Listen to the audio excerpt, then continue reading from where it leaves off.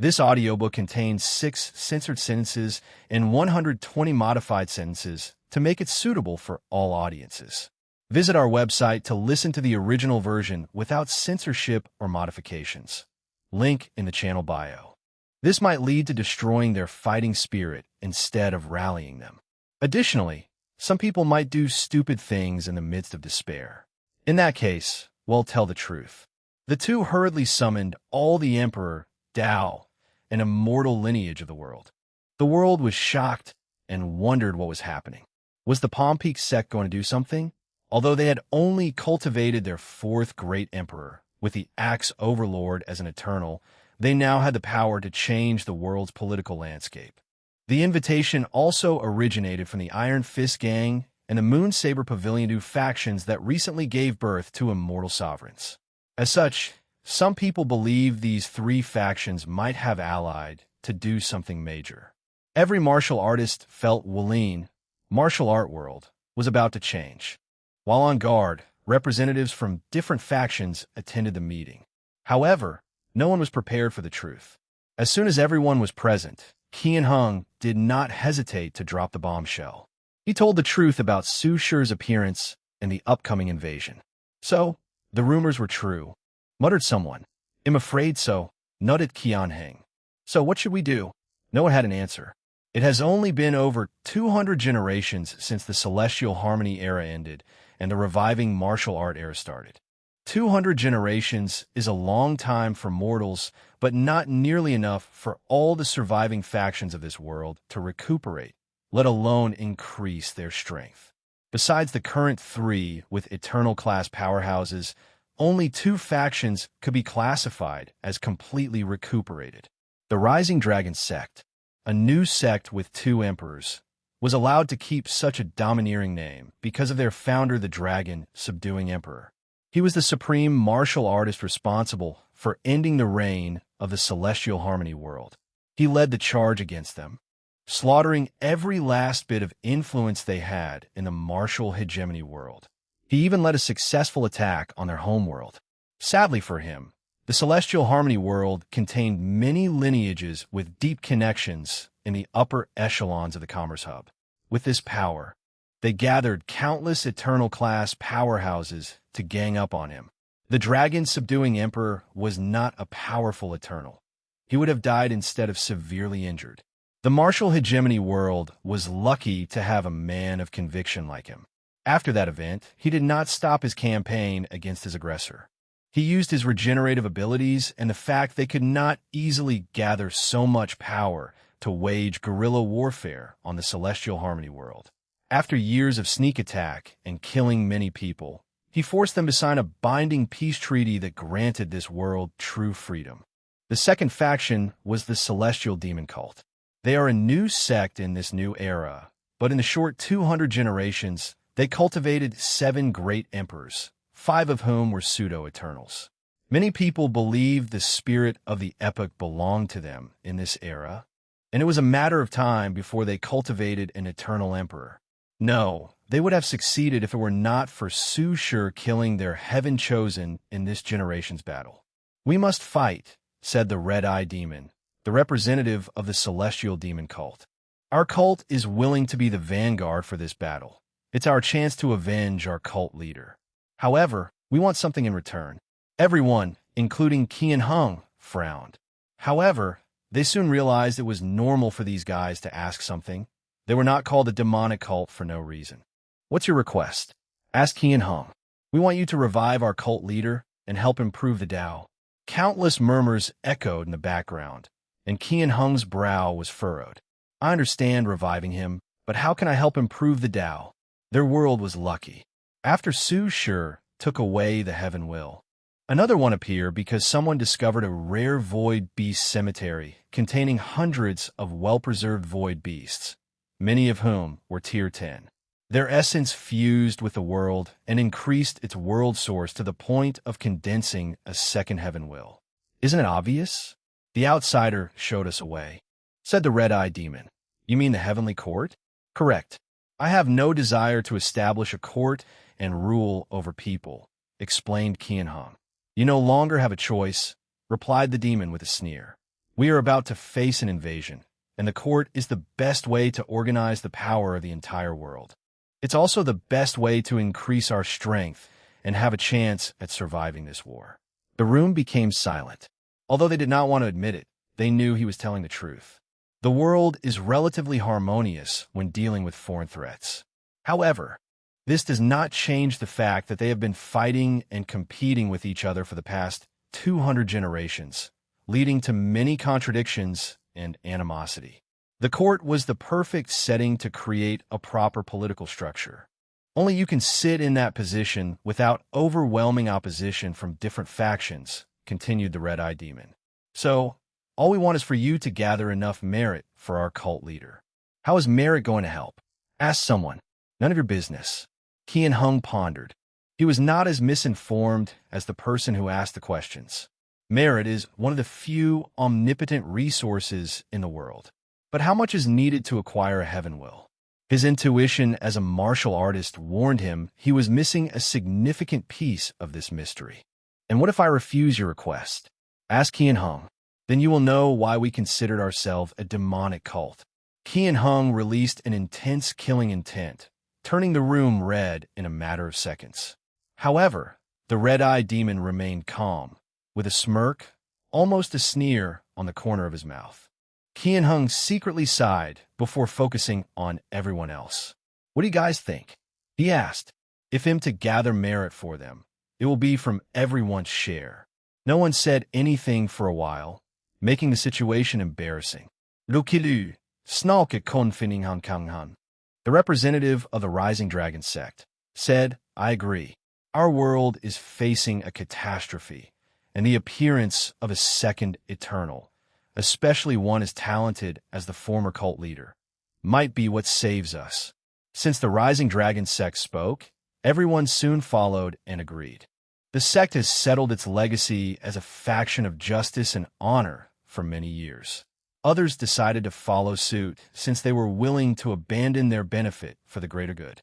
Then it's decided, declared Qian Hung. I will need you to activate the World Protection Array. No problem, Nadith Gangan.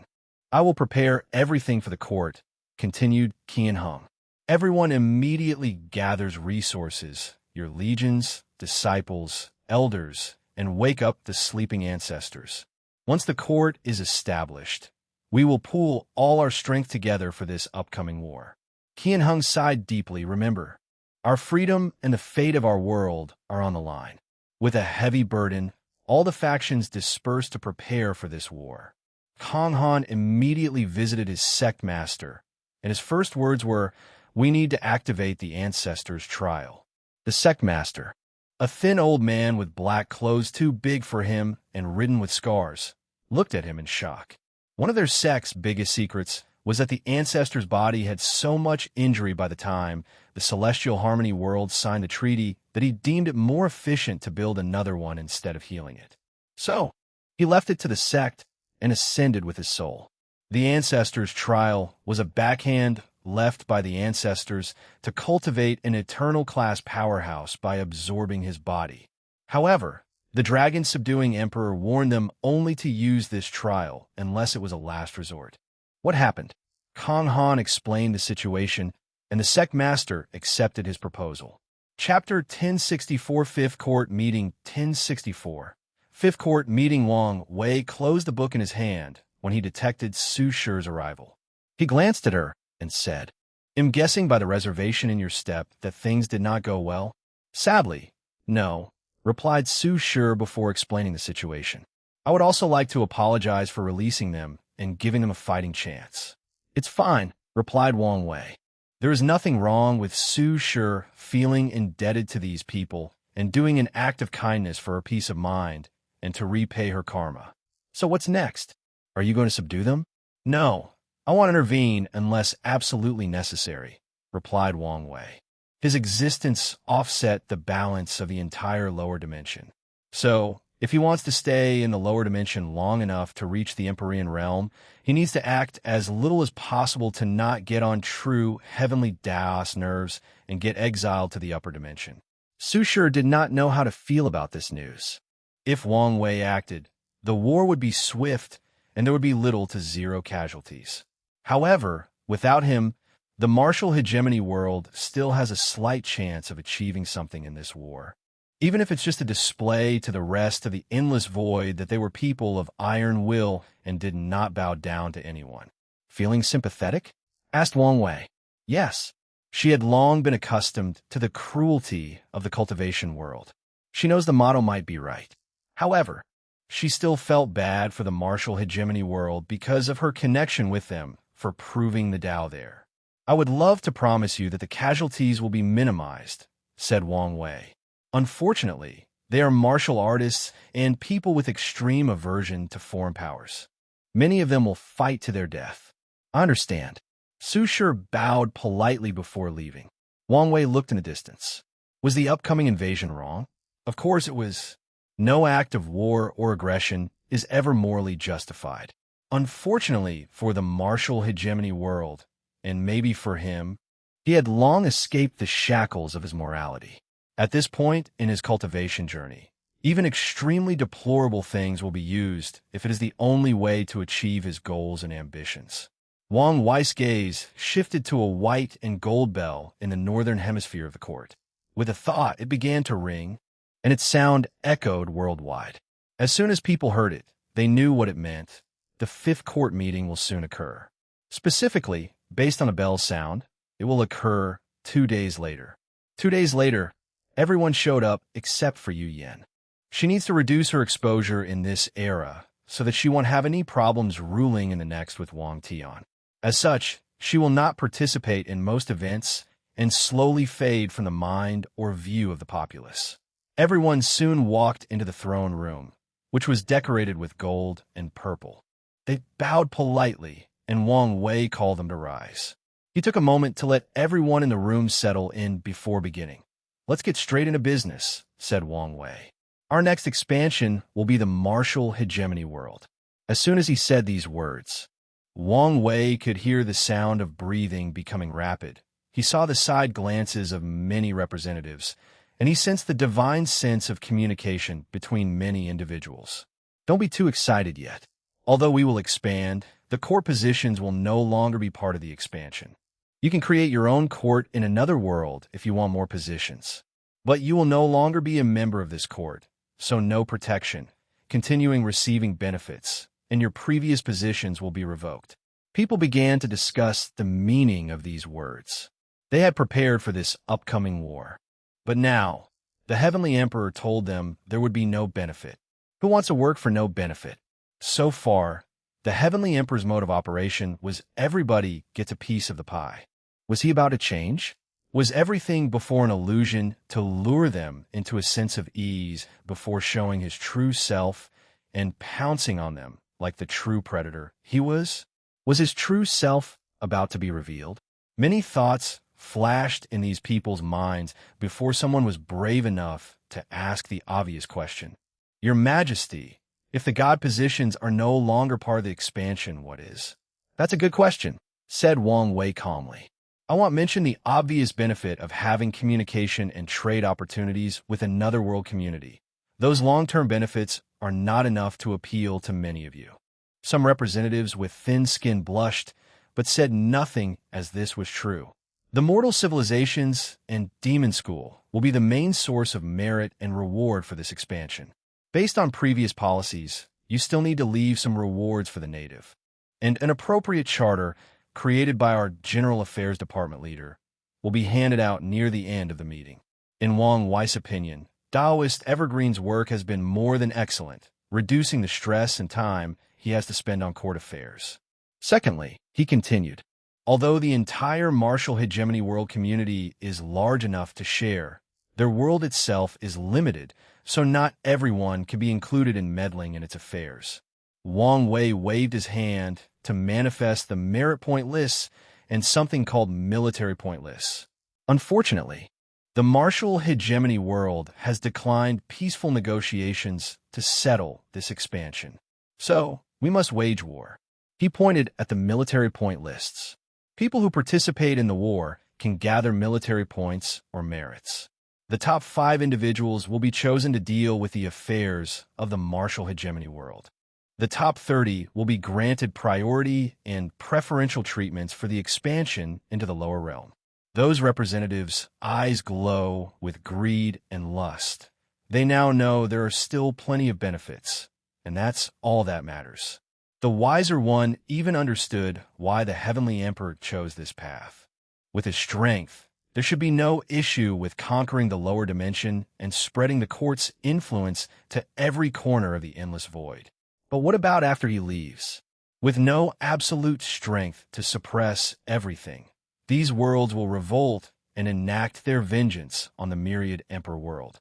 It won't take 5 generations before their world was completely wiped out by a coalition of thousands of heaven will worlds and their respective communities.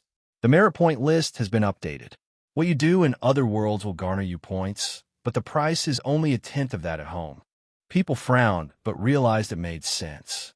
Their previous actions benefited the myriad Emperor world, but now they would benefit the heavenly Tao of another world. There was probably some exchange between these two worlds' heavenly Tao, hence why they were receiving any reward in the first place. New benefits have been added to the exchange list, continued Wang Wei. The court has a new formation, the Immortal Key Refining Array. Immortal sovereigns can link their mansion to an emperor formation that accelerates the speed of refining key. The top emperor lineages were finally paying true attention. This formation has 3 tiers: gold, silver, and iron. Each tier is better than the other, but also more expensive. Wang Wei saw the jovial expression of these people, including the ones who try to hide it. He secretly sneered before dropping cold water on them. Only the top 100 in the military list can use the gold tier, the top 500 can use the silver tier, and there are no limits for the iron tier. Wang Wei previously wanted to limit all tiers, but decided otherwise. After all, it's not good if the world has too many immortal sovereigns. However, the iron tier is still extremely slow to cultivate tier 11 powerhouses, so he used it as a luring piece of meat for most factions, giving them a false sense of hope. Wang Wei looked at these people's reactions, and he secretly sneered. He was once a capitalist, so he knows many ways to get the masses to work for him and make him more money. With this system that looks like a meritocracy, but is actually an oligarchy, he has hoped to gather all the resources and merit necessary to achieve his goals and ambitions. Next, I will establish a war room, and you need to send your best military strategic minds or advisors to overview this war. Their service will contribute to your military points. Although Wang Wei was confident he would win, he also did not want to take any risks. So, he must have the best mind overseeing this war to ensure success. Finally, I need 2 Eternals or 4 Immortal Sovereigns to overview this war and deal with the enemy's top powerhouses. Who volunteers? Chapter 1065, First Planar War, I. 1065, First Planar War, I am, said A.O. Shun, who immediately stepped forward. He did not hide the killing intent in his eyes. When he was in a martial hegemony world, those bastard martial artists hunted him relentlessly, especially the people from the Rising Dragon sect. They wanted to use his blood, body, and soul to cultivate their dragon, subduing scripture to a level on par with their ancestors. Now that he had a chance at revenge, he would not hesitate. Are you sure? Asked Wang Wei. From his knowledge, A.O. Shun should still be in the process of refining his artifact and focusing on increasing his strength. I am. Wang Wei secretly groaned. He did not want the demon race to be the vanguard of this war, as a tiny part of him still wanted to convince the martial hegemony world to surrender after seeing how pointless it was to fight. Adding demon and human relationship to the situation might complicate things. However, after thinking about it for a while, he realized such thinking was pointless. This war is an issue of worlds against worlds, not the human race against other races. Very well. Who else? I will also participate, said Huafeng Wang, offering her services. This war was the first step in their ancient clan's revival, so she wanted to go out and get as many benefits as possible. In the future, after other world communities see it's impossible to stop their expansion, many worlds will not resist, and the Heavenly Emperor is prone to using diplomatic means instead of war. As such, Huafeng Wang plans to participate in all the wars to benefit. Excellent. What about you two? Wang Wei looked at Feng Heng and Su Shi. The more the merrier. I want this war to end as soon as possible. My apologies, but with my relationship with the martial hegemony world, it's best that I don't participate, replied Su Shi, who cupped her hands and bowed. She would also prevent the academy from sending their legions and people if it were up to her. However, she understood the benefits of this war, so she did not stop them.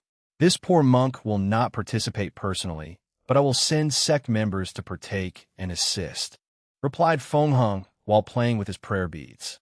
His focus was now on this new branch of Buddhism, so he had no time for war despite the obvious benefits. Honestly speaking, he was against participating in this war since he did not want his monks to have too much karma. Sadly, he knew he would receive criticism if he did not send people. Some would accuse him of preserving strength and making a big deal of the situation. Lastly, many sect members do not want to give up the benefits. That's fine, nodded Wang Wei before looking at the two immortal sovereigns. What about you? The sea race will send people, but I will not participate. I have no issue participating, but I don't think they need my help, replied Jian Sha, smiling wryly. He noticed Feng Huang's gaze ever since he walked into this room. He feared this woman would secretly plot to kill him during this war. So he used this excuse to excuse himself, while also telling the Heavenly Emperor he was indeed interested.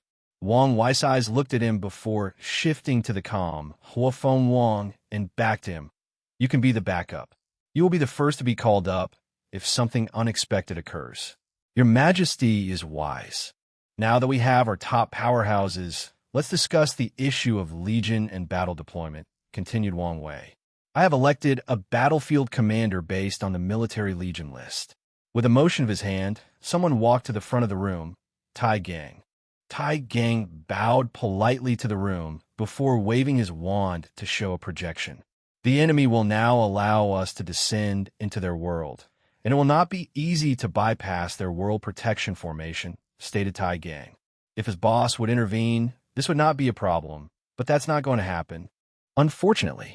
As such, the first battle will occur in the void outside the martial hegemony world. So your legion must be composed of at least primordial spirit realm cultivators, and formation must be used to keep them alive. Many people listened intently as they did not consider this aspect. They immediately realized that interplanar wars were not simple. The myriad Emperor world has been isolated from the endless void for far too long and is now less experienced in this kind of warfare.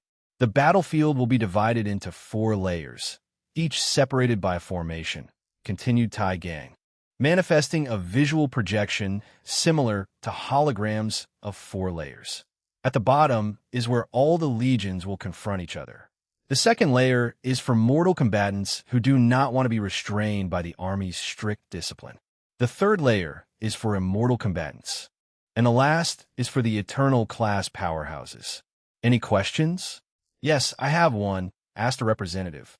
What if the enemy does not attend the corresponding layer? That's what the formations are for. They will filter individuals and place them in the correct layer. What if they destroy the formation? The formations are not so easy to destroy, especially since each layer is a well-crafted world. And if you do your job correctly, the enemy won't have the time or opportunity to destroy them, replied Tai Gang. Anything else? A few people had more questions, and Tai Gang answered all of them. Finally, he said, we will discuss a new plan once we break their defense and enter their world. Lastly, we will deploy a week later. Be prepared. Isn't that a little too short? No, on the contrary, it's too long, replied Tai Gang.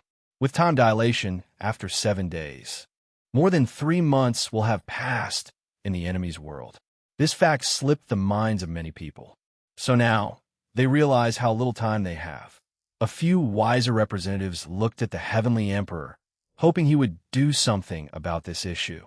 However, Wang Wei remained the same, taking the position that he would not interfere unless absolutely necessary. Many people felt relieved by this fact since his presence would mean the job would be done instantly, leaving nothing for them. Tai Gang took his position back in the assembly, and Wang Wei continued the meeting. All professionals of Earth rank will meet in the dream world. You will work with the cauldrons to refine materials for this war. Will the dream world have new functions? Thought Su sure, and she was not the only person who noticed this slip of information.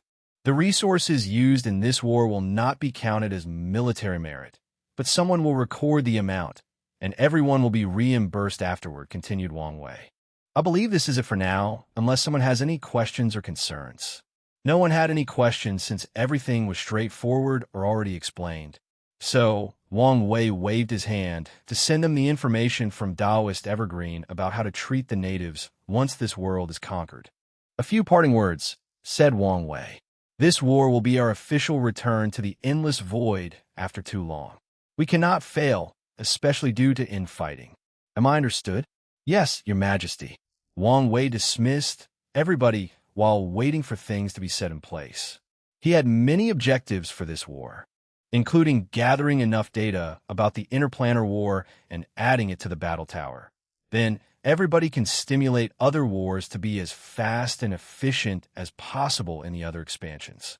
So, he was prepared to use different tactics, and even hoped the martial hegemony world would put up more of a fight so he could collect more data. Soon after the meeting's end, countless military strategists arrived in the court to participate in the war room. A formation that would broadcast a live feed of the war had already been established. The professionals had also organized and began working. The cauldrons were activated to the highest level. Since they contained a large world inside, they could refine more than one pill at a time. Each profession chose an insurgent tier powerhouse as their manager to ensure high productivity. The whole world entered a state of mobilization, and that includes mortals.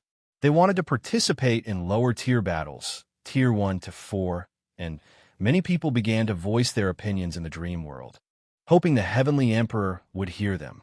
The Mortal Craft and Art Dao clans remained quiet since they could not participate in this fight. Their world was essentially invading another, so they could not use their power from the temple in such an act of aggression.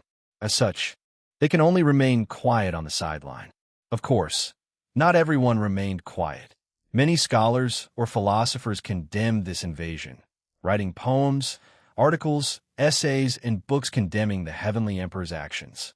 Wang Wei noticed them, as there were many small-scale visions from these written words. These people reminded him of Confucianists from Earth who would condemn the emperor for his actions, forcing the latter to kill them. Their purpose is to leave a name in history and ruin the reputation of the emperor for all eternity. These families had the same mindset, but did not realize he could wipe them out of history so that no one would ever remember them. Ultimately, Wang Wei just ignored them as their actions had no effect. Chapter 1066 First Planar War 2 1066 First Planar War 2 Wang Wei teleported to the second to check on Li Jun, who was preparing his armor and soldiers for this war. Why are you here? Shouldn't you be busy? Est Li Junja. I came to check on you. Check on me? An idea suddenly popped into his mind. Do you think I wouldn't be all right with Tai Gang's position as commander? Just want to make sure. I'm fine. And I think he deserves it, explained Li Jun. Anyway, I'm just happy to participate in this war. His eyes flashed a pure intent of killing and slaughter. Do you plan to have your slaughter spear absorb more slaughter aura? Yes. I plan to turn it into a special source technique. So, I want to train it as much as possible before I prove the Tao. That's an excellent idea, praised Wang Wei before glancing at his men. Are you participating in the Legion layer? No. Jun Minyao will be in charge of this layer. I will dominate the mortal combatant layer. With Li Jun's immortal tier strength while still being immortal, he has the right to say he will dominate that layer. In fact, Tai Gang's plan counts top heaven chosen dominating that layer and overwhelming the martial hegemony world. Him? Does he have his own legion? He wanted to create a military spearmanship. So he asked me to train with my legion, and he's quite talented as a general. Does he have his own legion? He's planning to, but hasn't gotten to it. That's fine, nodded Wing Wei. He hoped Jin Mingyao could train a peerless spear legion to increase the sect's overall military strength. What about Kai Song? She's not participating. She said she prefers participating in individual projects to mass productions. What is this? Did she suddenly develop an artistic soul? Or something? Artistic soul? That's an odd way of putting it, said Li Jun. But you're correct. She was inspired by some of the mortal crafts and decided to take more pride in her works. So, did she stop mass-producing puppets for us? Why haven't I been notified of this? That's because she didn't.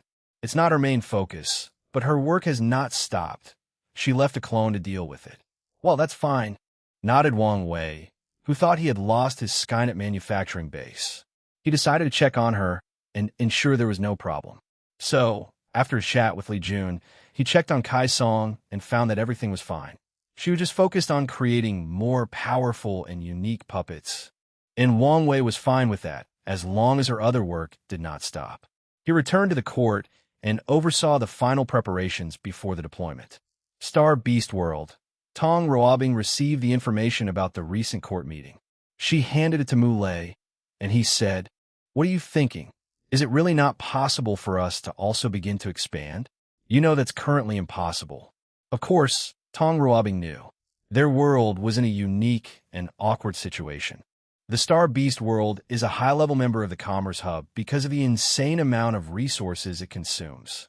Simultaneously, the Hub is currently the enemy or opponent of Wang Wei, which is their ally, a fact already public. In other words, the Star Beast World has become the middle link between those two fighting titans. The internal attitude of the Commerce Hub is that no member will create their own heavenly court or expand until their enemy is dealt with. An exception was made for the Star Beast World since they had already created a court before the decision was made. However, if they expand their borders, the situation will become complicated. As members of the Hub, there should be repercussions for breaking the rules. And if the Commerce Hub decides to attack or sanction the Star Beast World, Wang Wei can use this excuse to start a fight with them. Suppose they ignore Mu Lei and Tong Ruobing breaking the rules. In that case, the Commerce Hub's status and influence will be diminished. Considering the endless void will see this as an act of cowardice and fear toward the first Heavenly Emperor. Ultimately, their world has become the key factor in determining when Wang Wei and the Commerce Hub will officially break off and begin fighting. The best move is to wait patiently, said Mu Lei. He believed in Wang Wei's side more than the commerce, so the result is already doomed. His only concern is to prevent his world from suffering untold casualties and loss during this confrontation. I know this, but my heart aches every time I think of the benefit we are losing, sighed Tong Ruobing. She did not expect navigating the interpolitical relationship between her current world and home world to be this difficult. "I'm going home," said Tong Ruobing, standing up from her cultivation cushion. "Why? Although I cannot participate, I can ensure the great Talisman City acquires as many benefits as possible." "That's a good idea. I will keep watch on things here." Tong Ruobing teleported back home. Marshal Hegemony World. Qian Hung was overviewing the court's construction. He had already built the location in a few days, but the thing could only be called shabby. There was only a small world with a white palace at the center. In other words, nothing extravagant. In this dangerous time, he saw no need to build any lavish court, as this would be a waste of resources. The only thing remaining was refining the conferred god list, the ceremony, and the test to determine whether he was worthy. All these things will take some time, but time is what this world has the least of. While Qian Hung was supervising the establishment of the court's arrays, he received notification that someone wished to see him. He immediately frowned after using his divine sense to check. After a brief ponder, he summoned the visitor. An elderly man dressed in Taoist robes walked into a white room. He looked at the formation above this room before focusing on Qian Hung, "Your Majesty." He bowed politely. "I'm not the Heavenly Emperor yet, so there is no need for the formality," said Qian Hung coolly. "What brings you here, Reverend Tranquility? The Peaceful Life Palace would like to participate in this war and offer our servitude." Qian Hung was silent, as this was not a simple offer. This world hated Taoism, including martial Taoist sects, which was common during the previous era. However, All these sects were eventually eradicated after the Rising Dragon sect led them to their freedom, leaving only one, the Peaceful Life Palace. This faction was able to survive the cleanup for a few reasons. They participated in the war against the Celestial Harmony world and contributed immensely. And as a reward for their achievements, the dragon-subduing emperor granted them amnesty, and everyone respected that. Of course, this was not enough to ensure their survival. Although people respected the dragon-subduing emperor, he had been gone for a while, so it would be understandable that someone with a grudge would have gone back on their words. Another reason why they survived for so long was a rebranding and their strength. The Peaceful Life Palace changed its original name, even to the detriment of its key luck. They wanted their faction's name to reflect their ideology. They were a peaceful group of martial artists who used Taoist ideologies to train their minds and spirits. With this foundation, the Peaceful Life Palace has become the de facto leader of all professional resources in the martial hegemony world. They dominated every field, especially pill refining. Martial artists used a great deal of resources, especially in the three realms of life, death, and nirvana. And the Peaceful Life Palace had the best pills. Another reason why they survived for so long was a rebranding and their strength. The Peaceful Life Palace changed its original name, even to the detriment of its key luck. They wanted their faction's name to reflect their ideology. They were a peaceful group of martial artists who used Taoist ideologies to train their minds and spirits. Lastly, they only trained professional Tao emperors besides their sect's founder. Of their 5 great emperors for prove the Tao with a professional Tao, and they were all talented. 3 of them being pseudo-eternals, and the other reaching 20 grand Tao source, but failing to condense their Tao will. With this foundation, the Peaceful Life Palace has become the de facto leader of all professional resources in the martial hegemony world. They dominated every field, especially pill refining.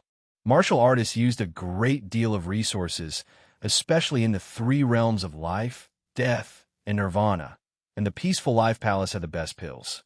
Ultimately, although the world loathes them because of their connection with Taoism, they have also become indispensable to the martial hegemony world. Of course, some past emperors have tried to eradicate them, whether out of hatred or greed for their resources and foundation. However, no one has succeeded in breaking through their sect's array. "Are you sure?" asked Qian Hung after over a minute of contemplation. "We are," replied Reverend Tranquility, and Qian Hung sighed. "People will not like this decision, but it is the correct one to make. They need support for this war, and the Peaceful Life Palace is the one that can provide the greatest. Most top factions focus too heavily on individual power and do not have the best system regarding profession Daos." "Very well," nodded Qian Hung. Despite his mistrust of these people, he knew it was their best choice to partake in this war. Maybe this world will be more accepting of them after defending it for a second time. "Your Majesty, about the others?" "Don't worry, I will convince them." Chapter 1067 First Planar War 3 1067 First Planar War 3 Qian Hung accelerated everything after the visit from Reverend Tranquility. Everything was set up 5 days later, and he did not waste time to start the ceremony. The entire world watched and waited with bated breath. Once the ceremony ended, Qian Hung disappeared to another space to begin Heavenly Daos test to see whether he was worthy of this position.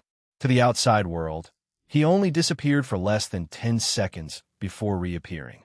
But Qian Hung has spent quite some time in space, including testing his Tao heart, willpower, and overall battle strength.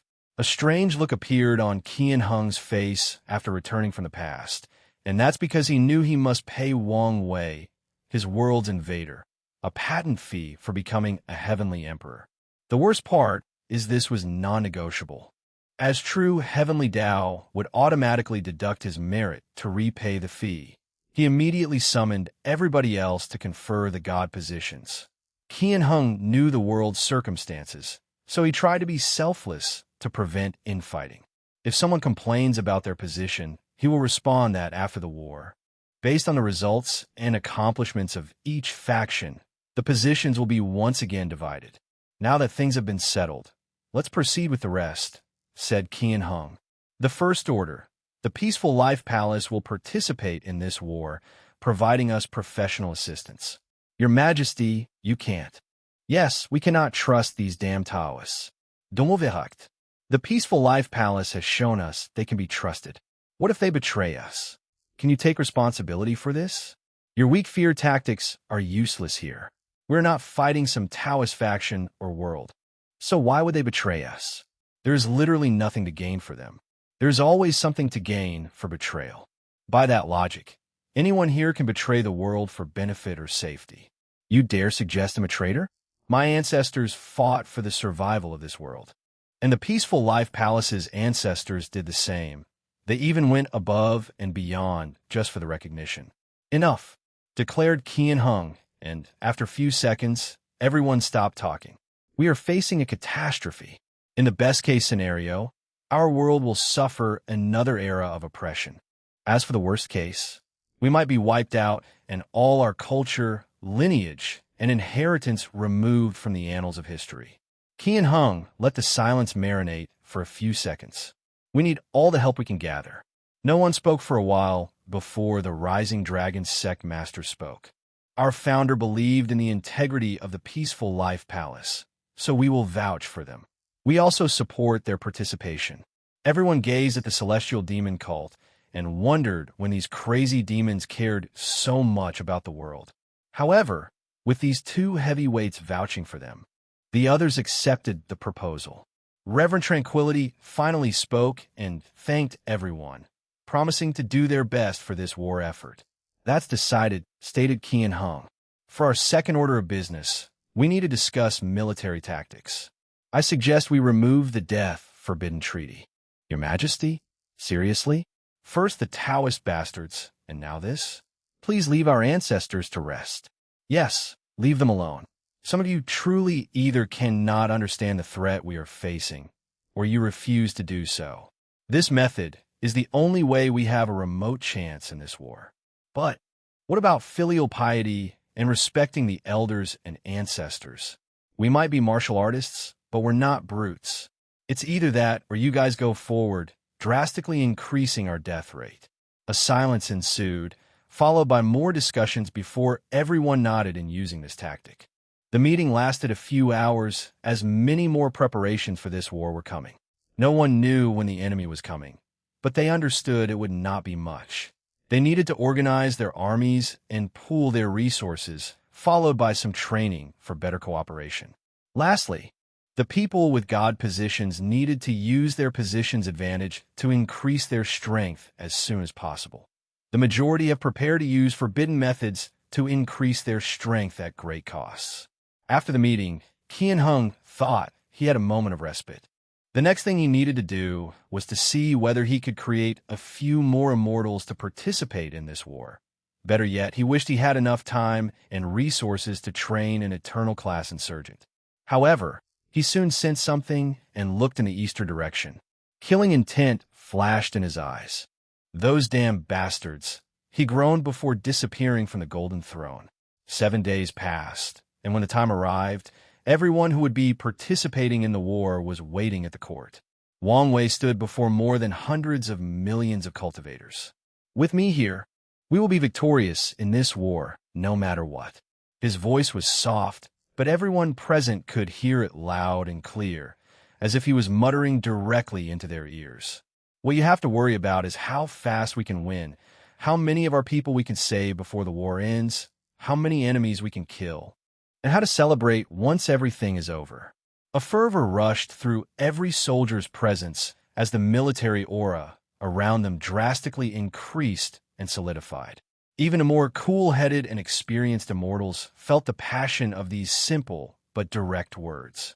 The idea that they have such a monster as their backer filled them with untold confidence. "Now go," said Wang Wei as he waved his hand to create a portal. "Win this war and announce our glorious return to the endless void. Glory to your majesty and honor to the motherland." All the troops began to chant in unison as they marched into the portal, directly teleporting outside, the martial hegemony world. As soon as the troops arrived at their destination, they deployed all the formations while waiting. "Do you think they won't fight us in the void?" asked Hua Fengwang. "Logically speaking, they should understand this formation won't hold two Eternals, so the best move is to fight us outside," replied Ao Shun. "However, they may have an unknown tactic that requires them to do so." She nodded. The commander seemed confident they would fight us outside. Her gaze looked at the calm and composed Tai Gang. Maybe he knows something we don't, or he's just that confident. The wait was more than 30 minutes by standard time. The magic circles surrounding the martial hegemony world shone with golden lights before all their legions manifested. "What does this stink?" "I know, fear and worry." Hua Fenghuang's voice echoed in the void, and the opposing troops could hear it clearly. Ti Gang smiled, secretly praising her. Morale is a crucial factor in any battle, and her small actions gave them another boost on top of the one from the Heavenly Emperor.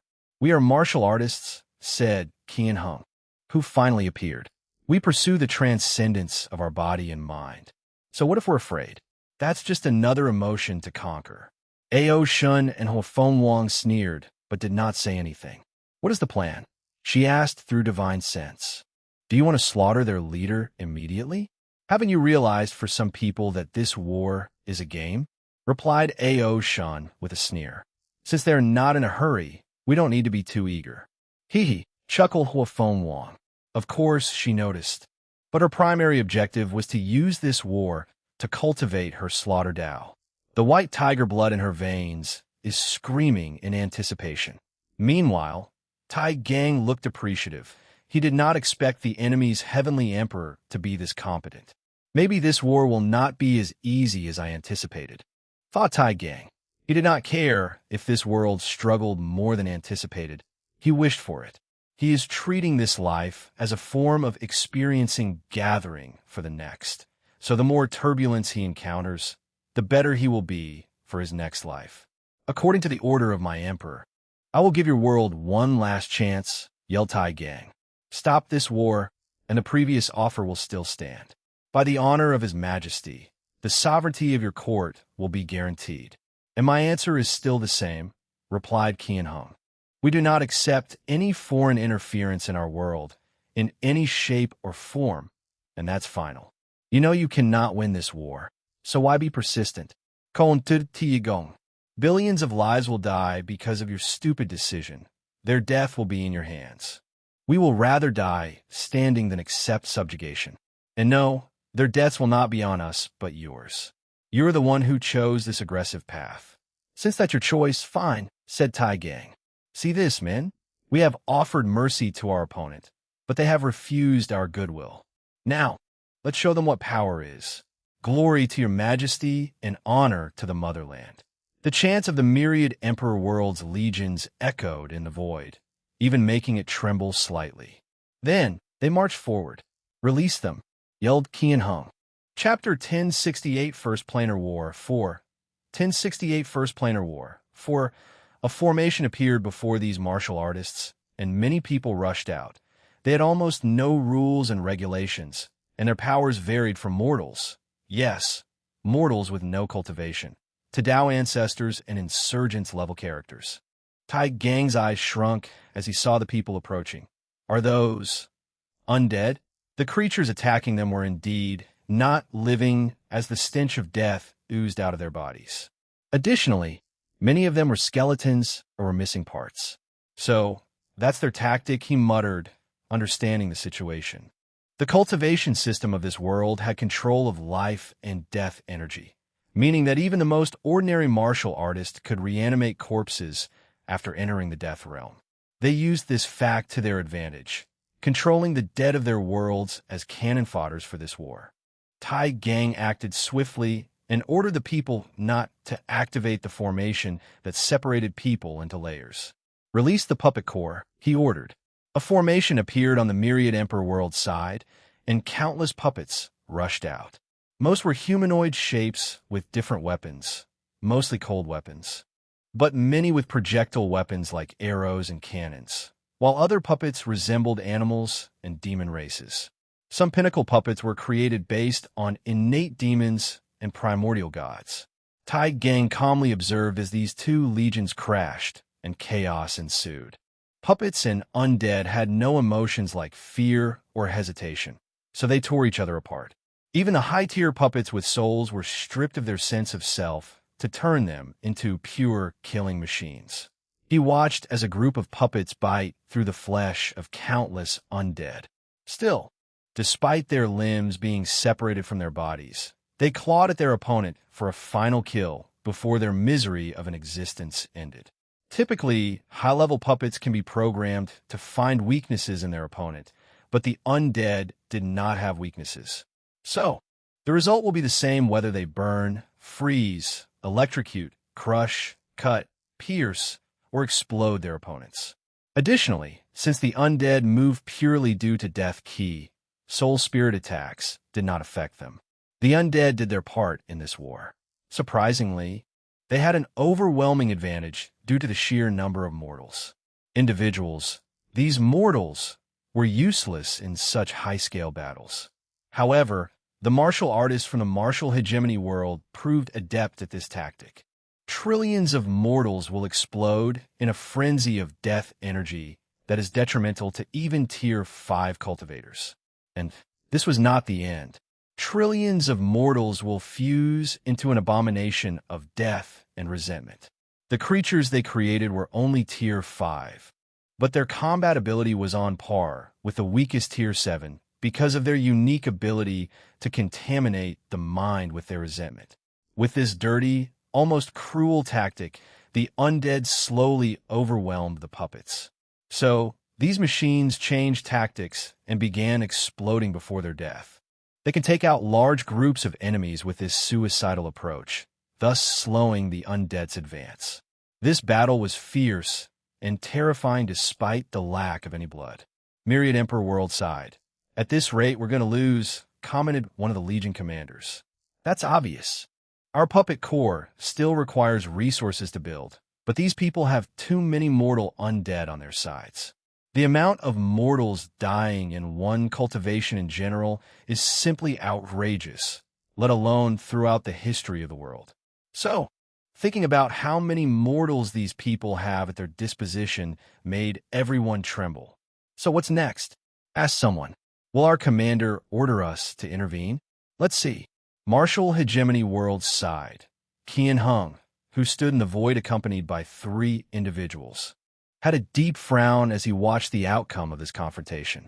To say he was not pleased is an understatement. This Death Legion aimed to weed out most of the enemy's population, but he did not expect them to respond with a similar tactic. The Death Legion was instrumental in winning the war against the Taoists, who forbade it, knowing its potential. But now, its effectiveness has been drastically reduced. "What should we do now?" asked Lightning Fist, and he did not receive an immediate response. "Purple Dragon, do you have any suggestions?" asked Qian Hung, looking at the Eternal class powerhouse from the Rising Dragon sect. "There is no way that they have more puppets than we have of the dead. So, we only need to pile corpses onto them." "That's what I was thinking too," nodded Qian Hung before looking at the battlefield. His eyes focused on 2 people, Oh Shun and Ho Feng Huang. "Now, our real worry is those 2. Don't worry. Our plan will surely work," reassured Purple Dragon. Tai Gang watched this battlefield that could only be described as a meat grinder. He knew the situation was not on his side, but he was not worried. He only needed to wait. He soon noticed something that needed his attention. The amount of puppet immortal tier powerhouses was no longer enough to hold the enemy. These immortal tier puppets were pricey, and it pained him to lose even one of them, despite most not belonging to the Dao opening sect. Without hesitation, he ordered more powerhouses to enter the battlefield. "There's no need to go all out. Just hold the enemy and buy us some time," he ordered, and the people chosen immediately executed his plan. The void began to shake as more top-tier powerhouses entered the battlefield, and Tai Gang observed and waited. "Begin the extraction," ordered Tai Gang, and one particular legion immediately acted. An array manifested above their head in the shape of a magic circle with very intricate designs. The circle released a terrifying, devouring power, but oddly, it did not affect any living creature. All the puppet parts, still salvaging, flew toward the array, recycling the parts for later use. Tai Gang's body paused as he received orders from War Room. Take the undead parts too, he ordered to the cleanup legion, and they followed instructions. They recycled the enemy's undead body parts. Can they do that? Asked Lighting Fist. The real question is how to stop them, added Saber Snake. He'll talk to Reverend Tranquility. Qian Hung did not hesitate to contact the latter, telling him of the situation. So what do you think? If you give me time, it's not impossible to stop them. The real question is, why should we? What do you mean? From what I observe in this brief confrontation, the enemy's professional Dao is highly developed, and we would lose if we try to confront them.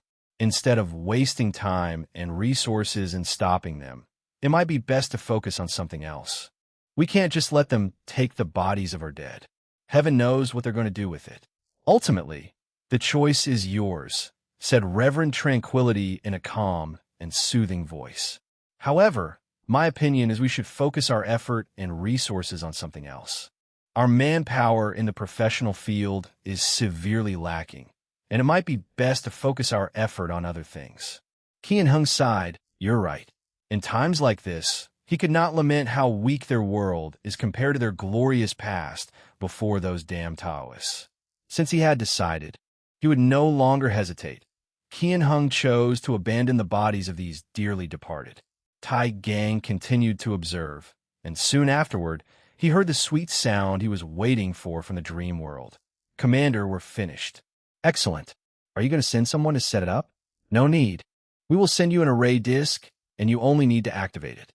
Make sure not to destroy the disk, and there will be no issue. Very well. A small void tear materialized before Tai Gang, alerting everyone. He calmly took out the disk and injected his power into it. Then, things proceeded so fast that only a few could understand what was happening and barely reacted. A small array manifested from the disk before also releasing a terrifying, devouring power, but its target was only one thing: Death Key. In less than a second, trillions of undead stopped moving as the Death Key in their bodies dissipated. The other horrifying aspect of this formation was it did not discriminate against the tier of undead it targeted. So, whether it was mortal or immortal undead, they all stopped functioning under its power. Tai Gang sneered after seeing this outcome. These undead were the lowest level, with no soul or consciousness, just instinct. As such, they could not resist the Death Key being forcefully sucked out of them. Damn it, roared Qian Hung. He just watched how they so easily lost their biggest trump card. You think this is the end? Snere Tiyagong began purification. Amathaptha. These words echoed in the minds of everyone present. Then, a colossal golden lotus appeared in the middle of the battlefield, releasing a golden light that swiftly purified the resentments from the mortals and other undead. The lotus flew to the myriad Emperor world's side and released a golden light on all the legions, granting them a blessing. Listen, men, said Tai Gang. Their people have resented and abandoned them while blessing us. This is another sign that our victory is guaranteed and honorable. Now, let's avenge these poor and innocent souls who only wanted to rest peacefully. Chapter 1069, First Planar War, v. 1069 First Planar War v. The faces of the martial artists contorted as this was an irrefutable truth. What they had done was the ultimate form of disrespect to their people, elders, ancestors, and worlds. Men, desperate time calls for desperate measures, said Qian Hung, his voice echoing in everybody's mind. What we have done is a shame that we must bear for the rest of our lives. But remember, we did it out of necessity for survival. And because we are weak, we may have wronged the dead, but the living are counting on us. So raise your head and face the enemy. Use this shame and anger as fuel to protect the people not burdened by our choices. For the people, for the world, for our shame. They rushed to meet head-on with the origin cultivators, and the formation was instantly activated, isolating everyone into layers. The martial artists were momentarily disoriented until they figured things out. Qian Hung quickly ordered them to change tactics, sending people or legions to different layers. Tai Gang calmly watched the enemy's response before contacting some people. Top 15 Heaven Chosens. Do not reveal your full strength yet. Especially you. Li Jun, wait for the right time to sweep the mortal combatant layer. As you wish, replied Li Jun, and Tai Gang flew to the first layer, which was the most complicated, although this was the Legion layer. The commanders of these legions were of different tiers and included many immortals. He soon noticed something and frowned. This might be a problem. The legions from a Myriad Emperor world were objectively better than those from the martial hegemony world. They had better weapons and armor and more variety, talisman weapons. They were trained to be a real army or unit, while it was obvious that many of these martial artist legions were put together very recently. Additionally, martial artists, at least these ones, are more individualistic, making them not prone to working in groups, as they favor personal power more. Lastly, the martial artists were surprised to discover they lost the advantage of a powerful body with high defense and regenerative capabilities. This fact was one of the primary contributing factors in their victory against the Taoists, who were more known for their spiritual practice than their bodies. However, the Origin cultivators tempered their bodies to a high degree, especially with the new Origin system that places heavy emphasis on this. And even if they did not use the new system to its full potential, bathing in constant innate Qi has nourished and strengthened them. Their only advantage in this scrimmage was their regenerative ability. With immense life energy, no Origin cultivator would be on par with them on healing except for the geniuses. More importantly, they have linked their life energy to help each other heal from injuries. In other words, all their legions are versions of Tai Gang's undead legion created from his innate ability. A lot of them are not in sync, thus affecting the life energy sharing process, thought Tai Gang. But the perfectly in sync ones are even better than my undead legion. The worst part is they do not have one person as the main link. Their abilities come from their cultivation system. If something happens to Tai Gang, his undead legion will drastically weaken. However, the martial artist legions do not have such a weakness. We can't use the previous tactics since consciousnesses control the life energy, so the formation is useless. Tai Gang looked to his left. Observing Li Jun's Slaughter Legion, led by Jun Minyao, had no issue with their enemies, as they could kill the life energy or replace it death key to throw them out of balance. However, this tactic only worked the first time since the martial hegemony world's cultivators are masters of control of life and death key. The situation was similar in one of the ancient clan's legions, most likely trained by the Sacred Beast Empress. Tai Gang ignored the explosions around him, the shouts, the blood, gore, and wailing souls. His mind was only analyzing the battlefield and coming up with the best countermeasure. His eyes moved to Great Talisman City's legions, which he found unique. A few talented talisman makers served as the core of the legion. Everyone else allows them to borrow their collective strength through formation, and they can make any talisman they wish to fight or support. They used a life key suppressing talisman created for this battle, thus suppressing the martial artist ability and rendering them easier to kill. Talisman Legion. Move to the center and bless all legions with your talisman, ordered Tai Gang, who also called 2 Dao ancestors to fuse with the Talisman Legion's formation and give them a greater strength boost. With this subtle change, all other legions were now provided with life key suppressing talisman, making their battles easier. The casualties on the opposing side dramatically increased as their only advantage was weakened or useless. Tai Gang received a few praises from the war room, but his focus remained on the war.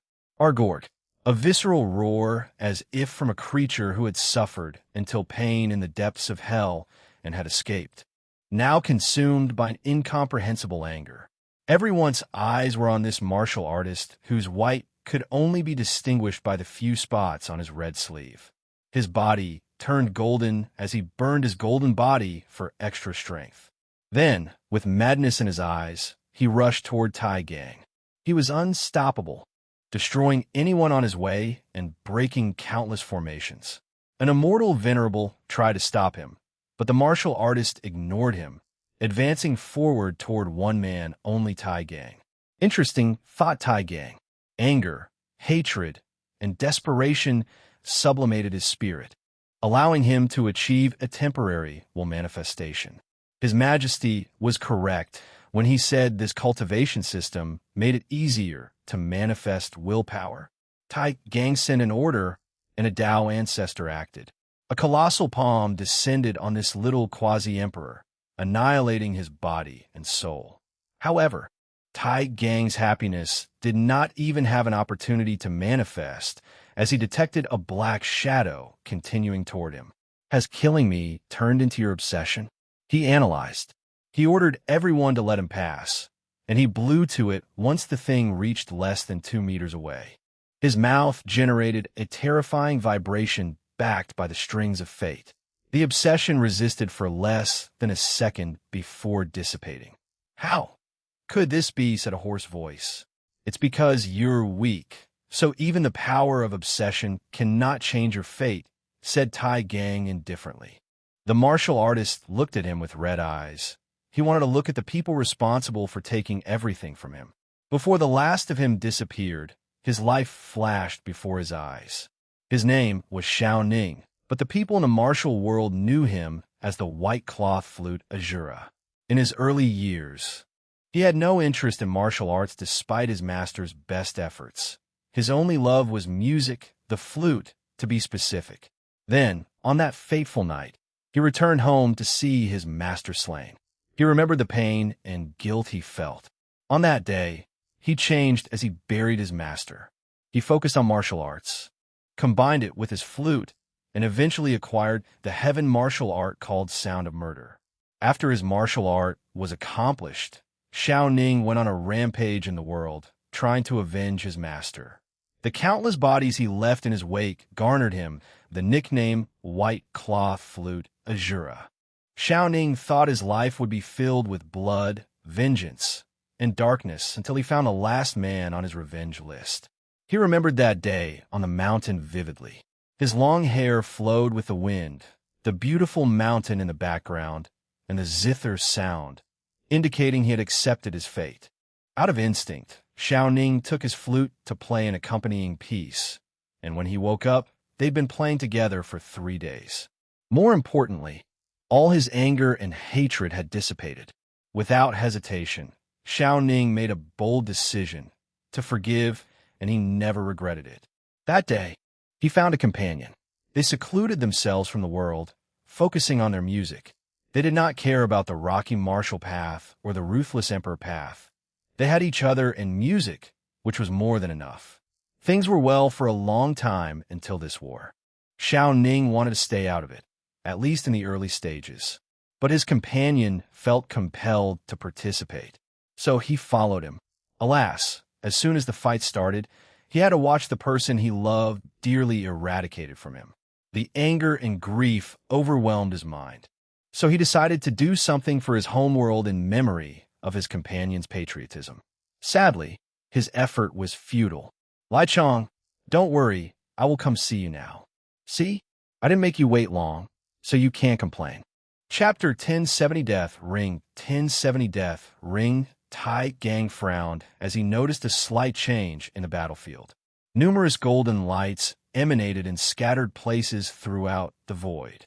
The martial artists had become ruthless and burned their golden bodies to launch suicidal attacks at their enemies. In other words, they were fighting desperately.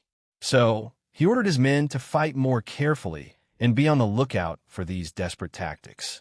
On the other side of the battlefield, Qian Hung watched everything while clenching his fist. They were losing this fight, which could be said to be a one-sided massacre. These origin cultivators were as versatile in their methods and tactics as the Taoists. Still, on top of everything else, they also had a powerful body with great defense, stamina, and regeneration. Is the fate of our world be subjugated? Thought Qian Hung, clenching his fist even tighter to the point of causing small explosions. Sorry, he said to the other three, and they nodded to show they understood. What should we do? Asked Lighting Fist. We can only continue with the original plan, replied Qian Hung, sighing deeply. He suddenly paused as he received a communication from a Celestian demon cult. If you guys had something like that, why wait so long to reveal it? He asked with an ugly expression. We're revealing it at the correct time. Your Majesty, you should be happy we're willing to show you our deep background. Qian Eng excited deeply. Fine. Send it out. What are these demons playing at? Asked Lighting Fist. My concern is why now? Asked Purple Dragon. Isn't it obvious? Isn't it as Snake Sabe? They need us to buy enough time to gather enough merit for their cult leader. You really shouldn't have revived him, complained Lightning Fist. Once he proves the Tao, he will definitely compete against you for the Heavenly Emperor position. You saw how much resources and manpower they provided for this war, explained Qian Hung. Plus, I never care about this damn position. You may not care, but we do. I would rather we have no leader than those demonic bastards ruling over us, sneered Lightning Fist. The void before them trembled before something materialized, a white ring obviously made out of bones. The underworld martial emperor's proving Tao artifact, muttered Saber Snake. It's as beautiful and powerful as I envisioned. The underworld martial emperor was a legend in the martial hegemony world because of his strength and the devastation he caused the world. After the Null Era, the world entered the martial origin era, where their cultivation system was created and perfected. Then, near the end of the era, came the madman, the underworld martial emperor. He is the first person to show how terrifying it is to use Death Key to create legions of undead. With his Death Tao, the madman went on a rampaging path to conquer the world and turn it into a world of the dead with him at the top, while farming the world for heaven's will. The terrifying thing was he almost succeeded. The martial origin era was a prosperous time with numerous immortal sovereigns, insurgents, and immortal tier powerhouses. But they were no match for the underworld martial emperor due to his personal strength and large army. This confrontation resulted in these powerhouses' deaths and turning into the enemy's undead soldiers. Luckily for this world, a betrayal from the underworld martial emperor's closest friend and ally allowed them to seal and exile him. After his departure, the tactic of using the dead as cannon fodder was popularized until a great emperor facilitated the death forbidden treaty. Without wasting time, Qian Hung put the ring on and activated one of its abilities. Immortal Curse. All the mortal martial artists in this war soon discovered a black mark on their forehead, followed by a message of what was happening. They were not immortal. Their enemies could not kill them no matter what. So they went mad, attacking their opponent with unrestrained hatred and anger. This was an opportunity to avenge their loved ones, brothers, friends, and fallen comrades. This is not good, thought Tai Gang, noticing the situation. This emperor artifact seemed to have been nourished by death energy for billions of generations. His eyes brightened as he thought his boss should be interested. However, this was for later, as he still needed to deal with the situation. Although this technique only applied to the mortal cultivators, it was enough to reverse the war. Talisman Legion. Provide everyone with sealing talismans. Although we can't kill them now, we can seal them to kill later. Order Tai Gang before focusing on Wu Ming's Totem Legion. You're up. Use the Legion with the sealing array to deal with the situation. Wu Ming immediately acted, summoning his legions with sealing-based totem on their bodies to move forward. Wait, said Tai Gang, who suddenly received orders from the war room. Forget it. We will take a defensive position. Meanwhile, let's begin the immortal tier battles. Why the sudden change? Asked Wu Ming, but Tai Gang had an inkling. This decision was made either as a precautionary measure to save as much love or the war was proceeding too smoothly, and there was a need to slow down things and gather more data using different tactics. Under his order, all legions formed defensive stands and created interconnected energy shields to protect themselves from these mad martial artists. They were ordered not to worry about energy reserves, as the alchemists would provide them with as many pills as necessary for a prolonged battle. Li Jun, protect the other Heaven Chosens. Order Tai Gang. You want me to babysit? I refuse. Why? If these people are not adept at dealing with an immortal opponent, they should not call themselves Heaven Chosen. Fair point. Do you guys hear this?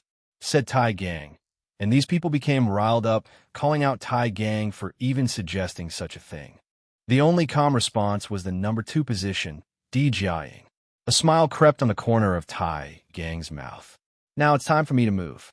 Without hesitation, he released his aura to call for a challenge, a towering martial artist who was 3.5 meters tall and holding 2 large hammers. The man released a projection of his inner world to show his strength as a first-class Tao ancestor insurgent. Let's use this fight to dampen their high morale, thought Tai Gang as he rushed toward his opponent. Strings of fate. Tai Gang moved his fingers as if he were a puppeteer controlling strings. Then, before the small giant man could respond, invisible strings around him became visible, cutting off his body, soul, and even his inner world.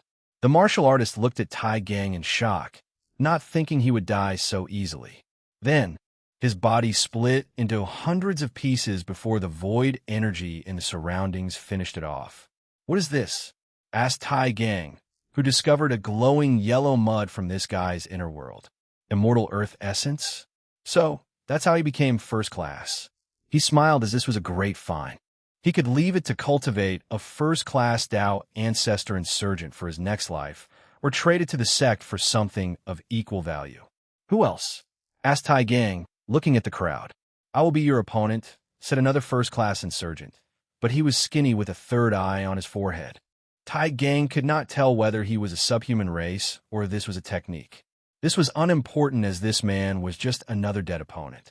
He used the same technique without hesitation, but this man could see his fate's strings and evaded. Good job, thought Tai Gang. But what about the vibrations that come with the strings? But to his surprise, his opponent could detect or even see his hidden attack and evade. Furthermore, this martial artist was extremely fast. Kinetic vibration. Tai Gang siphoned vibration from everything that moved, and in this battlefield where gods, demons, and monsters were trying to kill each other, he had too many sources of vibrations. Even the rapid movement of his opponent was a source of power for him. Don't you get it? Sneered the three-eyed martial artist. Anything I can see cannot hurt me. In his eyes, everything around him had turned into vibrations and fluctuations, but it did not matter. He navigated through like he was walking in his house. It did not matter whether the vibrations originated from subatomic particles or some unknown ethereal or non-physical concept. He would evade it as long as he could see it. This is annoying, thought Tai Gang. This technique reminded him of the battle maniac source technique. He still needs to move, so I could land a hit as long as I'm faster than him. However, this plan was flawed because he would need to be significantly faster than his opponent, which he was not. In that case, the only solution is to take away his sight, thought Tai Gang, who immediately formed a tactic to end this fight as soon as possible.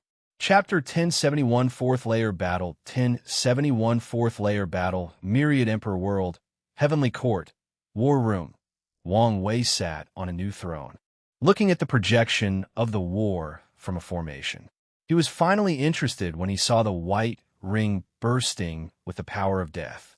He ordered the gathering of the bodies of these martial artists as materials for puppets, and the death key was to feed the Genesis fruit. The death key was too low in quality despite the high intensity. However, it was different for the Emperor artifact.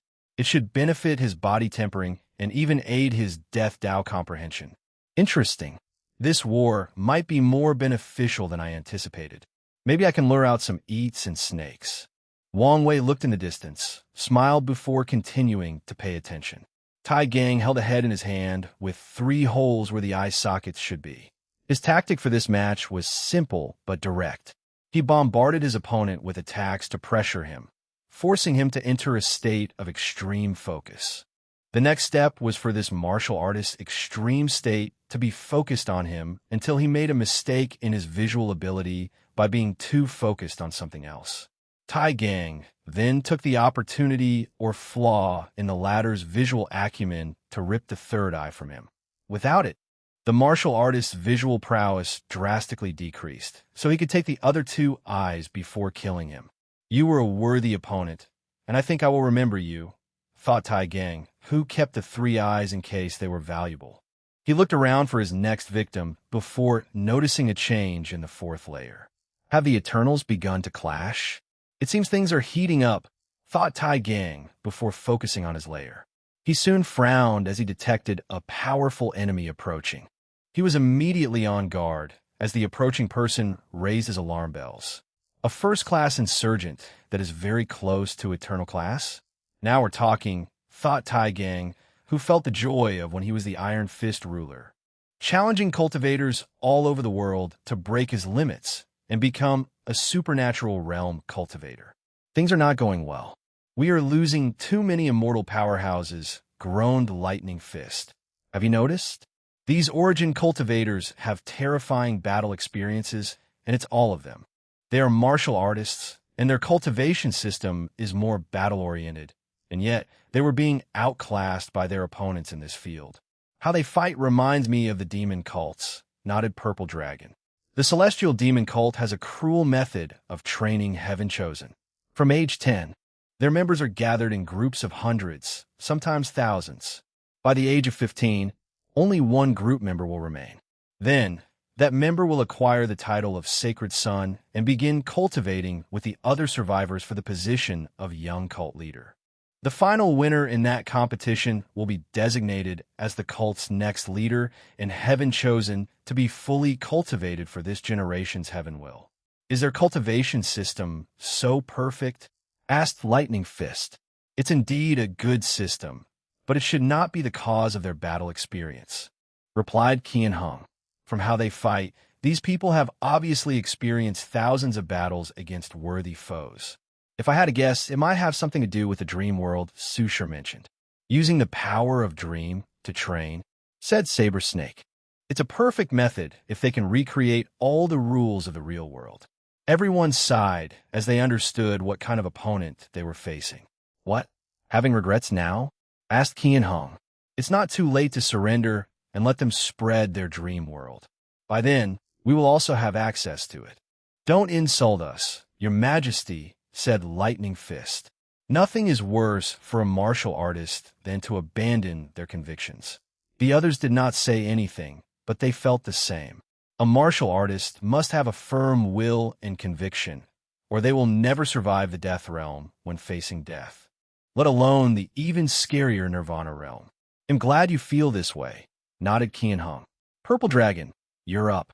Are you sure you don't want help? Let me gauge his ability first. If something goes wrong, you can jump in to help. Purple Dragon fixed his purple robe embroidered with dragons on the sleeves, followed by his dark long hair. It was a habit he developed long ago when one of his junior sisters told him he looked terrible after winning a fight to impress her. So, from that on, he ensured he looked perfect before every battle. Very well. Purple Dragon flew forward, and once he reached the formation, he was teleported to a special area in the void. Although he can see what's going on in this fight, he knows he cannot intervene, and all his actions will also not affect others. Ao Shun, come and die, he roared. Ao Shun, dressed in all black, appeared before him. That stench and disgusting aura. You're from the Rising Dragon sect. Yes, and like our founder, I've come to subdue a dragon. A killing intent flashed in Ao Shun's eyes. However, he did not lash out. Instead, he smirked. I participate in this war, especially to slaughter you guys. Any other factions might survive this war, but yours, that I promise. Purple Dragon shook his head. Although dragons are innate creatures, at your core, you're like every demonic creature, vile, cruel, and lascivious. Ao Shun just smiled. He was only talking nonsense to this man because he wanted to analyze the origin of his strength. His body released an aura that he found extremely repulsive. Additionally, his eternal class strength is not from a mortal key, inner world, or God King. It's from his fleshly body. Ao Shun knew more than anyone how difficult it is to train the body to par with an eternal, but this weak sect with a weak foundation actually cultivated one.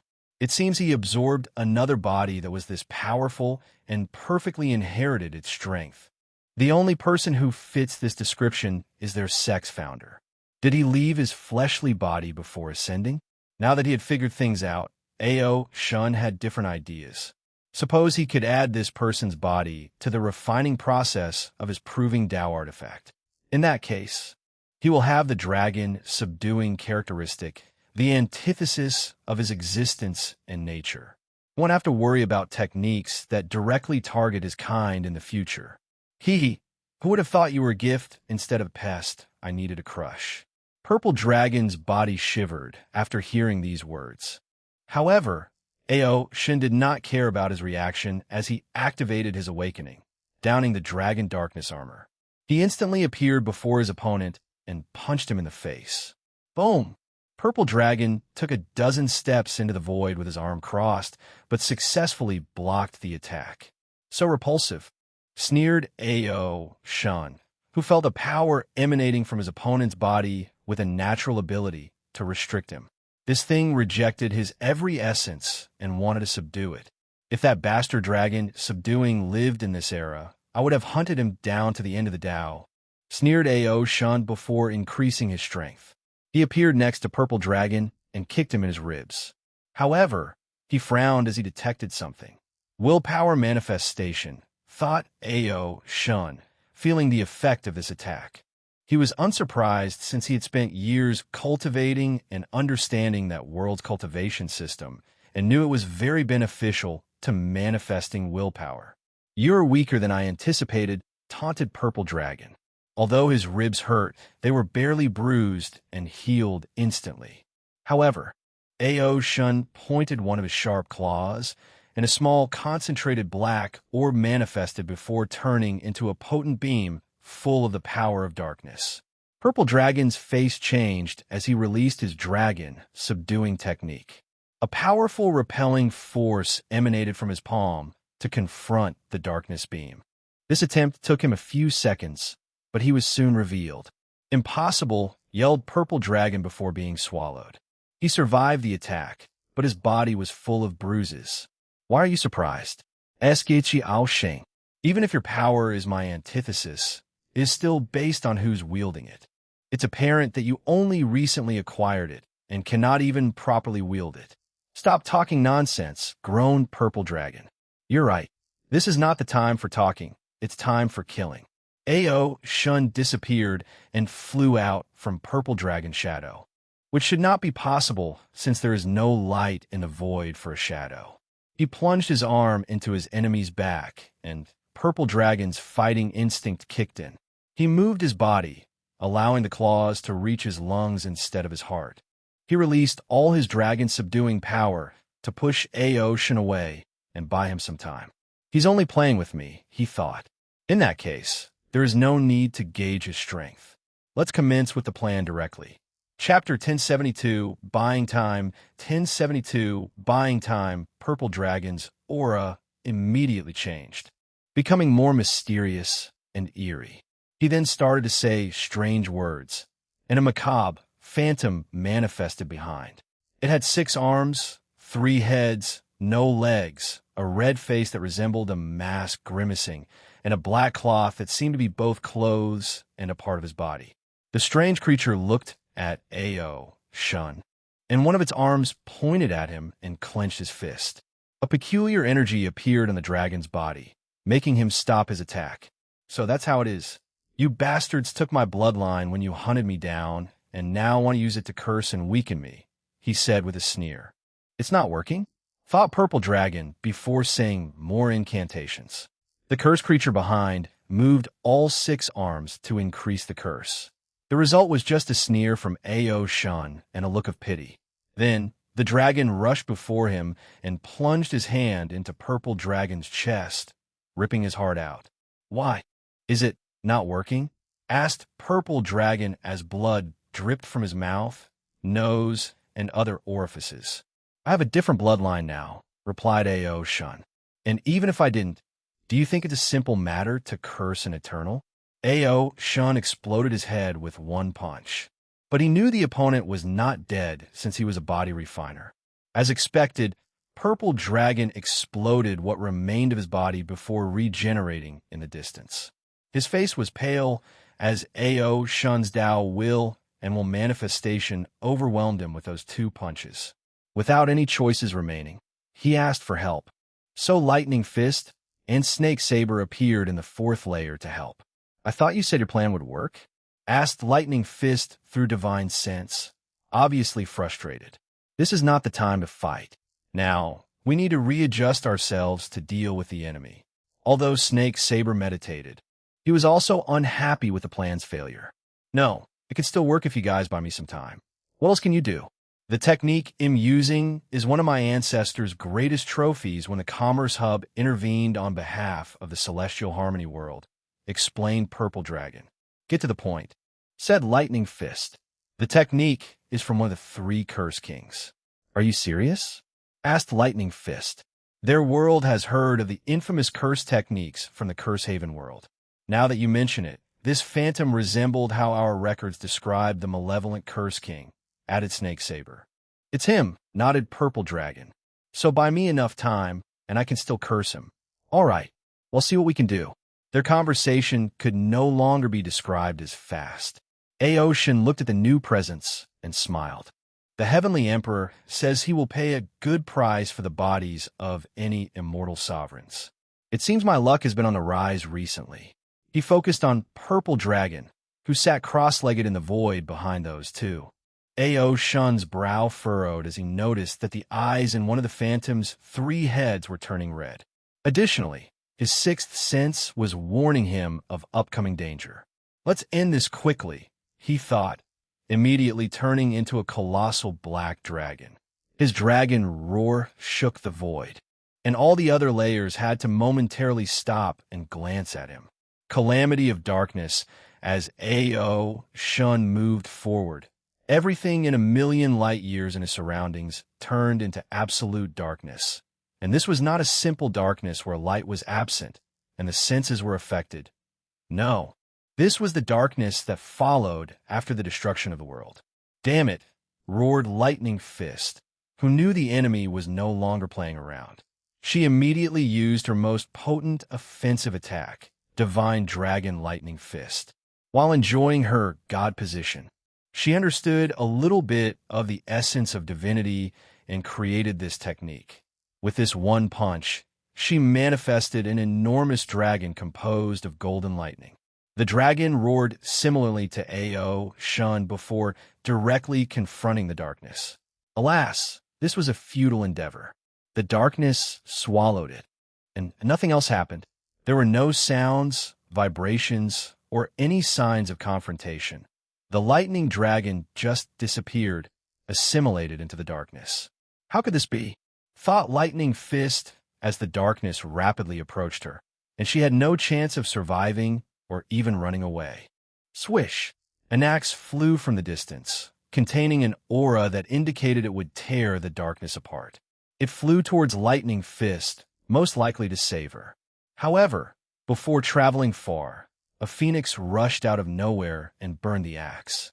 "So this is the end," thought Lightning Fist before a figure suddenly appeared before her. We don't have much time. Take Purple Dragon and run away." "Why are you doing this?" Snake Saber smiled. "People always assume I'm up to no good because of my face. Maybe they will now truly know what kind of person I am. Because of such a stupid reason? That's enough for me." He turned to face the darkness and immediately sacrificed his immortal mansion for a drastic increase in power. Saber Snake then cast the most potent sealing technique he knew to stall this ever-encompassing darkness. Lightning Fist bit her lips and turned into a streak of lightning to rush to Purple Dragon. "We must leave." "No, I only need a little more time." One face had both eyes already red, and the second face was still in progress. "Can't you cast the curse back home?" "Well, yes, but with the distance, my low proficiency, and the dragon already prepared, it will take much more time and resources." "Enough for me. No one is leaving here alive." Purple Dragon and Lightning Fist's faces changed. They did not notice when the darkness surrounded them. They looked around, but did not see any sight of Ao Shun. "Your face," yelped Lightning Fist, and Purple Dragon immediately realized he had dark tattoos creeping on his face and body. A curse? You're not the only one who can curse people, said Ao Shun, his voice originating from the darkness without showing up. Purple Dragon's face contorted in pain. Malevolent King. One of the phantom's 3 heads opened its mouth, and all the black tattoos rushed into its stomach. Swallowing curse? What an interesting technique, said Ao Shun. But that won't change anything. Explode, roared Lightning Fist, sacrificing her fleshly body, immortal mansion and the soul inhabitants. An immortal key to form an intense energy wave that tore through the darkness. Purple Dragon and her soul rushed out of the formation, heading home so they could have a chance to strategize and regroup. However, as they neared their escape, a dragon head suddenly popped out of nowhere and swallowed Purple Dragon. Lightning Fist was about to turn around to help him, but she abandoned her companion when she seemed to have received a message. Ao Shun's human form appeared, and he looked in the distance. It's a shame she escaped. However, the benefit is enough for now. After digesting Purple Dragon's body, his body refining should advance by leaps and bounds. Additionally, he preserved Snake Saber's body to exchange with the Heavenly Emperor. He turned into the distance to watch the other fight. Huafeng Wang looked up and down at his opponent. Do you think you can win against me with that ring? I don't know, but I'm willing to try. She nodded. If there's something I admire about you, martial artists, it is your unwavering spirit and willpower. Although some people call it unnecessary stubbornness, I still respect it. With how battle-oriented your world is, we would have gotten along well, replied Qian Hung. It's a shame your warmongering ways targeted us. You guys were simply unlucky. If your community were further away, you would not have been the first to suffer our wrath. But we would still have to suffer for it. Or you would have already known what we're capable of and realized resisting was pointless. You said it yourself. We are unnecessarily stubborn. So this battle was inevitable. Fair point, nodded Huafeng Wang. Okay, enough of chit-chat. Let's get this started. She immediately activated her awakening. Her dress suddenly changed into an extravagant, lavish red hanfu with a phoenix embroidered and a black tortoise belt. She wore a blue dragon crown, Kylan-inspired rings, and white tiger shoes. Huafeng Huang's natural aura, which was always prideful and noble, became even more regal. If she was already an unparalleled beauty, her awakening increased her charms, or aura, further accentuating her beauty. Qian Hung squinted his eyes before also activating his awakening. His changes were not nearly as elaborate as his opponent's. He only had a pair of metallic wings floating behind him, followed by red paint on the corner of his eyes, making him look more confident and aggressive. After the transformation, they rushed toward each other for a clash to test out their opponent. Chapter 1073, The Slaughter. 1073, The Slaughter. Huafeng Huang's white tiger slaughter sword clashed with one of Qian Hung's axes, and she moved her body to evade the second. They continued this simple clash for a minute, testing each other. Their clash reverberated throughout this world community. Then, Huafeng Wang suddenly switched to using speed tactics in one swift motion, so she stabbed her swords more than 1 billion times in less than a second. Qian Hung crossed the axes before him to block. Bang! Huafeng Huang's sword attack was a distraction, and her actual attack was a kick to the chest. Qian Hung's battle instincts kicked in, and he raised his knee to block the kick. He frowned as he sensed a red imprint on his legs oozing with the aura of slaughter. He activated his Tao Will and Will Manifestation to remove the slaughter mark. But Huafeng Wang had also placed these things in the mark to counter him. Boom! Qian Hung kicked his opponent with the marked leg, and as soon as it came close, he exploded the leg before regenerating it. But his tactic failed as the mark was still there. Additionally, he discovered the mark was slowly siphoning his blood and stamina. Death Aura. Qian Hung's ring released a dark aura that rapidly ate the mark. Then, he rushed to his opponent and used a void double slash with the 2 swings of his axe.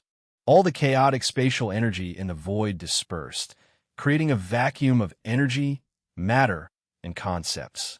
Hua Fengwang calmly made a circular motion with her sword, creating a yin-yang symbol before her, which absorbed the power of the two axe attacks.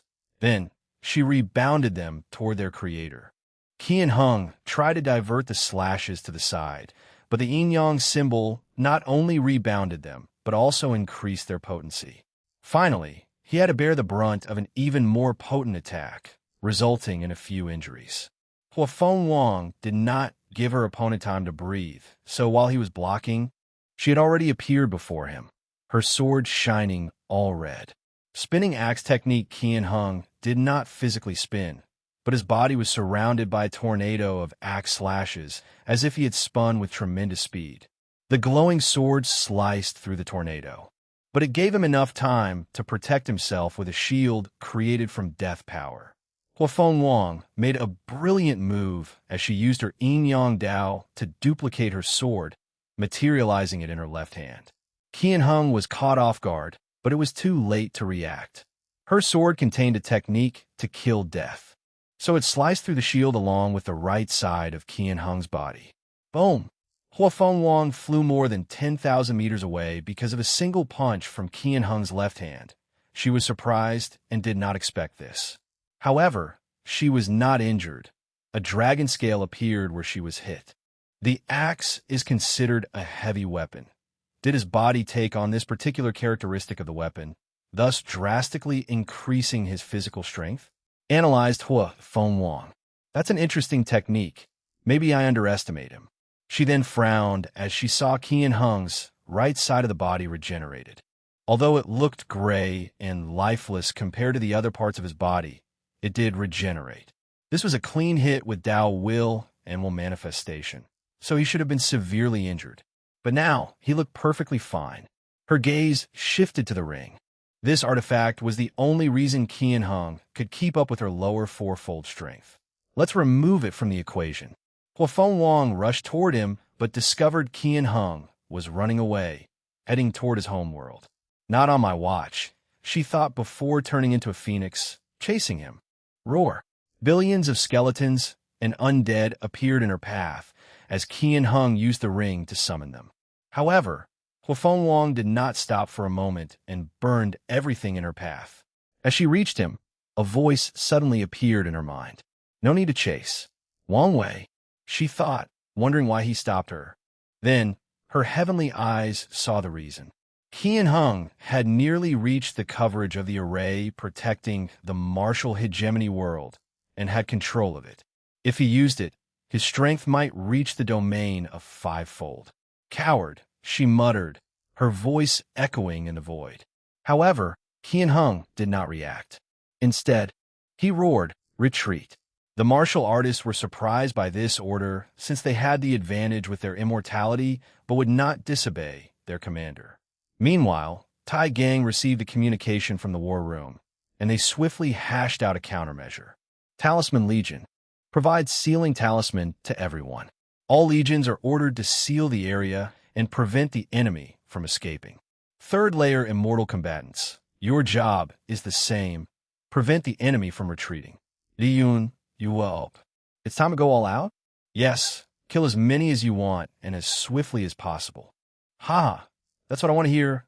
Laughed Li Jun, who no longer held back, releasing his aura on par with peak 3-root Dao Ancestor. As he mobilized his blood, the heat from his body drastically increased the temperature in this void and empty space. He flickered his spear, and the thing began to elongate at an alarming speed. It moved like an infinite snake, and everywhere it passed, it pierced through the head of a martial artist. With this one attack, the spear pierced more than 10,000 martial artists, scattered over millions of light years. With a thought, the spear returned to its original length. Li Jun then applied enough physical force to the spear's tip that space-time collapsed, creating an enormous black hole that swallowed more than 1 million martial artists. Stop him! Yelled the top of heaven chosen from the martial hegemony world. He was one of the top contenders in this generation after achieving 2 leaf strength. Sadly, the world had the demon cult leader and, in a terrible twist of fate, Su Shi. Li Jun ignored him. In front of him, these so-called immortals are a joke. He raised his left hand, and millions of metallic threats manifested out of nowhere. As he pulled, millions of martial artists had their heads sliced off. Li Jun looked at the top heaven chosen and used his slaughter word art. Explode. As soon as he uttered these words, these people could not resist.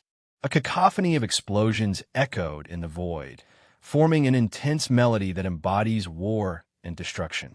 Death plagued Li Jun's body released a dark aura, and everyone it hit dropped dead as their face turned white. A check with divine sense would show a terrible virus that targets their bodies and souls. With this attack, another few million people died. Li Jun went on a killing spree. He has no problem killing these people's immortality with his slaughter Dao, turning him into a dragon in a sheep's den. He used various intricate and unique ways to kill as many people as possible. The martial artists in the other layers wanted to save their young ones, especially the promising and talented ones. Unfortunately, they had their own trouble to worry about. Additionally, in this time of stress, many people have begun to abandon their spirit and choose to run or retreat. The myriad Emperor World's Heaven Chosen watched this battle with shock. They knew Li Jun, someone from the same era as the Heavenly Emperor, was powerful since they challenged him for the #1 spot. However, they never knew the full extent of his power. Kai Renshu looked at this slaughter with clenched hands. He knew the top 10 Heaven Chosens was a difficult moat to cross, but seeing the strength of #1 shook him. He currently ranked 23rd, which is excellent considering the billions of participants, and that in his world, only the Moon Goddess made the ranking, and she's 2,879th out of 3,000, almost not making the list. However, he knew his situation was not the best. With the expansion, the martial hegemony world will enter the competition, so his rank might decrease further. The good news is Li Jun seemed to be slaughtering all this generation's geniuses, but the one still sealed might be an issue. The second bad news is his relationship with the Emperor Enlightening Academy. They supported him in conquering the world as it made spreading the mortal civilizations and other projects simpler. However, their response was vague or ambiguous whenever Kai Renshu suggested he wished to join them. He did not know whether this was because he blasphemed against the headmaster or another reason, but this situation worries him.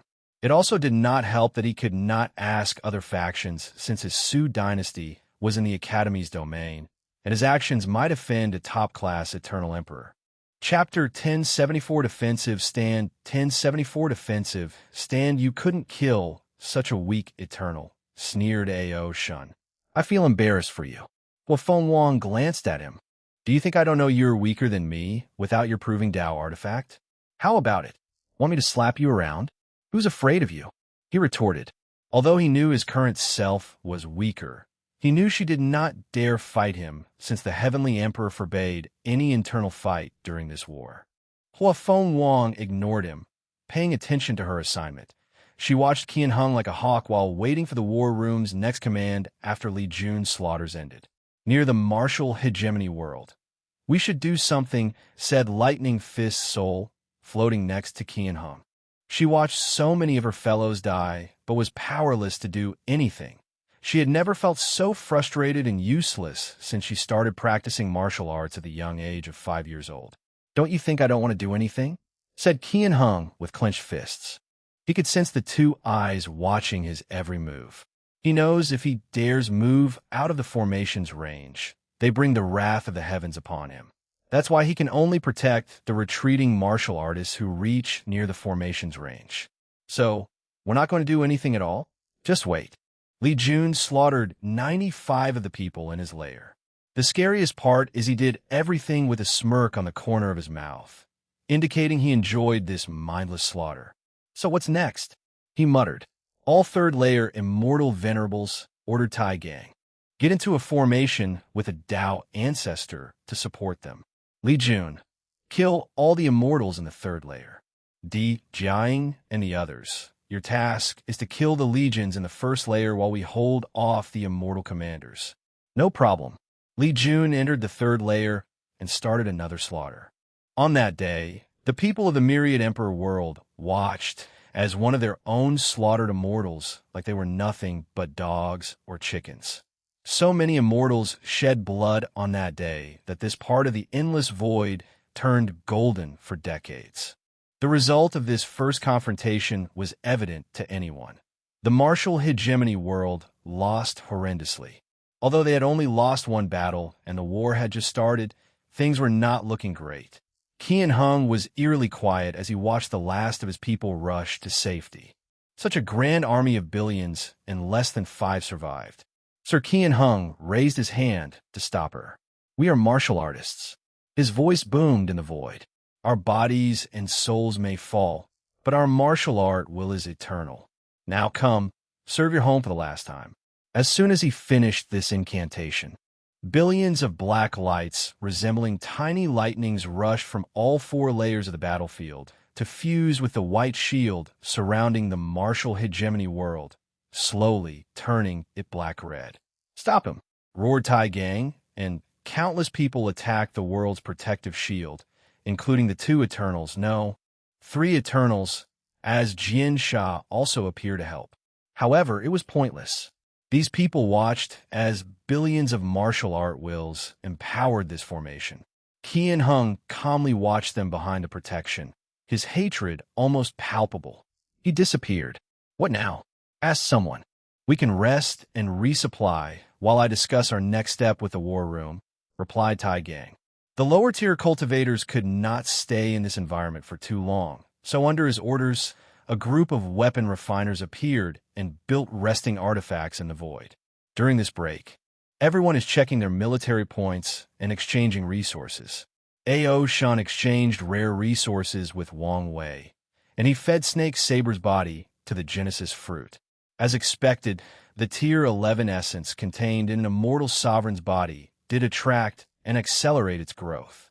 After a quick discussion, the war room sent the Sea Race's immortal sovereign and more insurgents to break the barrier as soon as possible. However, these people realized that it would take some time to open even with 4 eternal powerhouses. They still had to consider the slight time dilation between the void and the martial hegemony world. Martial hegemony world. Everyone in the court was absolutely silent. This war was a disaster, a fiasco, a wreck. It was all the synonyms of the word failure. "So what now?" asked someone. "These sacrifices brought us a short rest. But what now?" "The only plan I have is to get more time," said Qian Hung. "We will rewrite the rules of the world to accelerate time.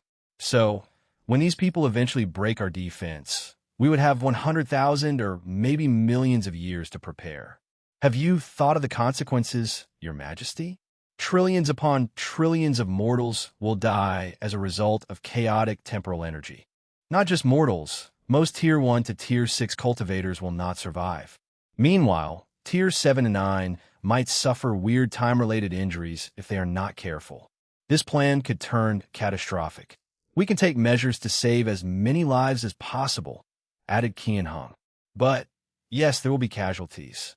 However, our priorities should be gathering resources to cultivate 1 or 2 immortal sovereigns. Meanwhile, we must also help the cult leader from proving the Tao." Qian Hung glanced at a young man with blood-red eyes and star-shaped irises. The cult leader smiled after seeing Qian Hung's gaze. Although he appeared gentle, no one would believe the leader of the demon cult to be a sane individual. "Any more suggestions?" asked Qian Hung. "We need plans for the upcoming battle. We might not have the opportunity for a 3rd battle. How about asking the demon race for help?" suggested someone. "After what we've done to them, would they be willing to help? The better question is, can we trust them?" The demon race once ruled the world after the Null Era. However, after the creation of martial arts, their race was almost hunted to extinction. They had to run away to a few scattered islands in the east and could only survive until the current era because of the Sea Race's protection. "I will talk to the monster sovereign and see if they're willing to help," stated Qian Hung. "And if they don't, no one can escape this war." "Your Majesty, what about that old turtle? He might be a real problem." Qian Hung grunted after hearing this. "We'll figure out something. Any other suggestions? I have a plan to give us a fighting chance." "You are?" "Golden Fist Lu Hu." "Oh, the alliance leader during the demon catastrophe. Whenever the martial hegemony world suffers a catastrophe, people worldwide call for establishing the martial alliance and electing a leader. This would have been the case if not for the appearance of the heavenly court. Such customs have existed since ancient times, and the dragon subduing emperor was the alliance leader of his time.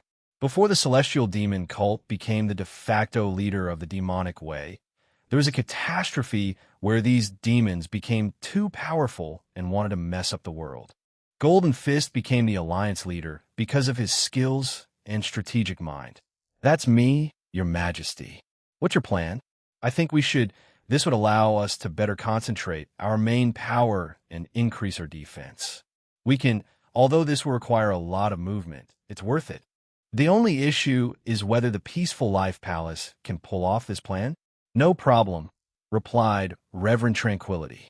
We can also add some modifications. However, I also need to warn of the issue of resources. We must maintain the world formation and do this. So please don't think we are greedy when asking for many resources. Don't worry about that, reassured Qian Hung. That's all I want to hear. Anyone else? Is it possible to introduce a third party to this war to complicate it? Asked the cult leader. What do you mean? For example, we tell the Celestial Harmony world that we are willing to surrender to them again only if they defeat the Myriad Emperor world and let them fight it out before facing them, said the cult leader. Of course, that's assuming they want join with the Myriad Emperor world to conquer us together. There is no chance for them to work together because of their connection to the Commerce Hub. But your plan will not work for another reason, explained Qian Hung. And what is that? From what I know, the entire Commerce Hub fears the first Heavenly Emperor. The room immediately became quiet. What kind of existence was the Commerce Hub? An alliance that spent more than 1,000 world communities. Their world gained freedom from the Celestial Harmony world, one of their core members, not because of their strength, but because of internal fighting. These Taoists had political enemies in the hub, and they used their fight with the martial hegemony world to weaken them. Otherwise, if the hub wanted to wipe them out, it would be more than simple. But such a humongous power was scared of one man. Chapter 1075, Desperate Fierce Resistance. 1075, Desperate Fierce Resistance. Is it possible to get someone else involved? Asked the cult leader stiffly.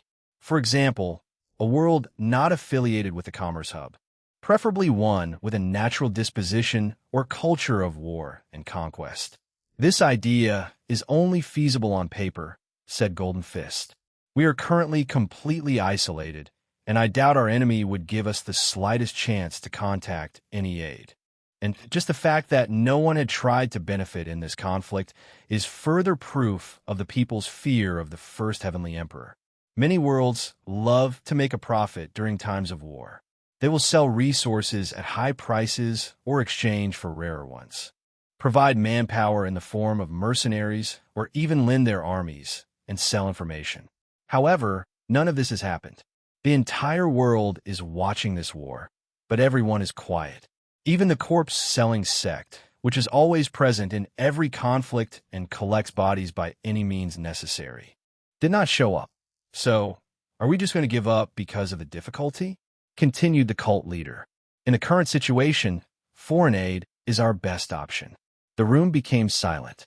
As much as they hated foreigners, these martial artists understood after this first battle that they desperately needed help. Sir Lu Hu, what do you think? Asked Qian Hung.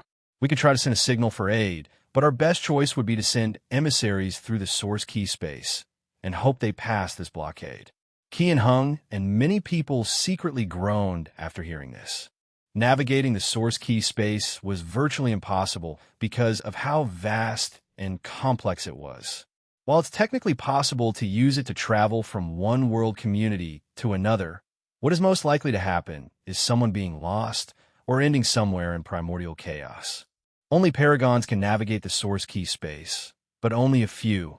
So, whoever is sent as an emissary has a low chance of succeeding, even if blessed with tremendous luck or surviving. Then, well, do that, nodded Qian Hung. If you have more ideas, state them. The meeting continued for a few more hours, and they discussed many ways to resist including providing the resources for Lightning Fist to return to her peak. Once everything was discussed and agreed upon, Qian Hung finally had a moment to himself. He ensured he was alone before raising his hand. Someone appeared before him a few minutes later. I need you to continue what you started. After setting things here, he rushed to the islands to see the monster sovereign and that old turtle. Outside of the martial hegemony world, countless powerhouses attacked the world protective shield relentlessly. It was a sight to see as hundreds of immortal Dao and Emperor artifacts shone with brilliant lights. Array masters were constantly analyzing the formation to find or create weaknesses. Commander, we've intercepted a distress signal, said one of the lead array master. Distress signal? Yes. We've blocked the entire world, preventing them from teleporting or communicating with the outside world. However, they use vibration from the world's shield to ask for help. What should we do? Do we just block? Or do you have any other plans? Tai Gang thought momentarily, just block it. No, release it, suddenly said Wang Wei. Let's see if we can bait others into intervening in this conflict. As you wish, Your Majesty. No problem. Also, I will send the array virus and test to see if they're useful, Wang Wei added. Excellent, commented Tiagong. The last time the array virus showed a public appearance was during the Heaven Chosen trial. However, after so many years, the thing has been optimized and further developed by many people, including Miscellaneous One. Soon, the team received a red disc that somewhat resembled formation discs. After being instructed on what to do, they activated the item. As expected, the speed of breaking through the formation suddenly accelerated. It would have been broken instantly if not for the martial arts wills empowering this shield. Bang! Hua Fenghuang's sword was the last attack that broke the shield. The soldiers cheered, but no one rushed. Tai Gang, A.O. Shun, and Hua Fenghuang led a small group of soldiers inside as a vanguard. As soon as they stepped into the world, something exploded. Luckily, these people were at the top of the power ceiling, and this attempt was pointless to them. What happened? Asked Tai Gang, who could not see anything around him no matter where he looked. We're surrounded by formations, explained Hua Fenghuang with a frown. More importantly, these formations can even hide from my sight. Not only were these things invisible, but the world was surrounded by a fog that isolated visions and divine sense. How is that possible?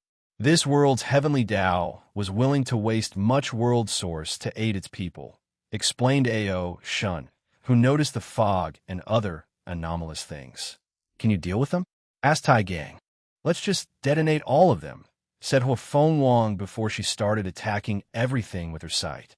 She did not go all out since she needed to preserve this world, but her actions were successful. Most of the hidden formations detonated upon coming into contact with her attacks. We should be careful as these people seemed ready, warned A.O. Shun, and Tai Gang nodded. He sensed the abnormal temporal energy in the surroundings and had an inkling of what these people did. Can our soldiers land? Asked Tai Gang. No problem, but there seem to be many hidden things in this world, warned Hua Fenghuang. At this point, will conquering this world even be worth it? Asked the Dark Dragon. After using so much world source to defend themselves, they might only acquire a shelf of a world. You've forgotten they've established a court, so they must have saved a lot of world source. Reminded Hua Fenghuang. You're right. Plus, as long as this place is still a heavenward world, it should be worth it. Tai Gang had called the troops to land on this world while warning them of the danger. He plans to settle everyone before sending a scouting regiment to prepare for the unseen. Tai Gang suddenly heard a loud sound while discussing how to proceed with the war room. Watch out, yelled Hua Fenghuang. Boom! All the soldiers were engulfed in a firestorm followed by intense poisonous ashes. Luckily, she reacted fast enough and protected everyone. Was that a volcano explosion? Asked one of the officers. However, the latter's words did not end as the ground surrounding their location began to tremble and collapse. The soldiers had to stay in the air to prevent them from falling, but then the gravity in their area suddenly increased 1,000,000 times. Without the Immortals' help, these soldiers would have become meat paste. What's going on? It's like the entire world is fighting against us. That's because it is, said Hua Feng Wang, looking in the distance. It's treating us as invading species or parasites. Her words were immediately proven correct as the temperature around them suddenly dropped to an abysmal level. In this weather, even a quasi-emperor will freeze to death. All saints and above, deploy your domain and regulate our surroundings, ordered Tai Gang, and the soldiers followed his orders. With billions of domains, their landing spot became a place whose laws or rules of heaven and earth were no longer under heavenly Taoist control. I think we should be safe for now, muttered a soldier, and his companion wanted to shush him so as not to jinx things. Unfortunately, it was too late as low-level soldiers began to fall to the ground with dark veins on their necks and bodies. Was it this time? Complained Tai Gang as he rushed to check the nearest soldiers, and, as expected, he could not see anything. Those martial artists are really desperate, commented Ao Shun. What happened? Asked Tai Gang.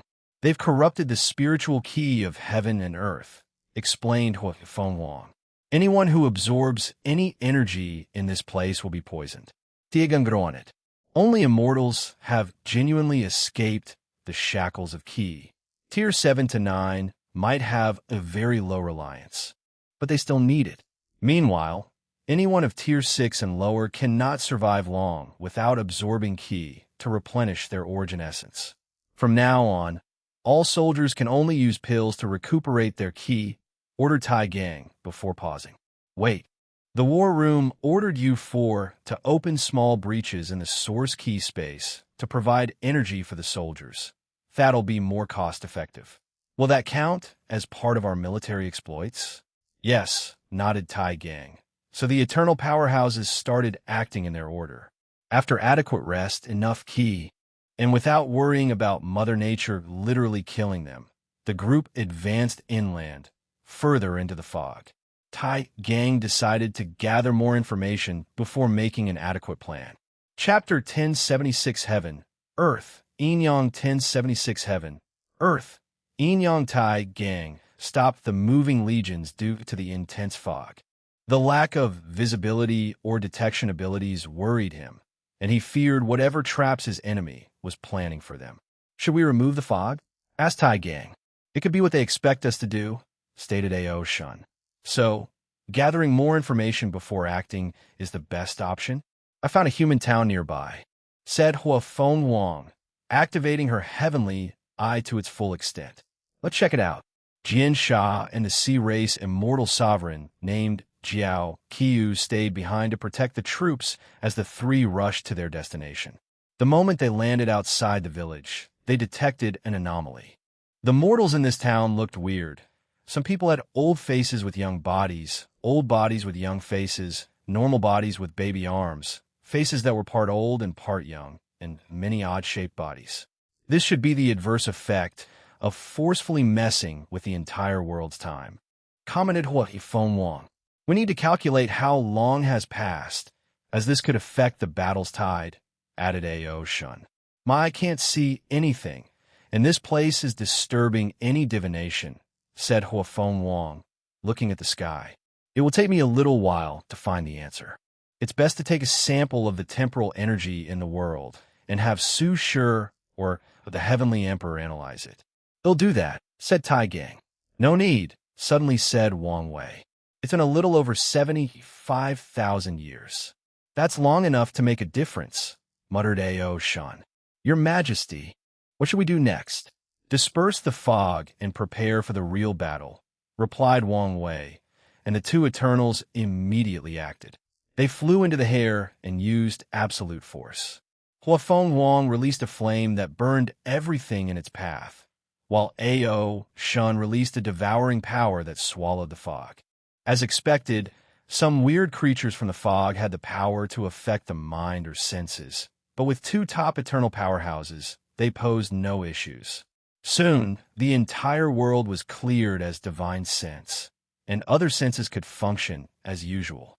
That's when everyone saw a giant shield that separated the martial hegemony world into two. One side was still blocked by fog, and the other cleared. The world's composition was basic an enormous consecutive continent with a few scattered islands. So, the separation was easily accomplished and apparent. So, that's their tactic, muttered A.O. Shun. As he scanned his side of the formation, there were only sick mortals.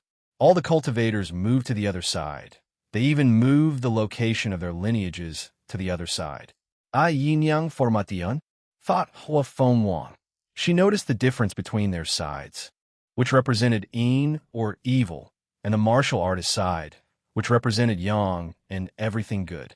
Why does this array look even more powerful than the world-protecting one? She frowned at this thought before voicing her concerns. Tai Gang swiftly called the array masters to give an analysis and summary.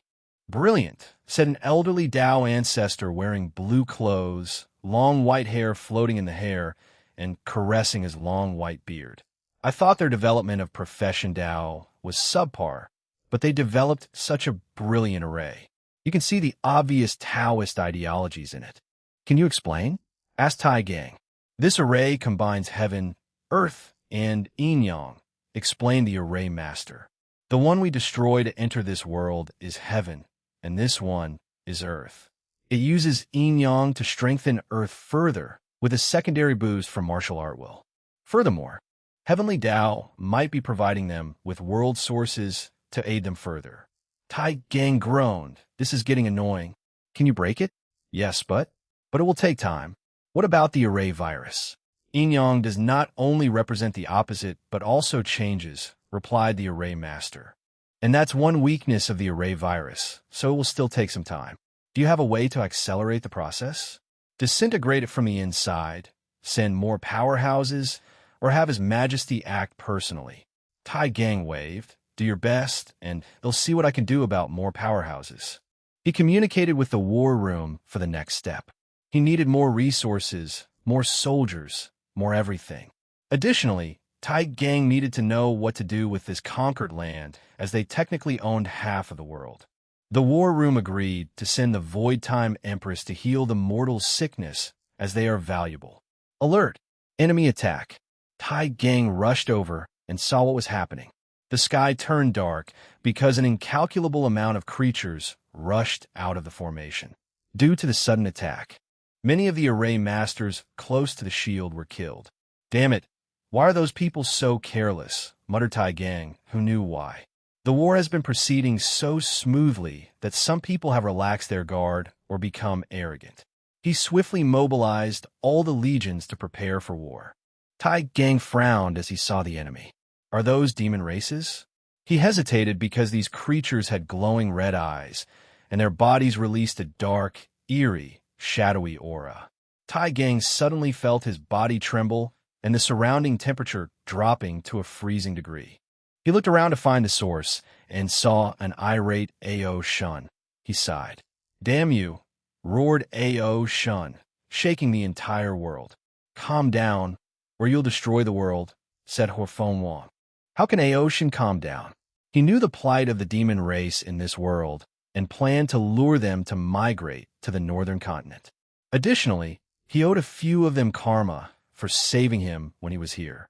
But now, he saw his plan fail, and his people turned into mindless killing machines and cannon fodder.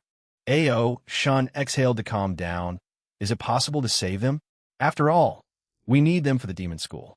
His only chance was for the war room to see his point and agree.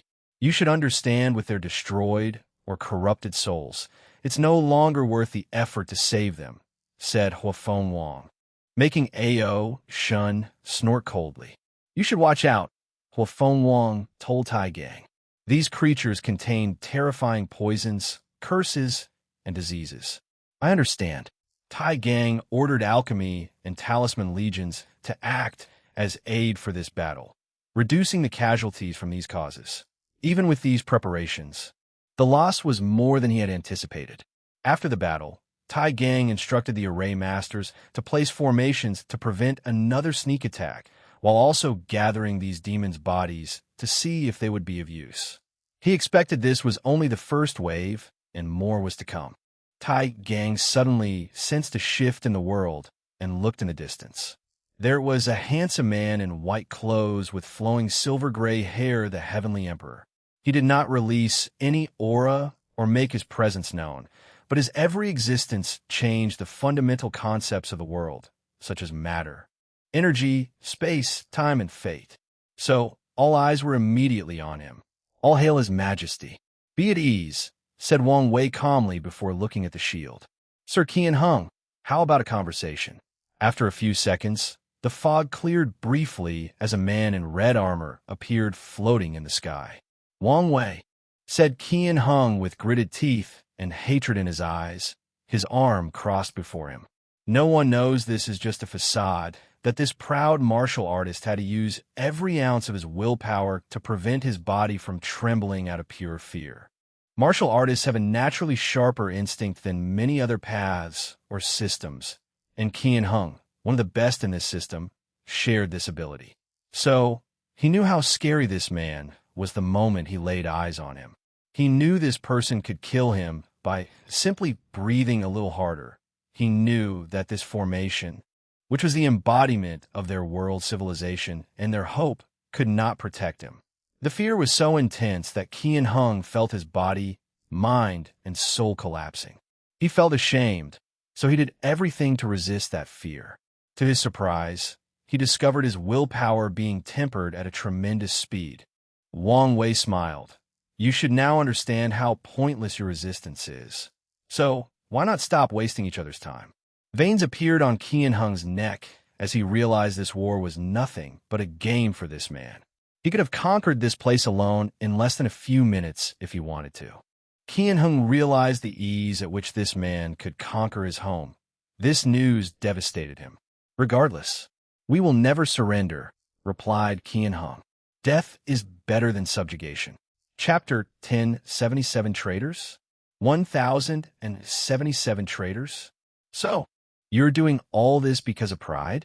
You will allow trillions to die for such a stupid thing? Asked Wang Wei. Not just any pride, but the pride of martial artists, replied Qian Hung. If we back down now and surrender, the collective martial art will of all the cultivators in this world will shatter, turning our cultivation system into a waste. The core idea of their martial art system is that they can bend and stretch, but cannot surrender. Otherwise, no one will ever pass the death realm, let alone condense a golden body. So, this war has become one to preserve their world, culture, and cultivation systems.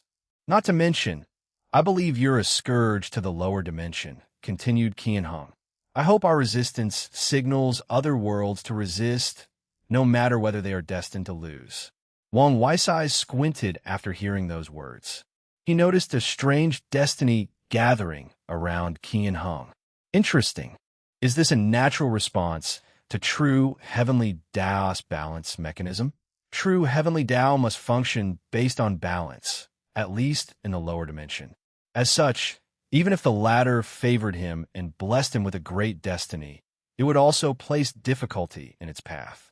Or is this supreme unity's last-ditch effort to prevent me from making the lower dimension enter an era of prosperity? Supreme unity is one of the few things that could disturb true heavenly Tao's balance mechanism, making it act out of character or with true selfish motives.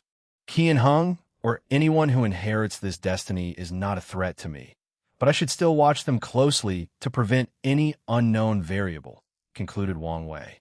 His gaze shifted beyond Qian Hung into the fog. What about you guys? His voice borrowed the fog and transmitted to all the top echelons standing in this world's court, watching and strategizing for this war. Do you also share the same idea as Qian Hung? Do you want your world to suffer because of his choice? The room was quiet until Lightning Fist summoned the courage to speak. We do. She would never allow Snake Saber's sacrifice to be in vain. So, she was prepared to fight until her dying breath, and would kill anyone who betrayed the world or surrendered. After she spoke, the others also followed.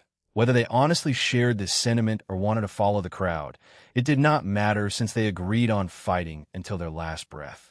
What a shame, sighed Wang Wei before his eyes shifted to reverent tranquility. Although he was not present in the room, everyone could tell who he was looking at.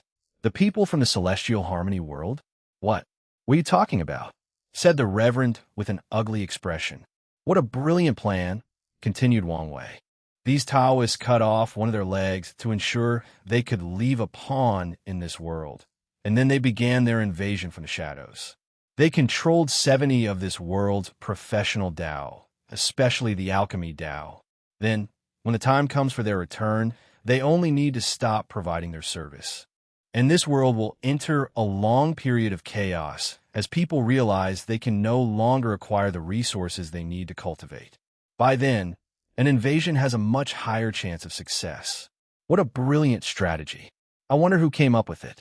The room's temperature immediately dropped to freezing as countless eyes stared at Reverend Tranquility. Don't listen to him, said the Taoist martial artist. He's planting seeds of doubt, trying to disintegrate us from the inside. Despite the logical arguments behind these words, the people could not stop their wariness as the first Heavenly Emperor's words contained a glaring truth. The Peaceful Life Palace does control 70 of the professional Daos market, and if something happens to them, the world would be chaotic.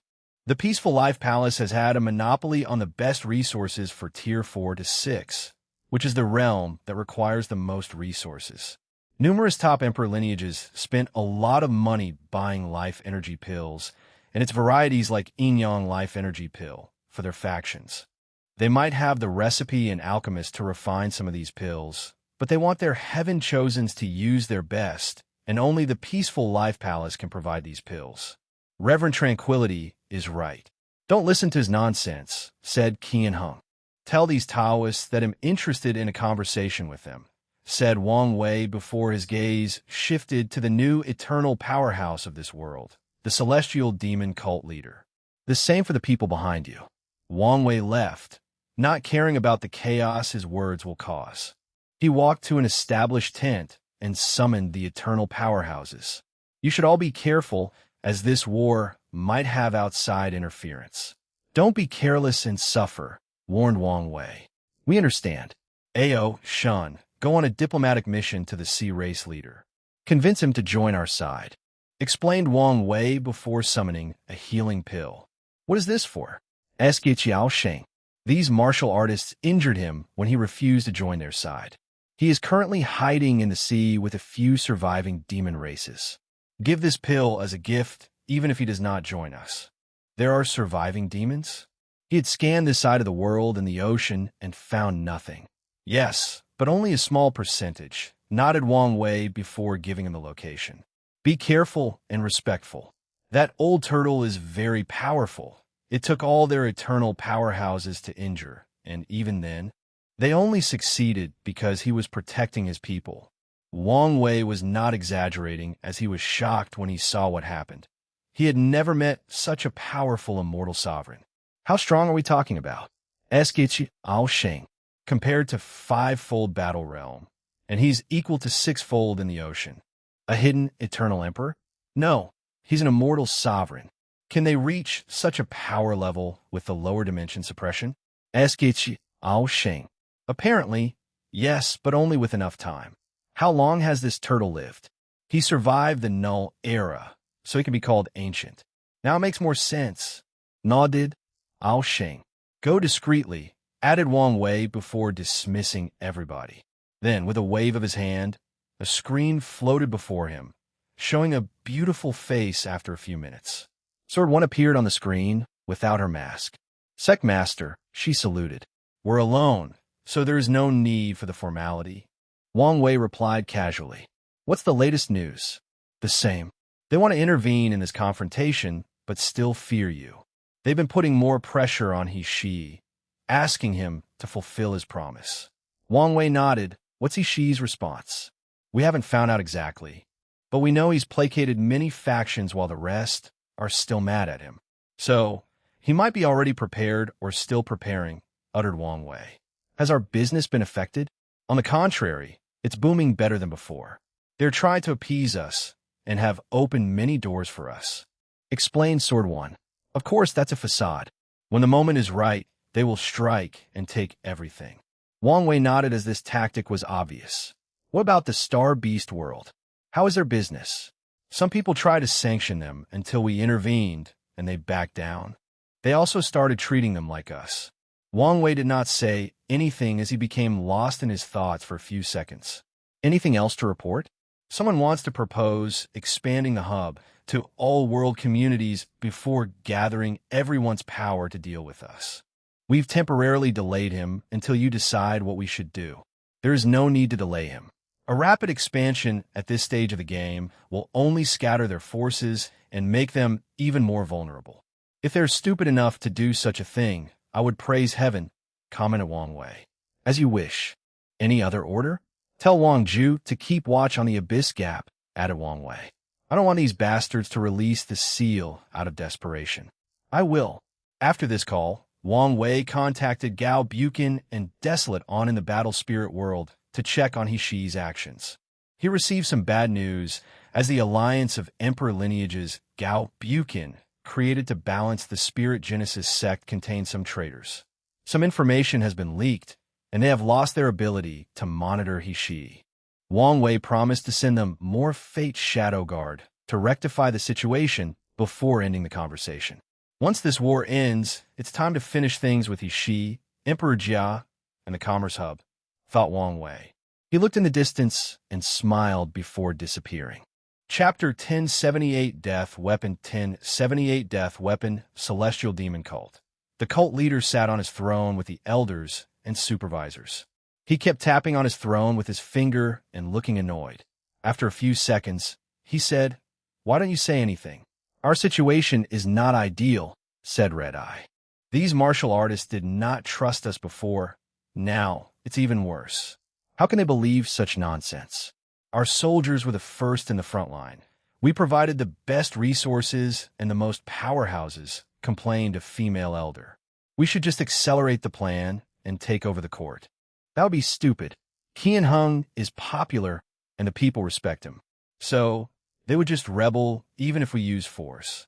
So, we're not going to do anything? The best option is for the cult leader to prove itself in this war," said Red Eye. "Increase his popularity and trust. Then, after the war, or if something happens to Qian Hung, he will be the de facto leader. But can we even win this war?" The room was immediately quiet. After seeing the first Heavenly Emperor, they already understood the fate that awaited them. "Should we just surrender?" "That's not an option," replied Red Eye. "Although I despise Qian Hung, he's correct on this issue.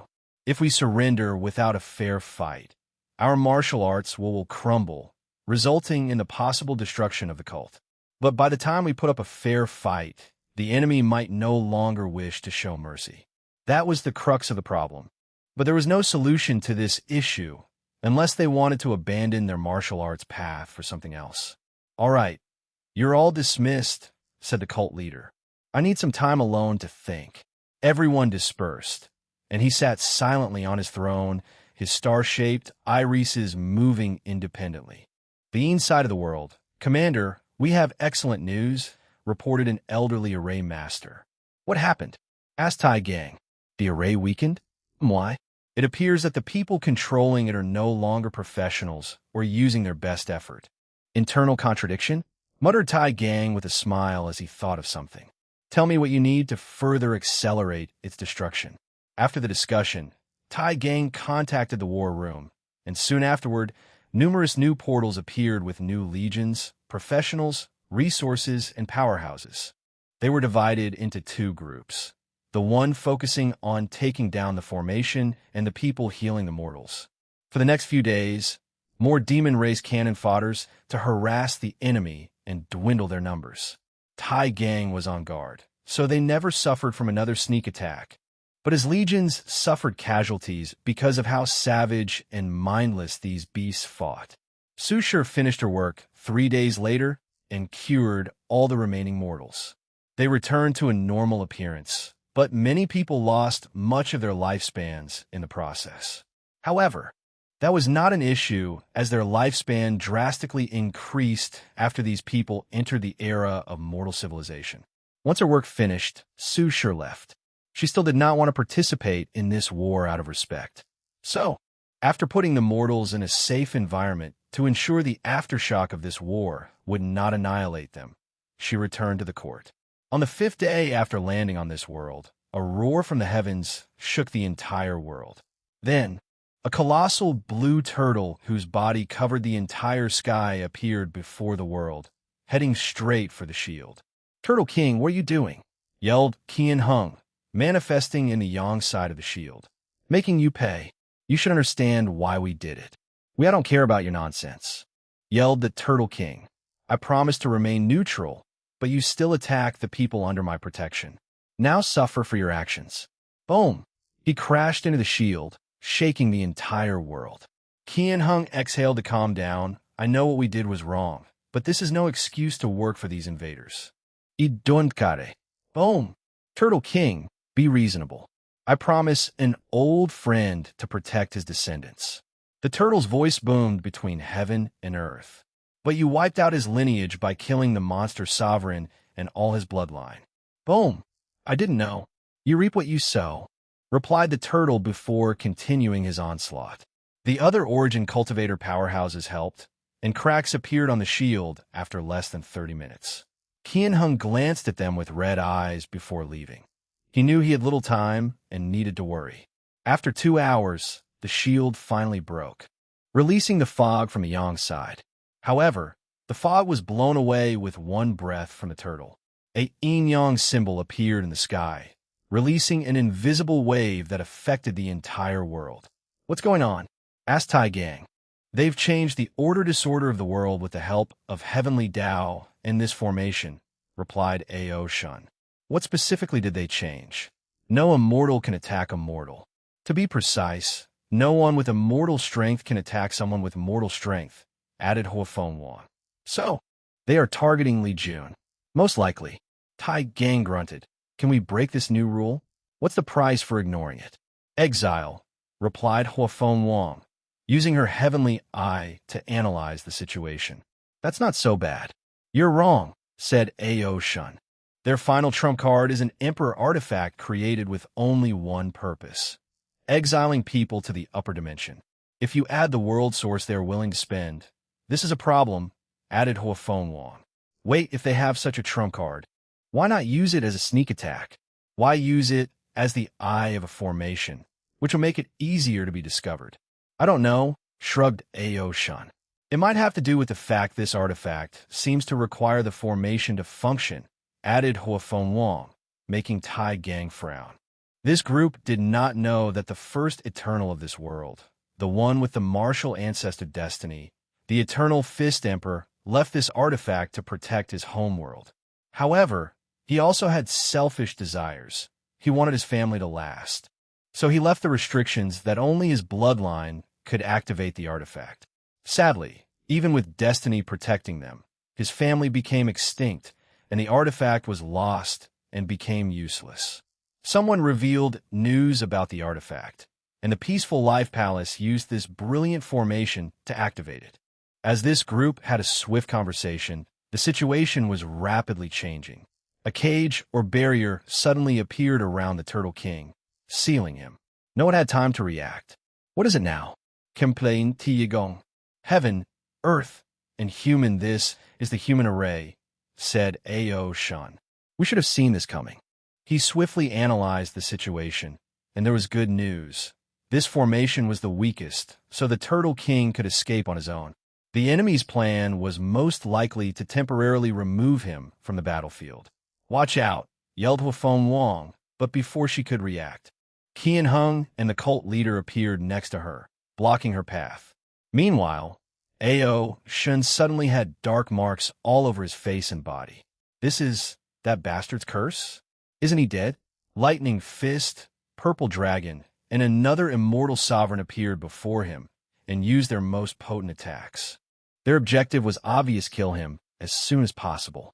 They had a fourth eternal powerhouse, but their job was to hold off the enemy's other two immortal sovereigns.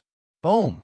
Ao Shun flew into the distance, his black armor full of cracks, broken bits, and blood dripping from his ear and nose. Despite his appearance, he was only injured and not dead, all because of the whip on his hand, which was composed of dragon scales. People thought he asked for precious resources to exchange for the immortal sovereign. Still, only he knew that he asked the Heavenly Emperor to give him enough time to finish his Proving Tao artifact as soon as possible. Then, according to his plan, he turned his former body into a multi-purpose whip. Ao Shun's aura increased with the weapon at hand. He licked his lips as he looked at his opponents. I'm going to enjoy slaughtering all of you, especially you. I will ensure you stay dead this time. How can a plan fail? Muttered Purple Dragon. But Ao Shun would not tell him his former body contained a trace of chaos bloodline, and he has too many abilities to deal with curses, even if it's one of the very best. Ao Shun was about to move when he sensed something. As he gazed over, he saw Qian Hung and someone else sealing Huafeng Wang before a third person wearing a hood appeared and attacked her. She won't survive this one, he thought calmly. He detected the eternal aura from the hooded individual. Boom! Huafeng Wang had no chance to react, and her body and soul were annihilated. Of course, as an eternal, she did not experience true death. Swish! To everyone's surprise, Huafeng Wang appeared perfectly intact, except for the irate and fierce look she gave her attackers. She had never been so angry, and for good reason. After many years of hard work and unparalleled talent, she finally turned her Phoenix bloodline into a longevity bloodline, granting her an extra life. But she had to waste it on this war that she thought would be a piece of cake. Although she could regain that life with enough time and resources, Huafeng Wang did not know whether she could succeed during her time in the lower dimension, a fact that has greatly hindered many of her plans. I'm going to make you pay. However, before she could act, the sky suddenly changed. Chapter 1079 Dark Illusion. 1079 Dark Illusion. I haven't gone after you, but you, little rats, dare to show yourself before me. Wang Wei's voice echoed between heaven and earth as a towering hand descended and caught the hooded individual. He tried to resist, but it was futile. People stopped to watch everything before focusing on their battle. Ao Shun faced three opponents: Lightning Fist, Purple Dragon, and Divine Armament Body, a 3-meter-tall burly martial artist with hoe hair, not a monk. However, despite being outnumbered, his eyes indicated he saw these people as only prey. Flowerblade is asking for help, said Lightning Fist through divine sense. Can't he hold any longer?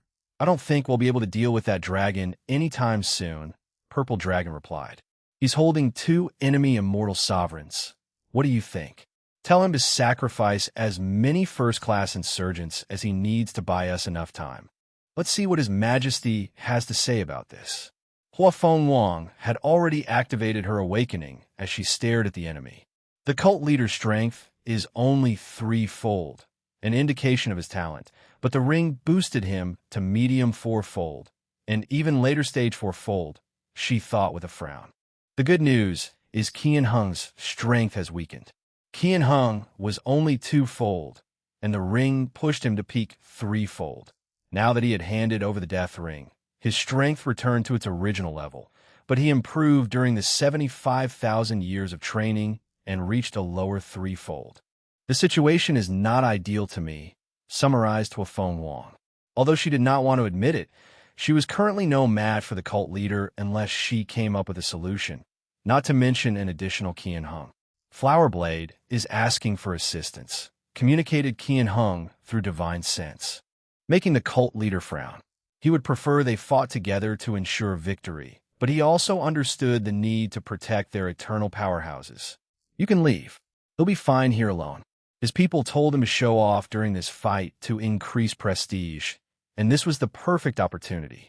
Qian Hung teleported into the distance, and Huafeng Wang squinted her eyes. What do I call you? She asked. Why does that matter? I want to know whether you'll be memorable or not. Hee, what an interesting woman, chuckled the cult leader, who fully activated his awakening, who was a similar vision type as Wang Weiss. A black or ominous star appeared floating above his head. The title is Demon Star I Emperor. That's a mouthful, mused Huafeng Wang while she chanted in her mind. By my noble blood, I, the matriarch of the whole clan, call upon all the ancestors' spirit to bless me in this upcoming war. Numerous spirits or phantoms manifested above her head before turning into golden motes of light and entering her body. With the blessing from the ancestors of the ancient clan, her aura drastically increased, reaching the same level as Su Shur, Fourfold Peak. The cult leader's face changed, and he hurriedly mobilized more power from the Death Ring. "No, you don't," said Huafeng Wang. Wang Wei told them not to waste time and end this war as soon as possible. In other words, all powerhouses were instructed to go all out to finish this pointless war. She appeared before him and decapitated his head with one swing of her white tiger divine sword. However, his body did not shed blood and evaporated like it was nothing but clouds. Then, the world around her changed, turning into a hellscape. She could feel the surging heat underneath her feet, followed by the intense smell of sulfur and the eerie atmosphere or aura in the surroundings. A new world? Domain? No, this is an illusion that ignores the boundaries between reality and fantasy, analyzed Huafeng Wang. Was this world an illusion? Yes. Will she die if the flame burns her flesh and soul? Still yes. That's the wonder of the pinnacle of illusion Tao. She swung her sword and destroyed this illusion with one attack. The world around her changed, turning into a world of darkness with little to no light. Illusion layers? Thought Huafeng Wang. The best illusionists will form layers upon layers of illusion, making their enemy unable to determine whether they have escaped the illusion or are still in the real world. A creature that seemed to be the embodiment of death itself rushed from the darkness toward Huafeng Wang, and it burned before even approaching her. She blessed her eyes with her Tao will and will manifestation, which she achieved after the terrible heavenly tribulation during the transition. Unfortunately, even her heavenly eye could not see through this illusion. Yin-yang reversal. With a thought, she constantly reversed the yin-yang polarity of this illusion, turning from real to unreal in the hope the turmoil would collapse it. However, she underestimated the complexity of the cult leader's illusion. His illusion was perfectly created to follow the philosophy of yin-yang, so her actions did not have any effect on it. Huafeng Wang felt anger rushing into her mind, but she controlled herself. She released a terrifying heat that overwhelmed this illusion and 100 more layers. She found herself in a layer with a black hole with a terrifying, attractive force, and a dark aura of corruption.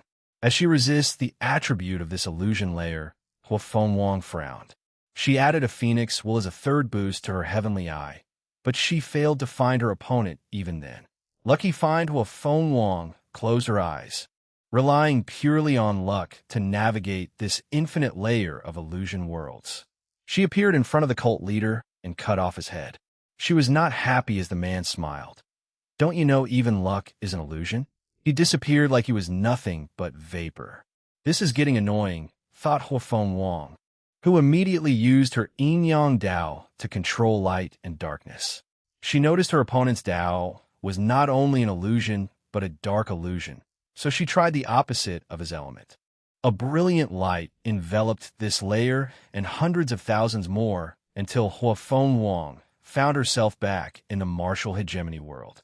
"I didn't think you would successfully escape," said the cult leader. "You should be proud, but this fight has just started." His star-shaped pupil moved around as he prepared for another attack. "This is another illusion layer," declared Huafeng Wang as she looked around. "Are my illusions that powerful?"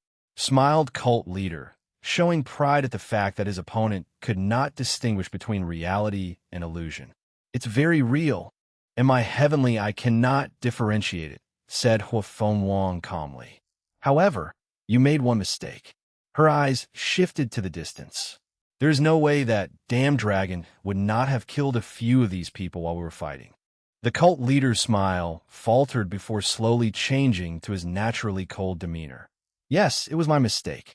He suddenly said a voice. "At least you're not stupid. Do you want my help? If you ask nicely, I won't mind." "In your dream," sneered Huafeng Wang, and the cult leader immediately changed his illusion to prevent outside interference. "Okay, let's continue our little game." He disappeared, and the illusion changed to something else. Huafeng Wang remained calm, as she knew how to win this fight. She mobilized her slaughter Dao to its full power, along with her senses. Her white sword turned red as she closed her eyes. A colossal creature that can only be described as the stuff of nightmares existed in this illusion layer, but she ignored it. As the abominable creature opened its mouth to swallow Huafeng Wang, she suddenly disappeared. Her blade pierced through flesh as blood oozed out. Huafeng Wang's demeanor was calm, but the cult leader was shocked. He looked at the blade through his body before looking at her. "How? I must give you credit," she said. "You have unparalleled mastery of the illusion Dao. However, the death ring is not your power, so you could not completely hide the death aura it released. So, that's how it is," he muttered. The ring gave him the strength to be on par with his enemy, but it's also why he would die. And yes, he knew he would not survive this injury because his opponent had used all its power, including Dao will and will manifestation, to destroy his soul. "Can you do me a favor?" the cult leader asked, knowing he wouldn't have much time to live. "Can you?" Huafeng Wang listened quietly with a frown. Once the latter's soul was annihilated, she collected the death ring before summoning a talisman that absorbed all the concept in his flesh to make pills, and then the cult leader's body disintegrated. "What should I do now?" thought Huafeng Wang, as the latter's last words gave her a small conundrum. He did not trust his words, but there was also the possibility of benefiting her. Chapter 1080 Rules of Existence Erasure. 1080 Rules of Existence Erasure. Should I kill him or not? Thought Huafeng Wang. Fighting between Eternals usually involves specific nuances due to how difficult it is to kill each other. So, after killing the cult leader, she needs to decide whether it's worth the trouble of granting him true death. She must find his Dao imprint, erase his history, and track down his secret vault. Huafeng Wang must consider whether her relationship has reached the point of making all the effort. The cult leader will take countless Yuan epochs before reviving, and heaven knows how powerful she will be by then. According to the rules of heaven and earth, once an Eternal dies in the lower dimension, their revival point will be in the upper dimension. As such, she does not need to worry about his revenge on the ancient clan once he returns. More importantly, he offered me merit if I didn't kill him and bring the news to his cult, thought Huafeng Wang. The court's outline clearly stated that the right to grant true death to an opponent is in her hands, so she can do as she pleases. Let's wait and see. She turned around to check the situation and saw Ao Shun fighting Qianheng. A few minutes ago, Myriad Emperor World. After capturing that rat from the upper dimension, Wang Wei immediately began to gather information or data on the latter. As expected, the events from the latter's time in the upper dimension were exceptionally protected to the point he could not do anything. However, he knew almost everything that had happened since he had descended to the lower dimension. Wang Wei sifted through all the information and retained the most useful one. Firstly, the spies had elected a new leader after Parasite's demise.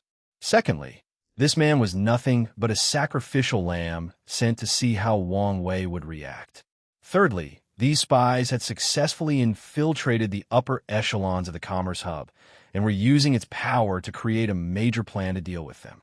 Fourthly, they have contacted Ishii to use the broken Empyrean artifact to hide their information from divination or calculations. Lastly, and the most important news, these people were scared of Wang Wei's strength and had thoughts of abandoning or, at the very least, delaying this mission for as long as possible. However, they received a message from their boss in the upper dimension. From what I know, the 7 moons have now shown up after a long time, but the fact they've sent a message to the lower dimension is an indication that they have not completely removed their eyes from the world, analyzed Wang Wei. He classified this information as important and with a high possibility of being sold for a decent price. Many things lead to the Commerce Hub and Ishii. I don't know if this is a coincidence or not, but it's about time I truly focus on removing these 2 variables, thought Wang Wei before glancing at this man. He wanted to erase him from history through karma threads and remove his Dao imprint. Killing him would not be challenging, especially since he did not have to worry about the latter's secret vault since he had not had an opportunity to do so yet. However, would this man be completely dead after doing this? Not necessarily. Why? Because a paragon would still remember him. Of course, Wang Wei knew he won't have to worry too much about this man, despite one person still remembering. An eternal emperor's existence has been sublimated to no longer be limited by their body and soul. Their memories, history, impact, and names are extensions of their being or existence. However, Grand Tao has placed restrictions on an Eternal's immortal existence. After too much of a person's existence has been removed, it becomes exponentially harder to revive them. In other words, once only 1, 2, or a measly 5 individuals remember an Eternal, Grand Tao's rules will activate and interfere in their revival. By then, the karmic connection determines whether they can be revived. For example, if a paragon meets an Eternal somewhere and locks eyes for 5 seconds before leaving, the paragon will remember the Eternal. However, if that Eternal dies and the person is not strong enough to remove the memory from the paragon's mind, the Eternal cannot be revived due to their weak connection. The best move is to keep this man alive, analyzed Wang Wei. One of these parasites might be willing to go the extra mile to revive this guy to get more information from him, or they might deem him useless. It could go either way. However, if they choose to save him, he will reveal information about me, especially my strength. So, the best move is to keep him alive in the lower dimension, where they cannot access him.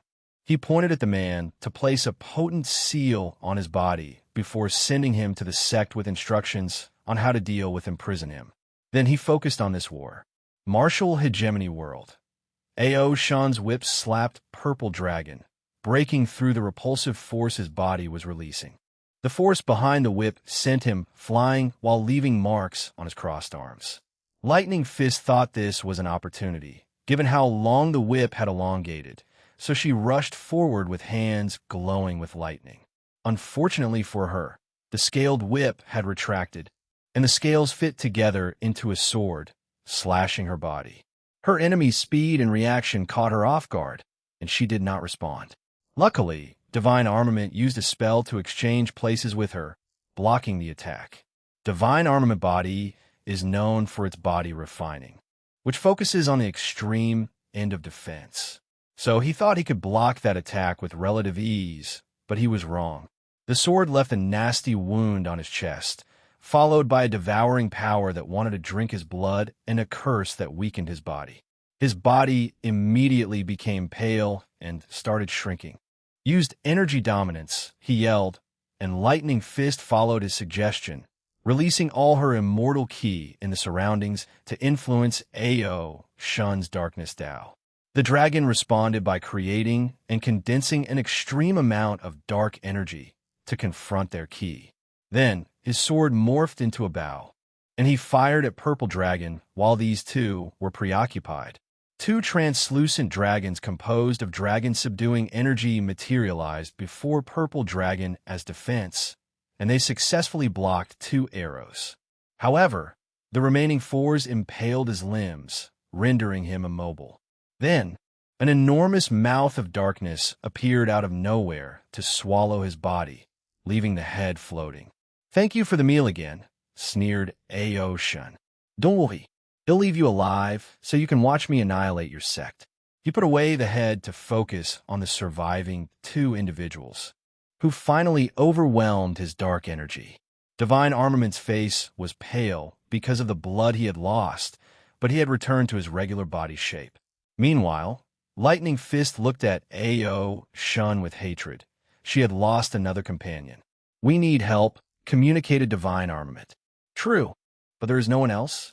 His Majesty should be able to deal with the 2 immortal sovereigns independently, leaving Flowerblade to help us. This might be our only option," replied Lightning Fist with a sigh. She swiftly contacted Qian Hung to tell him about the situation. "Can't you guys hold any longer?" asked Qian Hung. "We're so close to killing those 2. I don't think we can. He's out for blood and way more powerful than the last time we met him." Qian Hung grunted in frustration. "Fine. Shadow Whip AO Shun's whip turned invisible or undetectable before attacking those two without any restraint. Divine Armament's body released a golden shield, and Lightning Fist generated a second layer of lightning shield, but the whip forcefully broke the first layer and corroded the second. None of them could even see the whip and prepared for a terrible blow, but at the last minute, a wall of flowers appeared before them, blocking the whips before dispersing. In a short period, the flower brought them, and they teleported beside a handsome man wearing blue clothes embroidered with flowers. "I'm glad you're here," said Divine Armament. "Me too. Now is not the time for chit-chat," said Flowerblade. "We must do something. Is it possible to exile him?" asked Lightning Fist through Divine Sense. "These people already detected the artifact's ability and have been on guard." Flowerblade tried this on Jian Sha and the Sea Immortal Sovereign when he had to hold them off alone, but they saw through his plan and evaded. "But this might be our only chance," added Divine Armament. "We must exile the dragon before helping His Majesty deal with the Immortal Sovereigns before dealing with the female Eternal and the Turtle King." The others grunted as they knew this was the truth. Meanwhile, Ao Shun had a bright smile on his face. "More resources," he declared. Chapter 1081 Last Resistance 1081 Last Resistance Flowerblade went on the offensive. With a wave of his hand, billions of flower petals appeared in the sky, covering Ao Shun and the surroundings. Each petal gleamed with a sharp intent or key. They rushed toward their target, cutting the space around simply due to their sharpness. Ao Shun waved his whip, destroying every petal. Their sharpness was useless to him. Divine Armament used a spell to materialize his defense in the shape of a mountain before dropping it on the dragon. Ao Shun's human body created a tail that rushed to the sky, destroying the mountain with one attack. Lightning Fist appeared next to him, punching his head with a fist full of divine punishment. "I've been waiting for you," said Ao Shun with a smile. Darkness of the Heart Lightning Fist's punch stopped momentarily as she saw Ao Shun's face turn into Saber Snake, someone she felt guilty about. However, she swiftly regained her bearing and continued her attack. Sadly, that slight pause is a grave error for beings of their level. Ao Shun's sharp claw headed directly into her heart. However, Divine Armament exchanged places with her, leaving a large hole in his chest. Ao Shun was unhappy because he sensed a petal in this guy's soul that blocked the most critical part of that attack. "One annoyance," thought Ao Shun, looking at Flowerblade. Although he's a new Immortal Sovereign, he seemed very adept at using the Dao weapon he possessed. Additionally, his primary spell is not only a sword attack. The flowers seemed very versatile. I probably should eliminate him first, but he seems like a cunning guy with many tricks up his sleeve. After proving the Dao, so she decided to use one of his most powerful techniques, Night of Yesterday. The world's order dictates that the sun and the moon will alternate, changing day to night. But is the night of tomorrow the same as the night of today? No. So, what if someone wishes to control the night of a week ago? With the proper manipulation, they can control time.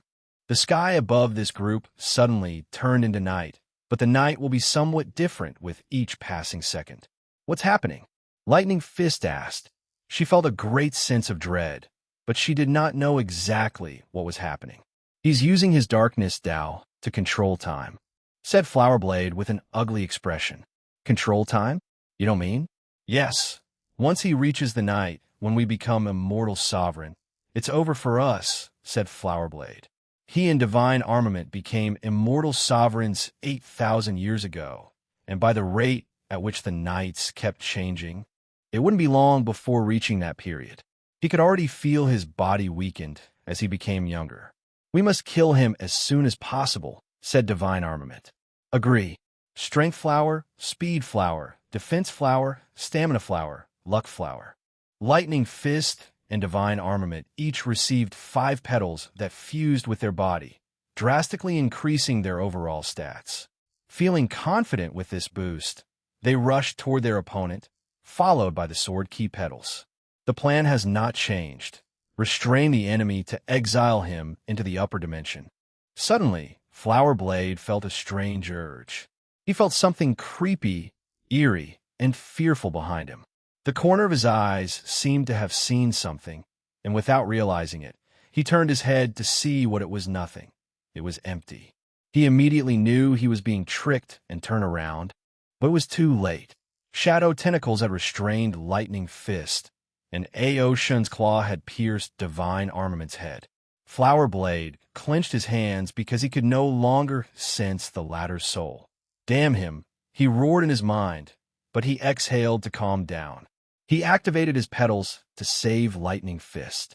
It's too late, declared Ao Shun, and his words were immediately proven correct. Before the petals reached their destination, their aura suddenly dropped, and it was the same for their master. The 8,000 years had passed, and Flower Blade watched as a terrifying sense of weakness enveloped him. He wanted to sigh, but immediately discovered something.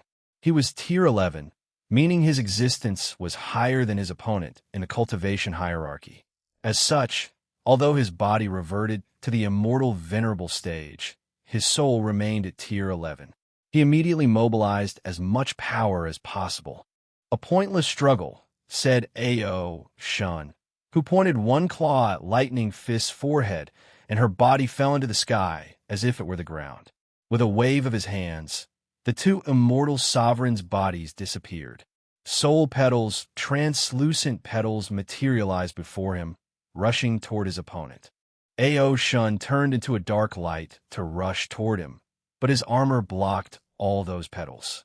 Then, something unexpected occurred. Flower Blade ran away. A martial artist that actually deserted? I did not expect this, mused Ao Shun, who knew this was pointless. His darkness time technique was still in effect, and he blocked the surroundings to prevent these people from running out of its range. He suddenly thought of something, and his body disappeared. He materialized from Flower Blade's shadow and immediately immobilized his body with a dark curse. I can't have you blow your body up and reduce my benefit, said Ao Shun. He killed this annoying human and put the body away. He canceled his technique and looked in the distance. He saw Hua Fenhuang floating in the air with a black and white shield around her, her eyes closed, and the cult leader facing her. A battle of the mind? Interesting. He used an eye technique to see what Hua Fenhuang was experiencing. After a while, he suddenly said, at least you're not stupid. Do you want my help? If you ask nicely, I want mine. Ao Shun's smile did not last long as the cult leader cut his connection to their mind battle. This guy is not bad. If he were in our world and lived under the pressure of that generation, his accomplishments might have been higher. Ao Shun looked in the distance. He had no desire to intervene in her battle. She did not need or want it, so he would not embarrass himself. Plus, there were strict rules about people's opponents. He sensed something approaching, and as expected, a battered Qian Hung appeared before him. You look terrible, commented Ao Shun, noticing all the injuries on his body. He did not expect Jian Sha and the others to push him to this extent. However, after thinking about it a little harder, it made sense. He heard the sword-casting villa would send 7 Emperor artifacts for him to use his created 7 stars Dipper formation. Did you kill them? Asked Qi Aosheng. I should be asking you this question. No, they should not be dead since I don't detect any death aura from where you came from. Qian Hung did not say another word. He had exiled these two, but not to the upper dimension. He sent them to a faraway world community to buy him some time while they tried to return.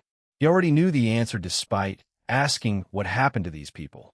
He felt an overwhelming sense of guilt, not only because of what happened to those 4, but also because of what happened to his world. He felt that things might have turned differently if he had been a better leader or less stubborn. Was I wrong? Asked Qian Hung to himself. No, this is just the guilt talking. If the martial arts civilization had any hope to survive and have a chance to revive in the future, we must not surrender. If he had not done what he did, fewer people would have died, but their cultivation system would have crumbled. Then, the people would start using the origin system, thus starting their path of assimilation. Qian Hung remembered when he started practicing martial arts. At age 3, he started medicine baths to lay the foundation. The other children cried except him, who endured everything because his father, an ordinary deacon of a medium sect, always told him stories about martial artists and their power. He wanted to be like the people in his father's story, so he bore the pain.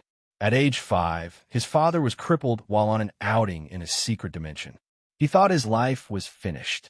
But his father told him he had gone into that place in the first place to find an internal force method that could be practiced at a young age. Such techniques were only used by geniuses in top sects, but his father risked his life for it.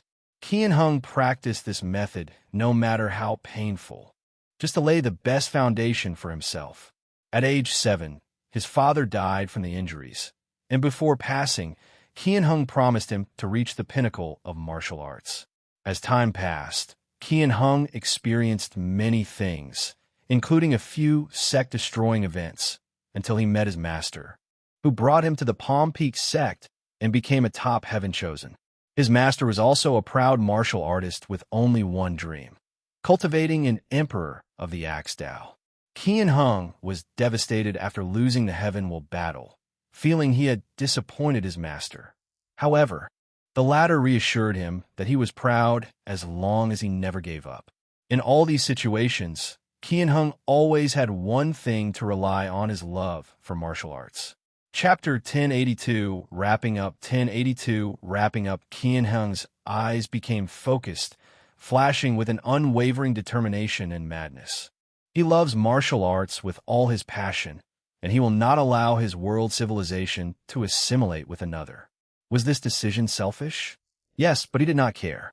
He was an emperor, and so was his right to impose his will and ideas upon others. In the end, I'm no different than him, sighed Qian Hung before directly confronting Ao Shun. While the two were fighting, Huafeng Wang was finally victorious in her battle. She gazed at them and said, "Why don't you let me get this one, and you can rest?" "Fakiafi," replied Jiao Sheng. "All right, in that case, he'll go destroy the dragon rising sect." "You dare." He had been waiting to enact his revenge for so long, but now she wanted to deny him the satisfaction. Boom! Qian Hung took advantage of his distraction to injure him slightly. "See what this bitch did?" fought Diao Sheng. "Why would I not dare?" replied Huafeng Wang, making Ao Shun grit his teeth before snorting coldly. "Whatever. They'll just summon their souls and torture them for my revenge. They'll destroy their soul. Do you want to start a war? My demon race has no issue fighting your ancient clan to the death. Who's scared? I would love the opportunity to get rid of you." "Enough," suddenly said Wang Wei's voice. "Help him seal Qian Hung so he could be publicly executed." "What? But he's my prey," argued Ao Shun. "He's about to burn his body, soul, and will to gain strength and do something to complicate the situation. So deal with him swiftly," explained Wang Wei. "You can share the profits 70 to 30, 70 for the dragon." "Fine with me," said Huafeng Wang, who joined immediately. Qian Hung realized his plan was seen through and wanted to rush, but with two fourfold eternal emperors, he was sealed with little to no effort. "Kill me now," said Qian Hung. "As an eternal, I have the right to die with my dignity intact." He did not want to be humiliated by public execution. "You lost that right when you chose to be so stubborn," sneered Huafeng Wang. Qian Hung was sealed inside a marble that Ao Shun kept. Then, the two glanced at each other before rushing into different directions. Huafeng Wang headed to the celestial demon cult to receive a reward. Meanwhile, Ao Shun hung Purple Dragon's head on his hip as he flew to the Dragon Rising sect. "You don't have to do this," persuaded Purple Dragon. "What we did was wrong, but there are many innocent children and women in the sect. I'm begging you to let them go. Do you know that we made new rules of war because this world chose to fight instead of peaceful cooperation? These rules would model how we will treat future worlds that choose the same path as you. Do you want to hear them?" said Ao Shun, blasting a towering palm at the Dragon Rising sect's protective formation. Despite hearing no response, Ao Shun continued. "Once all the eternal powerhouses are dealt with, everyone has a limited period to plunder as they wish." "You bunch of monsters," roared Purple Dragon. "Civilized monsters," corrected Ao Sheng. The court forbade harming any mortals or assaulting women. However, killing women, even children, is allowed as long as they are involved in the cultivation world. Bastards with no conscience. No, it makes sense. After all, we must eradicate the root to prevent some future talented descendant from returning for revenge, said A.O. Shun, who finally broke the formation. That's always how the world of cultivation operates, and it's the same no matter the world community. He glanced at Purple Dragon. Your righteousness disgusts me. How many innocent lives are in your hands? How many women and children have you killed? Now that it's your sect, it's suddenly wrong? He sneered before starting his mindless slaughter and plundering. Somewhere in a mountain, Li Jun sat cross-legged with a red spear floating before him. A red aura rushed into the spear, making the surroundings eerie and tense. He looked in the distance, watching all the chaos. War, death, destruction, and slaughter, truly horrible things. He was calm since he had already played his part by killing numerous immortal venerables and a few Dao ancestors. He was lucky their formation was not detailed enough, and the rules could not be made so that he could only fight Dao ancestors. After all this killing, I need a peaceful bosom to soothe my spirit, muttered Li Jun as the beautiful face of his wife appeared in his mind. He wanted to use the dream world to contact her, but he knew she was probably busy with all the other alchemists, refining pills non-stop. He closed his eyes to focus on his own thing. Di Jiaying was in the library of an immortal lineage she had just destroyed, reading all the martial arts books. She was intrigued by this world's cultivation and wanted to see if she could gain inspiration from it. She was satisfied with the results, as she did learn a few things and had one or two ideas she wanted to try. She closed the book while looking in the distance. After this war, she would have stayed on the heaven-chosen list long enough to receive her reward. With the karma washing water, she can choose any generation she pleases to compete and prove the Tao. Di Jiaying would have chosen the next generation if it were up to her. After all, isn't it good to prove the Tao and sit on that throne as soon as possible? However, her elders warned her of Wang Tian's presence and even suggested not to worry about the next 5 generations, as the Tao opening sect might already decide on them. One thing she knew for sure was that she must prove the Tao before the D clan found Di Tian's reincarnation.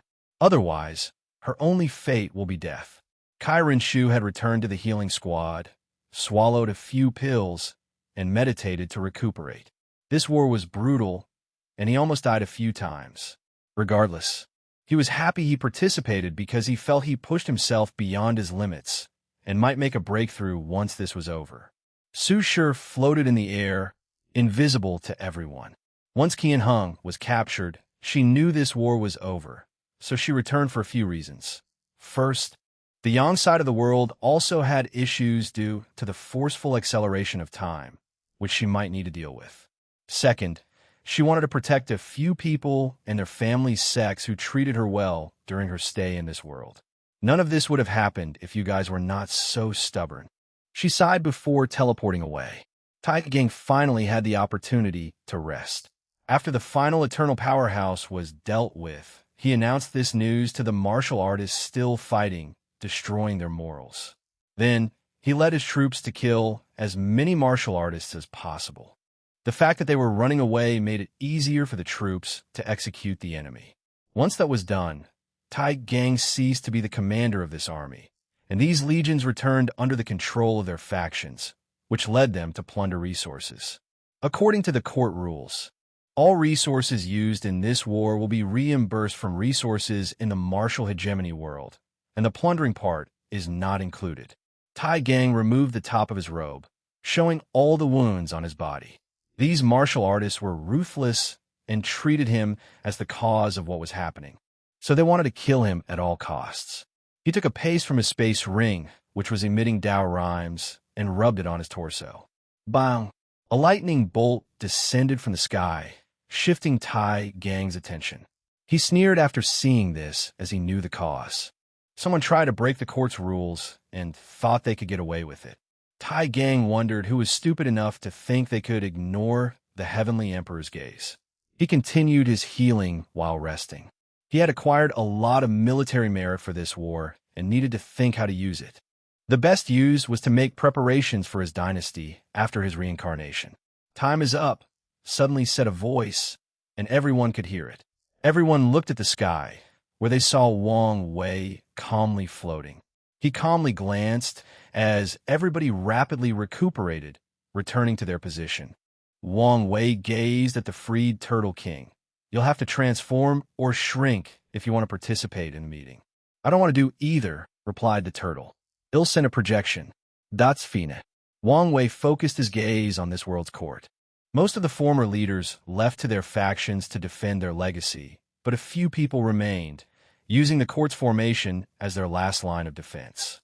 Wang Wei made a grabbing motion, and the court appeared in the void while also shattering all the formations. He appeared in the throne room, looking at these people who were trembling in fear. Without hesitation, he walked to the throne and sat down, making these people grit their teeth. Chapter 1083 Punishment Next Steps 1083 Punishment Next Steps Wang Wei waited until all the representatives from the myriad emperor world arrived, and he teleported the remaining survivors from a martial hegemony world. Even Qian Heng was brought out to participate in this meeting, kneeling on the ground with his hands tied behind his back. "It's all your fault," roared a representative from the Peaceful Life Palace. Due to their formation, they survived until the end of the war. Unfortunately, Reverend Tranquility was killed, so they sent Taoist Serenity for this meeting. "If not for your betrayal, we might have a chance." Taoist Serenity remained calm, not saying a single word. No one could tell his thoughts or emotions, but his silence agitated many people. "Quiet," said Tai Gang. "Remember whose presence you're in." Everything immediately quieted down, so Wang Wei started the meeting. "Believe it or not, I was prepared to be lenient on you guys. However, you made a blunder that will make my work harder. You killed too many mortals and almost wiped out the demon race. Your actions have directly affected my benefit, so you will be punished." The martial artists' faces turned ugly after hearing this, especially Golden Fist, since this was his plan. They turned their head to look at him. However, before anyone said or reacted, Qian Heng spoke. "There is no need for a blame game. We can still accept defeat gracefully and hold our heads high." The people looked at him with mixed emotions. Some sympathized, some blamed him, some cursed, and many still respected his spirit and will. "For your first punishment, you will reimburse all the resources we used in this war twofold, including the loss of lives," said Wang Wei before pointing at someone from the Foreign Affairs Department. "He has a list of all your contributed resources. You can confirm with him." Many people finally understood why resources were not counted as military exploits. However, they were more satisfied with this outcome. Second punishment. For the next 50 generations, all the divine positions in the lower realm will be under the jurisdiction of the myriad Emperor World's court. You will still control the court in your home world, but the lower realm will not be in our control. This was terrible news for the martial hegemony world. The lower realm was vast and could bring too many benefits. But for the next 50 generations, they could only watch as another world used its resources to nourish themselves. "Isn't 50 generations of this is non-negotiable," said Wang Wei calmly. "How can you guarantee your successors will keep their word?" asked Qian Heng. "I have no problem having a written contract with severe punishment," said Wang Wei calmly. "It'll even be generous and add a clause that we cannot attack you for the next 5 generations after returning control of the lower realm." "I would prefer that," said Qian Heng. "All right," nodded Wang Wei. "Now, for the final punishment, all immortal powerhouses must be executed, except for the Turtle King." "What?" "Please no. We have already lost so many powerhouses. We cannot resist any more losses. And humans and demons cannot coexist together, especially with their hatred for what we did. This is, again, not negotiable," said Wang Wei. "You guys will be a warning to any world that resists. They must be prepared to be weakened to the lowest level if they choose to resist us. If you leave us without any immortals, it will be easier for foreign worlds, like the Celestial Harmony world, to return and conquer us," argued Qian Heng. We have invested interest in this world, meaning we will protect you from anyone trying to disturb our wealth, said Wang Wei. The martial artist wanted to curse, yell, and even revolt, but did not dare. Some of these people were alive during the Taoist occupation of the world, and it was humiliating. They did not expect to live long enough to experience such a thing twice. Now let's talk about what's going to happen to this world, continued Wang Wei. If you had accepted our offers, we would have shared the merit from mortal civilization and demon school with you. But now, that's off the table. The only exception is the sea race, who offered us their allegiance. Turtlekin's projection, a 2-meter-long giant turtle, bowed to accept. The dragon promised me a share of the expansion in the lower realm. Will you honor your promise? Yes. But you should understand that your contribution to this war is insufficient to cover a large territory. That's fine, but I would like a few worlds with a large demon population. I would like to migrate a few here. That is the plan, said Wang Wei before snapping his finger to send a talisman to all the representatives from home. I've already divided the lower realm.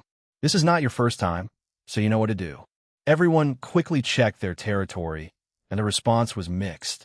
Some people, like Huafeng Wang, have received a large territory from the last time, while others have the same or smaller areas. The War Room predicted that the lower realm might resist based on this world's response, continued Wang Wei. So, they've decided on a new approach. We will broadcast a recording of the war to the lower realm before publicly executing Qian Heng as a warning. This should make the process easier. Qian Heng clenched his fists, but he did not say a word or beg for his life. Although he felt humiliated, he had long understood this was inevitable when he decided to resist no matter what. Your Majesty, said Golden Fist, will just be death or true death, said Wang Wei calmly. We want to send a message, and only in this way will people understand the consequences. Qian Heng still remained quiet. He expected this outcome and had already made peace. His only regret was he could not pursue martial arts beyond the Emperor realm. But he was satisfied that he proved the Tao and showed his master his Emperor Tirax Tao. Wang Wei raised his hand to stop Golden Fist from speaking further. The Heavenly Emperor position cannot remain without a leader, so Turtle King will take the position, announced Wang Wei, and his words once again almost caused a revolt. The Turtle King frowned before accepting the role. With such power, it will be easier to protect his kind and help the demon race recuperate. We will begin discussing the details. Any more questions? Asked Wang Wei, ignoring how these people were turning red. The negotiation process would not have been so harsh if they were not so stubborn and ruthless. I have a question. No, a request. Wang Wei looked at the person who spoke. He did not recognize this man, nor did he care enough to use his power to know. What is it? The man exhaled, most likely trying to brew his courage. On behalf of all the survivors of this world, I would like to ask permission to eradicate the Peaceful Life Palace. The room was quiet as people mulled over his words. Then someone immediately agreed, followed by more. Yes, let's eliminate these traitors. I agree. Better yet, let's ban Taoism in the world. Taoist Serenity did not say a word, but anyone could detect the sad aura emanating from his body. No need for that, replied Wang Wei. Why? It's just this one request. Ask someone. We don't want anything else. We just want to eliminate these traitors. I'm saying no because they are innocent, explained Wang Wei. What do you mean? They had no connection with the celestial harmony world. But you said, your world was not harmonious. And I saw a weakness and exploited it, said Wang Wei with a shrug. These martial artists fell, and their minds were about to collapse. They did not trust the Peaceful Life Palace because of these words and killed many of them. They even removed their access to the formation, and now they knew what they did was based on a lie and was useless. Taoist Serenity closed his eyes while muttering mantras under his breath. Their sect has spent years proving to the world that they were not outsiders and loved this world as much as them. Unfortunately, it was all pointless. What about the celestial demon cult? Asked Golden Fist, trying to control himself. He was a calm individual by nature and understood the brilliant strategic move of that lie, so he could not accept this news. Their ancestor was from another world community, and they have some connection there, but that's it. The new cult leader was calm, since he did not experience the same thing as the peaceful life palace. These martial artists were smart and knew they needed their powers for the war, so they were not as aggressive. Of course, the fear factor from the Demon Star Eye Emperor also contributed to their reservations. Regardless, the cult leader was glad their names could be cleared to prevent problems in the aftermath of this war. Chapter 1084 The Treasury 1084 The Treasury Qian Hung closed his eyes.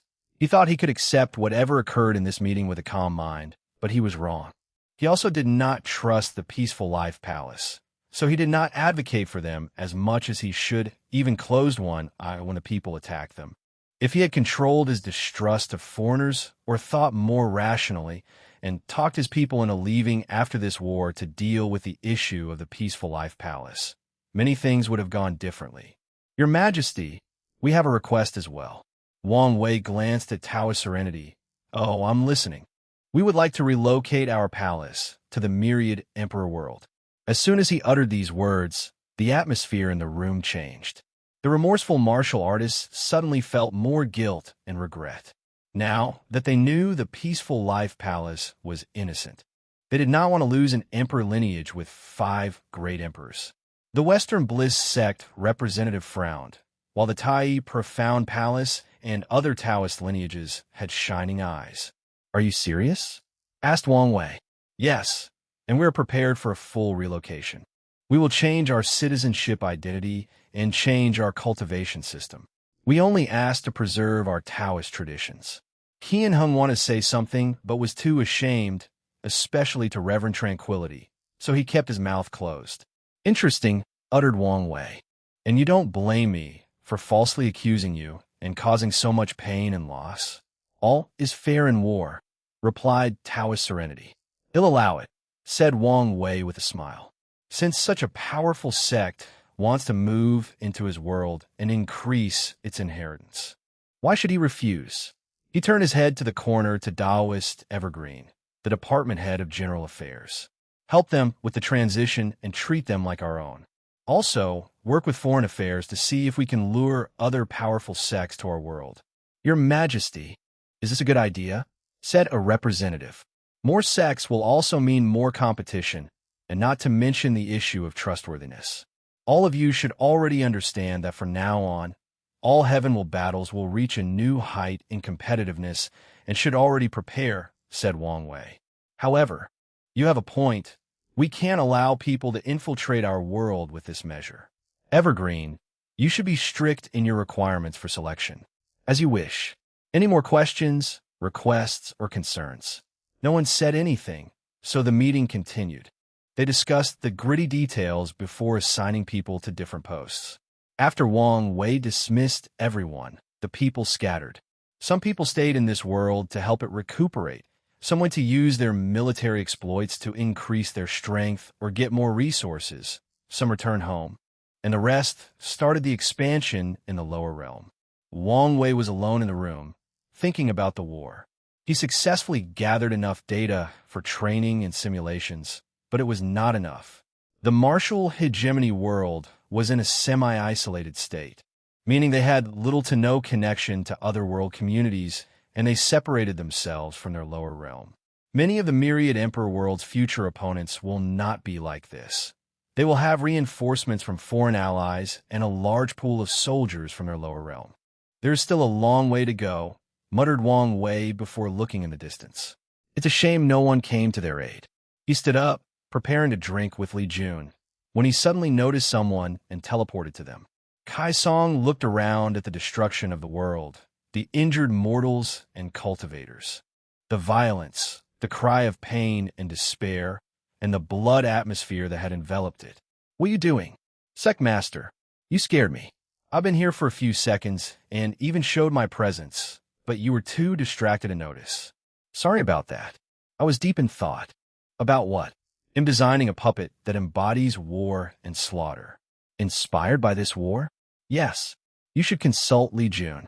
I will, but I'm still in the early development stages. If you need help, don't hesitate to ask the sect. I know. Wang Wei nodded before frowning. Is something the matter? I just thought of a place that might contain a puppet you're interested in. Oh, where? The Great Qin Treasury, replied Wang Wei. He realized he had been putting this thing off for a while, and now was the time to open it. Great Qin? Are you talking about the terracotta warriors? Kai Song read the sect's secret archive and learned about Great Qin and its history. Can you take me with you? No. It might be dangerous, replied Wang Wei. After I open it and get my hands on what's inside, you can study it as much as you want. All right. Wang Wei chatted with her briefly before leaving to see Li Jun and had a drink. He did not immediately return and stayed until Qian Hung was publicly executed, and he ensured he was completely dead. The world then forgot their first heavenly emperor, and the Palm Peak sect lost and eternal. Qian Hung's master committed suicide right after witnessing his disciples' public execution. In some twisted way, he was lucky he died so quickly, as he would have to forget him instead. Wang Wei returned to his court, and without hesitation, he summoned the human destiny sword and quietly activated it. He immediately sensed a hidden pocket dimension and crabbed it into the court. He used his divine sense and fate Dao to check for danger or anything worth paying attention to, but there was nothing.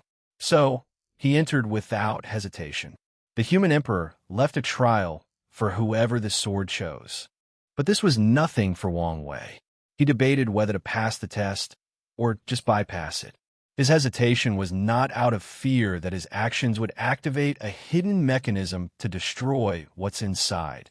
That's not possible with the disparity between his current strength and the human emperor when he created this thing. His only worry was whether the human emperor would send a projection to contact him, which is also why he waited so long to open the treasury. Knowing the human emperor was the first Qin emperor and from Earth in the prehistoric world, Wang Wei wanted to meet him only after becoming a paragon. After mulling it over a second, he decided to bypass the test and went directly to the core. Many puppets and formations tried to stop him, but it was useless. Once he reached the core, he found 5 rooms. The first room contained an enormous garden with countless well-preserved spiritual herbs, many of which were now extinct. Wang Wei sensed the power of the Grand Tao source and flew to an isolated area. These herbs have been nourished for so long that they've become top emperor resources, he muttered with shining eyes. He waved his hand and put everything in this garden away before heading to another room. The second room contained many weapons, including emperor artifacts. However, what truly surprised Wang Wei was the 2 Dao artifacts that survived for this long. He was intrigued and investigated, realizing that the formation used to preserve these artifacts was unique.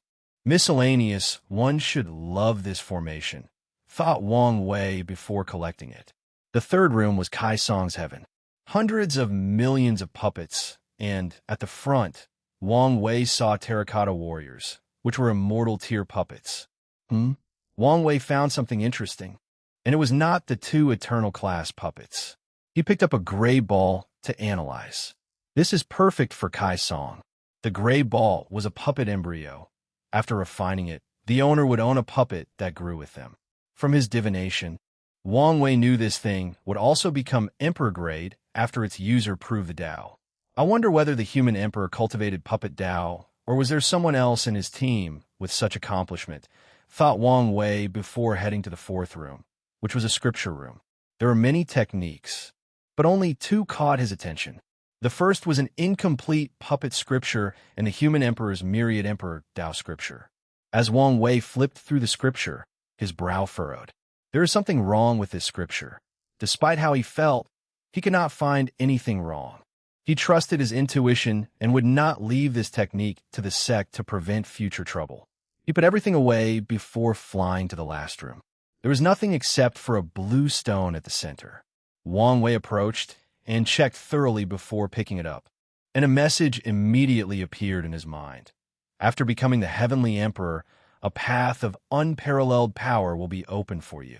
Chapter 1085, The Oath. 1085, The Oath. Wang Wei sensed the stone was about to scan his body to check something and swiftly sealed it.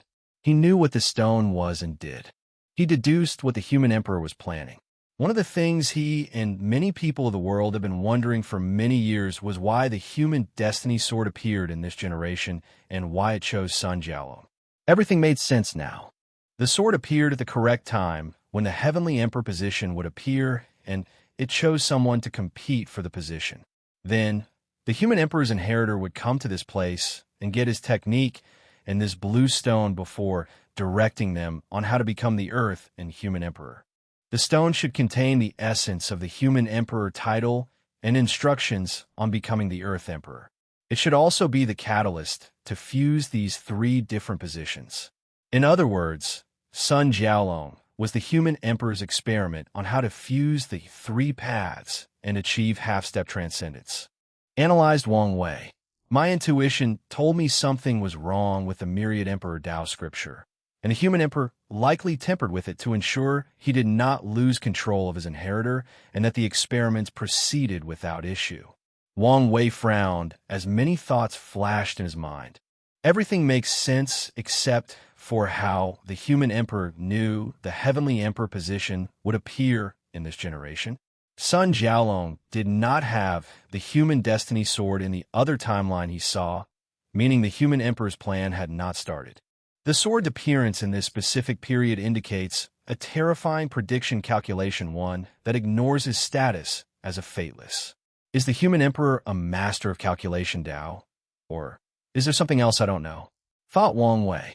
He remembered in many iterations Han Jun was a master of divination, and in some instances, he was the demon god of destiny before the birth of the prehistoric world. Many things will make more sense if you add Han Jun in the mix, concluded Wang Wei before leaving the secret realm. He waved his hand to create a new secret dimension with the human emperor's scripture and the blue gem before manipulating the cause and effect of the world. Whoever the human emperor chooses next as his successor will eventually find this place and these two things. Finally, Wang Wei destroyed the Qin treasury dimension. He looked in the distance and muttered, there might be another experimental pawn. Wang Wei returned to the sect to hand over the thing he acquired while asking Elder Dan and others to use the resources needed for his training. He told Kai Song about the puppets and the technique before summoning Li Jun and Yan Liling. I just saw you. Is everything all right? Asked Li Yunya.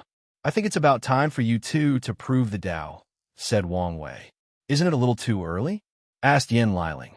Things are going to move rapidly soon, said Wang Wei. Now that we have a moment of tranquility, it's perfect. How about gathering luck from the top of the lists? The dream world is about to be connected to the martial hegemony world and all our allies. So, the Star Beast world, the Immortal Ascension world, the Chaos Bell world, the Demon Supremacy world, the Serenity Eclipse world, Shurkians, and the Ancient Star world, Shishangaians. You will have enough luck if you remain at the top of the list. You have a point, nodded Li Jun. In that case, I have no issue. He had been waiting and preparing for this war for a long time. What about you? I want to refine a Tao pill before I prove the Tao, said Yan Liling. It should not be a problem once your soul reaches the level of Tao Ancestor, and you can borrow the power of the Grand Tao Source. Yan Liling nodded. He'll supervise your training, added Wang Wei, and he kept his word. He ensured Li Jun's body and Yan Liling's soul reached the pinnacle of 5 root. Afterward, he focused on training their Law and Duyi realm. These two restarted cultivating from Tier 0 and made each cultivation realm unique, all to get a minimum of 3 Grand Tao boosts from Tao Will. Wang Wei found this method more effective than training the Tao while after becoming an emperor. This plan was now easier to execute. Even for Li Jun, because of his increase in talent, and because of their access to multiple cultivation systems, they can draw inspiration from them, and Wang Wei will give ideas. The next step was to increase law comprehension and train willpower. Li Jun did not need the second training, as Wang Wei knew will manifestation would be easy for him, and he would also achieve a 5 boost due to his willpower. So, Yan Liling focused on training her will while listening to the preaching about Pilled Tao from Wang Wei, and Li Jun needed to listen to the preaching and prepare for his Emperor Slaughter Soul. Both of them had enough resources to refine ultimate artifacts. Lastly, Wang Wei preached about existence to them until they understood a little bit, just to increase their odds of becoming eternals. By the end of this training session, they both achieved a golden law tree. The only disappointing part of this training lesson was Yin Liling's fleshly body, which was not as high as he wanted. However, he accepted the result because she only cultivated it to ensure a relative balance between her essence, spirit, and ki. 12,000 years passed outside, and many noteworthy things occurred. The martial hegemony world side was completed, the world was repaired, and the demon schools, dream world, enlightening temple, mortal civilization, and mortal craft Tao had spread throughout the entire world community. The benefits were divided, and Wang Wei received the largest share. Yin Liling succeeded in refining the Tao pill, and the world celebrated her as the greatest alchemist of her generation and maybe throughout history. Li Jun remained at the top of the list despite fierce competition from all 7 worlds. 8 if you count the myriad emperor world. Meanwhile, everything entered a quiet state through other world communities in the lower dimension. Everyone knows it is the calm before the storm and has just been waiting. "Are you ready?" asked Wang Wei, holding a small star in his palm. "I am," nodded Li Jun, and going to ask one last time. "Are you sure you don't want to compete in another generation?" "I do." Li Jun knew this was an opportunity for him instead of a burden. "Good." Wang Wei sacrificed the essence of the 9 devil god world in his palm to heavenly Tao, asking to exchange it for a heaven will. This method worked as a heaven will descended before him, and he motioned to Li Jun. Li Jun did not immediately absorb it, but made an oath. "I solemnly swear, after escaping the shackles of death, I shall take on the burden of samsara as the Earth Emperor, and until heaven and earth deem that I have repaid my karma and free me, I shall not be affiliated to anyone or faction." Heaven and earth changed as soon as he stated these words, but no one noticed, as Wang Wei blocked all sights and visions. A chain descended from the sky and entered Li Jun's sea of consciousness. Heavenly Tao accepted his oath. Then he finally absorbed the heaven will.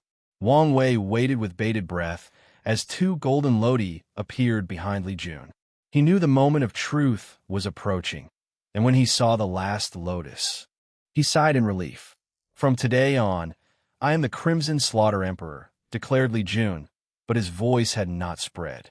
His aura was intense, exuding the power of 6-fold. 5 for awakening, 3 for Tao will can improve, 5 for will manifestation, 5 for artifact, 2 force control skill can improve, 5 for the Slaughter Emperor soul, 3 for his Slaughter Spear Source technique, and 2 for Su Shi's obsession technique, thought Wang Wei with a smile. His plan had worked. True heavenly Tao did not balance him because of Li Jun's oath. However, it's not over. Li Jun started to build the samsara court so he could take his position as the Earth Emperor. However, a black cloud swallowed him before he could react. Wang Wei's face changed, and he rushed over, but there was no one. He immediately summoned his fate, Tao, to find out what was happening, and only then did he relax. "Who are you?" asked Li Jun, looking at the enormous red face with 2 horns and a crown before him. He had to calm down as his intuition told him this man was scary, even scarier than his big brother. "I am the Jade Yama King, and I will judge whether you're worthy to be the Earth Emperor," the red face declared. Yama King? Li Jun had heard this title before. They were beings in charge of preventing paragons from doing as they pleased and messing up with samsara. "Lord Yama King, how do you plan to judge me?" Beot Li Yunyo. Chapter 1086, The Guardian. 1086, The Guardian. "Do you know the most required characteristic for becoming an Earth Emperor?" asked the Jade Yama King. "Strength?" replied Li Yunyo. "You would think so, but no. The most crucial traits for an Earth Emperor are patience and lack of ambition. These are not qualities one might typically associate with a ruler, but they are essential for maintaining the balance of samsara." "Why is that, sir?" "The world of the living is different from that of the dead," explained the Jade Yama King. "It's all right if the world of the living is in chaos, but it's unacceptable for the world of the dead. True heavenly Tao might be lenient and laissez-faire about how to rule the world of the living, especially the upper dimension, but we are strict and orderly. As Earth Emperor, your primary responsibility is to ensure the smooth operation of samsara, a system that is already well operated and perfect. Your role is not to intervene unless something goes wrong. You must not use samsara to achieve personal ambitions or goals. Your duty is to use your power to assist samsara's operation, and you must wait patiently until the end of time, or, in your case, until someone else takes your position. This is the essence of being an Earth Emperor. Do you think you could do these things? Li Jun did not immediately answer and thought about it for a few minutes. I believe I can. Let's see if that's true. Li Jun sensed the world around him change, and he sat on a black throne with designs associated with the soul, life, and death. A weird demon with goat hooves, red skin, and horns began explaining his role, and Li Jun quickly adapted. Then, time passed, and countless problems arose in samsara, and he had to deal with them. This process allowed him to gain experience and knowledge, which led to his team or people having greater faith in him. One day, someone he knew and was very close to him tried to revive a dead soul, and he found himself in a conundrum. Despite samsara's strict rules, they consider the powerhouses to be emotional beings and allow them to revive the dead as long as they don't go too far or break some rules. Unfortunately, his friend's revival broke a major rule, and he asked Li Jun to accommodate him.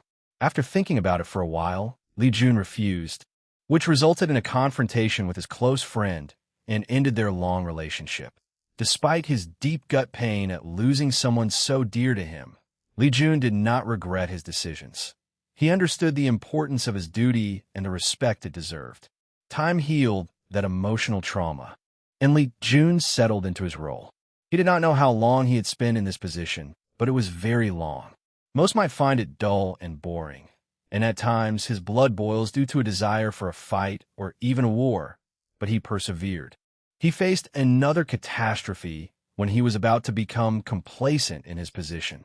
The love of his life, Yin Liling, died, and it was true death. However, as an Earth Emperor, he knew a way to revive her, but he would break 100 rules. Every fiber in his body screamed he should revive her despite knowing the potential worldwide ramifications. And when people from his past came to ask him for help, Li Jun almost succumbed. He resisted not out of sense of duty, but out of logic. He knew that if he broke the rules and revived her, the higher-ups of samsara would hunt them down, and Yin Liling's fate would be the same. So, he chose another path. He hoped to become the best Earth Emperor possible, hoping the higher-ups would reward him with the opportunity to break the rules. From that day on, Li Jun became a model employee Earth Emperor. He did everything he was supposed to do and more. He resisted the temptation when many Yama kings revolted and promised he would not have to wait so long and could see her again.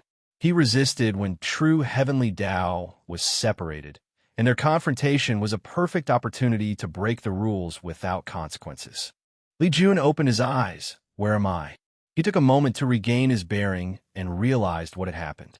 Interesting, said the Jade Yama King. This test was a test, as no participants had ever chosen this path of asking permission to break the rules. They either succumbed to the temptation, tried to be clever, or became heartless and abandoned their loved ones for power. Sir Jade Yama King, have I passed the test? Yes, and with excellent marks, nodded the red face. He did not need to test Li Jun's strength, since he already knew and it was acceptable. A small black dragon carving and a blacklist floated before Li Jun.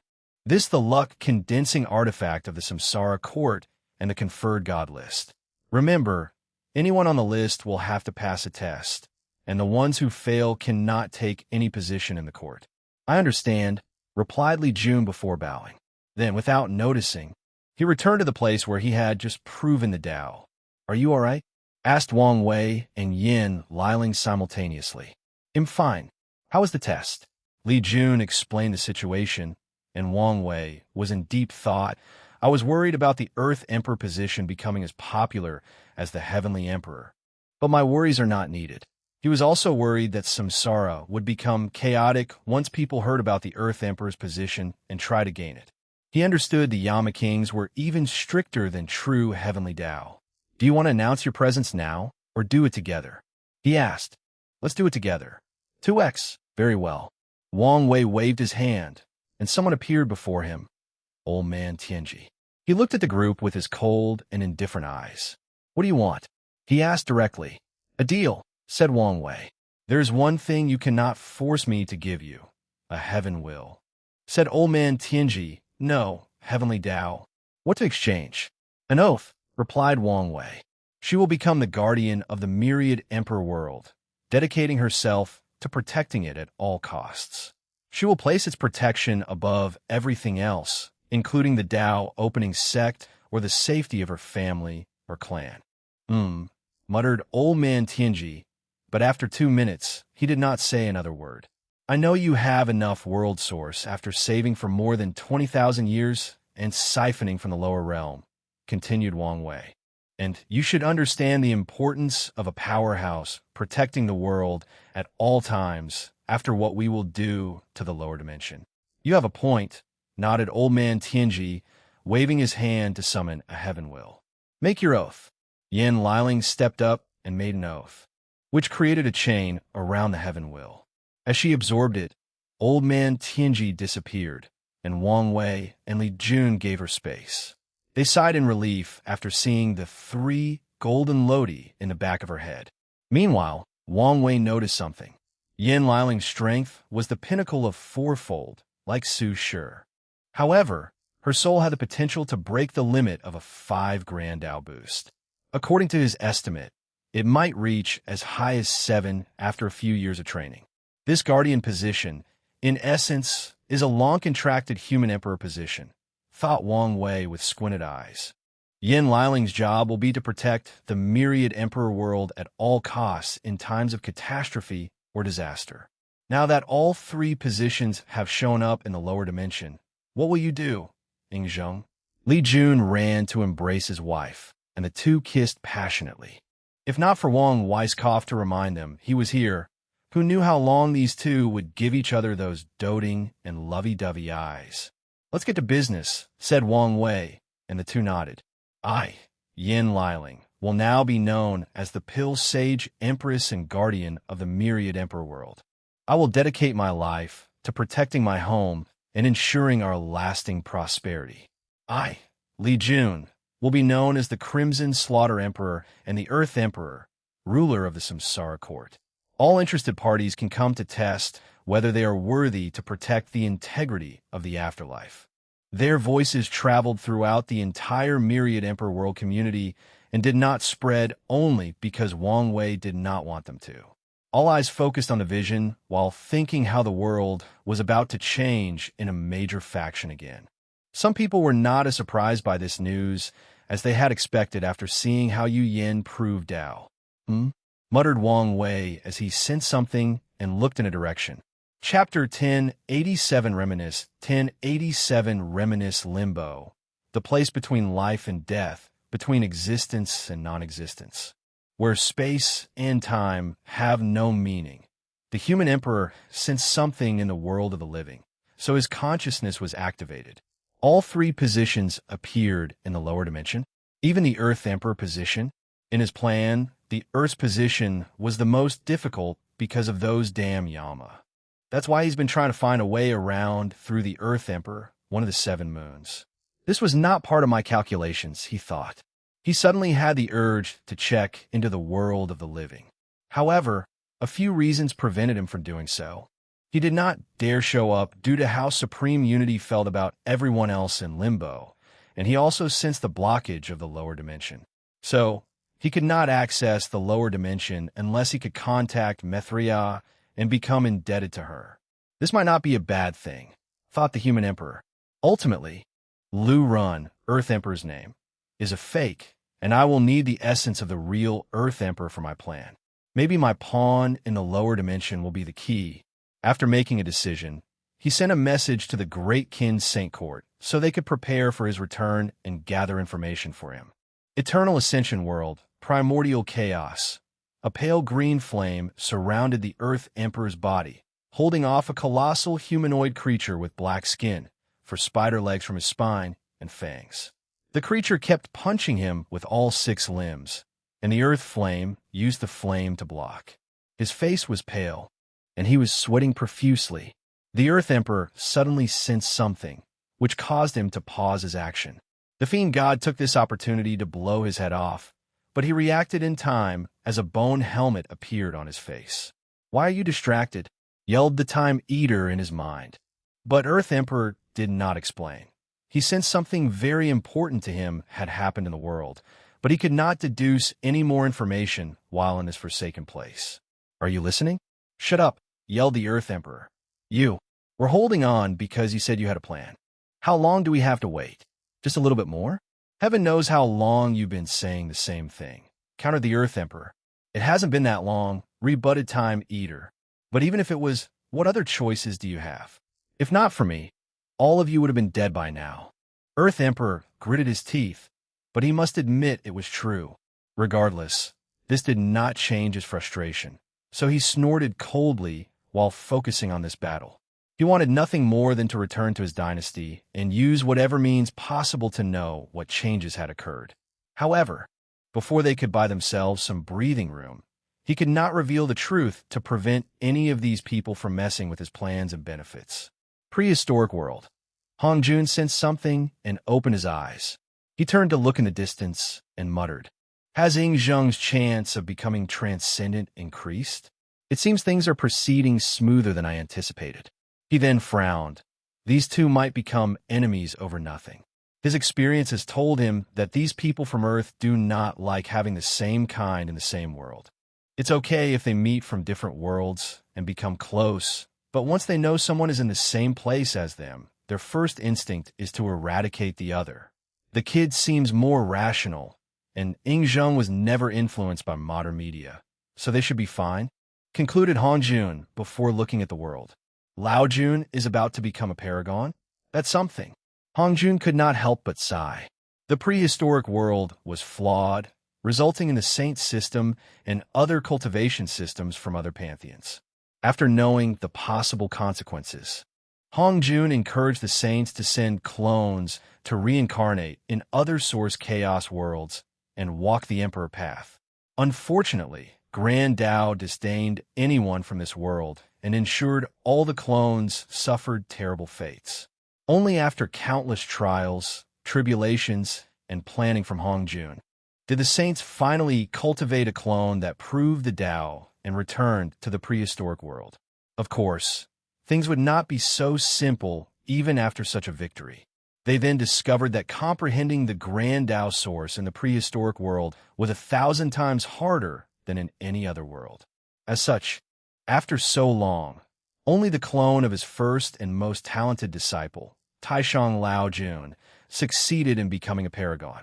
Meanwhile, the others are either Empyreans or still emperors. This world's hope has always been those young ones I sent out, thought Hong Jun. Now that the plan is proceeding smoothly, it's time to discuss it with Yahweh and Anansi. Myriad Emperor World. Wang Wei detected a significant fluctuation from the nether hell. "Did you detect the Earth Emperor position and go crazy?" he thought while sneering. With a wave of his hand, he reinforced the seal, ensuring Old Man Nether had no chance to escape. "Let's go have a drink," said Wang Wei. "Not a bad idea. How about we go to the Spirit Road trial?" Yin Liling suggested, and the others nodded. Although they had met before in the sect, the Spirit Road trial was where they became a dynamic trio. They became brothers and sisters. They teleported to this secret realm, and as soon as they landed, Wang Wei took out his secret stash. "That's what I'm talking about," said Li Jun after taking a small sip. "This place has so many core memories for me," said Wang Wei. "I met 3 people I will never forget." "Oh, who?" "The first one was the pamper girl I killed. She's probably the first innocent life I took," said Wang Wei. "I remembered you mentioned her. What happened to her family? Given how they loved her, they should have tried to find out who killed her. A rival family wiped them out after spending too much money on finding out who killed their daughter, leaving them weak," explained Wang Wei. "That's a shame," said Li Jun. "The cultivation path was ruthless, especially the emperor path." "What about the other 2? "The second one was a gladiator from which I learned an evading technique. He taught me how unfair life and fate was, said Wang Wei. His technique, Fate is Unfair, was inspired by his encounter with the gladiator, and it was instrumental in winning against Di Tian and proving the Tao. The third one was Ji Song. He was my first real opponent. Ji Song was a waste of potential, commented Yin Liling. Had he lived, he would have prospered in this generation. Did you ever regret killing him? Asked Li Jun. No. If he had kept his word, he would have been alive, replied Wang Wei calmly. If Ji Song had survived until the heaven will battle, he would have spared him so he could have trafficked him to the upper dimension for more resources. I regret falling for such a simple scheme, now looking back. That's fair. So, what about you guys? What significance does this place have for you, besides having your Tao companion ceremony here? Isn't it obvious? I found the love of my life, replied Li Jun with a bright grin. I found hope and peace, said Yin Liling. Oh, as you know, living in the secret realm is not a fun experience. We all lived our lives knowing we were backup or stand-ins for the main branch, explained Yin Liling. If not for the elders' strictness, many of us would have lived a hopeless life without purpose. She sighed as she remembered her childhood. I was excited when I was finally chosen to be the next head of the Yin family. However, that happiness did not last long when my aunt told me my first mission, seduce you and become your main wife. Wang Wei smiled in embarrassment despite not having any control of such a thing. Meeting and falling in love with Juner gave me a sense of freedom, a sense that I could make my own choice, and that brought me great peace. Yin Liling swallowed a large cup. Although I never said it, I'm glad you supported our relationship and never made me feel guilty for my former selfish motives. Why should I? Replied Wang Wei. I knew you genuinely loved him and how the political landscape of the sect operated. This is a celebration, so let's talk about something positive. Do you remember the time when you fell into a pile of iron boar's manure? Said Li Jun. Don't talk nonsense and sully my name, said Wang Wei swiftly. Now, I want to hear this, added Yin Liling. Don't listen to him. He's lying. We were 7. And he was in a bad mood because his grandma canceled a visit and complained to me while we were walking in the back of the mountain. He did not notice and felt right into it, explained Wang Wei. Wait, now that you brought it up, I remember feeling a slight push from the back, said Wang Wei. Did you push me? Now, who's sullying whose name? Bitch, I can see the past and present. Do you want me to show you the proof? You can also fabricate the truth, countered Li Jun. So, no matter what you say and do, they'll only say it's slander. Wang Wei sneered. You're talking as if I need proof to get my revenge. Hey now, don't do anything stupid. You better sleep with one eye open. Come on, it's been hundreds of thousands of years. It's never too late to get revenge, even after millions of yuan epics. Sneered Wang Wei. How can you be so petty and small-minded? Oh, mighty and handsome heavenly emperor, spare this humble human. Don't you know me well enough after so long? Fine, said Li Jun with gritted teeth. You want to do this? I want mine spreading all your embarrassing moments from childhood. I want the world to know what you truly were like. Two can play at this game. Yin Liling chuckled as she watched them bicker. She used to be jealous of their banter in the past, but now she has grown to enjoy them and be present in the moment. Chapter 1088 Mobilization. Rejection. Negotiation 1088 Mobilization. Rejection. Negotiation. After spending the night drinking and reminiscing, the team scattered the next day. Li Jun and Yin Liling visited their parents and family before taking on their position. Yin Liling created the World Guardian Mountain, which will be her main location for quite some time. She will spend her time cultivating and refining pills, most of which will be stored as reserve in case the worlds enter a period of emergency catastrophe, while the rest are for her. The good news is Heavenly Tao will provide the resources for these pills. After suggestions from Li Jun and Wang Wei, Yin Liling hired a few people so her mountain would not be lonely. Meanwhile, Li Jun started recruiting for positions in the Samsara court. People were surprised when they learned there were no restrictions or limits to who could participate in this election, even people from other world communities. However, they soon understood why after seeing the difficulty of the Samsara court's test. After returning to the court, Wang Wei prepared for the future by first checking and testing the result of his training. In the past 10,000 years, his fleshly body cultivation reached the third step of the Dragon Phoenix realm, and he passed all 800 side door tribulations. He could feel the limit of his bloodline was approaching. Wang Wei knew once he opened the gate of power, his body would reach Tier 11, but his bloodline would stay at peak Tier 10, 10 revolutions, until he completed the 11th revolution of the technique. Wang Wei then checked on the Genesis fruit, and things were proceeding smoothly. After the war, he fed it a few immortal sovereign bodies, significantly accelerating the gestating speed. He then activated a communication array to contact Shishangyan. "I did not think you would wait so long to contact me," said Shishangyan. "I was busy with something important," explained Wang Wei. He always felt a duty to ensure that Li Jun and Yin Liling proved the Tao, so he focused on achieving this goal over the past 10,000 years. And now that he had succeeded, he felt a heavy burden lifted from his shoulder, and his mind even experienced a slight sublimation. That's understandable. Wang Wei was not in the mood for chit-chat, so he asked directly, "Any news from your family?" "Yes. According to them, a prophecy has placed the eternal ascension world in the center of an upcoming turmoil. Many worlds have eyes on us, and some have already acted." "A prophecy?" asked Wang Wei with a frown. He now knew why the parasites were temporarily unavailable, but the more valuable information was about this prophecy. "They didn't tell me much, but they warned me that something major was about to happen." "Something major?" "If other worlds are interested, then it can only be something that affects the entire chaos universe. The Third Origin War? Whatever it is, it will definitely involve achieving transcendence," analyzed Wang Wei. "Thank you for the information." "No, I should thank you. Our clan was cut off from any news, and your information was very useful," replied Shishangyan calmly. They ended the conversation after a brief chat, and Wang Wei was left to his own thoughts. He realized time might be running out. If he does not hurry, he might be caught up in a chaos universe-wide event without being prepared. He could imagine how much he would suffer if an event similar to the Second Origin War occurred, and he was not even a paragon. "Let's get things moving," he thought before contacting someone else, Tong Ruobing and Yin Liling. "Is it time?" asked Tong Ruobing directly. "Quite direct, aren't we?" "But yes, it's time," not a Wang Wei. "I've been waiting ever since you contacted us." Tong Ruobing left the communication, leaving Mu Lei to shake his head. He looked at Wang Wei. "Are you sure about this? I know about your strength, but the Commerce Hub is a giant for a reason. Who knows what kind of trump card they are hiding?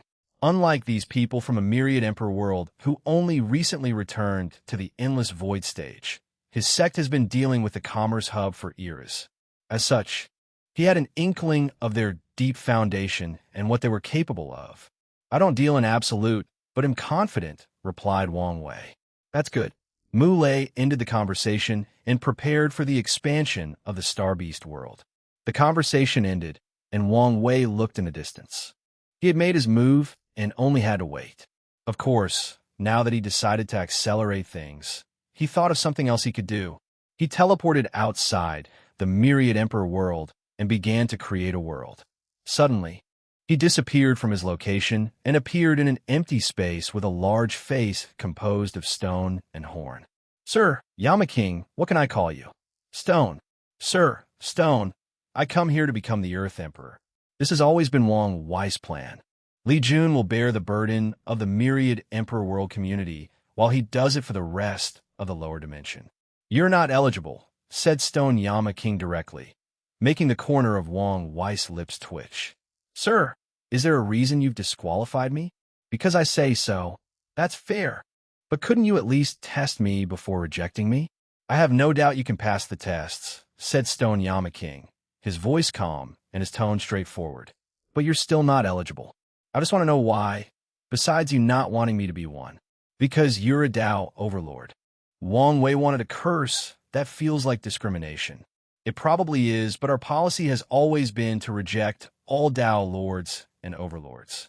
You people are the embodiment of being too ambitious. Not to mention how you're always trying to find loopholes and weasel your way out of agreements. Your case is even more severe because you're a true devil with no respect for the rules or order. Wang Wei wanted to cry. He did not expect to be directly rejected because of his best qualities. He sighed. Sir Stone, there must be a reason you're still entertaining a discussion with me, right?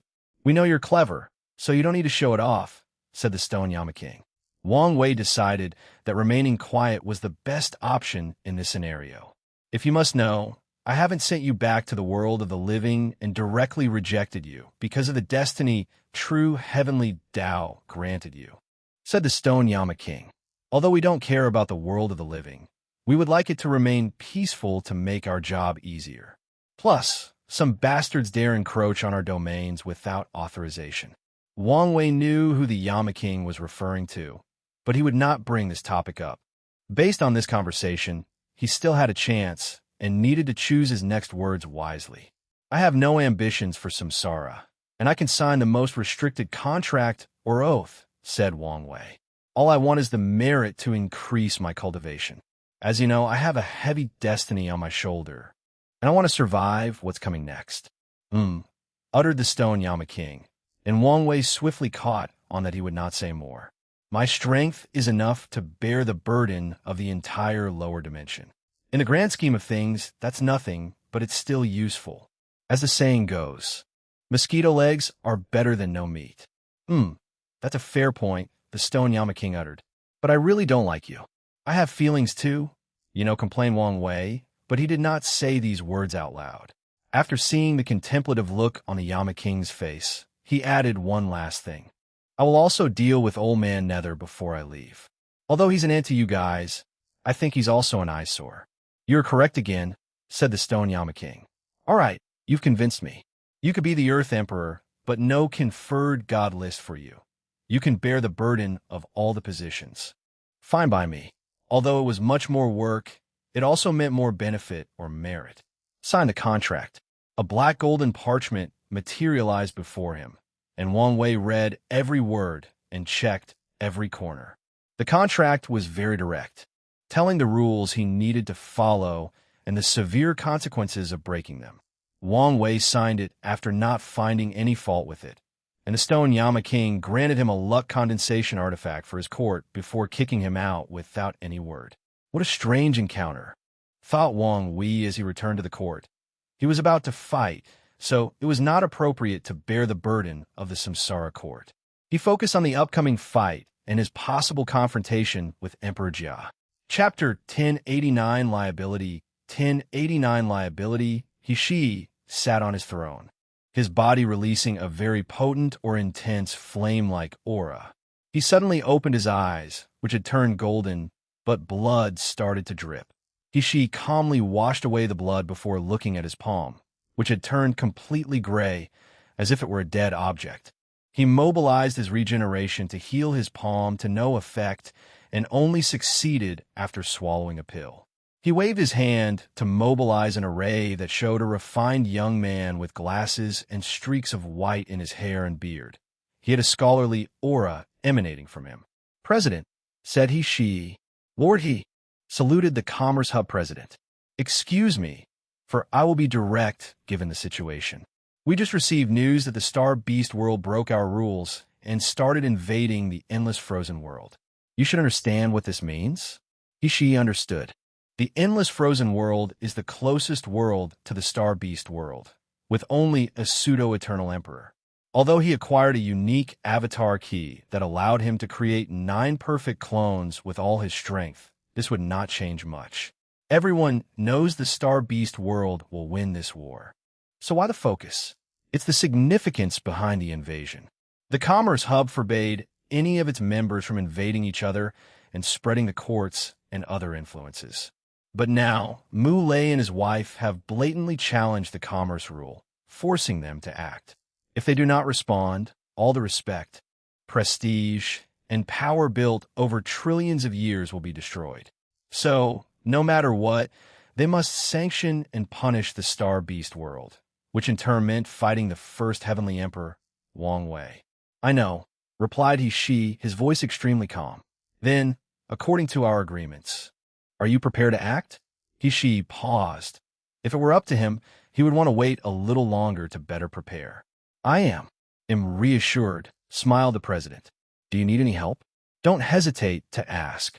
No need for now, replied he. Very well. Well, await your good news. The array ended, and he was left to his own thoughts. He took many resources from the Commerce Hub in exchange for fighting and dealing with Wang Wei. His actions allowed the Spirit Genesis sect to recuperate, but now it was time to repay his karma. Ishii's eyes burrowed the distance to secretly observe Gao, Buchan, and Desolate One. He considered for a moment to kill these people, knowing their affiliation with the Dao opening sect, but he knew Wang Wei would never allow such an eternal powerhouse to die and would intercept him. Ishii did not want their battle to take place in the battle spirit world and destroy it in the process. He activated the formation a second time, and an all-black shadowy figure appeared opposite him. I already know who you are, so why the theatrics? Given our enemies, you should never be too careful. The figure replied, Are you about to move? Yes, so what about what you promise? It's already prepared. A portal opened before Ishii, and a talisman rushed into his palm. He checked it with his divine sense before nodding. All the luck to you, said the hidden figure before disappearing. Ishii immediately left for a secret dimension of the sect to prepare for this battle. An unknown place. 5 people showed up, all sitting at a table and all hidden by a black film or veil, each labeled from 1 to 9. Number 1, what happened? Asked number 4 with a neutral voice. The fight is about to begin, replied number 1. As soon as he said these words, the room immediately became quiet.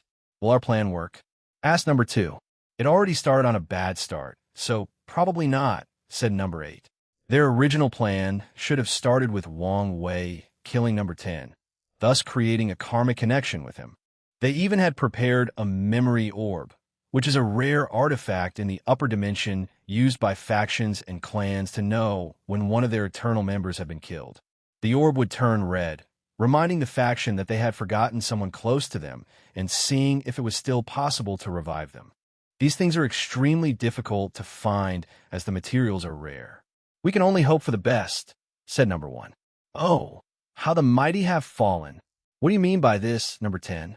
I am not fucking call number 10, yelled number 10, slapping his hand on the table.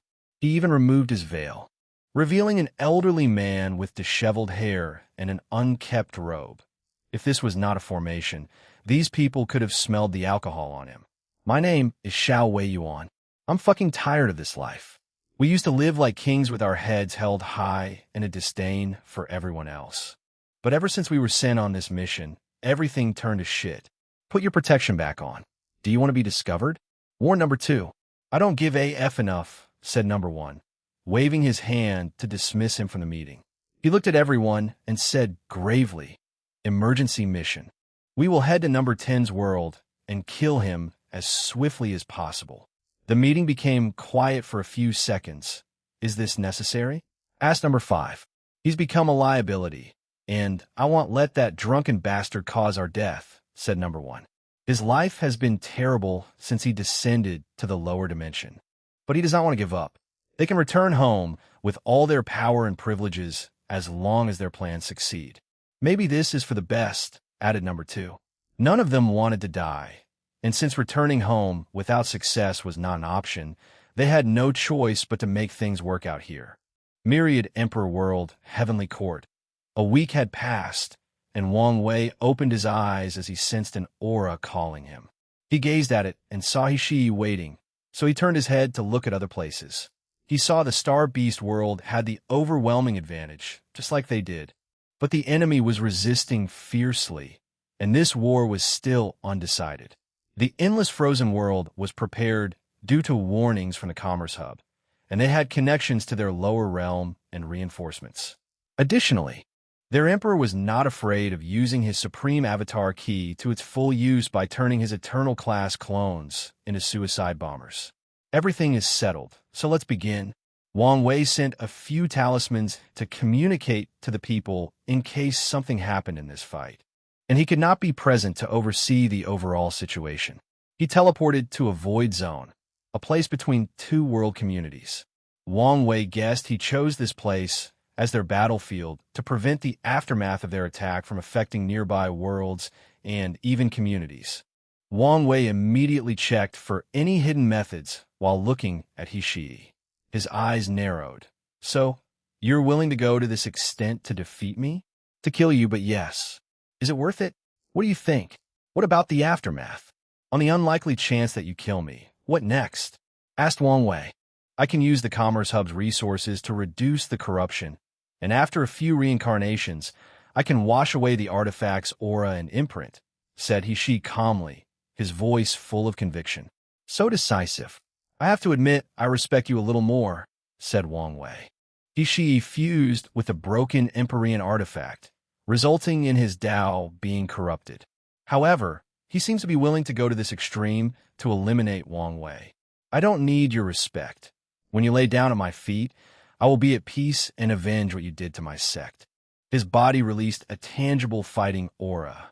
Odd. From my character profile of you, you do love your sect, but not to this extent, commented Wang Wei. No, your actions are not out of a sense of duty or responsibility. It's pride and jealousy. You felt that all the power, fame, glory, and respect I received should belong to you. That it's something that was destined for you, but I stole it. Odd. Where did you get this delusional sense of grandeur? Wang Wei was genuinely perplexed. I don't have time for your nonsense, replied He Shi calmly, but his eyes became fiercer. Let's get this over with. All right, but this place is still not good enough for this fight, said Wang Wei, who suddenly appeared before him, grabbed him by his face, and teleported him to his void battlefield. This place is not only his home, but also prepared for the worst-case scenario. Chapter 1090 Push to the Limit 1090 Push to the Limit. He Shi felt humiliated.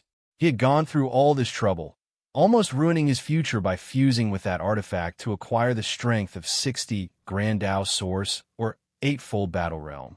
But he was still manhandled like a child. A wave of intense anger rushed into his mind, but he immediately cast a spell to calm down and cool his head. With a cool mind, he knew what his first step was: Battle Art Boost. Physique Azure Dragon Strength. After the short encounter, He Shi knew how powerful the opponent's flesh was, so he used these two techniques to give him a much-needed boost. Meanwhile, Wang Wei secretly used his Order Disorder Tao to change the rules around him secretly. He added the stipulation that no one should intervene in this battle. His purpose was to ensure Emperor Jia did not sneak attack him. At the very least, this technique would make it easier for him to detect any upcoming intruders. He Shi activated his awakening, donning his gold-silver armor and summoning his halberd. However, the armor was slightly different since the last time, with drawings of the Azure Dragon, White Tiger, Vermilion Bird, and Black Tortoise, in other words, the four symbols. Simultaneously, Wang Wei's 10 Fate Palaces hung above the heavens. Split Primordial Chaos, he chose a more aggressive approach to this fight and went on the offensive. He used an updated technique based on his battle with Su Shi. The halberd, with its immense power, dropped on Wang Wei, and he used one finger to block it. Impossible. Do you know the probability of a technique failing for someone of your level T? It's infinitesimally small. However, for someone who can control probability, the number doesn't matter, does it? Boom! Wang Wei punched him in the face, sending him flying and breaking a few bones in the process. He raised his hand to manifest a string attached to He Shi's neck, and he pulled him toward him, punching him a few times. Dragon of Auspiciousness. The dragon image on He Shi's lit up for a few seconds, and the aura of luck auspiciousness Tao emanated from his body, allowing him to cancel his opponent's technique. Battle cry, He Shi roared, and his voice contained a primal rage with the power to awaken a power deep within everyone's soul. His aura drastically increased, and he rushed forward with his threading on infinity step technique. His speed reached countless times beyond infinity, and he thrust his halberd like a spear. Wang Wei used his right hand like a spear and clashed directly with the weapon. His Yin-Yang Dao removed the majority of force or power behind this attack, thus pushing He Shi's weapon away as his hand headed directly for his chest. A bright flame came out of Ishii's armor to delay Wang Wei's hand before he used a parry technique with his left hand. Wang Wei felt his own strength was redirected at him, and he secretly praised the subtleties of this battle technique. Sadly for Ishii, he was beyond a master at controlling force or strength. Boom! Ishii's left exploded, but he suddenly inhaled and absorbed all the blood and ki. His aura again increased. Some kind of self-sacrifice technique to boost strength? Analyzed Wang Wei. Roar of the war god, Ishii opened his mouth to roar, releasing a potent sonic skill that could shatter hundreds of heaven-will worlds. Roar of fate, Wang Wei returned the fate and also roared, and the result was Ishii's body exploding into a blood mist. Sadly, a flame appeared in the distance, and he appeared perfectly intact. His Tao is no longer battle, but a combination with the four symbols. For symbol arrays, the phantom of the four creatures appear behind Ishii in a circular shape before fusing with him. Four cardinal exchange strike as the halberd approached. Wang Wei found his senses becoming chaotic. North became east, the south became west, up became sideways, and so on. In a moment, he became someone with the worst sense of direction and spatial coordination.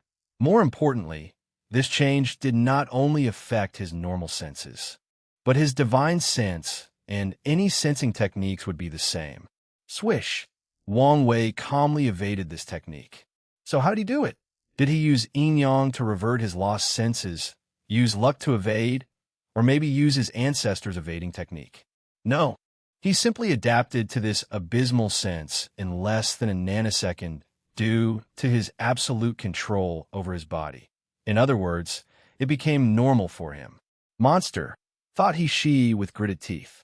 Wang Wei waved two fingers and used the negative freedom of life technique to kill his opponent.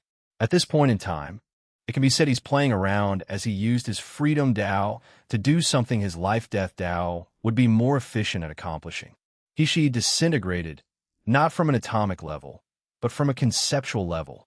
Less than a second later, a black tortoise phantom materialized in the distance, and Ishii replaced it as it disappeared. According to the four symbols, the phoenix is the symbol of rebirth, and the black tortoise represents endurance, thought Wang Wei. Do I have to kill this bastard 4 times to push him to his limit? Despite how it looked, he has not been playing around. He's constantly on guard. To prepare for this fight, he has run countless scenarios, including the worst-case scenario in which Emperor Jia teamed up with Old Man Nether and released whatever Lovecraftian creature was in the Abyss Gap. Ishii used another stat-boosting technique, Rage of the White Tiger. He could sense the dead gray spots all over his body, signaling that he could not bear much more power from the artifact. But he did not care. His mind was focused on one goal. 67 Grand Tao Source, but his body is collapsing, analyzed Wang Wei. Almost there. Ishii rushed forward and used a time-based attack. The four symbols symbolize the 4 seasons, and their rotation represents the passage of time. Huafeng Wang once used a similar technique, using a time technique on a master time Tao.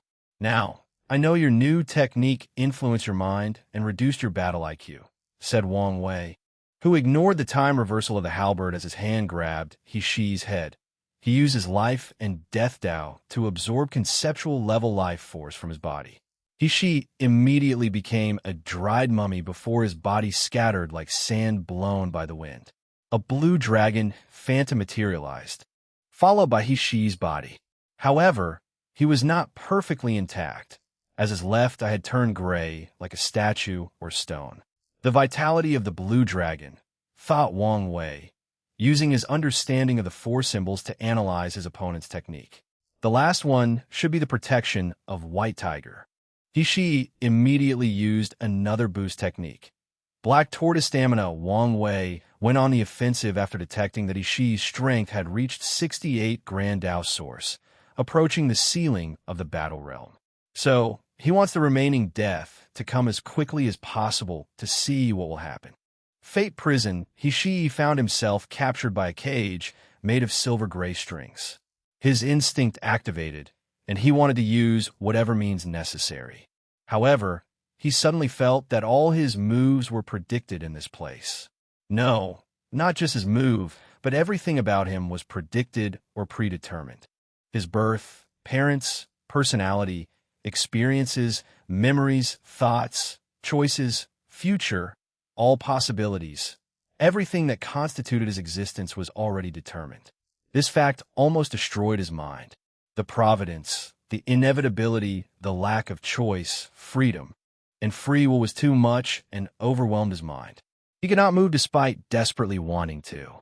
Then, he committed suicide by blowing up his soul and body. Then, as Wang Wei predicted, the spirit of the white tiger revived him one last time.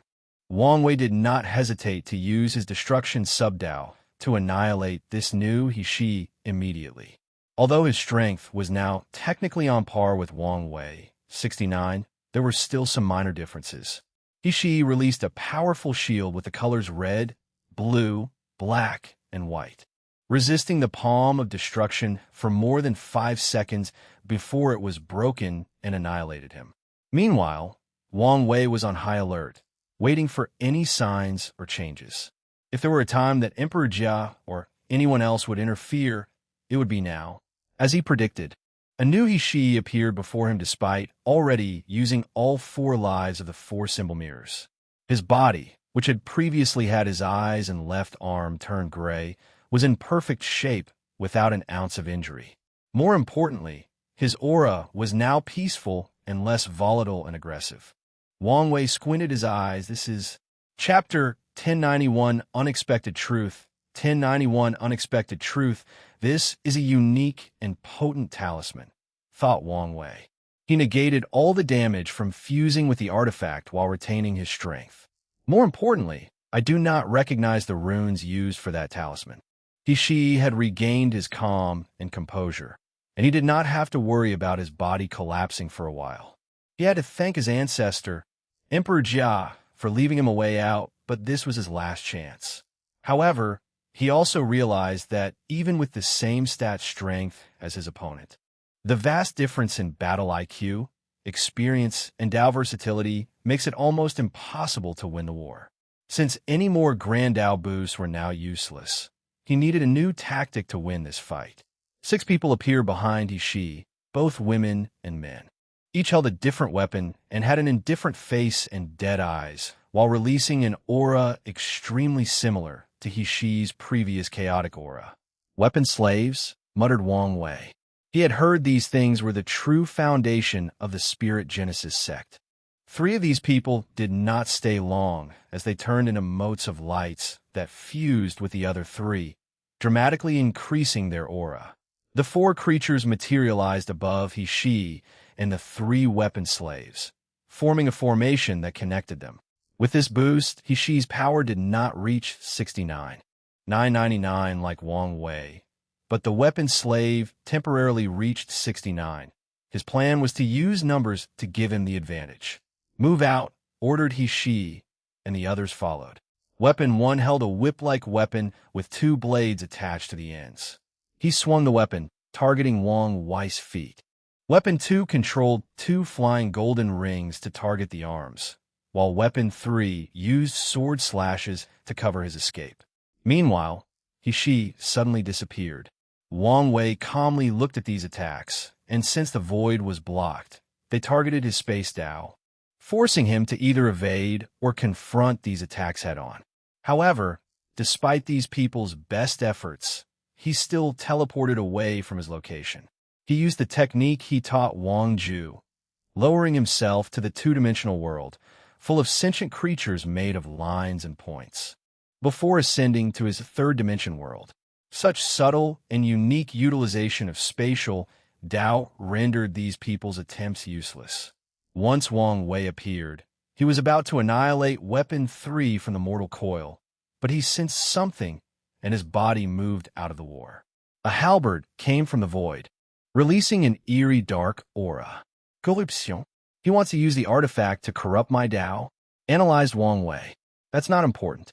I cannot detect his presence until the last minute. What method did he use? Is it those strange runes? Wang Wei divided his body into 3, creating 3 clones. one representing yin, the other yang, and the third the alternation between yin and yang. All three had his full power, and their target was the three weapon slaves. However, he suddenly appeared, blocking his clones. That's the supreme avatar key used by the pseudo-eternal from the endless frozen world. Was the Commerce Hub sponsoring him?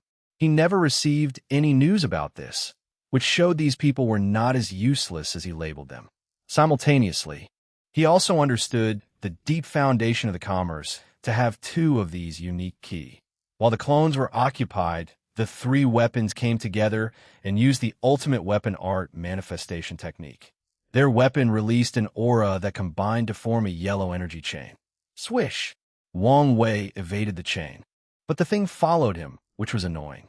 So, he stopped moving, and the chain passed through his body as if he did not exist. Wang Wei then turned into a golden light that rushed toward the weapons with immense ferocity. The chain tried to stop him, but could not touch him no matter what. It was like they were in two different dimensions, like they were yin and yang and could never touch, or that he had escaped the shackles of being touched by this thing, that he was freed from it. Bang! He-Shi's halberd appeared out of nowhere to block or veer him from his course. Caught you, muttered Wang Wei, and He-Shi's body appeared from the void with a look of horror. His strength had returned to its 25 Grandau source base, and he could not stack his buff. Everything he tried, it was like he was switching the methods of buff instead of stacking them. He immediately understood what had happened. A Dao imprint attack. He disrupted my Dao imprint to prevent me from stacking Grandau boosts. He gritted his teeth in anger and jealousy. He did not understand why he did not think of such a brilliant method. Of course, he understood this was not an easy thing to accomplish. Finding a person's Dao imprint was innately difficult, and it was 1,000 times harder doing so while they were still alive. Regardless, He felt he could have pulled it up had he thought of it first. He watched as Wang Wei's punch headed for his head, and he knew he would not survive this attack. So he made the smart move. He used a battle technique to exchange places with Weapon 1. However, he seemed to have expected his actions, so as soon as his fist hit, he activated his Karma Dao to summon threads connected to the three weapon slaves. He directed his Dragon Zodiac fist to the other two, killing them instantly. Do their weapons dissipate once they die? They are truly worthy of the name Weapon Slave, he thought. Boom! Boom! Boom! The clones went on suicide missions against He-Shi's avatars, and Wang Wei rushed toward his opponent. He knew the latter should have 3 more clones. Then he would need resources and time to recondense them. He-Shi was still a talented individual with excellent battle IQ. As such, he immediately knew how to deal with Wang Wei's technique. He moved his Dao imprint, constantly changing the location in the Grand Dao source to prevent its discovery. He-Shi then used the Supreme Avatar Key to summon the remaining 3 clones. Only with numbers will his plan have a chance to succeed and make him the final victor of this match. Blessing of Free Will, Wang Wei used his Freedom Dao to give these clones free will, forcing them to revolt against the main body. He-Shi's face contorted as he noticed this change. Luckily for him, the Supreme Avatar Key had the word Supreme in its name for a reason, thus resisting this technique, buying him a short attosecond of time. He-Shi was decisive and blew up the clones before controlling the force of power from these explosions and redirecting them toward Wang Wei as an attack. Wang Wei manifested a small transparent cube that contained an entire multiverse, and the cube swallowed all the explosions, destroying the world inside. He then held the cube and crushed it, releasing the chaotic energy it contained from having a universe that had been destroyed.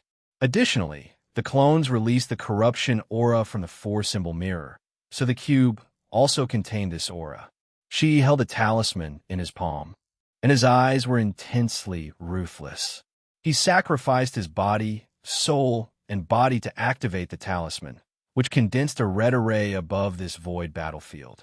A white light descended from the formation, enveloping Wang Wei before he could react. He-Shi appeared in the distance with a pale face, a weak aura, and a cracked mirror floating next to him. This is the end. I won, he uttered, I'm afraid not. Impossible. He watched a perfectly intact Wang Wei floating after the light abated. How can it be? All of you are so focused on finding ways to block my divination, but fail to realize how powerful of an intelligence agency I have under my control, said Wang Wei calmly. You've infiltrated their ranks? I've been keeping an eye on these rats for a very long time, replied Wang Wei. After capturing number 10, I finally had enough information to truly infiltrate their rank. They should all be attacking number 10 as we speak, and what awaits them will only be capture or death. Ishii's body trembled. He used the longevity pill the Commerce Hub gave him for one last desperate play to exile this bastard to the upper dimension. According to these people's words, many people in the upper dimension wanted Wang Wei dead, so he would not survive long when they sent news of his arrival. But now his plan failed, and he lost. Ishii looked at him with gritted teeth, anger, hatred, and many other complicated emotions. Now you're truly cornered. Let's see what happens next, said Wang Wei before punching with all his strength. A colossal red fist descended from the heavens with the power and intent to annihilate all sentient beings. Bam! A rune materialized above Ishii's head, releasing a shield that effortlessly blocked the attack. Then, his temperament changed. He became calm, his eyes wiser and more indifferent, and even his aura old, ancient and noble. So that's how it is, muttered Wang Wei. You and Emperor Jia are not two different people. You're his reincarnation. Chapter 1092 Battle of Limits. 1092 Battle of Limits. Although Wang Wei had solved one mystery, he now had 100 more questions. How did Emperor Jia hide his reincarnation from his eyes? Why did he not ascend, but reincarnate instead? What was he planning? Emperor Jia heard Wang Wei's words, but did not say anything. He was momentarily confused as he looked at his body and checked his memory. This is the 5th reincarnation? Why did I reincarnate into the Spirit Genesis sect? I took measures to ensure this did not happen. And why is the Tao this time battle? This is not what I chose. His eyes turned into runes, and he seemed to be calculating or deducing some information. No information deduced, but my intuition is telling me you're involved in this anomaly in some way, said Emperor Jia, finally paying attention to Wang Wei. I want to say that this is our first meeting, and I have nothing to do with you. However, weirder things have happened to me, so you might be right. Who knows? Despite his laissez-faire attitude, Wang Wei was on guard at all times, and that's because Emperor Jia was a blank to him. He could not divine any information or see the latter's future actions. This was the first time he faced such an opponent. It seems the battle between us is inevitable, commented Emperor Jia after a brief silence. I'm afraid so. Very well. The center of his brow suddenly lit up 5 different colors, and immediately afterward his aura drastically increased.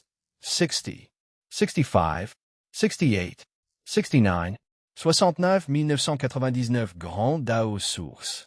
What is this? I sense a very subtle aura of Eternal Emperor from each of the lights, thought Wang Wei, and his eyes squinted. Could it be? When Emperor Jia's strength reached his level, he was sure of his theory. He's trying to enter the taboo realm by following a path similar to the 9-Extremity Foundation. He proves the Tao, condenses his strength into a seed, reincarnates, and does it again. Then, once he's become an Eternal Emperor 9 times, he can fuse his power together to form a unique Tao body that can break the limitation and enter the taboo realm. Wang Wei's brow furrowed. This plan sounds doable. But there's a major flaw. True heavenly Tao. It would not allow someone to prove the Tao 9 times, let alone become an Eternal Emperor 9 times. No, it probably wouldn't let anyone participate in the Heavenly battle a second time unless they abandon their status as emperors. So, how did he protect his seeds from being detected or annihilated? Millions of thoughts flashed in Wang Wei's mind every second, and he soon deduced the answer. The paradox, he did not create it just to protect the Spirit Genesis sect or allow the broken Empyrean artifact to exist in the lower dimension, but to hide his reincarnation and power seed. It was definitely his primary objective, and the others were either a byproduct or necessary steps for the entire endeavor. Wang Wei felt he was close to the truth despite not having his fate Tao to help or to give him the answer. However, this raises even more questions. How did Emperor Jia know how to use the paradox to cover his activities? Such a brilliant idea could only be thought of by a Tao lord or overlord, which he probably is, but executing it is not a question of intelligence, but ability. Can a great emperor create a paradox to hide such a major thing from true heavenly Tao? No, even the paradox involved changing true heavenly Taoist records, and that's not something that any paragon can do. Once again, he had more answers and even more questions. The most likely explanation is that Emperor Jia was once a pinnacle paragon, maybe even a primal paragon, and spent an untold amount of time deducing this method. Then, he abandoned his strength and started over to achieve the taboo realm. If that's true, he's scarier than the human emperor, as he would have to abandon his strength as a boundless paragon to start over. Anyone who can make such a ruthless decision has terrifying willpower and mental fortitude. Adding his intelligence, he's a more than worthy foe, concluded Wang Wei, who immediately decided to end this battle as quickly as possible to capture Emperor Jia and get more answers from his soul or memory. However, before Wang Wei reacted, Emperor Jia clapped his hands to release a strange energy into the void battlefield. This is, thought Wang Wei before smiling wryly.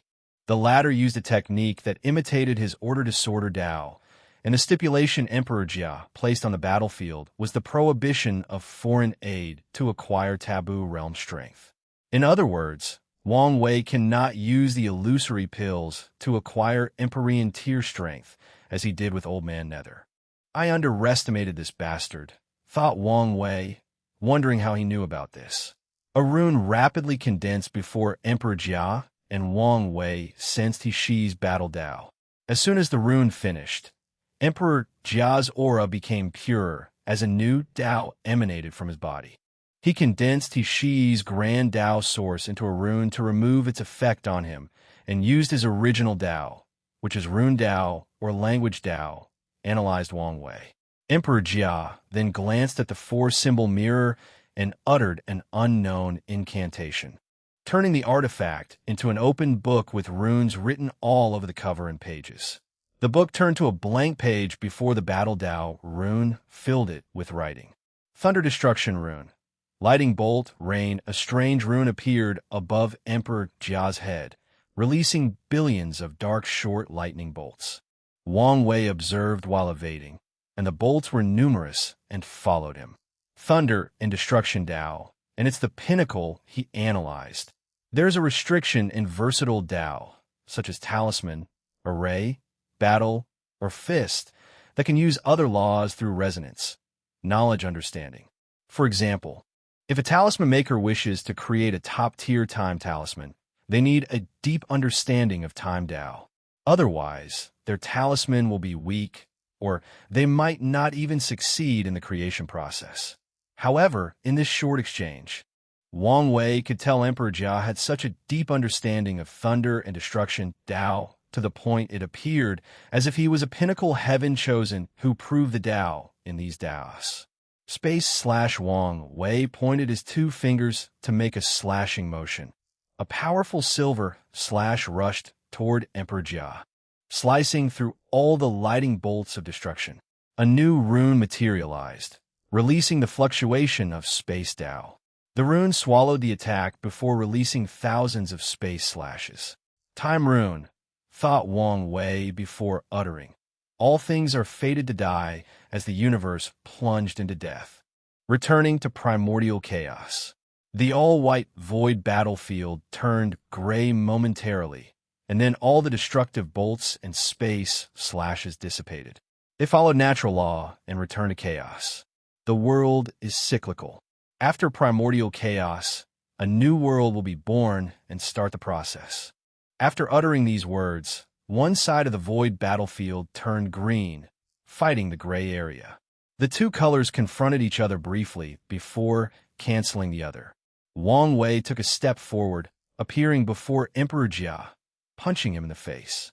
However, his hand went through the latter's head as he only attacked an afterimage. Wang Wei teleported again, and this time he hit a solid shield that rebounded his force, which he then redirected due to his absolute control. Emperor Jia dispersed into a mote of light as his real body appeared in the distance. He summoned a new ruin that shot spears containing the power of death. Something is wrong, thought Wang Wei. The way he avoids direct confrontation at all costs is a mistake that someone with top battle experience would not make. It's fine if someone prefers distant combat, but they should never make it so obvious. Is his battle experience really bad? Thought Wang Wei before using a few attacks to test out his theory. It's not bad, but it's also not at the level of an old monster who was once a boundless paragon, thought Wang Wei. What's the reason?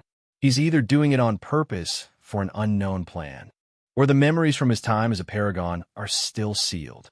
Wang Wei reversed yin and yang so that Emperor Jia's runes or words have the opposite meaning of what they are intended to. He also modified the rules in the surroundings. Following the saying language is deceiving. In other words, all the runes used should have a completely different effect than intended. He rushed toward his opponent as Emperor Jia summoned a new rune. Wang Wei squinted as he realized his technique was cancelled. No, not cancel. They became errors. Error Dao? That's new. Chapter 1093, Another Possibility, 1093, Another Possibility. It was an odd sensation for Wang Wei after figuring out this error Dao technique. It reminded him back on Earth when he used a certain website when he was young, and the screen turned black, releasing an annoying sound with the word error followed by a number plastered on screen. Wang Wei raised his hand to summon all the karmic thread connected to Emperor Jia before pulling him forward with them. The ancient emperor only moved a few meters before the karmic threads became rigid and refused to listen to others.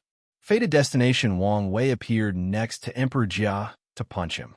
As expected, the latter's first instinct was to move away, but his attack was destined to hit. And since he had already made the wrong response, Wang Wei hit him on the head. Crack! A mirror appeared before Emperor Jia's head, trying to reflect the attack back to Wang Wei. This method succeeded, but a lot of the force from the attack forced Emperor Jia to take a few steps back, drawing blood from his nose.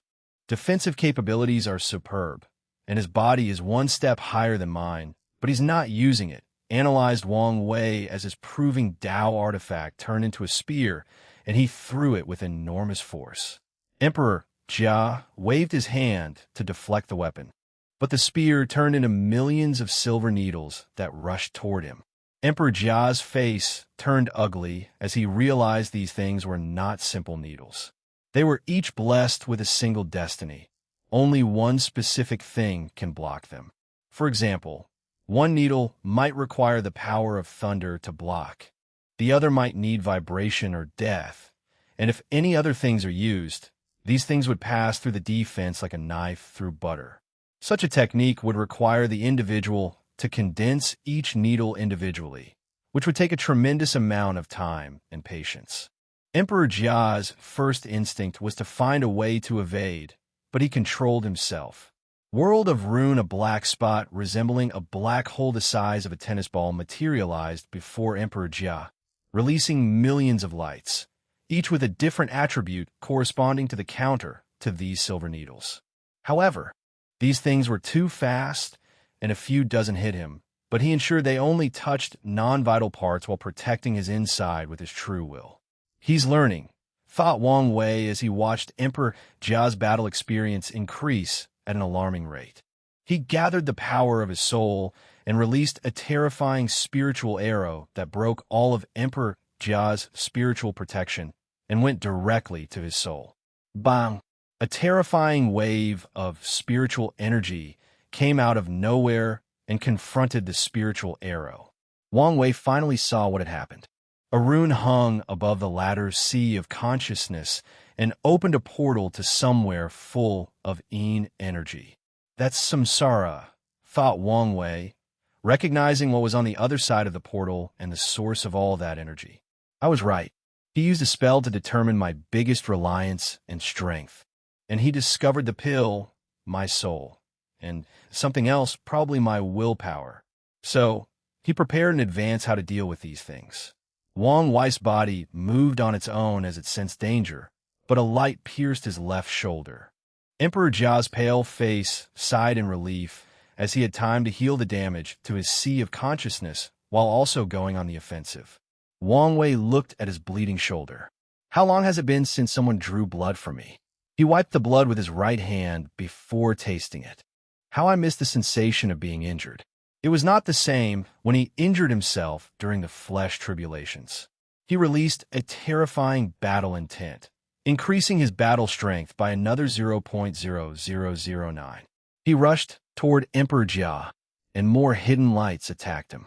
He had already deduced that this technique was based on hidden words or meanings, so he did not detect any runes or attacks.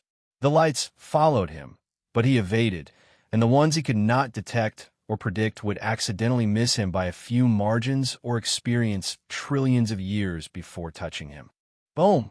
An enormous beam of light materialized out of nowhere and headed for Wang Wei, forcing him to block it with his palm. He resisted, but could feel the skin in his hands rapidly burning. His battle experience is indeed increasing at an exponential rate. Is he regaining his memory? Analyze Wang Wei. No. He's absorbed Tishi's experience, hence the rapid change. Wang Wei felt he was catching into something, but it was still eluding him. Want to play hiding in the shadows? Two can play at this game. He decided to change tactics. The light beam eradicated every atom in his body, including his soul. Such a result should have been a victory for Emperor Jia, but he sensed things were not simple and remained on the highest alert. Heavenly Daos records Emperor Jia's eyes turned to runes before looking around. He was rapidly swiping through the records of heaven and earth, digging through the universe's fundamental truths.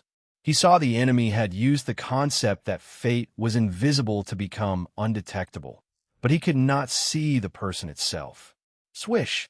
Wang Wei appeared out of nowhere while swinging a gray sword. However, Emperor Jia moved his body, preventing the blade from cutting off his left arm. Although it left a gushing wound from his upper torso to his right hand, it was better than losing the arm. Thought Wang Wei, surprised by how he successfully evaded this attack. For a moment, he thought Emperor Jia's intuition had reached such a level in such a short time in the battle. However, after seeing a creature made of runes flashed in his eyes, he understood. The untouchable cat. Wang Wei knew the creature was an innate life called the untouchable cat, known for its evading law. The myth of the untouchable cat is that it has never been injured or touched, as its body would instinctively evade all danger. Wang Wei speculated his ancestor, the battle maniac, created this technique after seeing one in his youth or the upper dimension. All these thoughts flashed into Wang Wei's mind at an incalculable speed. As his enemy evaded the first strike, his body reacted and kicked Emperor Jia on his neck, sending him flying. He appeared next to the flying body to slash it again, but Emperor Jia dexterously moved his body to evade. In this short period, he blessed himself with numerous techniques to improve his intuition, like beast intuition, seventh sense, conscious body, etc. World of Liar Wang Wei wanted to continue the initiative he had, but he found himself in a black cage. He muttered. This technique was similar to his fate prison. Except in this world, everything was a lie. You use your feet to walk lie. Your hands are dexterous lie. You could defy gravity and fly lie. You have a physical and tangible soul lie. You have a mother and father lie. You were born and will eventually die lie. Wang Wei felt his body, soul, mind, spirit, Tao, and everything else that made his existence rapidly crumble because all these things were not true. Even his memories began to self-destruct because they were no longer reliable. They were no longer true. Brilliant, thought Wang Wei with difficulty. Yin-yang balance, since there is a world of lies. There must also be a world of truths. When they are fused, only the real and normal universe exists, a world full of truths and lies. As the cage disintegrated, a dark beam of light was waiting for Wang Wei, but he smirked. He used a page from Emperor Jia's book by controlling truth and lie with his yin-yang Dao. The new truth was that he was standing in Emperor Jia's position while the latter stood where he was. In other words, they exchanged positions. Bang! It was a direct hit, and once the attack ended, Emperor Jia was breathing heavily and had dark, burning-looking spots on his body. I was right. All his increased battle experience originated from Ishii. If so, why didn't his other reincarnations increase his battle IQ? Emperor Jia should be on his 5th reincarnation, so it was odd that his battle IQ and experience were not the pinnacle given his displayed talent. The only explanation would be that he also sealed these memories, or Wang Wei squinted his eyes as he thought of another possibility. He's not a former paragon. He was just a regular heaven-chosen in the lower dimension who received the inheritance of a higher being, someone like Madman Shu, who explained how to cast the unique Tao body that can enter the taboo realm. It's very possible that the inheritance was directly from Madman Shu. He would have to stay hidden after his reincarnation, not to garner true heavenly Taoist attention.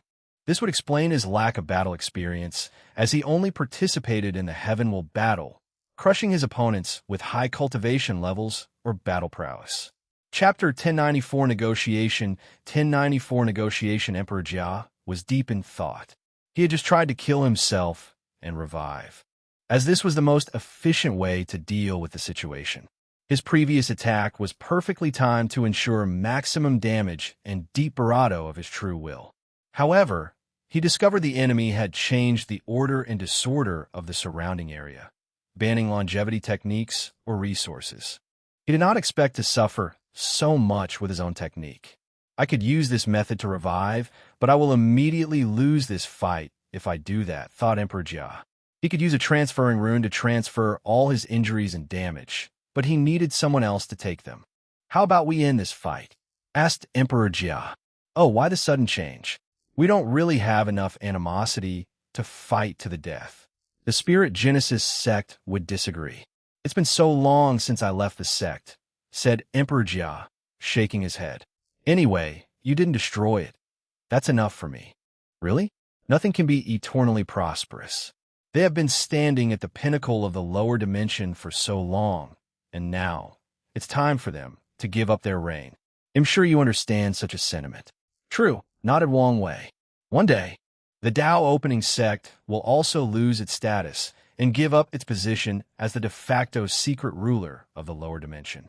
Of course, if he can become a half-step transcendence beforehand, then the rules will not apply. So, what do you say? I can't agree. Why? I only fought you because I thought you disrupted my reincarnation, said Emperor Jia, who suddenly paused. You won the 4-symbol mirror. Of course. Such a thing can only be the foundation for my sect. Emperor Jia thought briefly. I can hand it over. Oh, so simple? I wonder why you're willing to handle such a precious treasure.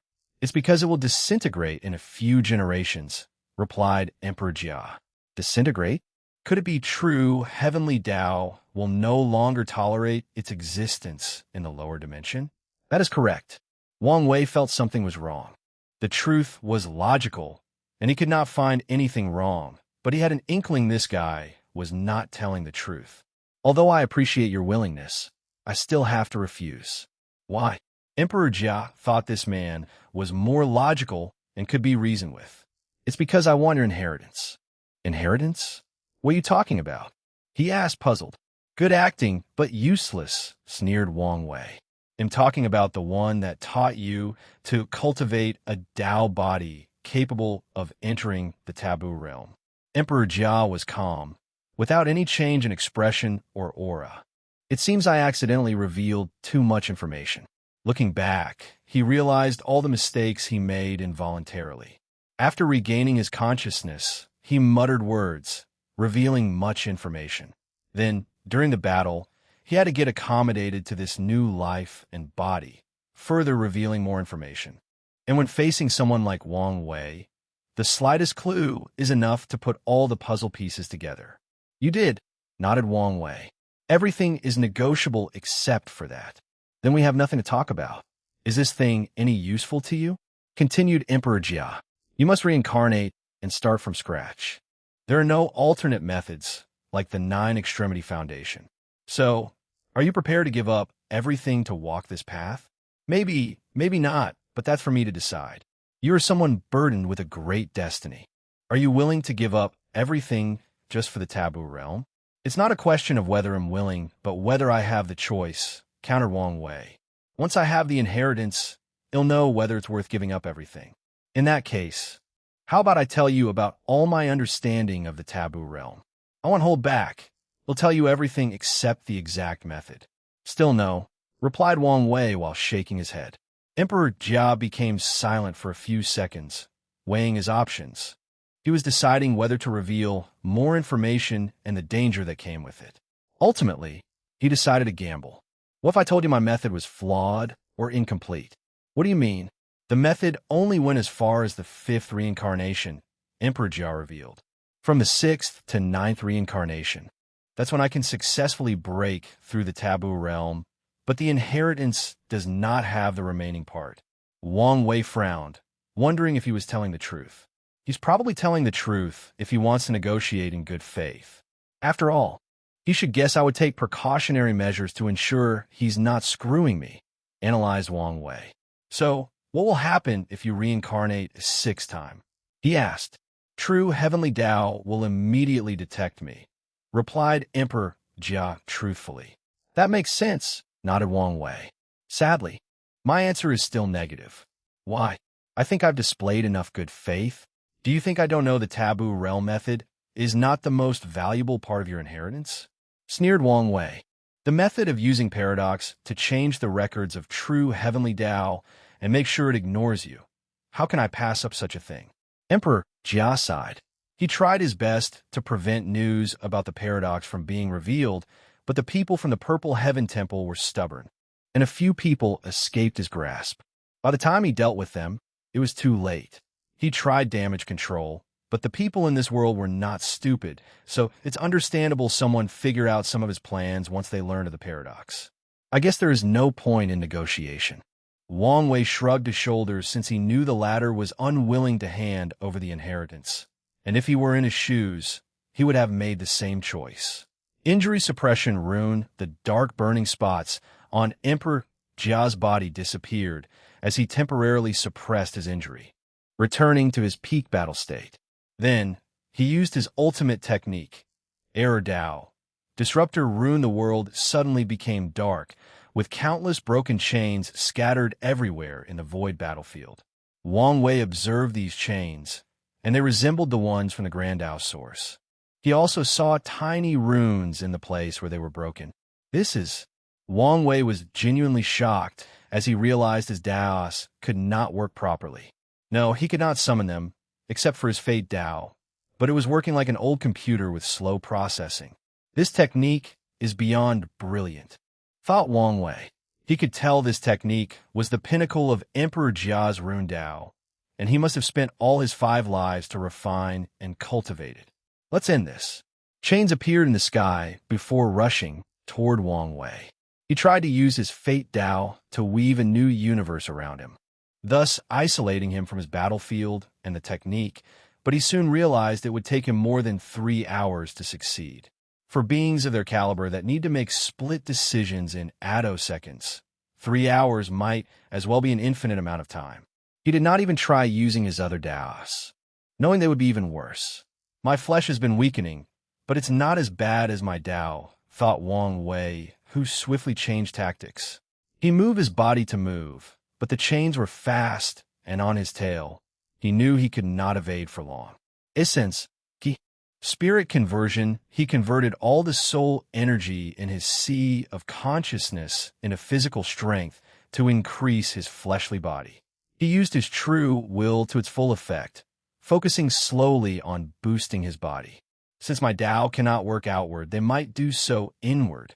Wang Wu used his Tao to improve his flesh, raising it to another height. Bang! Wang Wei punched the chain, breaking a small part. Emperor Jia sighed silently. Such terrifying battle IQ. This was the pinnacle of his achievement, and yet the opponent quickly found a way to adapt and survive. The long chain turned into a rain of golden lights. Wang Wei tried to evade, but there were too much and too fast, even for his fleshly body's speed or defense.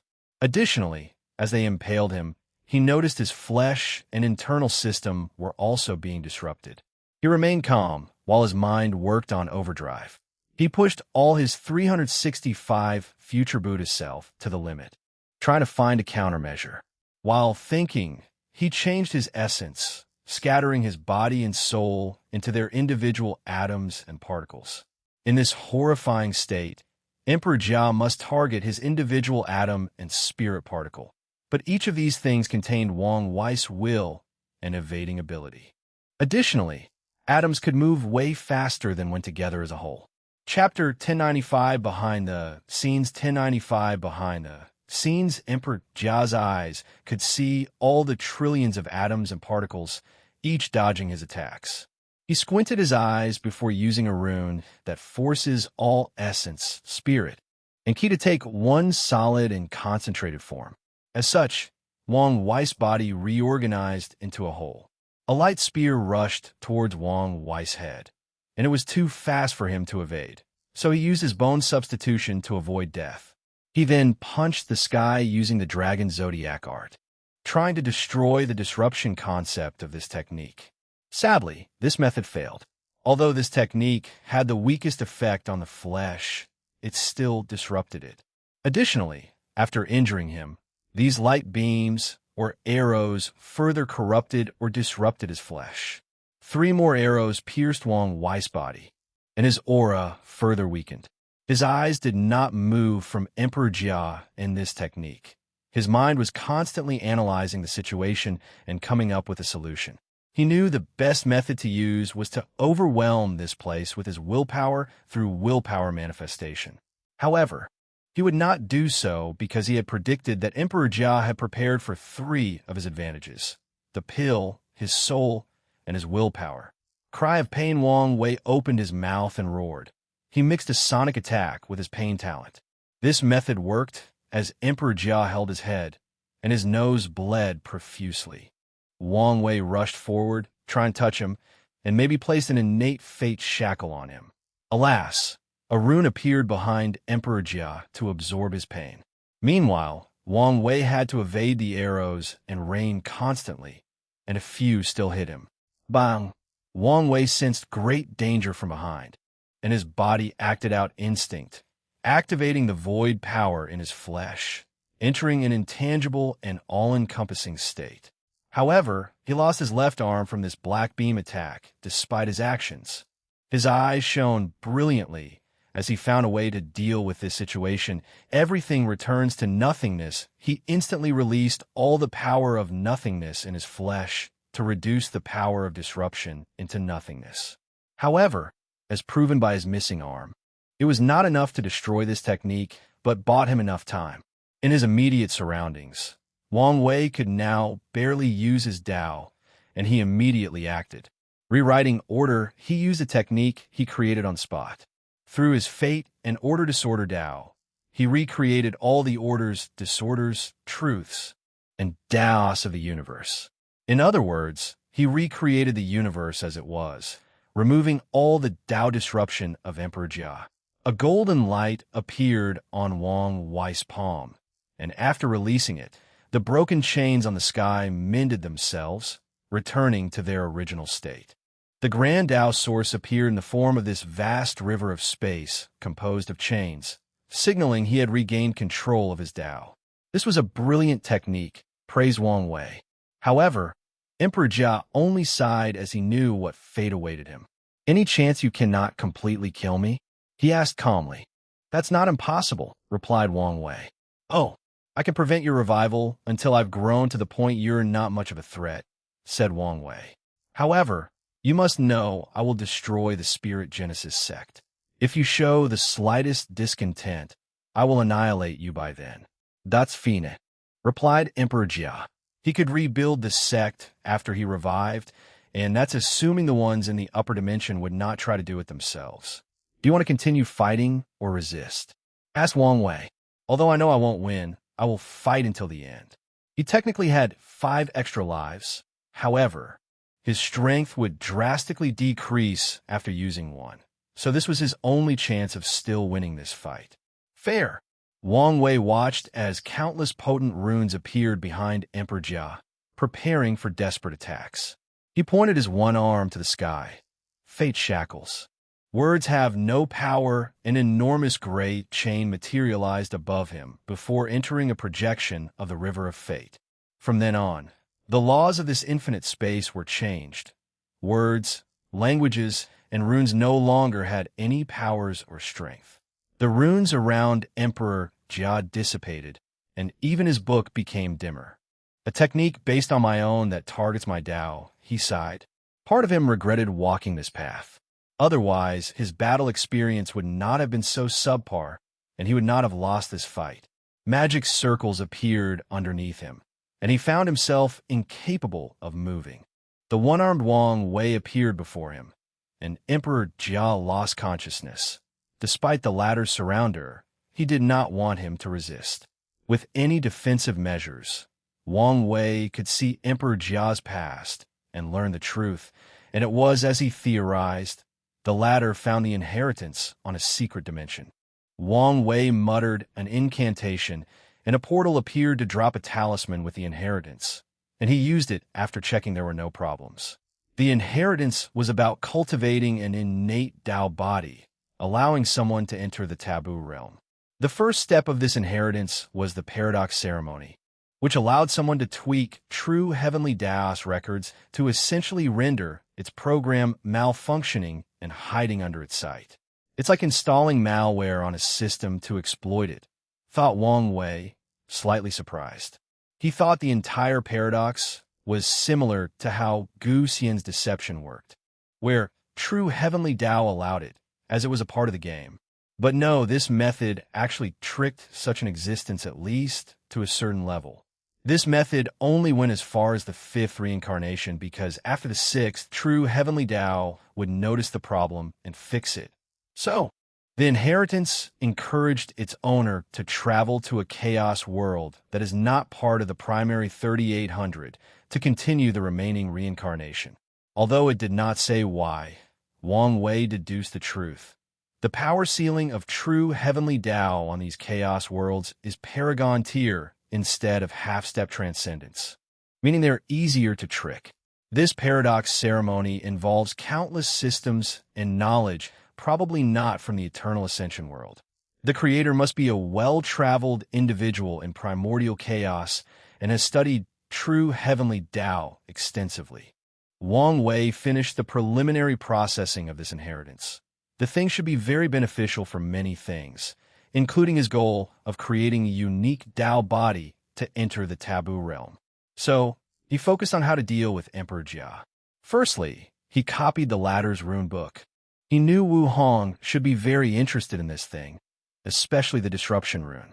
Secondly, he sealed the 4-symbol mirror and put it in his interdimensional space. Lastly was Emperor Jia's body. It's not feasible for me to reincarnate. But what if I absorb his body? Wang Wei could imagine the benefit of having such a foundation, and it might be possible for him to enter the taboo realm without relying on the dark truth. He raised his remaining hand to start the process before stopping midway. Something is wrong, said Wang Wei, lowering his hand and thinking.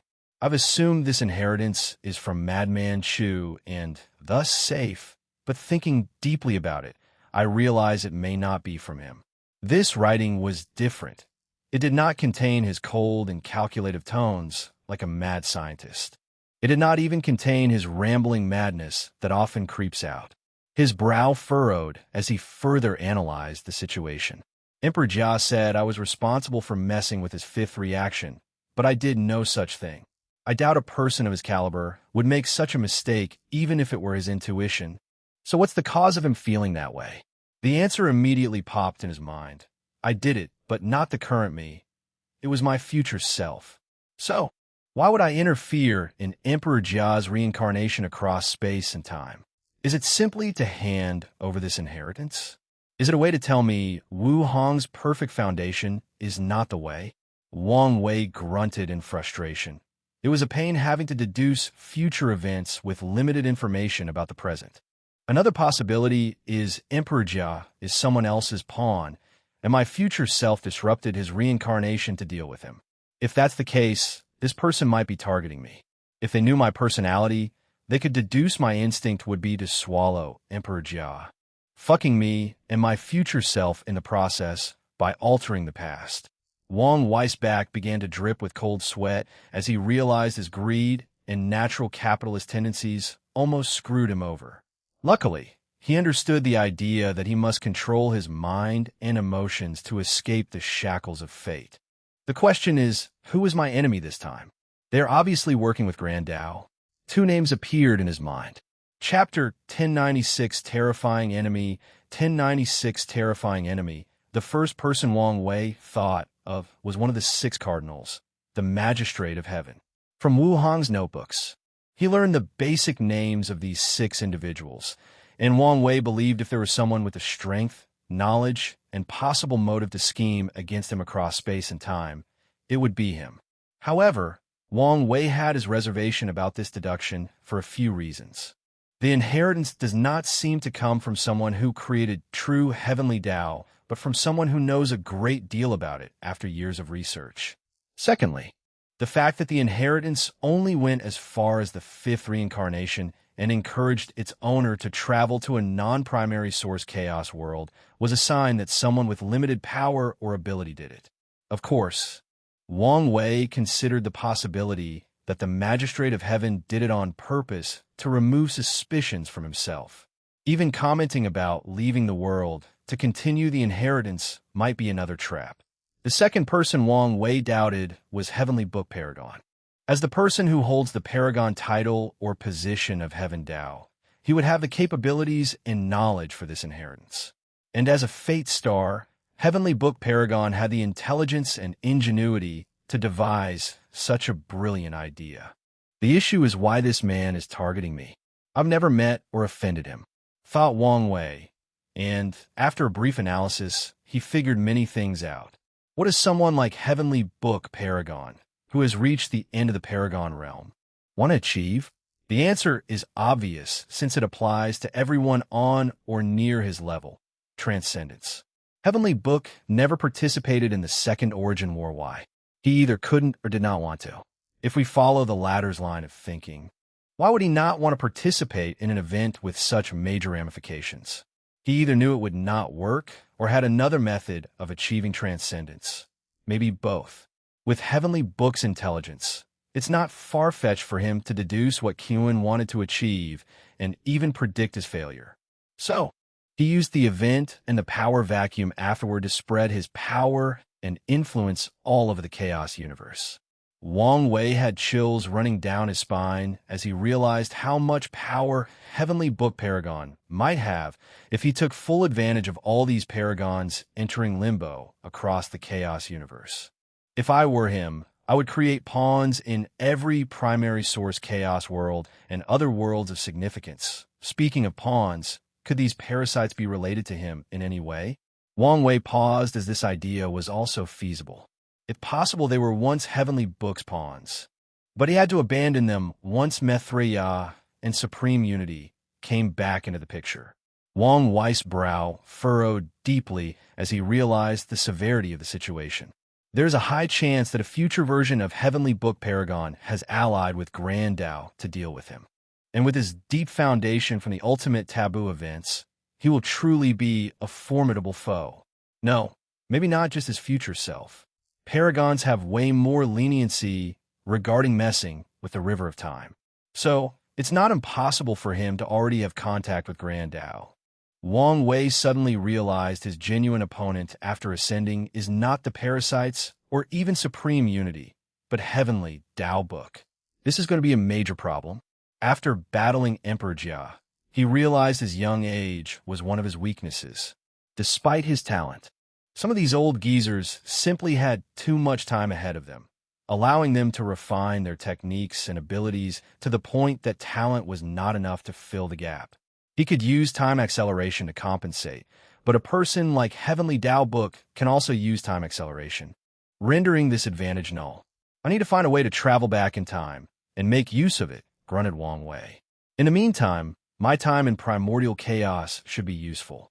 He reckoned, that even if he spent most of his time trying to retain his mortality and his personality from Earth, he should have cultivated his soul and absorption technique to a level on par with these old monsters. All he needs to do is take those techniques that have been refined for trillions of yuan epochs and add his current Tao and other spin on it. Wang Wei checked the seal on his soul. It was still not time to open it since he did not want to deal with the karma that dealt with his past selves, but these memories should become valuable in the Paragon realm. Wang Wei focused on Emperor Jia. He pointed at the latter's forehead to reduce his soul into pure energy before adding one of his spirit particles to become a new soul to this body. He blessed the particle with Emperor Jia's fate line to ensure no one could tell the difference. "You know what to do," said Wang Wei after the latter opened his eyes. "I do." Emperor Jia's body suddenly became pale and grew dark spots before cutting his left arm. He left the void battlefield, and as soon as he stepped out, Wang Wei pointed his finger, and the entire lower dimension sensed an anomaly, but they could not detect the cause. They knew something major had happened, but did not know exactly what. This should be enough. He had planned everything, including not allowing anyone to watch this battle. He silently teleported to the court and called 4 people: Li Jun, Yan Liling, his mother, and Su Shi. Everyone immediately appeared, and Yu Yan asked calmly, "Are you all right?" "Oh, this?" said Wang Wei, looking at his missing arm. "It should grow back after a few months. It should take a while to remove Emperor Jia's true will and regenerate." He looked at Li Jun and Yan Liling. "I call you too to reassure you." He shifted to the other 2. "In a while, rumors of my death and disappearance will spread. Once that happens, you need to hold a court meeting to reassure people that a small accident occurred, but I'm fine.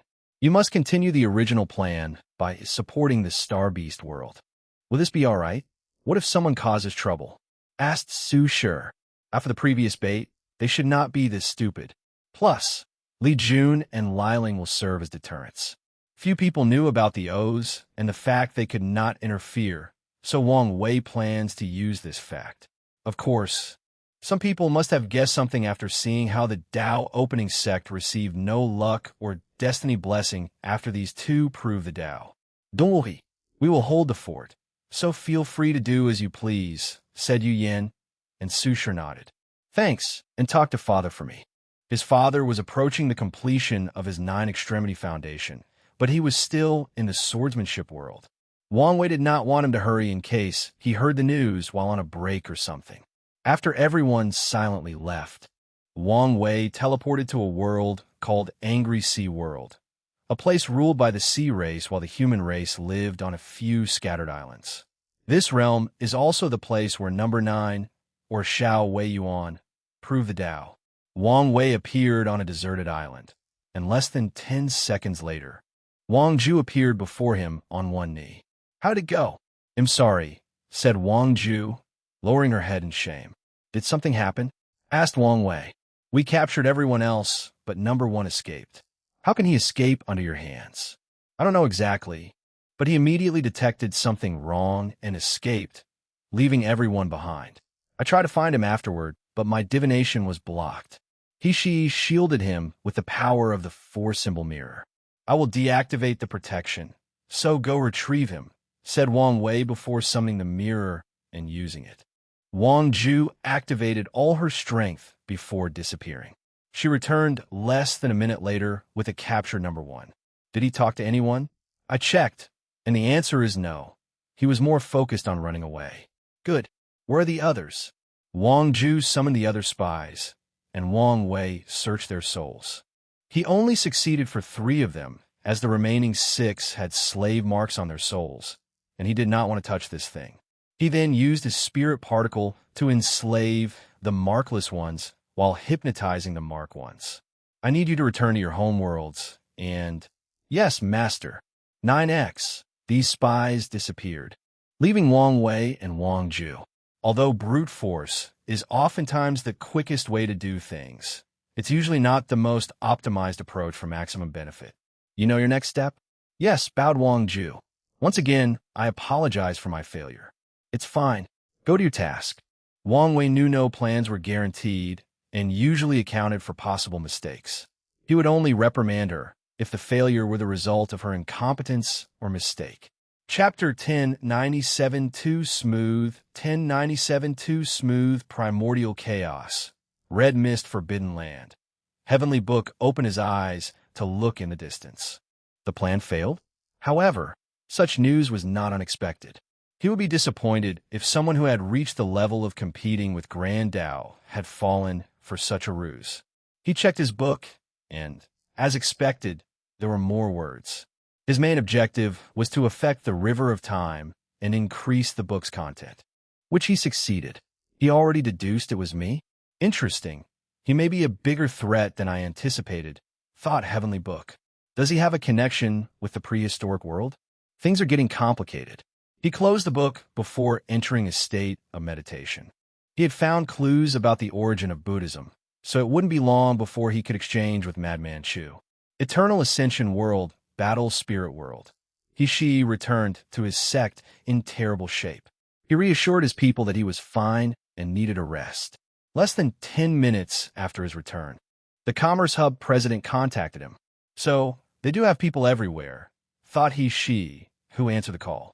The array activated, showing a projection of a scholarly man with glasses, President Tian Wenyan. Is it done? Asked the president, scrutinizing He-Shi's terrible state. Obviously, replied He-Shi. Did you kill him? Do you think that's possible? According to the plan, I exiled him to the upper dimension. So he was this fierce? Muttered the president. Although it would be ideal to kill him, that's good enough for now. In the lower dimension, they have no one to rely on and must live in fear of this man every single day. However, in the upper dimension, they can rely on their ancestors. We will send you something to heal. Consider it a gratitude, said the president. No problem, replied He-Shi. A few minutes later, he sent someone outside the battle spirit world. I thought they would use my weakness to attack me. He received the reward, a small pool of Tao holy water. These guys are really rich, thought He-Shi. Tao holy water is a rare healing resource that helps emperors deal with Tao will manifestation and true will injuries. He sent it to Wang Wei without hesitation. Then he activated the sex formation, entering a state of isolation. Meanwhile, President Tian Wenyan called a meeting of the highest order for all the Commerce Hub's core members, the true rulers. Normally, the core members are composed of 10,000 individuals, each representing top emperor lineages across multiple world communities. However, in this meeting, only 200 or so people showed up. His projection appeared before a crowd of people sitting cross-legged on a mat while floating in the air. What happened? Asked a delegate. The plan succeeded, replied Tian Wenyan. He's dead? Is that why there was such a vibration across the endless void? He's not dead, but exiled to the upper dimension. That's a shame, commented a female representative. Given the strength we deduce he had, it's understandable. Focus, said the president. Now that he's gone, it's our time to act. So what's the plan? Do we attack the Tao opening sect? No, let's not rush. Why? That monster is not here anymore, and I've had enough of those arrogant bastards. They still have more than 9 eternal emperors. And you want to attack them while they have the home advantage? Don't let your emotions turn you stupid. You're right. Our plan is to divide their numbers, said Tian Wenyan. We will attack the martial hegemony world and the star beast world, forcing them to stretch their forces. If someone is willing to help us pay the price to break our agreement, the celestial harmony world is more than happy to be a vanguard to the martial hegemony world, said a Taoist priest dressed in blue. However, his words silenced the room. I'm afraid the process is really not worth it, said President Tian Wenyan after a few seconds of awkward silence. I understand, sighed the Taoist. How do we hide our deployment from the Tao opening sect and the myriad emperor world? Their information gathering is top tier. We don't need to hide it, do we? Replied Tian Wenyan. That's right. He's not here, so we can kill his people without any trouble. Let's immediately get rid of their manpower at the headquarters. If we act swiftly enough, we can plunder their shops and take their people to turn into our own. The Fate Shadow Guards are truly talented, and killing all of them would be a waste. I second that. I'm afraid it's too late. Everyone looked at the person who spoke, a middle-aged man with blue hair holding a communication talisman. I just received news that they have evacuated. All their shops and people disappeared out of nowhere. That was fast. Soon, everyone started receiving information about the disappearances of the Dao opening sects and the other myriad Emperor World factions. They could only sigh. These people moved too fast. The good news is these people's actions further prove that something did happen to him, and Ishii did not lie. Reassured Tian Wenyan. Does this change anything? Yes, we must act swiftly if we want to prevent them from being too prepared for our attack, replied President Tian Wenyan. How about we use Tactic Destroyer? It's the fastest way to deal with everything. Absolutely not. We can only use such a method in a desperate situation. The Commerce Hub headquarters was a colossal floating continent in the void. However, few people know the entire continent is the body of a rare creature, the heir of a Tier 10 void creature and a 6-star primordial god Premarch. On top of using such a creature to form a continent base, they also turn its body into a powerful weapon full of 10,000 Emperor formations, billions of Dao arrays, and incalculable immortal arrays. Once they activate it, they won't be afraid of the Spirit Genesis sect's broken Empyrean artifact. I agree, said President Tian Wenyan. We are not protected, like the Spirit Genesis sect, and the appearance of the Destroyer will cause irreparable problems. So what's the plan? I suggest Tactic Mountain. We send as many legions and top powerhouses as possible to crush our enemies as swiftly as possible. The last thing we want is for another variable. So this is the best plan. I agree with this plan. I second it. Since everyone agrees, let's execute the plan, declared President Tian Wenyan before ending the meeting. Hub headquarters, President Chamber. Tian Wenyan had a deep, pondering look on his face. The meeting proceeded flawlessly, and after being indignant for so long, they were finally about to retaliate. But after calming down, he had a feeling something was wrong. What is the problem? He muttered, his brow furrowed for a few minutes. So he sipped tea to refresh his mind. He had been re-elected in this position 3 times despite only being a Dao ancestor, because of his calmness and ability to analyze his decisions to the point of obsession until he was sure there were no issues. Everything is going too smoothly. Although it appeared this was not the case due to how swiftly the Dao opening sect exited the stage, now that he thought about it, everything felt too calculated. Am I being too paranoid? He thought before shaking his head. Even if I am, it's better to be safe than sorry. Tianwen did not hesitate to make a bold decision. Leave the headquarters and return to his home world, the beautiful gold world. Tian Wuyin knew he could return if something were wrong. So he left without hesitation. Myriad Emperor World, Heavenly Court. Why did you two order this meeting and not His Majesty? Why did our people evacuate the Commerce Hub? Everyone needs to calm down, said Yu Yin, and after seeing who she was, they decided to give her face, considering who her son was. Yu Yin knew this and did not mind since she had very little reputation in this generation. There's been a small issue with my son. What happened to His Majesty? Is he injured again? Please let us see him now. Will you let me finish? She released her aura, and these people were reminded she was an eternal emperor and one of the best. There's been an accident, and he's now occupied. Unable to show up, she explained slowly. The Commerce Hub thinks he's gone and decided to bare their fangs. They should be attacking our world or our allies. We need to prepare to defend our benefit. The room became silent as these people began to rapidly communicate through divine sense between themselves and the upper echelons of their factions. Can you guarantee His Majesty is fine? You know his strength, so what can happen to him? Replied Yu Yin calmly. Those words are not as reassuring as you think. With the strength, there should be no accident or small issue. There are no absolutes in this world, so no matter how low the probability, things happen. The room quieted down again as these people discussed a second time between themselves. Chapter 1098, Massive Mobilization. 1098, Massive Mobilization. What is the plan? The enemy is coming at us with full force, said Yu Yan. So, We must restart the war council, summon all the professions, and everyone must be deployed, except for Li Jun and Yan Liling. I understand why the Guardian would remain to protect the world, but why does the Crimson Slaughter Emperor not participate? We could use his strength in this kind of situation. The Samsara Kut has just been established, and he cannot leave for a while, explained Yu Yin casually. Some people eyed her, while others accepted this explanation. According to my son's arrangements, in time of emergency, Su Shi will become the regents until his return. Everyone was surprised by this news, not only because a regent was appointed, but also because it was the Void Time Empress. It would make sense for someone closely related to the Heavenly Emperor to be chosen, let alone someone who originated from a faction that once was the Dao opening sect's greatest opponent. Wouldn't it be more acceptable for you to take the position? After all, you're his mother, suggested someone. Since my son chose her, he must have a reason, explained Yu Yan. Now, she will take over the meeting. Despite being elected leader and standing at the front of the throne room, Su Shi did not sit on the throne.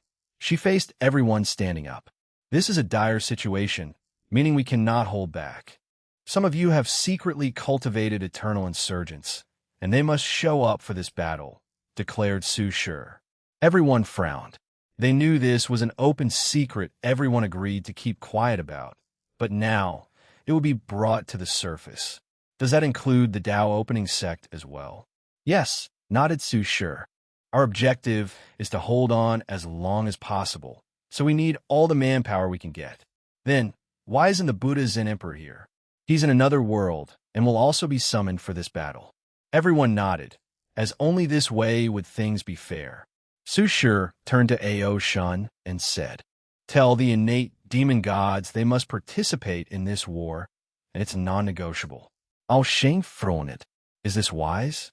We've kept them isolated for so long, and the first time we release them, they must fight for us. They're fighting for themselves, Su Shi rebutted. Tell them this is the perfect opportunity to show the world they belong here. After this war, we will have no issue with trusting them. Their leaders had reached 5-star primarchs, so the Myriad Emperor world could not pass on such an eternal class powerhouse. Knowing the full force of the Commerce Hub was heading to them. Very well, nodded the Black Dragon. Although this battle is to protect our interests and allies, there will still be benefits. The military list system will be activated, and you can gain merit for your contributions. Even the resources used in the war will also be repaid once we are victorious. Su Shi finally saw some vigor and motivation from these people, and she finally understood why Wang Wei would show disdain sometimes when talking to them. From his point of view, their greed is truly easy to be noticed. Any question? Can we know a rough timeline for when the Heavenly Emperor will return? These people were not stupid, so they knew they could not bully the other worlds in the endless void without such a big boss to back them. And without his presence, they do not feel reassured. Su Shi did not answer, but looked at Yu Yan. We only need to resist the initial attack, and he will return. Those words were both relieving and worrying. Some people wanted to believe them, while others feared that the suddenness of everything indicated that something had happened to the Emperor. Anything else? Who is the commander of this expedition? Tai Gang did an excellent job, so he'll be reused again. Unless you have a better option? No, he was brilliant in the former war. I have a follow-up. Should we tell our troops that the Emperor was missing? One reason we won the previous battle was the high morale. That's indeed something worth pondering, uttered Su Shi. She did not immediately decide, but instead looked at Tai Gang. What do you think? We have two options. Lie and fake the presence of His Majesty. However, if he does not show up soon, the lie will crumble, dealing a devastating blow to our troops' morale, Tai Gang said. As for the second option, he looked at Yu Yin hesitantly. Don't worry. You can say what's on your mind, she reassured. We can use the Queen Mother's name, said Tai Gang calmly. Tell the troops the enemy kidnapped her to force His Majesty to sign a non-intervention contract. Then, we can use the banner of avenging the Emperor's grievance and saving the Queen to boost morale and motivate them. Yu Yin grunted silently.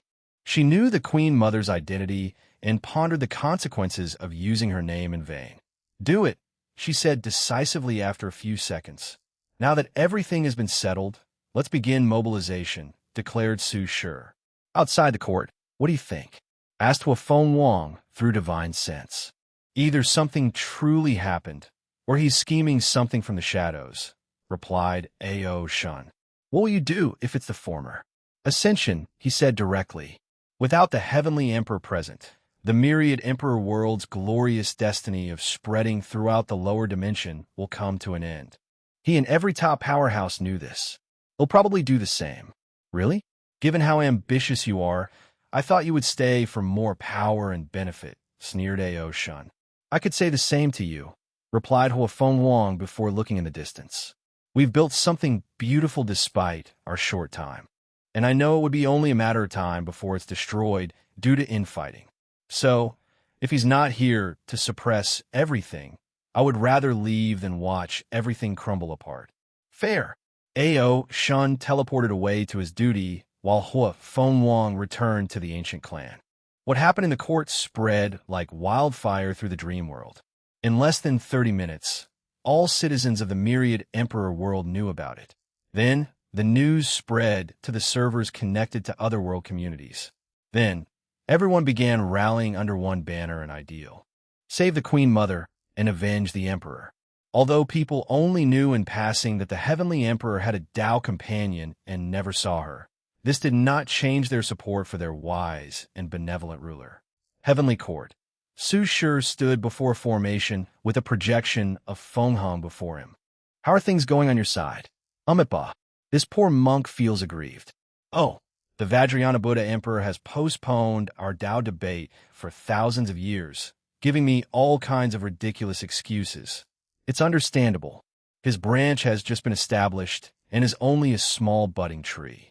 Debating on the Dharma with you would be suicide, especially if it's in public before his followers. Feng Hong sighed deeply. Why did you summon this poor monk? Did something happen? Su Shi filled him in on the situation. If I remember correctly, the ancient spirit world is part of the commerce hub, so they should have received the mobilization notice. Now that you mention it, this poor monk did notice their behaviors were more abnormal than usual. If they follow the order, you will face 2 Eternals. Do you need backup? Asked Su Shi. No, this might be the opportunity this poor monk has sought. Are you sure? Feng Hong nodded firmly. If you say so, Su Shi will no longer insist. As a powerhouse, he should know his limits and accurately measure his abilities. After ending the conversation, she contacted her allies. Everyone accepted the summon, and the only trouble was Wrath openly admitting that her legions would not be composed of her neo-devils, but of the original habitants of the Chaos Bell world. Su Shi understood her need to prevent her people, who already have a declining population, from participating in such a large-scale and brutal war. She was more than satisfied with Wrath, an eternal powerhouse, for showing up. Su Shi's next step was to contact the Turtle King in the martial hegemony world, but she received an emergency communication from the Star Beast world. Tell me you're coming? Said Tong Ruabing. You're coming, right? What happened? I haven't heard from your mouth that you're coming. We are, said Su Shi calmly. So calm down. We are surrounded, and there are simply too many of them, sighed Tong Ruabing. I knew the Commerce Hub was a colossal giant, but I did not expect to be this level. She gritted her teeth. What is that bastard Wang Wei playing at? I know there is no way something would happen to him. Watch your words, warned Su Shi with a furrowed brow. Whatever, replied Tong Ruabing.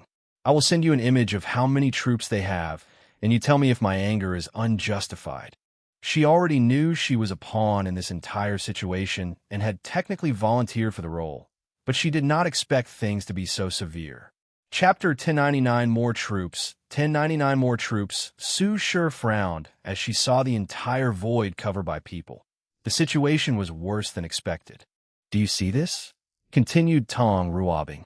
According to my calculations, if I take into account all our troops, including the one from our allies, they will outnumber us by 1 to 1 billion. In other words, for every soldier in the myriad emperor world and their allies, the Commerce Hub will have 1 billion. The top powerhouse will have a ratio of 120, and even eternal class powerhouses will be 1 to 5. Do you understand my anger now? Susher grunted softly. There's no point in being angry now. You know what you signed up for. But I don't think anyone ever expected this level of retaliation, including him. That's hard to say. Anyway, we need a plan to deal with the situation. Tong Roabing rolled her eyes. I'm all ears. We can use the same tactics as the martial hegemony world. You mean resaying the dead? Yes. That might work. Although the people won't be happy using their ancestors as cannon fodder. We can't care about them for now, commented Tong Roabing. Any other suggestions? Do you think we should use the same 4 layers tactic from the previous war? I'm not sure. The greatest achievement of that tactic was Li Jun's slaughter, but we don't have anyone like that anymore. Li Jun slaughtered so many soldiers and mortal cultivators, which drastically reduced the battle process of the martial hegemony world. We do, said Su Shi. You forgot Wang Tian. Oh, right, he did slip my mind, said Tong Roabing with shining eyes. However, they soon dimmed. The Commerce Hub is not the martial hegemony world. They have plenty of expert array masters to destroy our array. We could use a chaotic battle to our advantage, suggested Su Shi. How? If the top powerhouses do not control their strength, the shockwaves should kill many soldiers. But we'll also lose a lot of men. It's war, so being a little ruthless is okay, replied Su Shi calmly.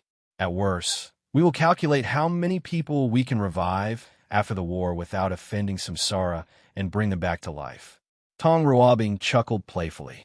Who would have thought the famous Su Shi, known for her beauty, elegance, and docile nature, would one day become so ruthless? Time is really the greatest catalyst for change. Su Shi ignored her teasing. Why haven't they started attacking yet? With Mu Lei's help, I've condensed a potent talisman that is protecting our entire world community. It's buying us time, but it won't last long. Why not condense its power to only protect the Star Beast world? What if these people destroy all the worlds in the lower realm? They're a main source of troops, so I can't abandon them. Su Shi nodded and continued discussing how to proceed with this upcoming war. After the conversation, she communicated with the Turtle King and realized how severe the situation truly was.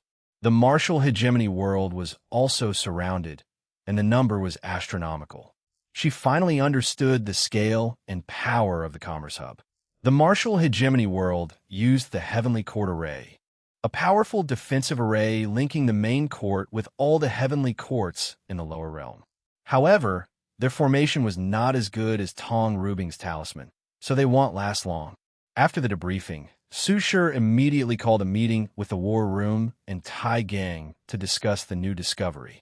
If we need more soldiers, we can send 95 of our troops, leaving only 5 to defend ourselves, someone suggested. Wouldn't that mean the defense home would be left wide open? Not necessarily.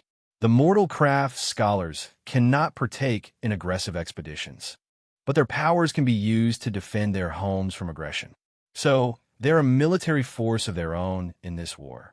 Indeed, not just them, but the mortal civilizations as well, added another advisor. But wouldn't their limit of tier, force strength, eliminate them from this war? Not if we isolate a part of the world where the rules have been changed, so no one can exert power greater than tier 4. That's a good idea. The meeting was swift, and everyone was in a hurry. Su Shi was decisive, making the best decision quickly. She then headed to see Old Man Tianji, tasking Heavenly Dao with creating a battle zone for the mortal civilization using Order Disorder Dao. Meanwhile, news spread about an upcoming change to the world and the fact that mortals might have to participate in this fight. The response to this news was not worry or fear, but celebration. The mortal civilizations have always wanted to flex their military might, and an opportunity was presented. It was the same for the mortal Dao clans. The world had been too peaceful under the Heavenly Emperor's reign, so they had little to no chance of showing their strength and putting these cultivators into their place. Su Shi's work had just begun, so she sprang to action. After solving the issue with Old Man Tanaji, her voice echoed throughout the entire world community, from across space and time. From the ancient to the modern day, I command the bodies of all the dead to rise and face this imminent catastrophe. The world trembled slightly, followed by countless dead creatures crawling from the grave. Some were perfectly intact, others had failing body parts or were simply bones. In worlds across the entire dimension, the dead rose up for this battle. But this was not the end. The river of time manifested above the heavens, and dead soldiers suddenly rushed in trove, covering the sky black. Dead bodies from different periods or eras rushed into the present. There were humans, demons, sea races, devils, Buddhist monks, and innate demon gods. Sushir looked at the result and nodded in satisfaction. Although most of these soldiers were mortal cannon fodder, there were enough to make a difference. No reaction from Samsara. So it means I did the right thing, not involve these people's souls, and only use their bodies, she thought before teleporting to the other allied worlds to do the same. These emperors might be powerful, but they did control time or Samsara law, so it would be best if she were the one who did it. You clan. Yu Yin watched everything happening and muttered, "Do we need more soldiers? I can help."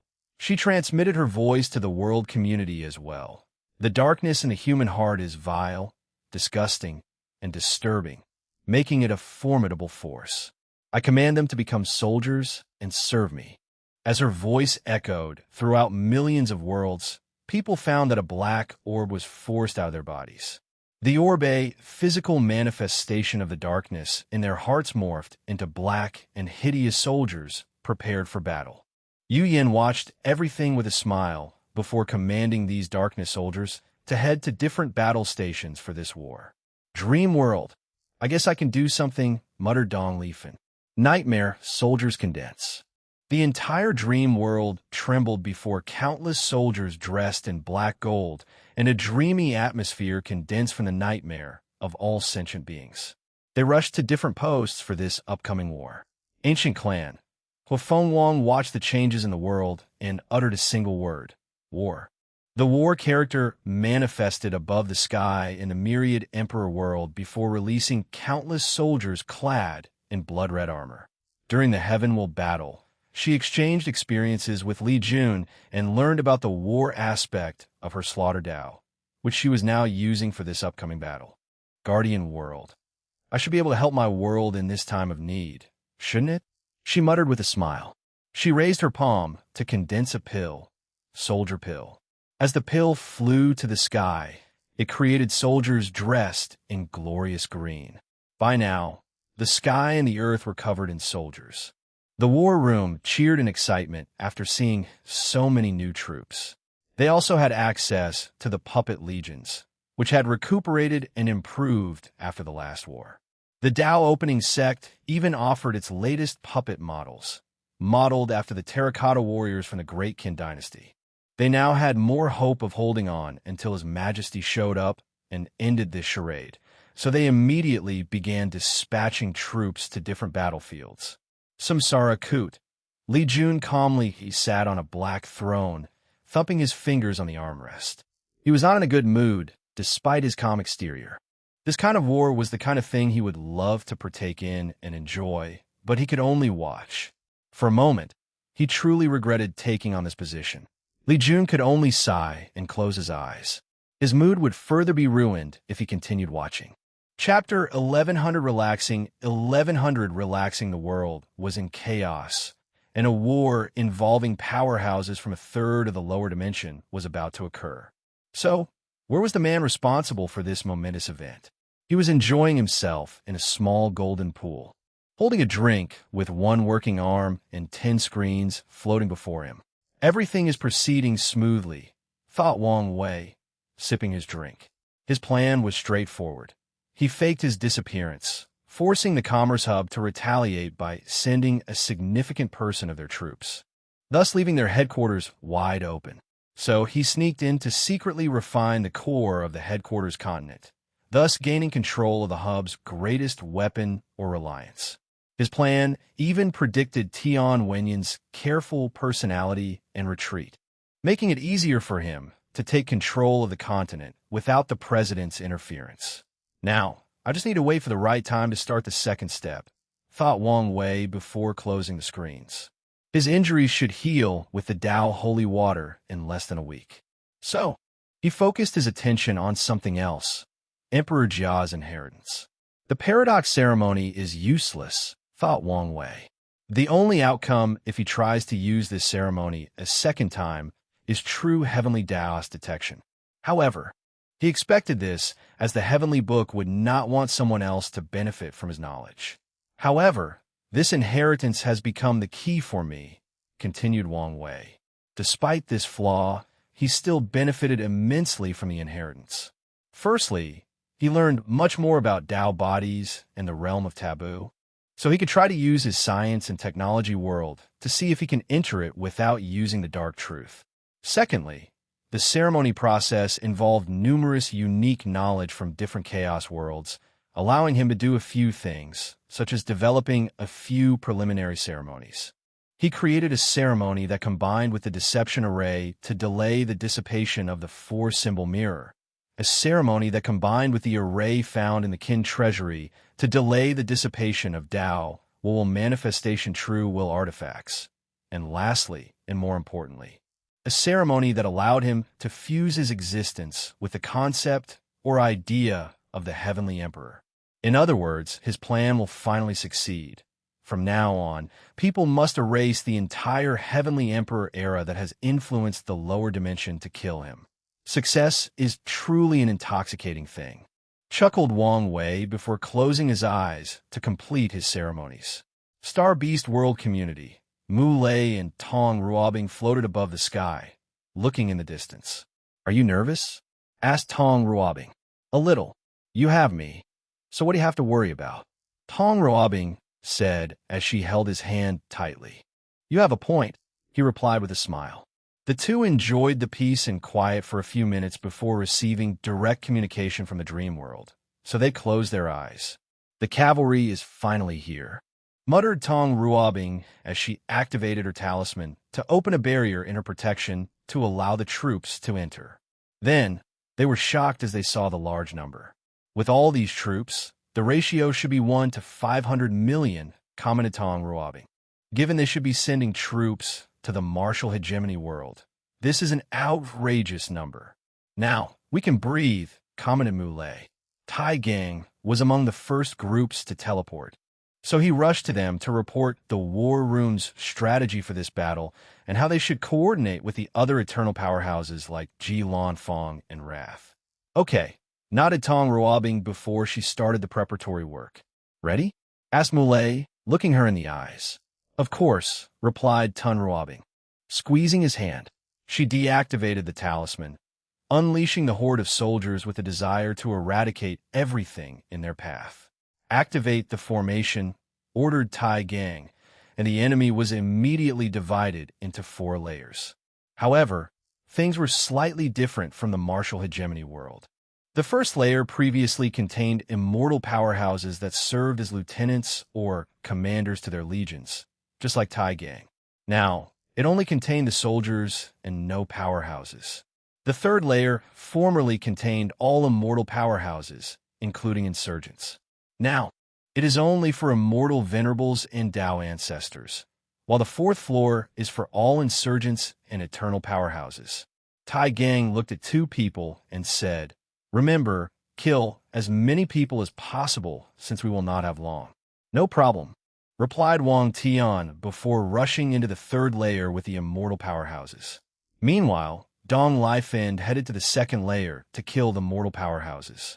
Ji Mingyao, with a current 5 leaf strength and other powerhouses like Di Jiaying, was placed as commander of a legion and tasked with killing as many soldiers as possible. Atomizing cut, Wang Tian swung his swords, and thousands of immortal venerables and Tao ancestors dissipated as if their bodies were sand and a gust of wind had just blown them away. The enemy changed tactics after a few cuts and killing thousands of souls. They started using world explosion talismans, which were refined to recreate the explosion process of a Tao ancestor's inner world. These powerhouses had thousands of these talismans, but they were useless. Wang Tian swung his sword, cutting through the explosion and their body and soul. He was like a sword god of death, reaping thousands of immortals with one swing of his sword. The commander of the Commerce Allied Force, a woman with the name Deng Qiang, gritted her teeth before choosing another tactic. She sent powerhouses from Immortal Heart World to target the enemy's Dao Heart, since force was obviously not the answer. However, Wang Tian's sword cut their Dao Heart instead, forcing them to commit suicide before continuing his slaughter. The enemy used the tactic of suddenly increasing their strength to insurgents to catch Wang Tian off guard, but the formation immediately sent them to the fourth layer. "Tell these people in the fourth layer to break the formation by force," ordered Deng Qiang. The array masters were taking too long for her liking. The third to first layer suffered innumerable casualties in such a brief period, including 2 promising talents with 1 root strength and more than 10 with immortal venerable strength, who died under the hands of that woman named Dong Lifen. Wang Tian just finished killing a group of Dao ancestors that linked hundreds of inner worlds through formation before slicing a group of Beastmasters from Beastmaster World, followed by a group of madmen from the Myriad Armament World that forcefully fused their inner world with an Emperor artifact to give them a boost in stats. Most of them were teleported to the upper layer, while the remaining ones who failed the fusion died under Wang Tian's sword. Crack! Wang Tian noticed cracks appearing in his surroundings. Is the formation about to collapse? In that case, let's finish this with a bang. His words began to glow with intense light before slashing. Everyone in the third layer heard the sound of something breaking, but nothing changed in their surroundings. No one died, or no spatial tear materialized. Then everybody's aura dramatically waned as they lost their motivation to fight in this war.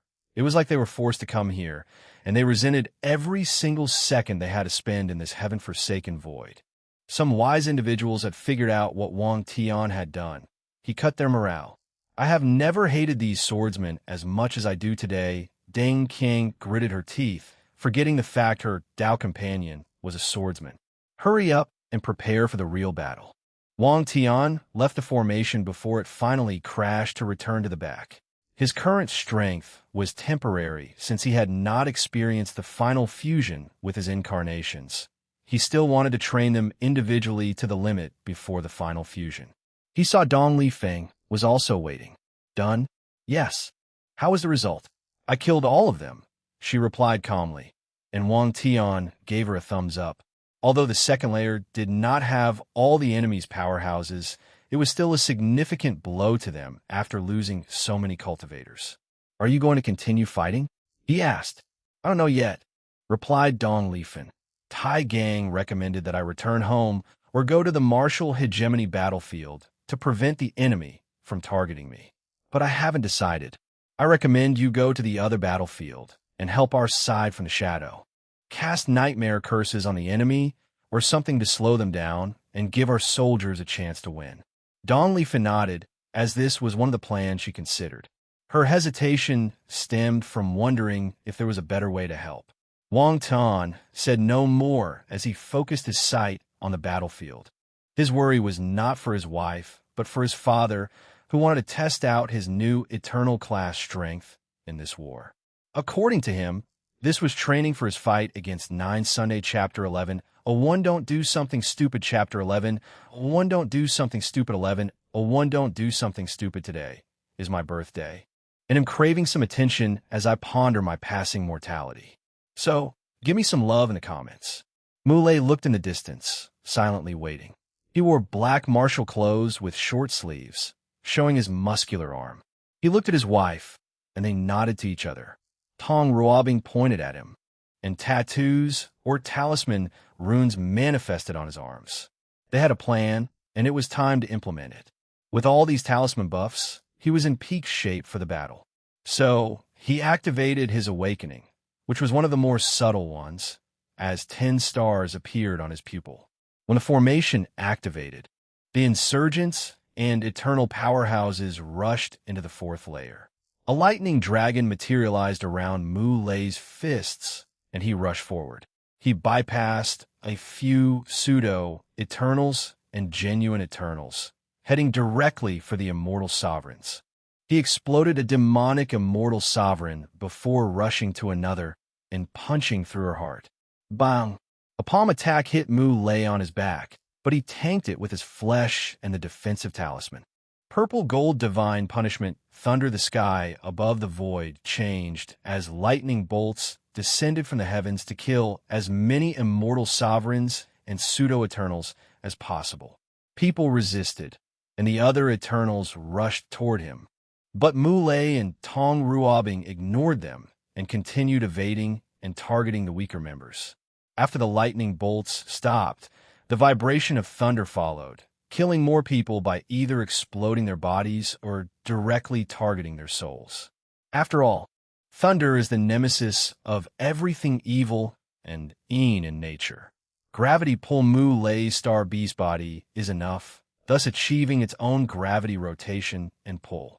So, he released all its power, pulling countless people toward him.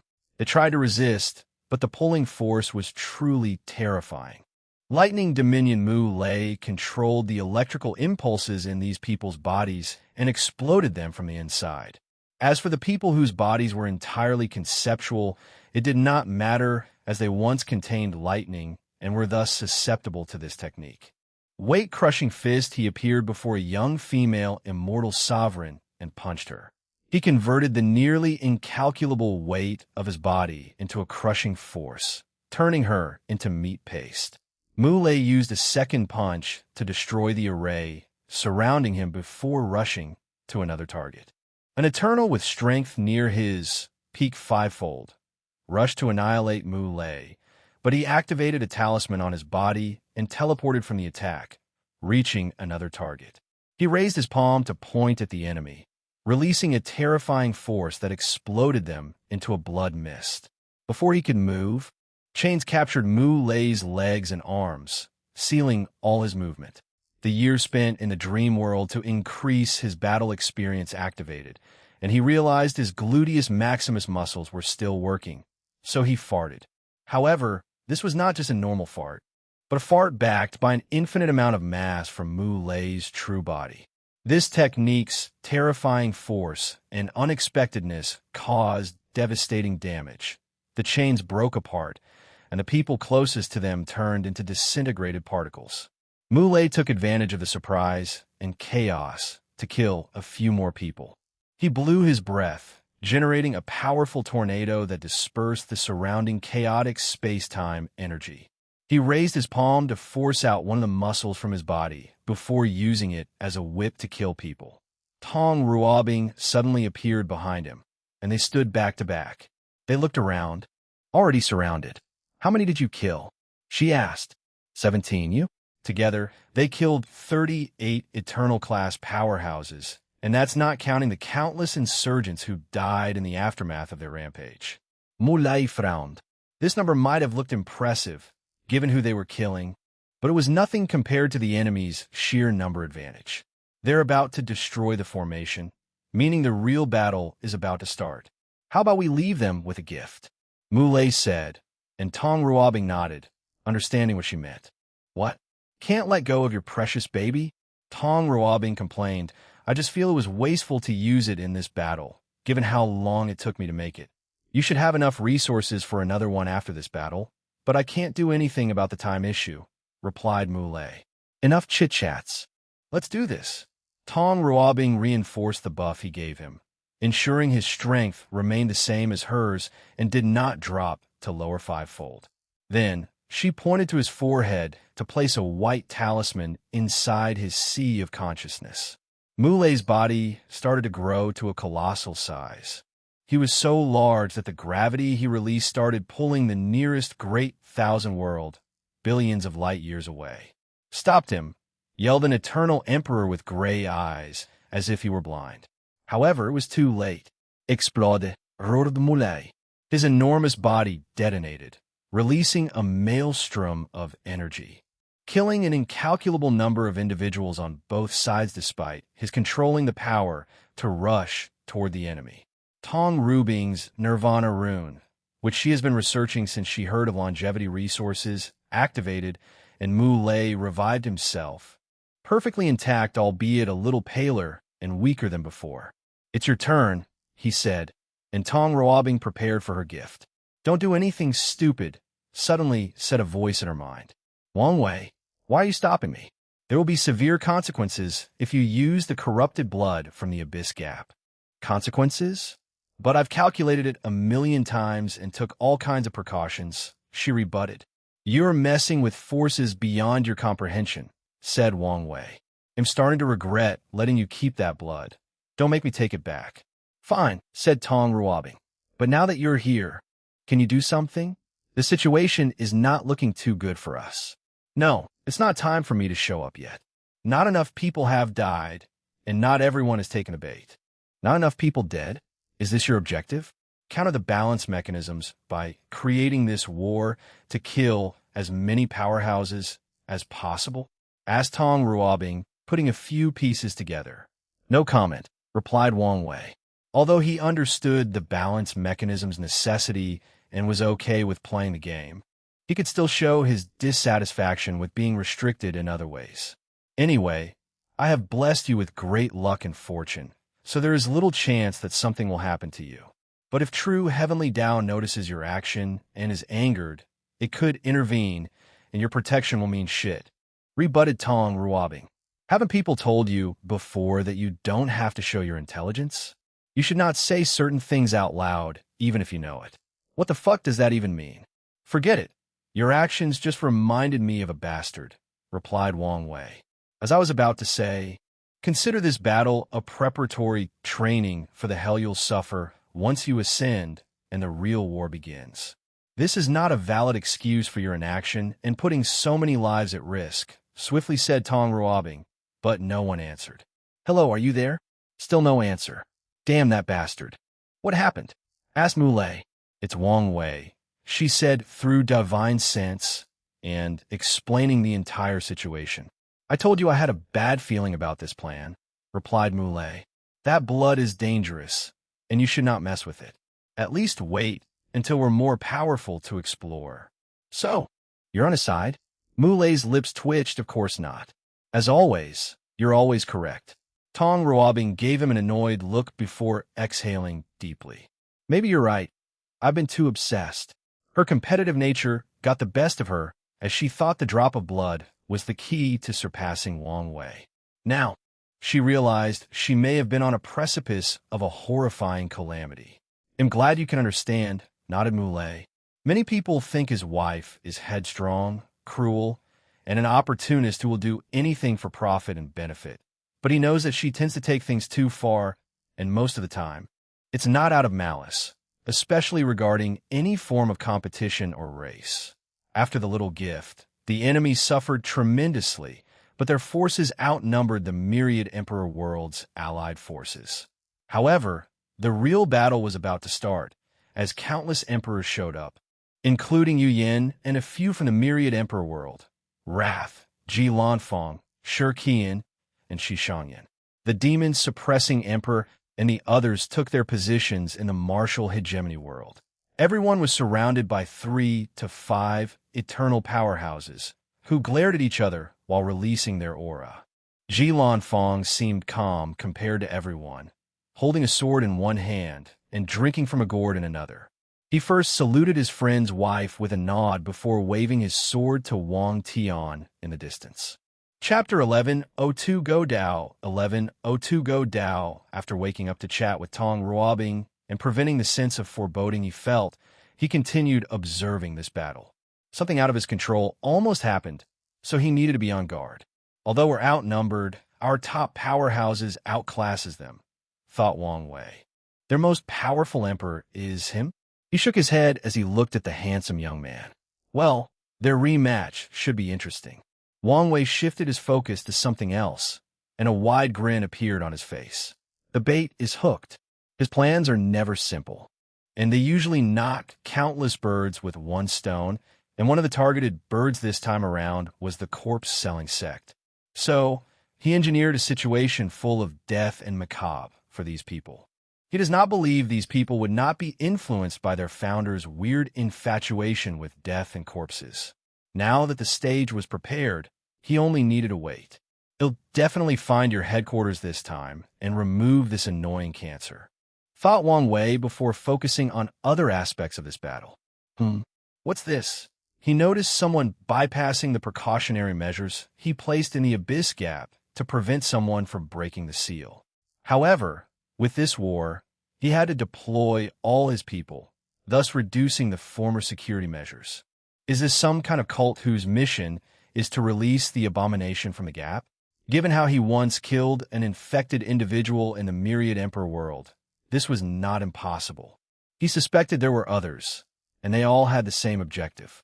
No, this is just a cover, muttered Wang Wei. This person is another upper dimension spy. Didn't I catch them all? After saying these words, he suddenly remembered a song from his childhood on Earth, distracting him for a second.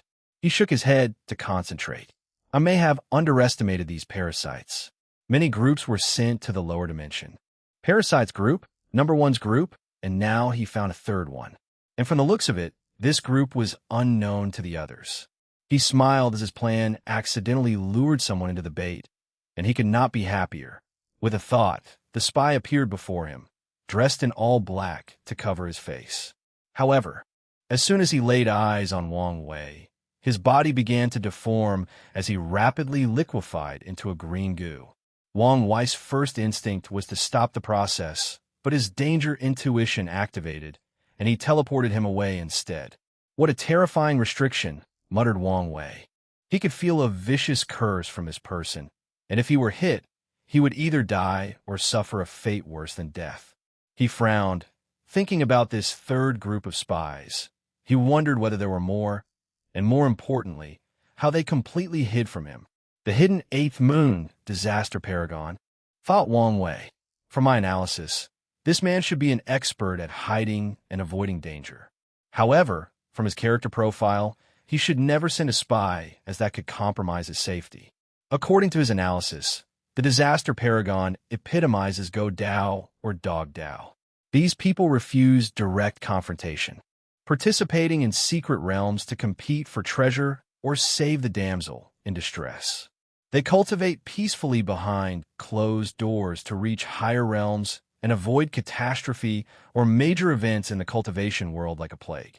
They are cautious and patient and live by the creed of minimizing risks and danger. They would prefer to spend millions of years in closed cultivation rather than take the danger of a secret realm with a treasure or resources they obviously need. Lastly, their core ideology is to bully people with higher realms. Their mentality is, the enemy is a talented eternal with threefold battle strength. And my cultivation is 65 grand Dao source. And I can easily defeat them? No. Let's wait until we're Empyreans and destroy them with absolute force. So, with Wang Wei's obvious destiny to end the current era of the upper dimension, the disaster paragon's first instinct is to run away and hide, not intervene in the affairs of the lower dimension. Let's put these sneaky people on the watch list, thought Wang Wei before focusing on somebody else, the steward. Primordial demon world. Your Majesty, have you decided? Asked the steward, showing the utmost respect to this monkey, who was dressed in white gold armor and sitting on a golden throne. I want to ally with you and fight in this war. I really do, replied Yidafu, also known as the Heaven-Earth Disaster Emperor. He once wanted to take the name above Heaven Emperor, but his sect convinced him otherwise. According to them, he can keep this name in the lower dimension, but not in the eternal ascension world. May I ask what's stopping you? First, I'm still mad I had to pay that bastard to become a heavenly emperor, said Yidafu. You should compensate me or something. I'm afraid this is impossible. As the other members had to follow the same rules, the steward calmly explained. However, the alliance has other benefits to make up for it. And that's when the second problem arose, said the monkey as he picked his nose. Those elders who like to talk a lot said the benefits were not enough for me to participate in a war where it looked like we were on the losing side. But we are not on the losing side, the steward rebutted. You know, it's impossible for us to lose with my master around. But he hasn't shown himself, replied the monkey, flicking his middle finger to someone on the side of the courtroom. The representative seemed used to this kind of behavior, so he calmly waved his wand to dissipate the gesture. That's because, little monkey, you know I'm not dead, so why are you playing hard to get? Wang Wei, where are you? Bastard, show yourself. Why do I need to show up? So I can fight you again. I want a revenge match. I don't fight cowards, said Wang Wei with a sneer. Coward? You dare call me a coward? Red veins surfaced on a monkey's neck and eyes. The Yi Dafu, I knew, was always ready for battle. But the one before me is a coward who is refusing to participate in the biggest war in the lower dimension since the innate acquired war. So no, I won't fight you. Bastard, roared Yi Dafu, shaking the entire primordial demon world. His aura forced 99 of demons to cower in fear. Your Majesty, don't? Shut up, he said, looking at the person who spoke with red eyes. I know he's baiting me. The spoken court minister smiled wryly while lowering his head. If you know someone is baiting you and you actively fall for it, there's no difference if you don't know. Prepare all our troops. We're participating in this war, declared Idafu. And you, Bastard Wang, once this is over, I want my rematch. Even though you know you can't win? Doesn't matter. My anger will not be abated without smacking you a few times with my pole. Well, I respect that, chuckled Wang Wei before communicating through divine senses with the steward. All this effort, and he accepted the offer after angering him, sighed the steward. Who knew it would be so easy? You're not giving the monkey his respect. You mean this outburst was a facade? Steward asked in shock.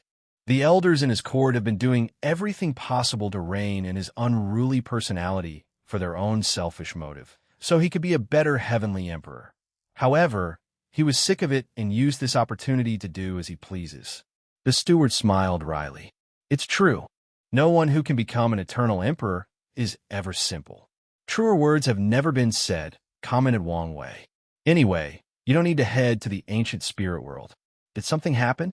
The ancient spirit was an associate of the Commerce Hub, so they were last in line for an alliance. Yes, they've chosen their sides, replied Wang Wei. That's a shame. So what's my next assignment? Do you want me to return home to partake in the war?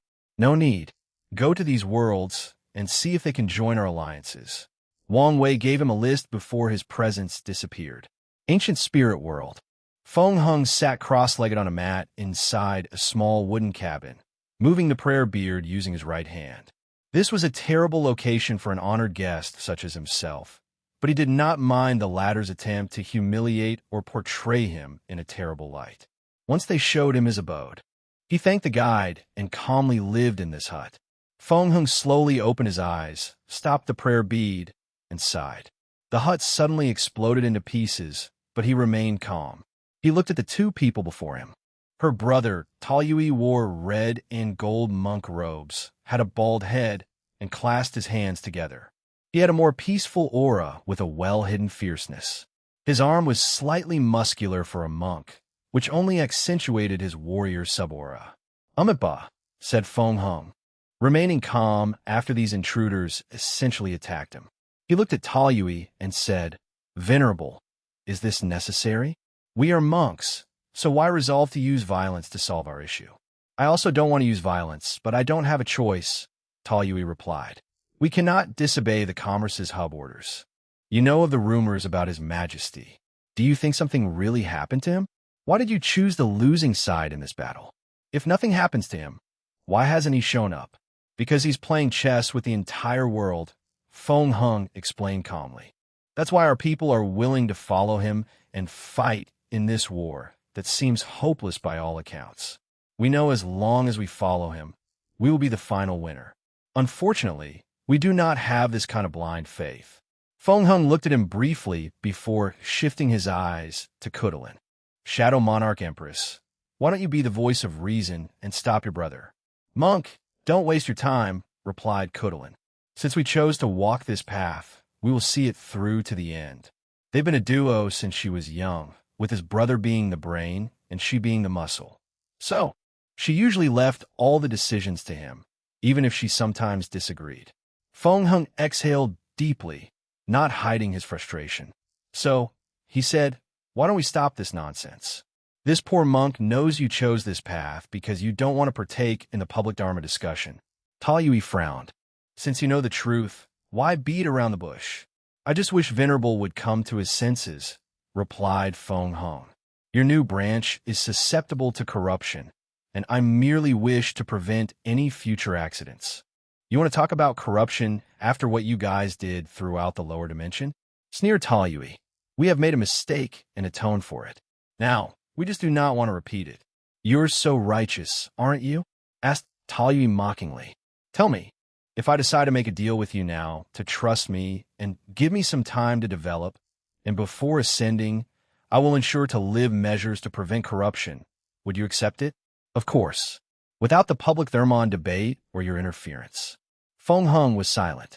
There it is, sneered Talyui. What you want is to establish your prestige, to ensure your branch of Buddhism is the mainstream. Amitabha, chanted Feng Hung.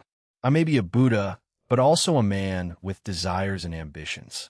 I've spent my life for the revival of Buddhism, and I cannot allow uncontrollable variables that may cause the previous suffering.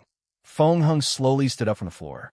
Finally showing your true color, sneered Talyui. And you've never hidden your ambitions, countered Feng Hung. Their eyes met, followed by their aura, which twisted the surrounding space.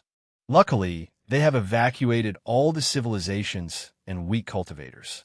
This poor monk does not want to kill unnecessary lives, said Feng Hung. Your world should have a void battlefield. Let's fight there. Very well. Kudalin waved his hand to open a portal, and Feng Hung entered after checking for traps. He found himself in a large space with a very sturdy space. Boom! A magnificent flame rushed toward Feng Hung, and this was not an attack, but the result of this battlefield's environment. Feng Hung activated his awakening, manifesting as a black and white mandala floating behind him. Talyui's awakening was a red mask, making a fierce look, and Kudalin had shadow wings. Suppress Feng Hung's Proving Tao artifact, a golden prayer bead necklace, floated above those two, releasing a terrifying pressure to suppress them. Thousands of shadow tentacles rushed from Kuchalin's body to strike the bead necklace, but it was useless. Luckily for her, Talyui's arrow came to assist her. The bead trembled but remained steady. Then, a golden palm descended from the sky to suppress these two even more. A shadow covered the two siblings, and they disappeared from their location. Shadow Wind, Arrow, and Invisible Array rushed toward Feng Hung with immeasurable speed. However, such a tactic was useless to someone with yin-yang eyes, so he casually raised his hand to catch and crush the arrow. Buddha's travel. The Buddha has escaped the physical limitation of his body and the material world. His mind is everywhere, so he can be everywhere. With one step, Feng Hung appeared before them and slapped his palm, releasing a powerful force that sent those two flying. They crashed into a thunder zone in this void battlefield, almost injuring themselves a second time. Luckily, Talyui used a divine ability to grant them immunity from elemental damage. Shadow creature. Two shadowy creatures appeared behind Kudalin, one with hands made of curved blades and the other with spikes on her torso, back, and legs. They appeared next to Feng Hung and tried to hack him into pieces. However, a golden light swiftly dissipated their bodies. Yin-yang closing disc. Two yin-yang symbols appeared above and below the siblings, trying to crush them into meat paste. And this time around, Kudalin could not use shadow teleportation. As the pressure loomed on them, Kudalin had a brilliant idea, and she disappeared from the trap. Did she use the ancient spirit realm as the medium for her teleportation? Her battle IQ is better than I expected, thought Feng Hung, looking in the distance. Fake Nirvana. Feng Hung clasped his hand, and his body released a holy light. The barbarian siblings suddenly looked dazed with a dream smile. It was like they were in an ultimate state of happiness. In some ways, that's exactly what they were feeling, peaceful, blissful, and liberated from the cycle of life and death. The siblings were enjoying the joy of achieving nirvana and obtaining the ultimate liberation of the mind. As Feng Hung was about to seal them, a light rushed out of Talyui's head before turning into an enormous black figure with a bare upper torso, dragon head, and 1,000 arms. The figure released a fierce and warlike aura. This is... Feng Hung's yin-yang eyes rotated, and he saw the truth. This was a god created from incense by Talyui, so that his followers could visualize and accelerate their path to enlightenment. Feng Hung sighed, as one of his concerns proved to be correct. The deity, which this new branch of Buddhism created, is a warrior type, thus already starting their path of putting power above studying and comprehending the Dharma. The siblings escaped the illusion of achieving nirvana with the summon of this deity. Meanwhile, tattoos appeared on Cuchulain's body as she summoned her ancient spirit, the shadow snake wolf. The angry, punishing deity slapped Feng Hung with all his thousands of arms, each striking so fast that it appeared not to have moved. Simultaneously, the wolf's snake tail disappeared, heading for Feng Hung's throat. A yin-yang shield appeared to protect Feng Hung, bouncing off all the deity's powerful strikes. Even the sneak attack of the wolf's tail failed. A golden Buddha appeared behind him with thousands of hands, and he retaliated. The angry, punishing deity tried to keep up as it boosted its speed even further. Sadly, Feng Hung's thousand-hand Buddha was too fast due to his yin-yang Tao, which controlled speed and slowness. Cuchulain tried to assist by blessing the deity with her shadow power, making many of his hands invisible and allowing them to teleport through a shadow dimension. The attempt was futile as the golden Buddha landed blow after blow.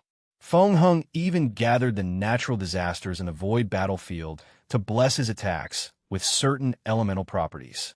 Some of his hand strikes contained flame, ice, thunder, etc. The deity roared in pain and anger as it had never felt so insulted. The anger seemed to trigger some hidden power, and its aura increased. Its black skin or body turned shades of red, and it grew dozens of eyes in its dragon head. Buddha has no form and is empty, but this appearance is almost demonic, muttered Feng Hung, shaking his head. Return to your root. Absolute beginning magic. As soon as he uttered these words, the deity's body began to disintegrate as it returned to its original state, a state of non-existent.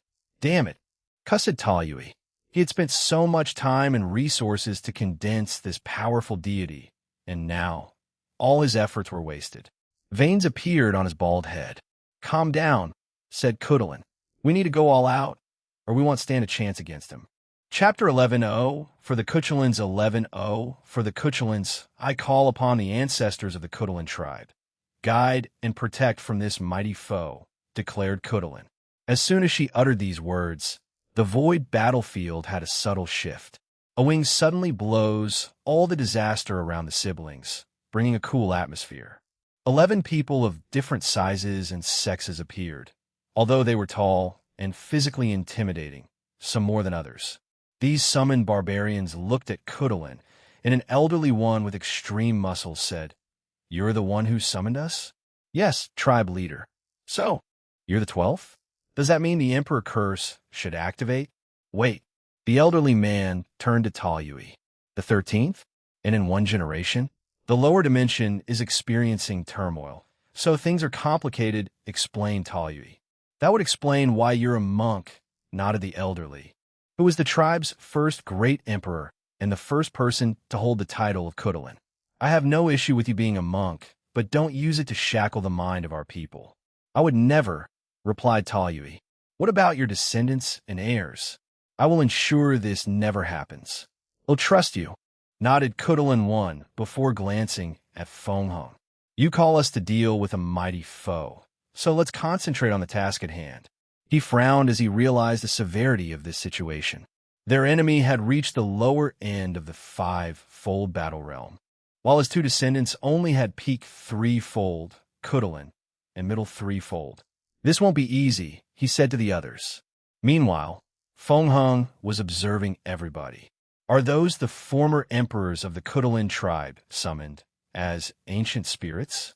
Given how the power system of this world worked, it made sense for them to do this. Feng Hung decided to go all out for this battle and end it as soon as possible.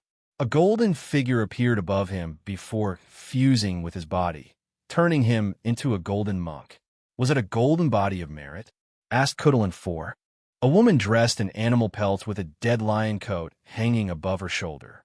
She was beautiful with a natural, wild, and fierce aura.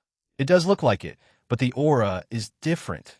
Added Kudelin 4, a man 3 meters tall who wore armor covering his wrists, fists, and boots, but bared his torso.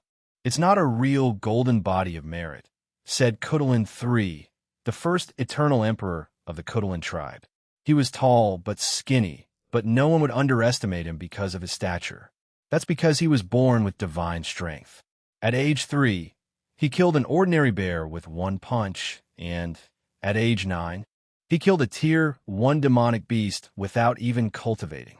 What is it then? I don't know. I just know my intuition tells me it's not the real thing. He summoned it from the future, said Kudelin 5. A tall woman with all black deal and a headdress that made her look like it was 2 snakes frozen on both sides of her shoulder. However, her most eye-catching feature was her heterochromatic eyes, gold and silver. She was a legend in the tribe because she was a pseudo-emperor and because she once ripped those eyes from a silver-gold tiger, an innate creature, during an outing in a secret dimension from the old era. The future? He has the potential to condense a body of merit, but hasn't gathered enough merit. So he used a time-based spell to summon it from the future, or a potential future. The enemy might be more troublesome than we anticipated, said Kudelin 2, a middle-aged man in a loose, bland black robe who concealed his powerful physique. He appeared to intentionally reduce his aura and presence.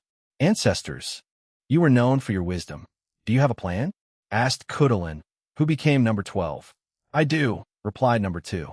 Before I reveal, I to understand you know many divine abilities? Yes, nodded Toliu. King you? No problem. Then, here's the plan, said Kudelin 2. After this quick exchange, everyone prepared for this battle.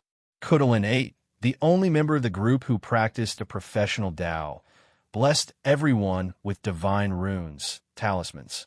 Then Kudelin 1 and 4 rushed toward Fonghong. The tribe's founder practiced power Tao, so his fighting style was direct and above board. He punched his opponent with the force of 1,000,000 great thousand worlds, exploding simultaneously. Bang, bang, bang. The attack did nothing to Fonghong as a golden light around his body blocked all these attacks. Even when number 3, who cultivated weapon Tao, summoned 2 massive hammers and joined on the offensive. Fonghong punched the elderly man in the face and kicked number 4 in the stomach, sending them flying away. Then 2 flying and invisible arrows appeared out of nowhere, hitting vital parts. Fonghong frowned despite not being injured. Looking at the source, he saw Taoyui with Kudelin 9 and 10, each holding a bow and arrow. However, this was his focus as he turned to look at Kudelin 8 and 5. The Kudelin and the talisman maker blessed the arrow, but the main reason my eyes didn't detect it was because of this woman with divine eyes, summarized Fonghong. He pushed his eyes to the limit before using Buddha's travel to rush to this particular group. He considered the woman a major problem and headed directly for her. However, Kudelin 3 rushed to stop him, exchanging blows and forcing him to take a few steps backward into the void. Power Tao? No. He's a pure body refiner and seems exceptionally talented, thought Fonghong. The flesh is a poison, and the only path to freedom is a spiritual practice. Fonghong uttered these words with his lotus tongue technique, and the latter's flesh began to rot. Kudelin 3 reacted swiftly as his body turned red, countering this technique. However, Fonghong took this opportunity to temporarily seal him inside a black and white energy shield. He continued toward this threat, and once he was close to their destination, he did something that surely surprised the group. Fonghong suddenly teleported to the group of archers and unleashed a devastating palm attack. Kudelin 9 and 10 had no chance to respond and exploded into spiritual particles. Taoyui was bleeding, but he did escape from Fonghong's vicinity.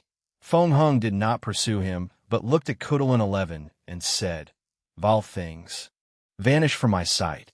Kudelin 11 was the shortest of the group and had a pale, almost sickly complexion. That's because his main Tao was poison and curses, which ruined his body in his early years.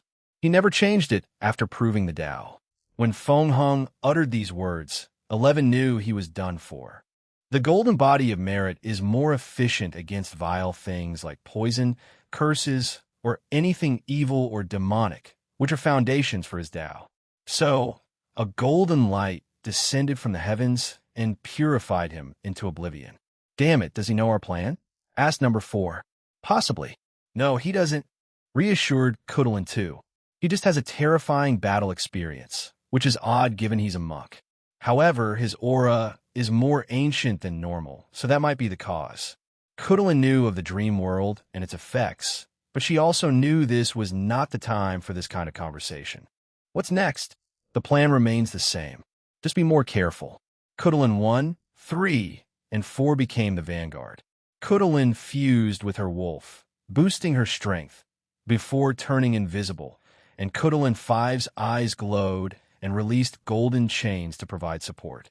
Feng Hung frowned as he sensed danger. Her chains are targeting my weak points, he thought before evading.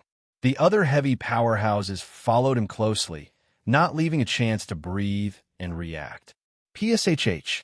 Although the sound was small, somehow, everyone heard it and momentarily paused, as they checked with their divine sense.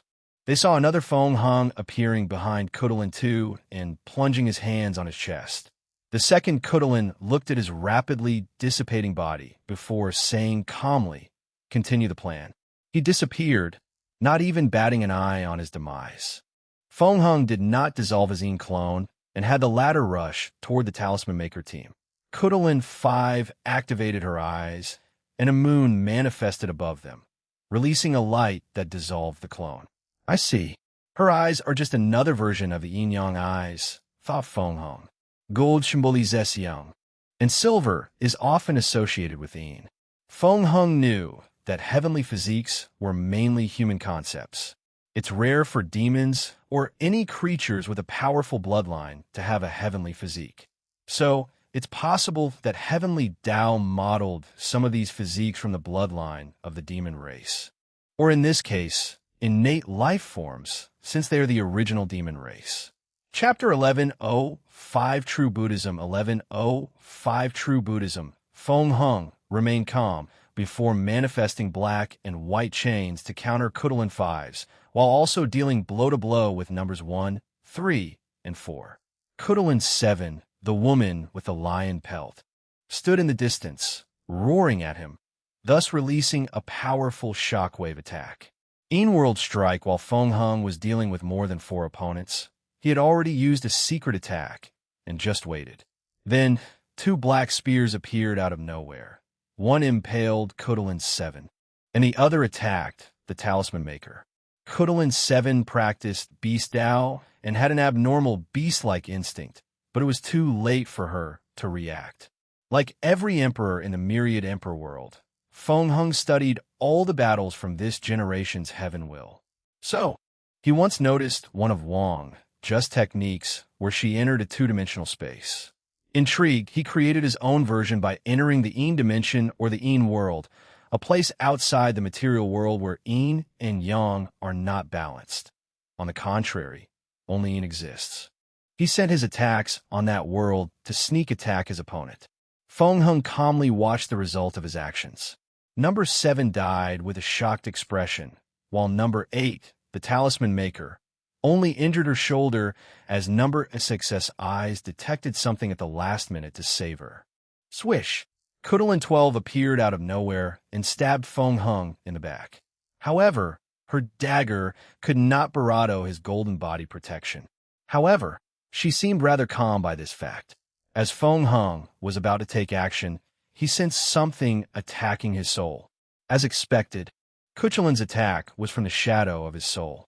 However, this technique was useless to him, as he had seen it during her fight against Su Shi during the Guxin trial. He would not fall for something he was already aware of. Feng Hung slightly underestimated Kudalin 12. After so many years, how would her technique not evolve? The shadow of the soul was just the beginning, as her attack also contained the Bodhi's shadow. However, it was not the ordinary shadow that a human figure created. No, it was deeper than this. Her technique involved the idea that even the atoms in a body have their own shadow, and she controlled them to attack her enemy from the inside. He targeted their essence. Such a brilliant move, and Feng Hong's mistake should have been the opportunity to wound her opponent severely. Sadly, Kudelin 12, or anyone in this battle, underestimated the defense of a golden body of merit.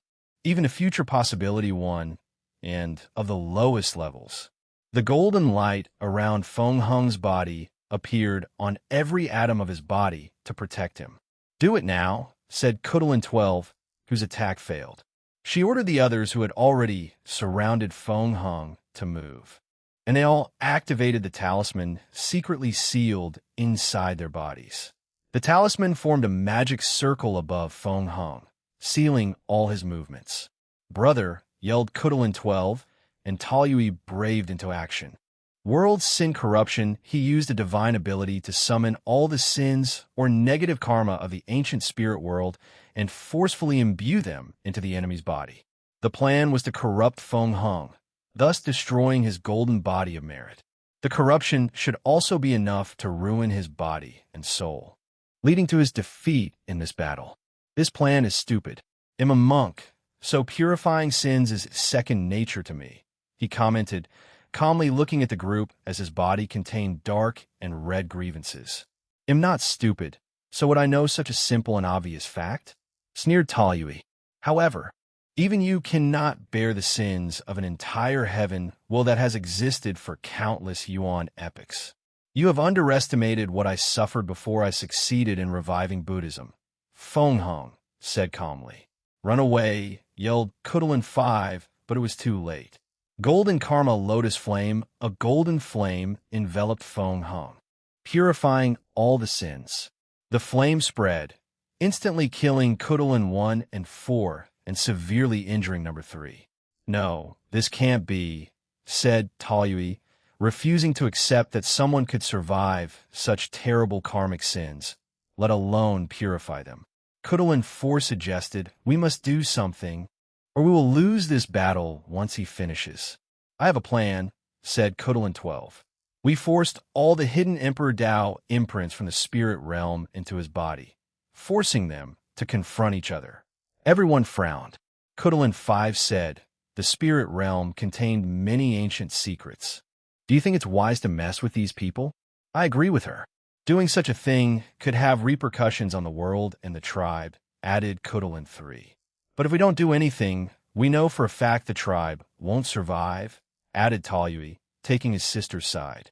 "This plan can deal with the enemy while also helping the world get rid of these scourges, hiding themselves and waiting for the perfect opportunity to revive and cause chaos," persuaded Kudelin 12.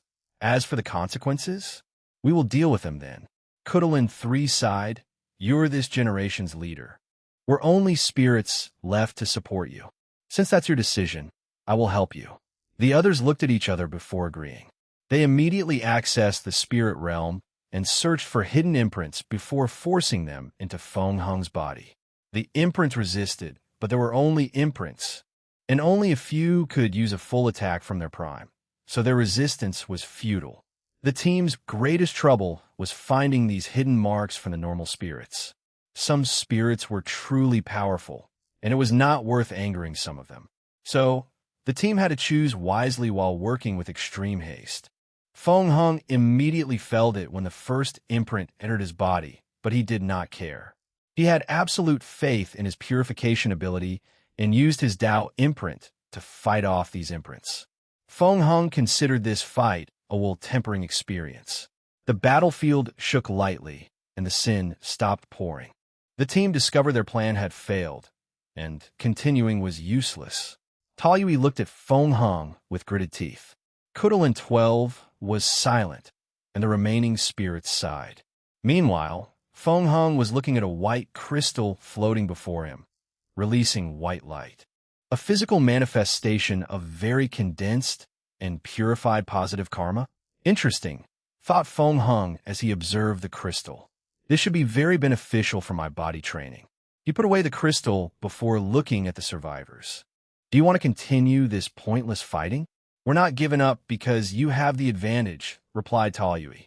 The battle does not end until we are all dead, added Kudalin 12. Ba, sighed Feng Hung before going on the offensive. The result was as expected. He slaughtered the injured number 3 and swiftly eliminated the talisman maker, number 8, seal number 5 with the intent to fuse this spirit with her yin-yang eyes, and captured Kudalin 12 and her brother. What do you want with us? Asked Taoyui. You know what I want. I will never help you, declared Taoyui. I'm even prepared to watch you slaughter all my believers and people. I want to help you even if it's the only thing to save my life. I know that your hurt pride that's speaking, Feng Hung said calmly. Once you calm down, we will discuss with a more rational mind. Taoyui looked at him fiercely. Men have committed worse acts while acting on pride. So, as I said, you can kill everyone. Isn't that what you wanted? The rise of Buddhism, but curated through your wants and desires? Feng Hung did not immediately say anything. Instead, he looked in the distance with a peaceful aura. I've always thought that Buddhism and cultivation should never be intertwined. The power we acquire always interferes with our practice. We get entangled in the cultivation world's desires for benefits and power. We care too much about our ideology's prosperity instead of focusing on our spiritual practice and helping as many people as possible. If we do not have power, others will oppress and even persecute us, rebutted Taoyui. Yes, that is the excuse used to justify why we need power, said Feng Hung calmly. But is that true? Why not practice a system of minimal power where only a few people practice cultivation to protect the collective while the rest focus on becoming enlightened? Isn't it obvious? The people with the power can easily abuse it, sneered Kudalin, and Taoyui nodded in agreement. If they were true monks, why would they care about their power, let alone abuse it? The two became quiet. Those chosen guardian monks should know why they have this power and what their duty is. Their position should be temporary before another group takes over. Then, they will abandon their cultivation to focus on their practice. Your idea sounds good on paper, but there are too many flaws upon closer look. Like what? Like lifespan. How are we supposed to achieve enlightenment without the long lifespan of cultivation? You have no idea how much mortals can achieve in their short, limited time, replied Feng Hung, shaking his head. Moreover, you fail to see my point. We could use cultivation to increase our lifespan and help us with our practice. We just want to use them for power and strength. Furthermore, true enlightenment is about cultivating the self and the mind. We don't need to focus on the laws of heaven and earth. We should focus more on the inner self. Cultivate from the inside out instead of from the outside in. Chapter 1106 Spiritual Transcendence 1106 Spiritual Transcendence. Wang Wei's brow furrowed as he watched the result of Feng Hung's battle. He had caught an idea and was trying to extrapolate from it before it left his mind. Enlightenment, spiritual practice, Buddhism, Taoism, or any religion or philosophical ideals or pursue, he thought. Is it possible to achieve transcendence through spiritual practice alone, without cultivating shenanigans? Would a monk who has achieved nirvana or a Taoist priest who became one with the Tao escape the shackles of the universe and achieve transcendence? Those questions appeared simple, but were more complex than they appeared on the surface. For example, could someone like Maitreya be said to have achieved nirvana in her spiritual practice? Not necessarily, thought Wang Wei. She achieved the part about escaping the shackles of samsara and even death entirely. But what about the part of achieving ultimate peace and freedom? Has she transcended suffering or attachment? It's obvious that her state of mind has come close to these ideals, but she is still tethered by the state of Buddhism as a religion and the intricate relationship of the cultivation world, which often involves endless struggle, death, and suffering. I could argue her achievement of nirvana is flawed, and she needs the cultivation aspect of Buddhism to make up for it. Many thoughts flashed in Wang Wei's mind. Feng Hung might be right. The true path of Buddhism and Tao Sin in the cultivation world might be to use cultivation as secondary to spiritual practice. They use their longevity to pursue their spiritual practice, and the end zone of this path might be transcendence. Wang Wei had many more thoughts. For example, Buddhism's spiritual practice seemed linked to mind or soul Tao, but that was untrue. If their main focus is to practice from inward instead of starting from outward, spiritual practice might be similar to the true power Tao realm, where there is no need to understand any law or Tao, but purely focus on the mind to reach height on par with any cultivators. In other words, their practice is a path of power and transcendence that is not very much affected by foreign aid or grand Tao, just like body refining. Their situation might be even better as grand Tao has not interfered with the spiritual practice path, as it did with body refining path, deduced Wang Wei, who suddenly paused. Unless it did, and I just did not know about it. He considered the possibility that most monks and Taoist priests in the chaos universes followed the same path as Mithriya and Supreme Unity instead of Feng Hung because of Grand Tao's scheme. It's also possible that Grand Tao has also regulated the spiritual practice path, just like the flesh tribulations of the true power Tao realm, analyzed Wang Wei. Regardless if this is true, Feng Hung might have unknowingly begun his journey toward transcendence with these thoughts, but he doesn't know it yet, concluded Wang Wei. He smirked. I should tell him to see how things go. He wanted to summon Feng Hung to talk immediately, but stopped himself. It might be best to be prudent. Feng Hung had these thoughts, but has not acted on them. He must also consider the ramifications of revealing such information, as it could trigger Grand Tao or some other entity's gaze. The best option is to wait until I've determined whether Mithriya is trustworthy, run this idea by her, and then tell Feng Hung. After all, I'm a novice in Buddhism, and my idea might just be nonsense. Wang Wei calmed down, deciding not to rush. Then, another thought flashed in his mind. Assuming my thoughts are correct, what would happen to Gautama, the creator of Buddhism, who achieved true nirvana without cultivation on earth? Not just him, but any monks who succeeded in a place like the prehistoric world? Any normal thing becomes complicated once it occurs in the prehistoric world because of their strange relationship with the rest of the chaos universe and Grand Tao. Wang Wei shook his head as he had too little information to make any decent theories or conjectures. It might be a good idea to be more involved in Buddhism, study and learn from it, he muttered. The Buddhist path of spiritual practice did not suit him in achieving transcendence. The idea of following one doctrine or school of thought ran counter to his way of life and goal. However, Buddhism does wish to achieve freedom, just not in the same way as him. As such, he could learn from them to help with his goals and ambitions. So, Wang Wei decided to take his title of honorary Buddha more seriously. Of course, he will also study Taoism and other religions and practices to learn from all of them. Star Beast World Community. As soon as the battle started, everyone had an opponent. Ji Lanfang calmly looked at the 5 people before him. 2 Eternals and 3 Pseudos. He sipped his wine one last time before putting it away. Glancing at these people, he noticed something.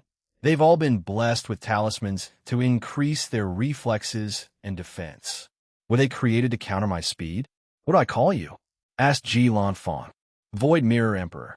Red Bolt Emperor, Blue Streak Emperor, Mountain Fist Emperor, Iron Skin Emperor. So, 1 for instant movement, 1 for distant attack, 1 for speed, 1 for close combat, and 1 for defense, thought Ji Lanfang, realizing that whoever chose these individuals as his opponent did so thoughtfully.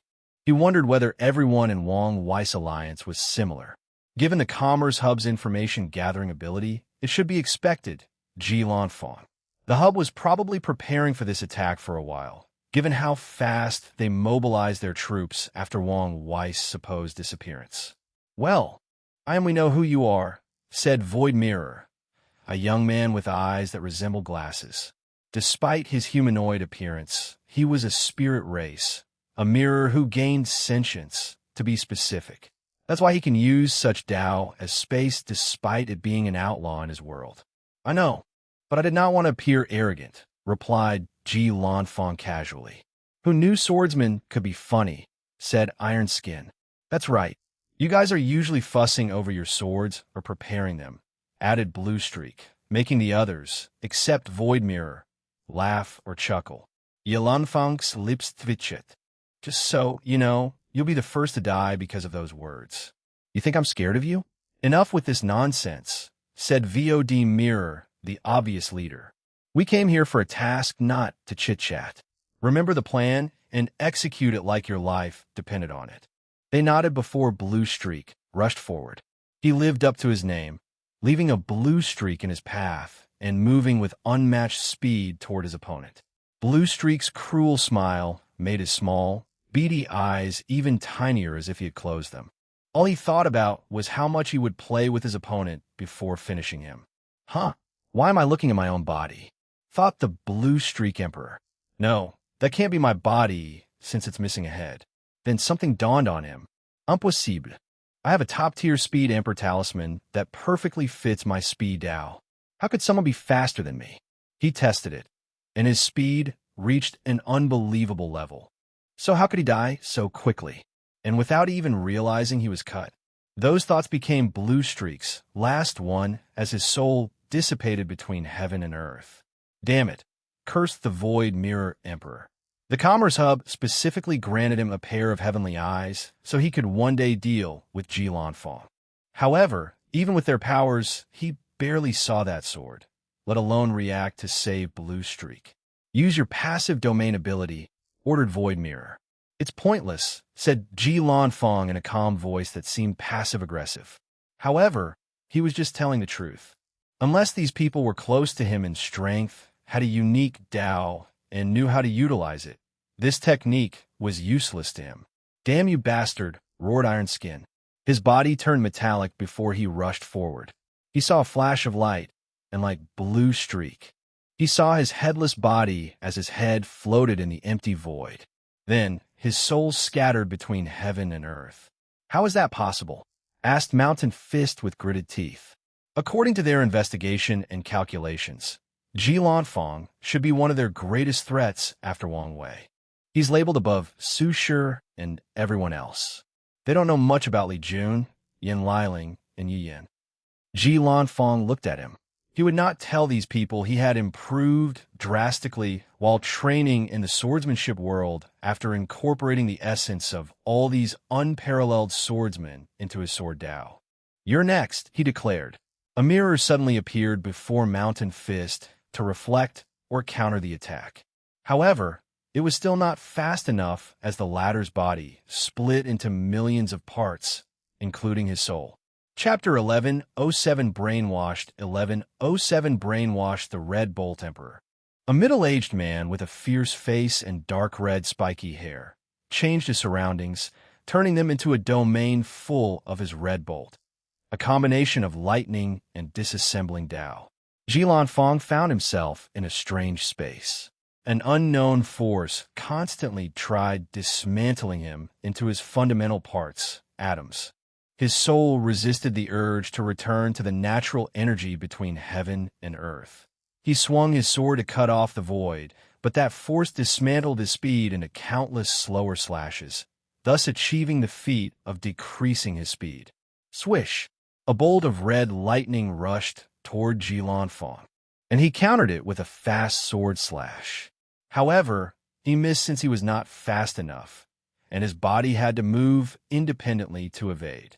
This technique divided his speed, which could be considered one of his counters. Red bolt fired or lightning bolts rushed toward him when he saw the first test was successful. However, Jilanfang raised his speed, barely managing to block these attacks. The Void Mirror Emperor, observing from the side, raised his hand to fire a blue light into his partner's body. Red Bolt's aura suddenly increased along with his power. The dismantling aspect of his Dao became more efficient, further dividing Jilanfang's speed, and his lightning bolt's speed drastically increased. Sword-stacking skill hundreds of afterimages appeared behind Jilanfang, each swinging their swords before fusing with his body. Then, with one slash, he cut off thousands of lightning bolts. By stocking countless sword slashes, his speed reaches another level. After realizing this change, the Red Bolt Emperor's face changed, so he went all out. In his domain, every subatomic particle was a red bolt traveling at speed countless times faster than light. However, Jilin Fong remained standing without any change. He moved so fast to deal with these bolts that it appeared he had not moved. The Void Mirror Emperor raised his hand to send another blue light into his body, further boosting his stats, but it was useless. Jilin Fong took one step to appear before his opponent and slash his sword. A mirror blocked his attack, even trying to rebound it. However, his method of stacking attacks allowed him to slash through it. Red Bolt took this opportunity to summon pure white armor. Clink! Jilin Fang's sword hit his opponent with no result. An entire armor composed of infinitum? Asked Jilin Fong, not hiding his surprise. The Commerce Hub is truly rich beyond comparison. Infinitum is considered the hardest tier 10 metal, even having the indestructible label in its tier. This kind of resource is considered rare even in the upper dimension, yet these people had enough to make an entire suit of armor. We've been preparing for this war for a long time, and we'll do anything to eliminate all of you who dare to resist our power, Red Bolt sneered. A staunch loyalist. Huh, said Jilin Fong calmly. Why didn't you have such vigor when Wang Wei was here? Does that even matter? He's gone, and with a final winner. We can even write history as we see fit, Red Bolt countered. Jilin Fong shook his head. Did I say something wrong? It's obvious that you people have been in power for too long and have become too comfortable, Jilin Fong replied. What does that even mean? The Red Bolt Emperor felt this man was speaking nonsense. They've always been careful, so how come they have become complacent? According to him, let me ask you, why hasn't the Commerce Hub spread to every corner of the lower dimension? We have spread to a third of the lower dimension. That's more than enough, as being too large is not necessarily good. That's just what you say to people, but according to your history, you've tried expansion many times, but each time has failed for various reasons. So isn't it obvious why? Your destiny is not enough to become a larger force. And one of the fundamental rules of luck or destiny is whatever goes up must come down. Are you insinuating that this war is the beginning of our waning destiny? The start of our luck backlash? That's ridiculous. Is it? You've ruled for far too long. During the early stages, your existence prompted the development and growth of the lower dimension. So you had true heavenly Taoist blessings. But now, your strict hierarchical structure has become a cancer in the world as a few individuals ruthlessly exploit everyone else for their own benefit. So, true heavenly Tao has decided it's your time to either change or be destroyed. You're talking nonsense again. Our existence has allowed worlds to exchange knowledge, resources, cultures, and communication. We've elevated the lower dimension's strength, not exploited it. Do you truly believe so? Of course. As an eternal emperor, couldn't you observe the Commerce Hub's key luck and see its deterioration? Jilin Fong asked, extremely baffled.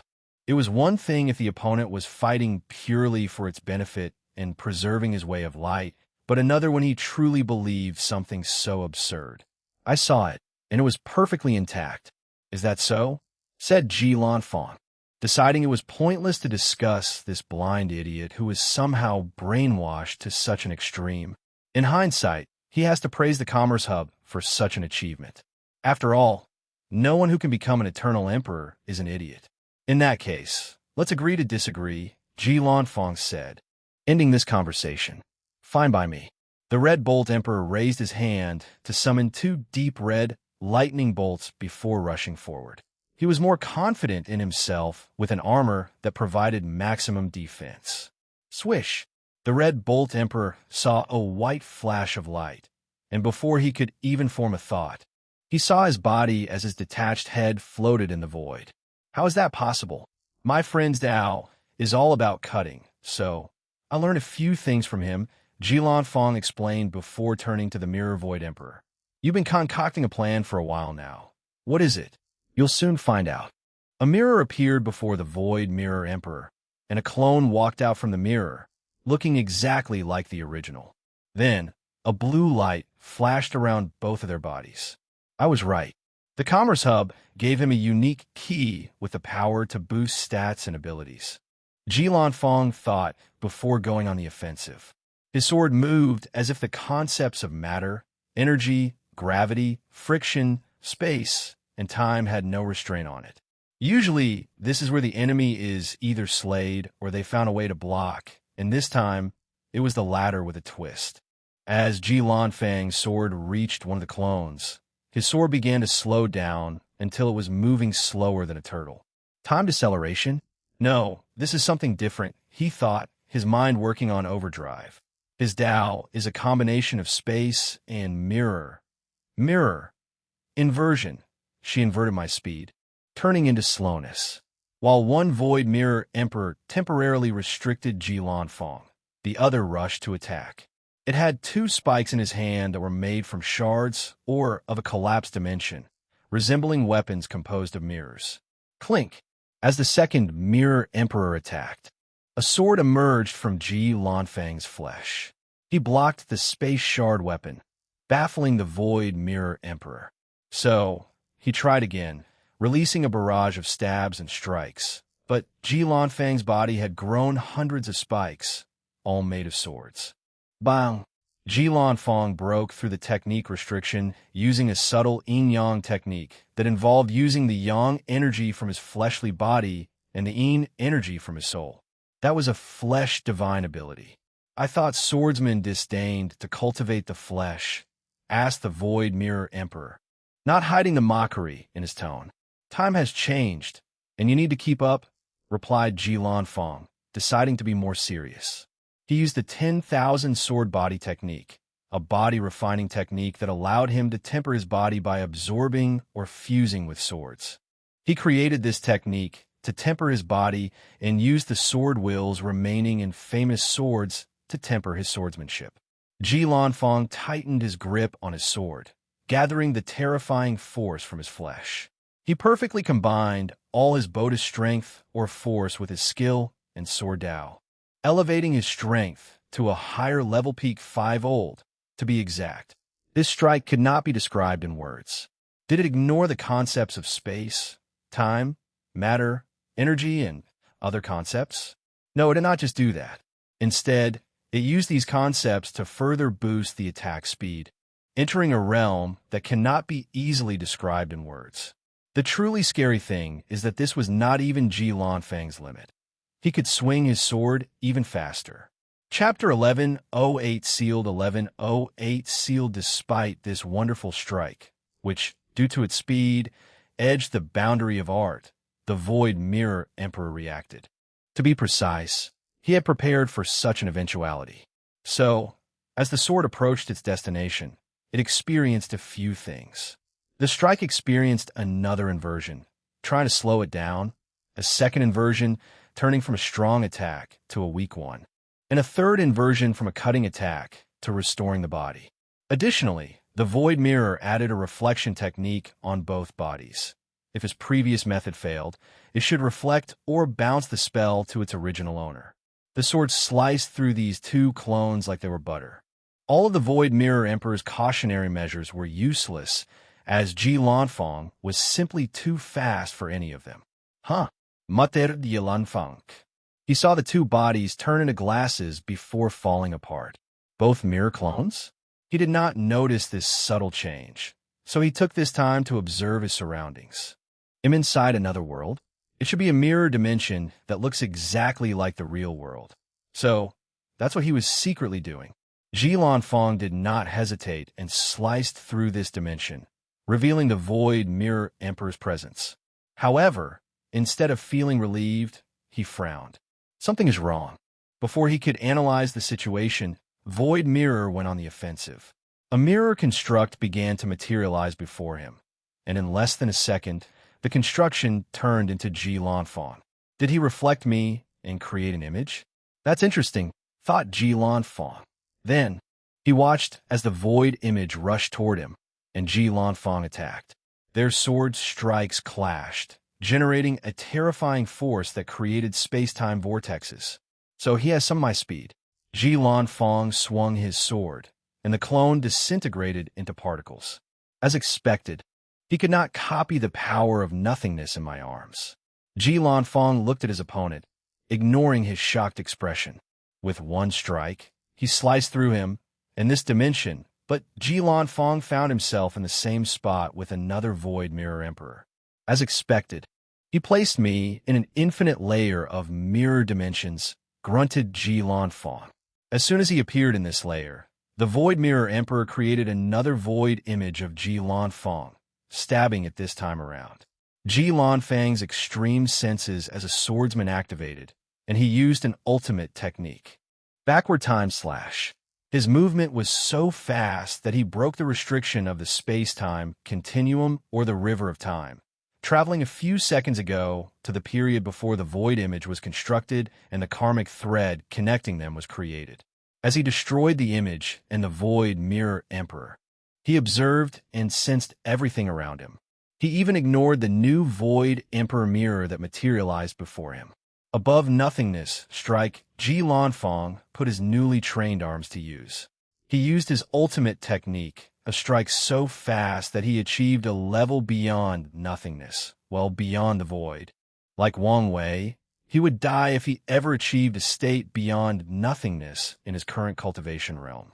With this attack, Ji Fong slashed through trillions of mirror dimension layers in less than an attosecond.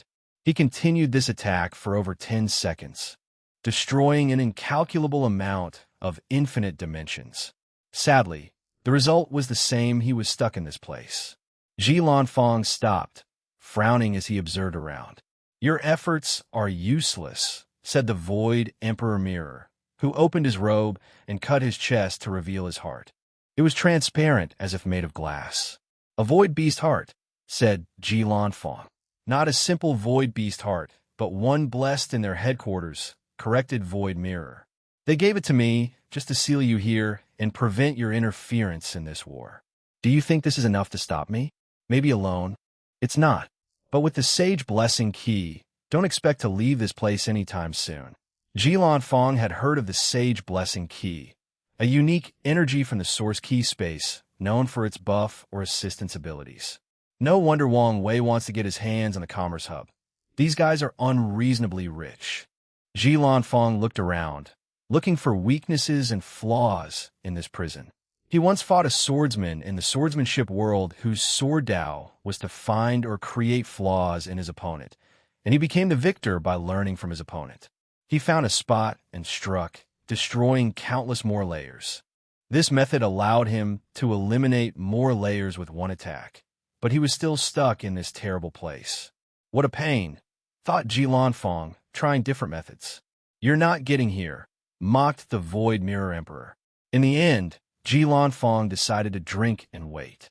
He had done his part by killing 4 eternal powerhouses and forcing one to be stuck with him. So, he was just going to wait until someone came to rescue him or Wang Wei returned to clean up this mess. Star Beast World Community. When the 4-layer array disintegrated, the Demon Suppression Emperor was prepared. She wore white-fitting martial clothes with a black sash as a belt, short hair, no sleeves showing her muscular shoulders and biceps, and a bandage around her fist. Her clothes hung over her private area, while leaving ample room for her well-toned or muscular legs. She was the definition of a muscle beauty. As Hong Hua held her 2 swords, her aura was vast, fierce, noble, and wild. As a human emperor, she naturally exuded respect, and her swords naturally released a suppression and repellent against any demon race. 5 people rushed to her, 1 eternal, 2 pseudo-eternals, and 2 immortal sovereigns. She frowned as she realized this battle would not be arduous. As she observed these people while they did the same, a tear in the void appeared, alarming everyone. A woman with deep blue hair who can only be described as regal and majestic walked out. "Blue Phoenix," uttered Hong Hua, "I'll deal with her," said the Blue Phoenix Empress to the others. "Advisor Deng Qiang ordered us to kill our enemies as swiftly as possible using our number advantages. Then, go find someone else more powerful to deal with. She's my prey." "Orders are orders. Do you want to fight?" asked Blue Phoenix. "Who's scared of you?" replied the Greenwood Emperor, a famous gambler from the Bountiful Harvest world, one of the famous 5 Elements worlds. The Greenwood Emperor did not choose his title, because he lost the right to name himself in a gamble. So he had to choose this stupid name. He had bet on this war, especially on killing a few eternal powerhouses. From the information he gathered, the Demon Suppression Emperor was one of the weakest in this group, so she became his prey to ensure he won his bet. Fine, I'll deal with you first. A cold flame enveloped Blue Phoenix, followed by a cold mist. Her aura locked into Greenwood, preparing to strike at any moment. Damn, woman. Don't you understand the situation? He realized this crazy woman was really about to fight him. Do you think I care?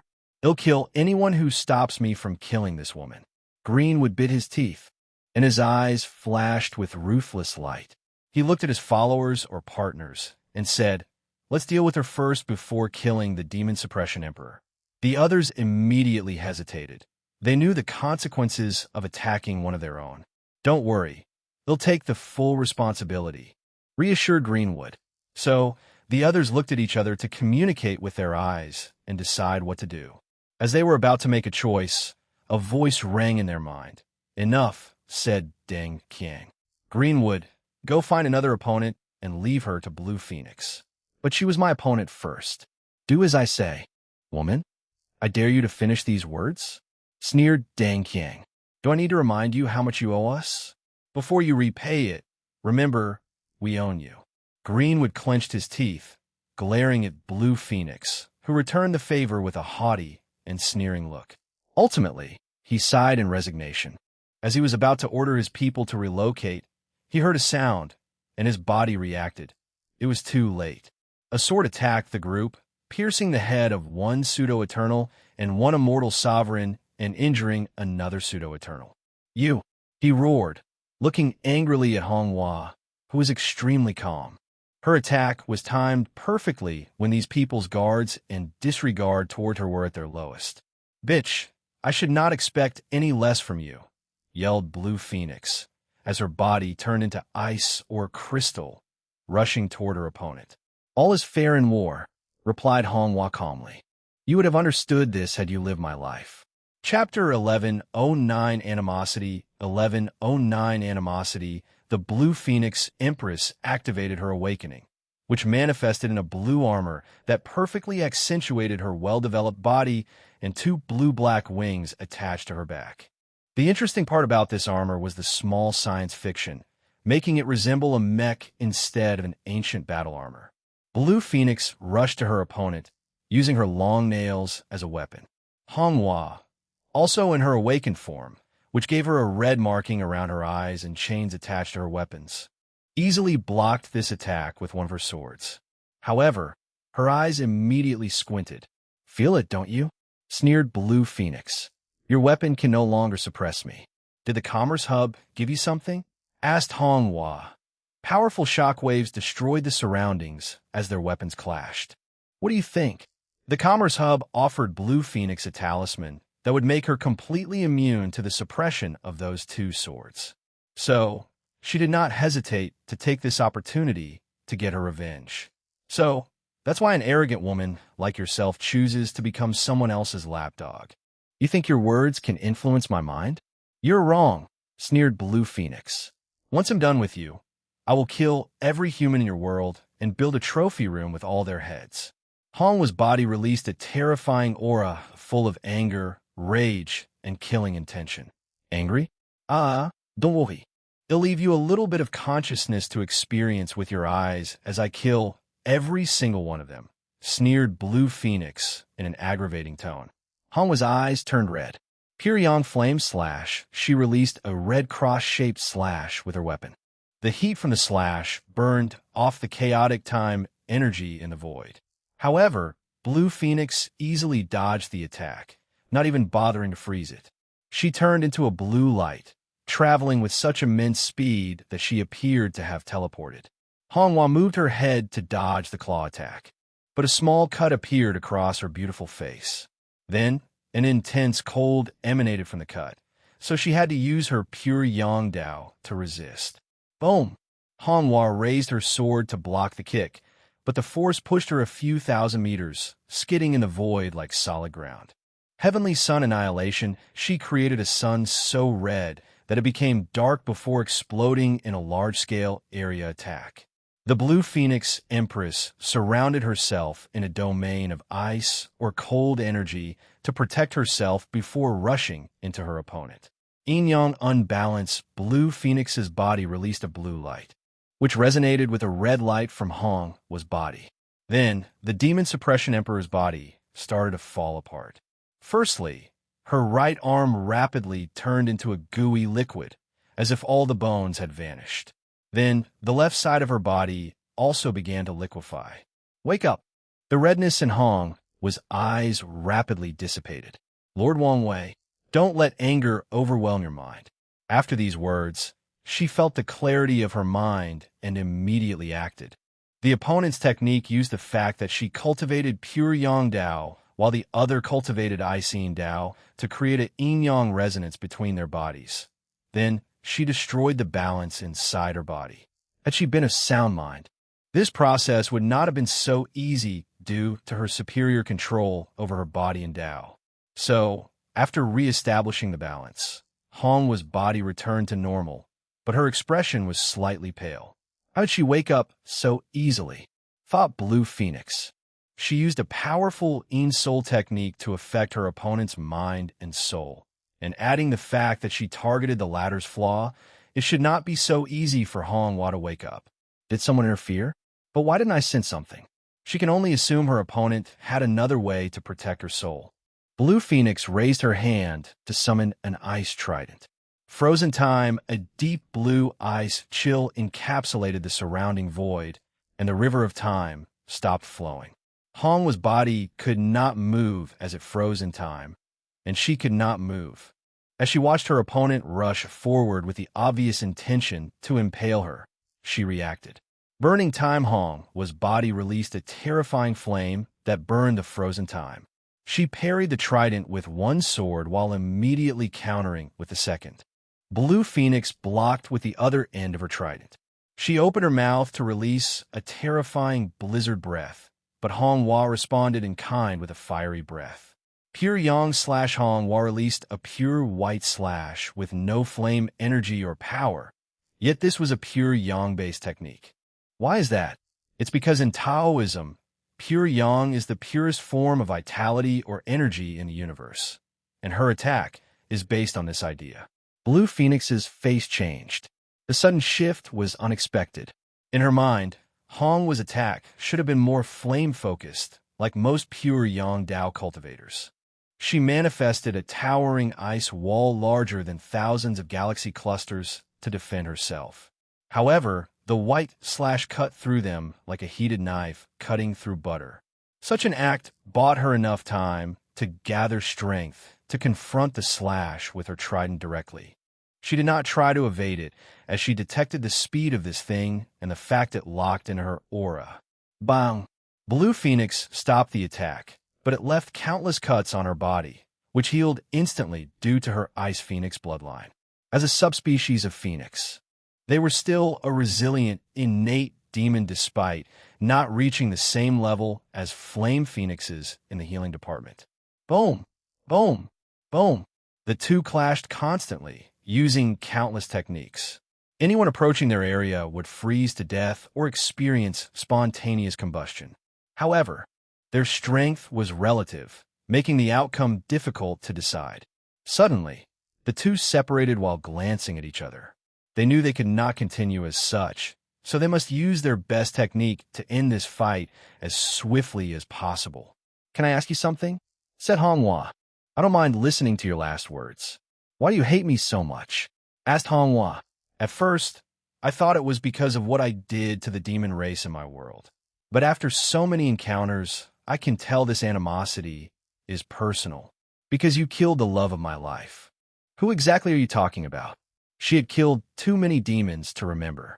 "His name was Yi Tuji, and he was my everything," said Blue Phoenix, her eyes full of love, reminiscence, hatred, and hope. However, Hong Wa frowned, not remembering anyone with this name. In fairness, she did not know the names of most of the demons she killed. Before my bloodline awakened, I was only a regular ice swan, which made my family treat me like the biggest disgrace in the world. The Heavenly Ice Swan clan is powerful and respected in the desolate demon world.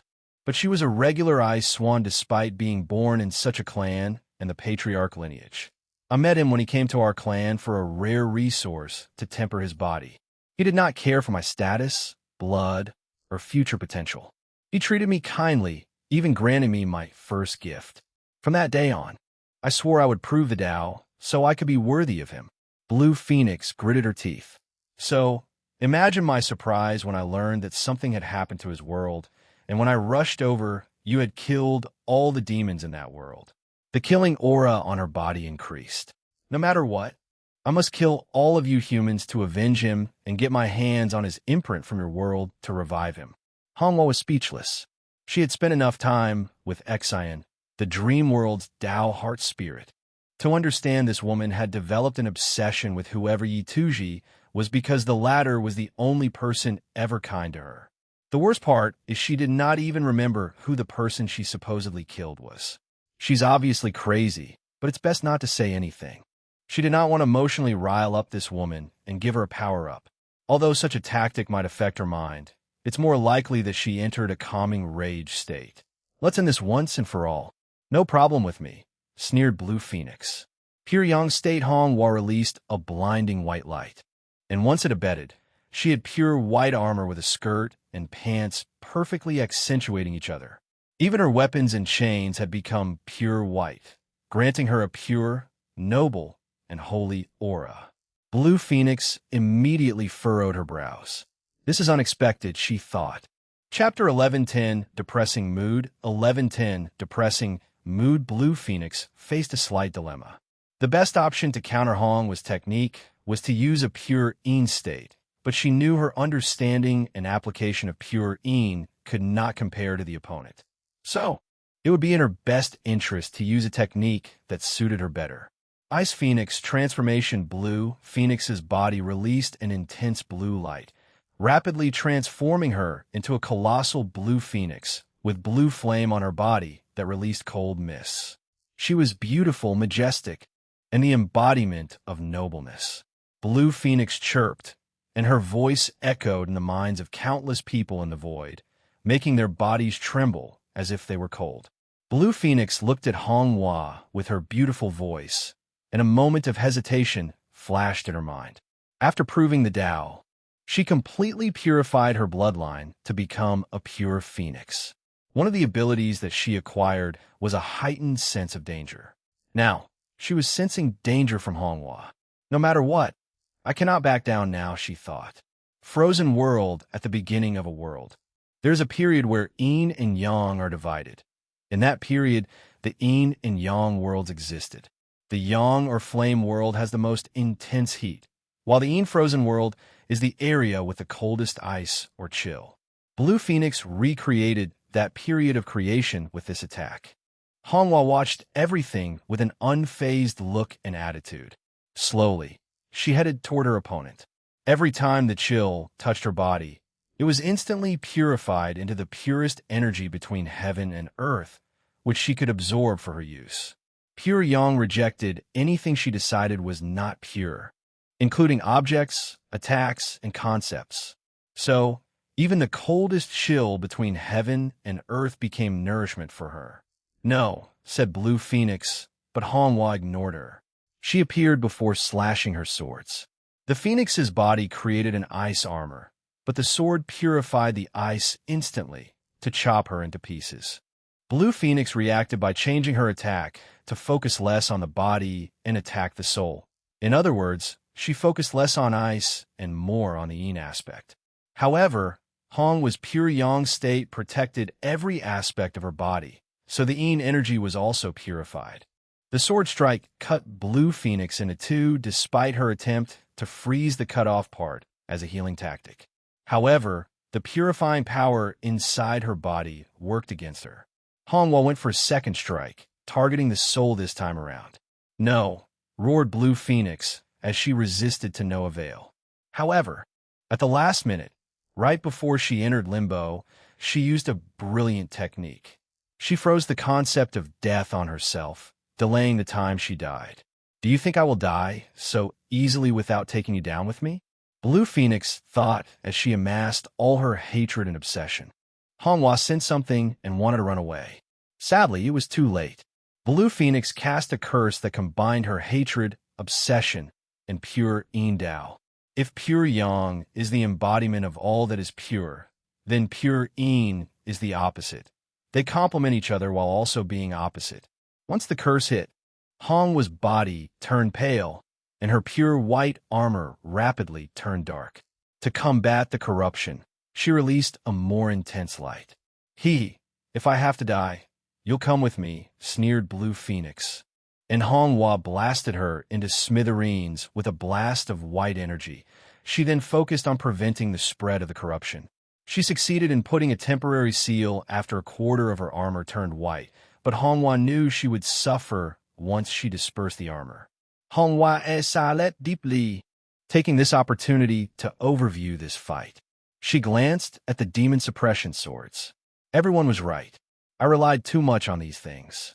She relied on these swords to survive the turmoil of the demon supremacy world. She knew she would not survive without them. As such, she grew attached to them, considering them as another limb. During her training to prepare for this battle, she spent much time on the weapons, achieving a level on par with Fivefold. However, Blue Phoenix's method rendered them useless, so she could only rely on her real strength of peak Threefold.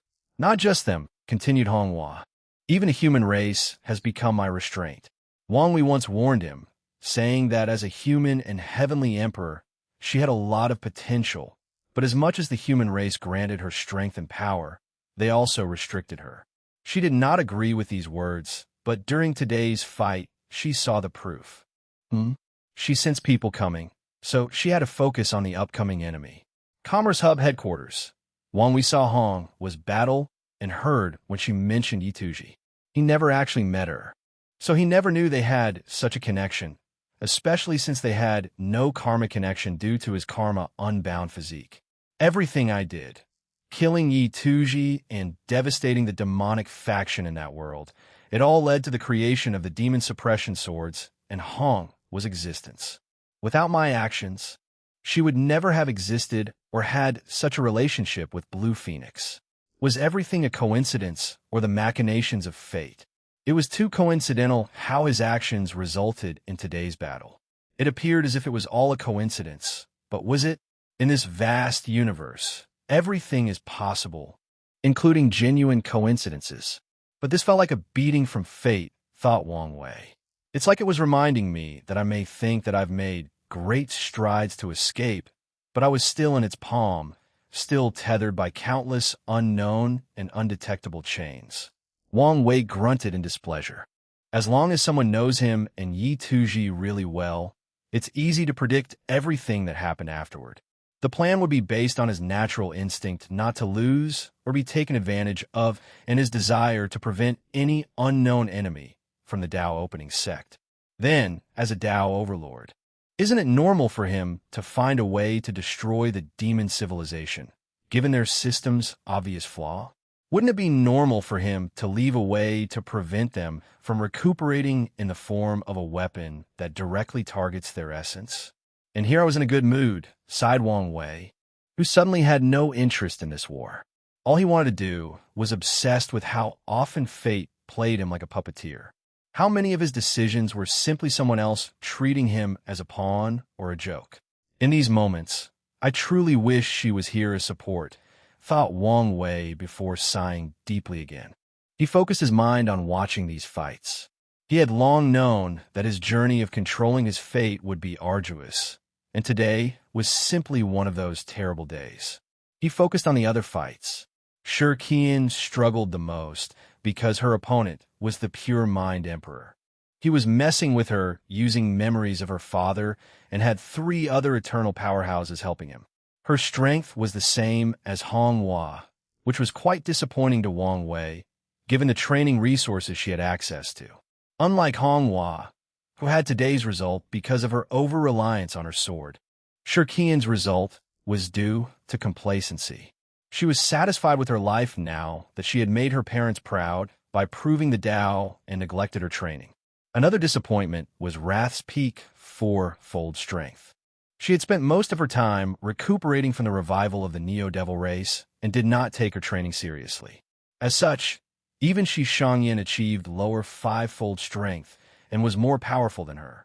Wang Wei focused on Shi Shangyan, who was facing countless opponents, including the Greenwood Emperor and his people. It seems she hasn't tried to condense a supreme ki yet, thought Wang Wei, observing the battle closely. He looked at Shirkian and knew she would not hold on for long. However, he did not intervene as he knew reinforcement was coming, and as expected, things did not take long to appear as he predicted. A large portal materialized on the battlefield, alarming everyone. Then, a wild and boisterous laugh echoed in everyone's mind. Ha ha! The great Monkey King has come to save all of you. Yi Dafu appeared with countless troops while wearing dark gold armor, without a helmet, and holding his staff. He looked at everyone, not hiding his haughty attitude. Wang Wei, you dare say I'm scared? I'll show you, he roared. Everyone looked at him, wondering who this crazy monkey was. Yi Dafu ignored the weird gaze and swung his staff, which turned into a colossal weapon bigger than any galaxy. He killed trillions with one swing. Dang King swiftly ordered people to leave Shirkian and a few others to attack this monkey. Chapter 1:11 The Monkey King's Charm 1:11 The Monkey King's Charm. After killing all those people, two potent aura rushed toward Yi Dafu, forcing him to stop. Muttered the monkey, ignoring Greenwood and focusing on the second Eternal Emperor. She was a beautiful woman dressed in colorful clothes, like a rainbow, with snake eyes. Such a powerful and beautiful demon, said the monkey with a grin before smelling the air. This bloodline, it should be the Nine-Serpent Monarch bloodline. A brilliant light flashed in Yi Dafu's eyes. This Monkey King thought no one would ever be worthy of me. But who would have thought I would find a wife in such a strange manner? Who are you calling your wife? Asked the noble Serpent Empress, releasing a cold aura full of the intention to kill. You, of course, replied Yi Dafu. Only someone of your bloodline is worthy of someone like me. Monkey, I was going to show you some leniency, given we're both demons, but I've changed my mind, said the Serpent Empress. Now, I will tear you apart and feed you to my dogs. Oh, such cruelty! I love it, grinned the monkey, showing his all-white teeth. Don't worry, I will be merciful. I'll seal you and bring you back home to be my bride. The elders should be happy I found someone to pass on my bloodline. The noble Serpent Empress responded with actions by activating her awakening, which manifested in the form of a rainbow with 9 colors hanging above her head in the shape of an arch. As a result, she became even brighter with her colorful dress. Meanwhile, Greenwood, who felt left out and secretly complained about why he was tasked with such a powerful opponent, also activated his awakening. He had 2 wooden wings floating behind him. He'll provide assistance with my Wadao, he said. I don't need your help, countered the Serpent Empress as she activated 2 of her bloodlines. The Golden Jia Serpent, known for their mighty defense, and the Silver Void Serpent, a snake-innate demon with immense speed due to their ability to slit through space and time. So, a golden aura enveloped her body before she disappeared from sight. Yi Dafu casually moved his body, and a snake whip flashed past his head. A blurred creature then disappeared from his sight. A blurry figure constantly appeared around him for the next few seconds and attacked with the whip. He evaded all these attacks casually until he sensed countless tree roots coming from the distance, trying to entangle him. He released a terrifying flame disaster to deal with the tree roots, and the Serpent Empress took this opportunity for a sneak attack. Yi Dafu blocked with his staff with a mocking smile. Wife, you should know what kind of bloodline I have. So, why use these useless tactics? Others may not be able to see her once she uses her space-time bloodline ability, but he can even do so without opening his heaven eye. It seems you're not as useless as you look. Of course, in more than my exterior disposition, that's one of my many charms, which you will discover once you become my wife. In your dream, the Serpent Empress activated her purple Fong serpent bloodline, which boosted her attacks and granted her control over Poison Dao. She opened her mouth to fire a breath of purple cloud. However, Yidafu only giggled before using a poison disaster attack, breathing red clouds that overwhelmed the Empress. Her fate would have been terrible without the golden aura around her and the monkey's restraint. Meanwhile, Greenwood was having the worst time in his life in the distance. According to the five elements theory, fire suppresses wood, meaning the attack was his natural element counter. He had to summon a unique tree around him to calm the monkey's attack, and it took him a moment to succeed. Right as he was about to intervene in the fight and provide assistance, two terrifying poisons rushed toward him, and he had to use his summoned tree to block them. His towering tree wilted in a matter of seconds due to the intense nature of the poison. So he had to use his wood Dao to change the tree's nature to adapt to this poison. The noble serpent empress looked at this monkey hatefully. She decided to stop underestimating him and used even more power. So, she activated the mountain serpent bloodline to boost her fleshy body, mainly her physical strength, followed by the winged serpent bloodline, which boosted her raw speed. Finally, she activated her rainbow-eyed serpent to acquire powerful visual prowess on par or close to his three-eyed monkey bloodline. The serpent empress took one step and appeared behind Yidafu. With her new speed-based bloodline and the previous ability to slit through the very fabric of space-time, her speed reached another realm. Boom! She punched him with an enormous force. This was not a normal attack, as her proving Dao artifact, which was normally a whip, had wrapped around her fist like a glove to boost physical-based attacks. The serpent empress immediately frowned. Her eye prowess detected that her speed surpassed her opponent's reaction time, but an invisible power protected him. This is a domain technique where heaven and earth love and protect him. In other words, no matter where he is, the surrounding environment will naturally protect him, the serpent empress analyzed, clenching her fists and attacking. Based on her eye insight, she targeted the weak areas of this technique. However, she soon realized how pointless this attempt was, as Yidafu seemed aware of these weaknesses and either fixed them or moved them around. The Nine Serpent Monarch clan was a fierce race that should have dominated the ancient era with their ability to absorb 9 other serpent bloodlines and use their powers for their own. Instead, they were wiped out early in the stages of the war. Do you know why? Asked Yidafu. The serpent empress ignored him and activated her elemental serpent bloodline, granting her control of all the elements. She released a devastating attack, like a combination of a universal-sized tsunami, tornado, earthquake, volcano eruption, meteor shower, thunder atoms, etc. Yidafu remained calm, while internally shaking his head in disapproval. All these attacks failed under the disaster category, and thus, he was immune to them.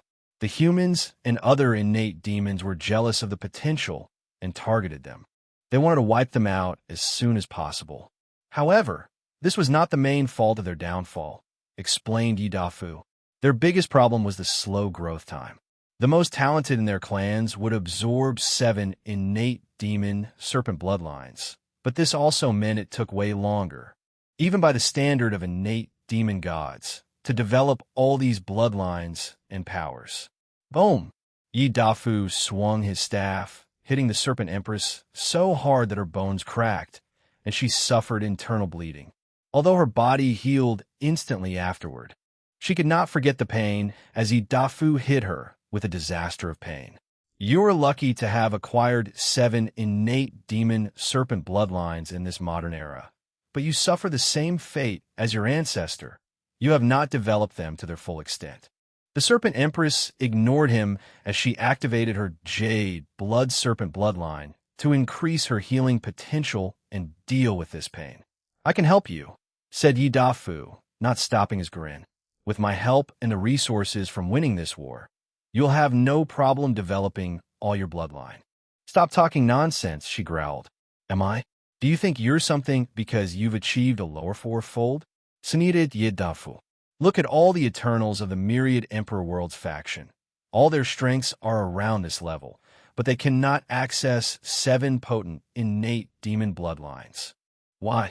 The Serpent Empress suddenly paused, taking these words seriously. Is that why you're so powerful? She realized his strength had reached somewhere around fivefold, but she did not know exactly. Me? No, replied Jedafo. He was not part of Wang Wei's inner circle. So today's strength was the result of his own effort and luck. However, he cannot wait to use things like the dream world and others to further his power. Then how? I can only tell you I found a way to develop bloodlines, replied Yidafu. After losing to Wang Wei and leaving the deception trial, he still left his people to acquire news. Then, once he learned how powerful these people became, a fire was lit under Yidafu's, but he realized he was nothing but a phoenix amongst a group of chickens. With this realization, he put himself through cruel training while searching for ways to improve. Ultimately, he achieved a strength of 8 leaf before his heavenward battle, and after proving the Tao, he never stopped training. Are you really pondering his offer? Suddenly asked Greenwood, but the Serpent Empress ignored him. The demon race cares more about bloodline when choosing partners, not appearance or compatibility. And if there were no enemies, Yidafu would be a top marriage candidate. Chapter 11:12 Earth Emperor Technique 11:12 Earth Emperor Technique. Can you imagine our children? Said Yidafu with a grin, and his words did have an effect. Demon races of different species have even lower chances of reproducing. But when they do, their children will inherit both their bloodlines 99 of the time. So, the noble Serpent Empress imagined what it would be like to have a child with a 3-eyed monkey, disaster monkey, and 9 serpent monarch bloodlines. By all standards, this monkey is indeed the perfect partner. Contemplated the Serpent Empress. Their alliance would further their bloodlines and create a strong alliance between their 2 worlds and factions. Humans controlled the majority of heaven-will worlds in the lower dimension, so most demon-focused worlds will band together for protection. Don't listen to his nonsense, said the Greenwood Emperor. All his sweet words are based on the fact that he and his faction will survive this war. But do you think that's possible? The Serpent Empress suddenly paused. He has a point. Oh, we're going to win, replied Yidafu calmly. And how do you know this? She asked. Kulme, let me tell you a secret. Just tell me. No, I must whisper it to you, he replied with his white teeth, making the Serpent Empress roll her eyes. Regardless, she flew next to him, and he whispered something in his ear. Are you telling the truth? Of course. You can go in my memory to see. Fine, she replied after thinking briefly, and Yidafu did not hesitate to allow her access into his sea of consciousness and his memories. He had a bright smile that was telling her, see how much I trust you despite only meeting for the first time. The Serpent Empress blushed after figuring out his smile's meaning, but it quickly faded. You're telling the truth. What's the meaning of this? Asked Greenwood. What did he tell you? I'm sorry, but I'm out of this fight. What? Are you serious? Yes. But of course, I also want help their side, the Serpent Empress explained. Do you know the fate awaiting you in your home world for betraying the Commerce Hub? The Greenwood Emperor asked in a severe tone. You should understand the cruelty of these people. Don't you care at all? The Serpent Empress shrugged. Now that she knew Wang Wei was alive and this entire war was nothing but his little game, she knew the Commerce Hub was destined to lose and fall from their status as the rulers of the lower dimension. Greenwood suddenly paused. He knew the latter was not stupid, so he wondered what kind of news would prompt her to decide. He suddenly had a thought. No, it can't be.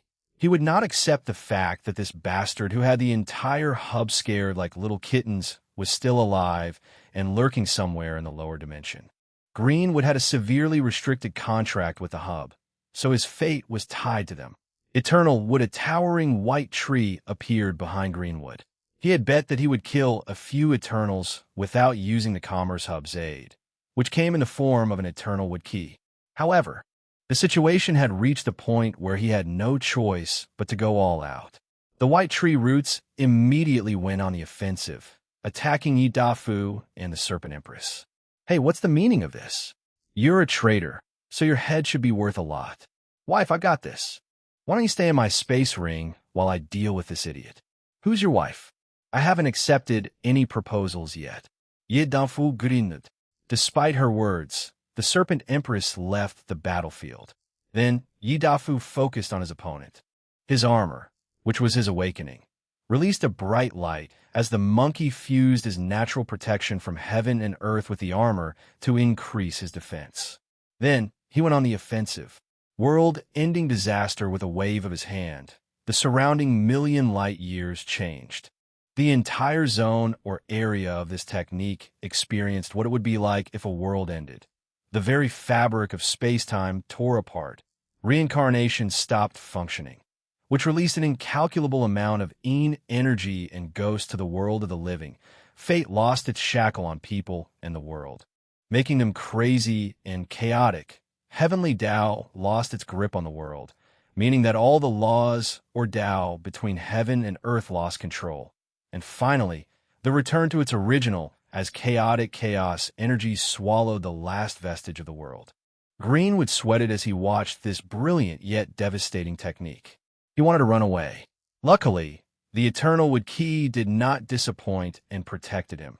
He felt relief now that he was surrounded by an object the world deemed indestructible, nay, eternal.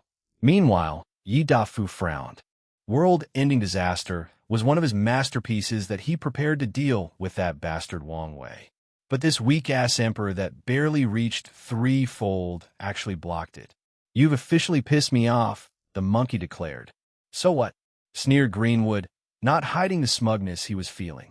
Yi Dafu shook his head as he wondered how this kind of person could prove the Tao, let alone become an eternal.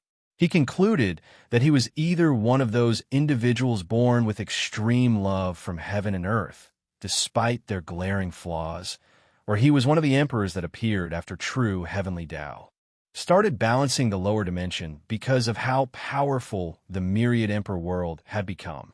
Disaster of the mind. Greenwood's body froze as his mind experienced the most terrifying horrors imaginable. He experienced his worst fear, confronted his greatest nightmare, came into direct contact with his greatest failures, and saw things that even his superior mind, as a higher dimensional being, could not process. Saliva dripped from the corner of his mouth as he entered a vegetable state while standing. Yi Dafu knew this was not enough and rushed for a finishing blow. He evaded the white roots from the tree, which was acting on instinct to protect its master. Sadly, before he reached his opponent, the tree fused with Greenwood and blessed his mind and soul with the eternal attribute, allowing him to survive that disaster. "Damn you!" roared Greenwood. He had never come so close to death, and it was the worst kind, death of the spirit. He no longer hesitated and touched the tree to fuse with it. His body then rapidly morphed into a treant or humanoid tree creature with white barks as body and green foliage that served as hair. Bang! Dafu's staff hit him with full force while he was still transforming, and he flew in the distance. Such an attack should have been devastating. It was not.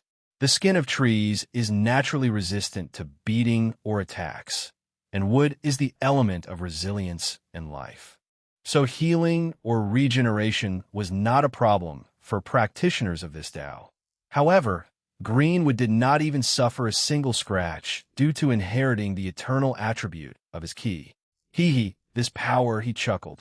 He had never felt this powerful, so free, so invincible. Who would dare ask him for his debts? Once he lost, if he had this kind of power, he would walk sideways in the lower dimension, doing whatever he pleased. Greenwood rushed to his opponent, but soon frowned. He found his body not as fast in this state as he wished it to be. However, this did not matter since no one could hurt him. Boom! Boom! Boom! Yi Dafu clashed with this humanoid tree with his third eye fully displayed. He used every passing second to analyze his opponent. What's the best move? Eternal disaster? No. That would take too long since I know little about such a high-level field as disaster. Then a weakness disaster? This tree should have a weakness. He thought briefly before deciding otherwise. Such a disaster might weaken his opponent, but he kept his impenetrable outer shell. In that case, I yin-yang disaster. Nothing is absolute, and what goes up must go down. There is no way this thing is truly eternal. So experiencing a yin-yang cycle should do the trick. No, I have something even better. Earth Emperor position. Samsara cycle, an enormous head resembling a Yama king manifested behind Yidafu, and his body emanated a dark and noble aura associated with samsara, or the afterlife. After learning about the existence of the heavenly emperor, Yidafu became enthralled and learned about the other two positions as well. Then, he had an idea. Could he create techniques that granted him powers based on these positions? He tried and succeeded because his three-eyed monkey bloodline involved everything about heaven, earth, and humans. So, he used the Earth Emperor technique he created to gain absolute control of Samsara Dao and kill the Greenwood Emperor. Chapter 1113, Acquire 1113, acquired Yidafu hit Greenwood with his staff, and the whole world suddenly turned black and white briefly. Then, in a very short period, Greenwood's eternal body experienced birth and death millions of times to test the validity of his claim to be eternal. He resisted, as his white bark skin released an intense light to fight the power of samsara, which was rapidly destroying him on a conceptual level. He failed. Only everlasting Empyreans who have mastered their true self can boldly proclaim to have escaped the shackles of death or samsara, and even then, that's a wild claim that no one will make lightly. In the chaos universe's hierarchical structure, the eternal wood key can only be described on the lower tier of the path of eternity. Crack! Greenwood's body cracked in different parts, and he roared to show his unwillingness. He would not accept his fate so easily, so he tried to counterattack. What in this world could be considered truly eternal, or at the very least come very close? The obvious answer is Grand Tao, but that's not something that Greenwood would dare to get involved with. So, he chose the second best option, the universe's grand module. He latched on the river of fate, the river of time, and even the source key space's eternal attributes to fuel his own. Many roots from his body entered the void to attach themselves to these modules and borrow their powers.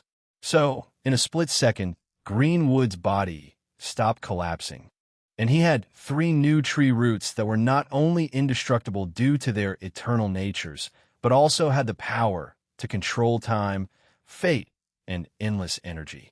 Andiot, Sneeded Yidafu. Backlash disaster. Can anyone meddle in the affairs of the river of fate, the river of time, or even the source key space? No. These modules or concepts were inherently arrogant because of their power or status in the world. So how can anyone get involved with them? Yidafu used this fact to create a terrifying backlash against his opponent. Greenwood had never felt so scared in his life. He felt like he was confronting entities that words alone could not describe, and even the idea of knowing these people sent shivers down his spine. Arg! He screamed as the terror was too much. His body was collapsing at an alarming rate. He was rapidly dying on a conceptual level, meaning no one would need to wipe his memories and go through all the struggles of killing an eternal. He would just die. No one or nothing could revive him. However, at the last minute, Greenwood acted decisively. He swiftly cut off his connection to these entities, abandoning most of his body.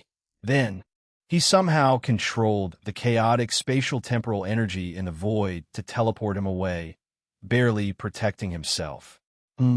Why is this bastard so good at running away? Muttered Yidafu. He did not expect his opponent to survive this backlash. Yidafu shook his head before focusing on the other aspects of the battlefield. Commerce Hub headquarters. Wang Wei looked at the half-body of Greenwood. How stupid is this guy? He muttered while shaking his head. He raised his hand to take out bright green light from his body. This should be worth my trouble. He intervened at the last minute to allow this bastard to escape and prevent the monkey from getting his hands on the Eternal Wood Key. Such energy was perfect for his Fate 1 or Dong Lifen's master, so he would not let it get into other people's hands. It's ridiculous how wealthy these people are, thought Wang Wei. The Commerce Hub should be instrumental in acquiring the resources he needed to cultivate a much higher realm before ascending to the upper dimension. By the strings of fate, why is this monkey making my job more difficult? Complained Wang Wei before acting swiftly and teleporting him to the headquarters. Yidafu was embarrassed as he saw the side eye Wang Wei was giving him. "My bad," he said. He was so careless that he was almost exiled to the upper dimension immediately after winning his match. Wang Wei grunted, "Return home, and don't show yourself again." "No way. The fight was just getting interesting. When people ask you how you survive your exile, what will you say?" "They'll say I did it on my own." "Do you think they'll believe you?" asked Wang Wei. "Some people already have suspicions. I don't want to give them more proof I'm not gone." Yi Dafu remained quiet briefly before exhaling deeply. "Fine, but before I leave, fight me. You know you're not my opponent." "I do, but I know I can make you sweat," replied the monkey with fierce eyes. "You're overestimating yourself," countered Wang Wei while rolling his eyes. "You're telling me such brilliant technique as my world-ending disaster would be useless? Now, you're insulting me." The monkey did not hide his emotions. "Why would it when I can do it even better than you?" "Bullshit."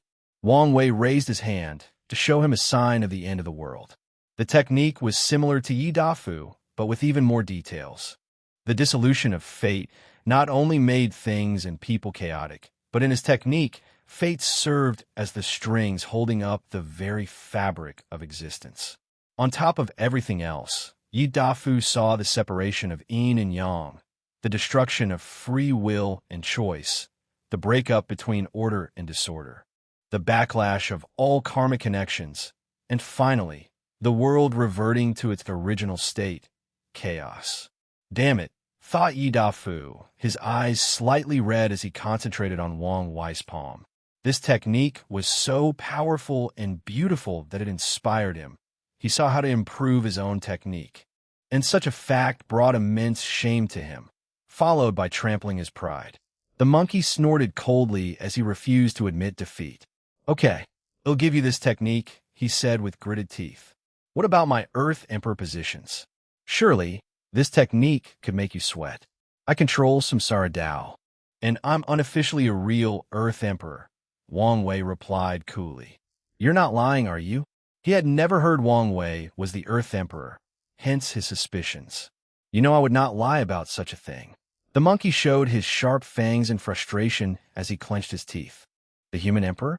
He did not dare ask about the heavenly emperor position, since the person before him was the first heavenly emperor and the one creating a new era based on the position. "I admit I have no connection to the human emperor position," nodded Wang Wei. "See, I have to tell you that my technique does not lose to the others," said Yi Dafu with a snicker. "You should admit my current self can make you sweat in battle, although I don't have any connection with it. I have a friend who's a human emperor, and I can just copy her fate line if needed," Wang Wei said calmly.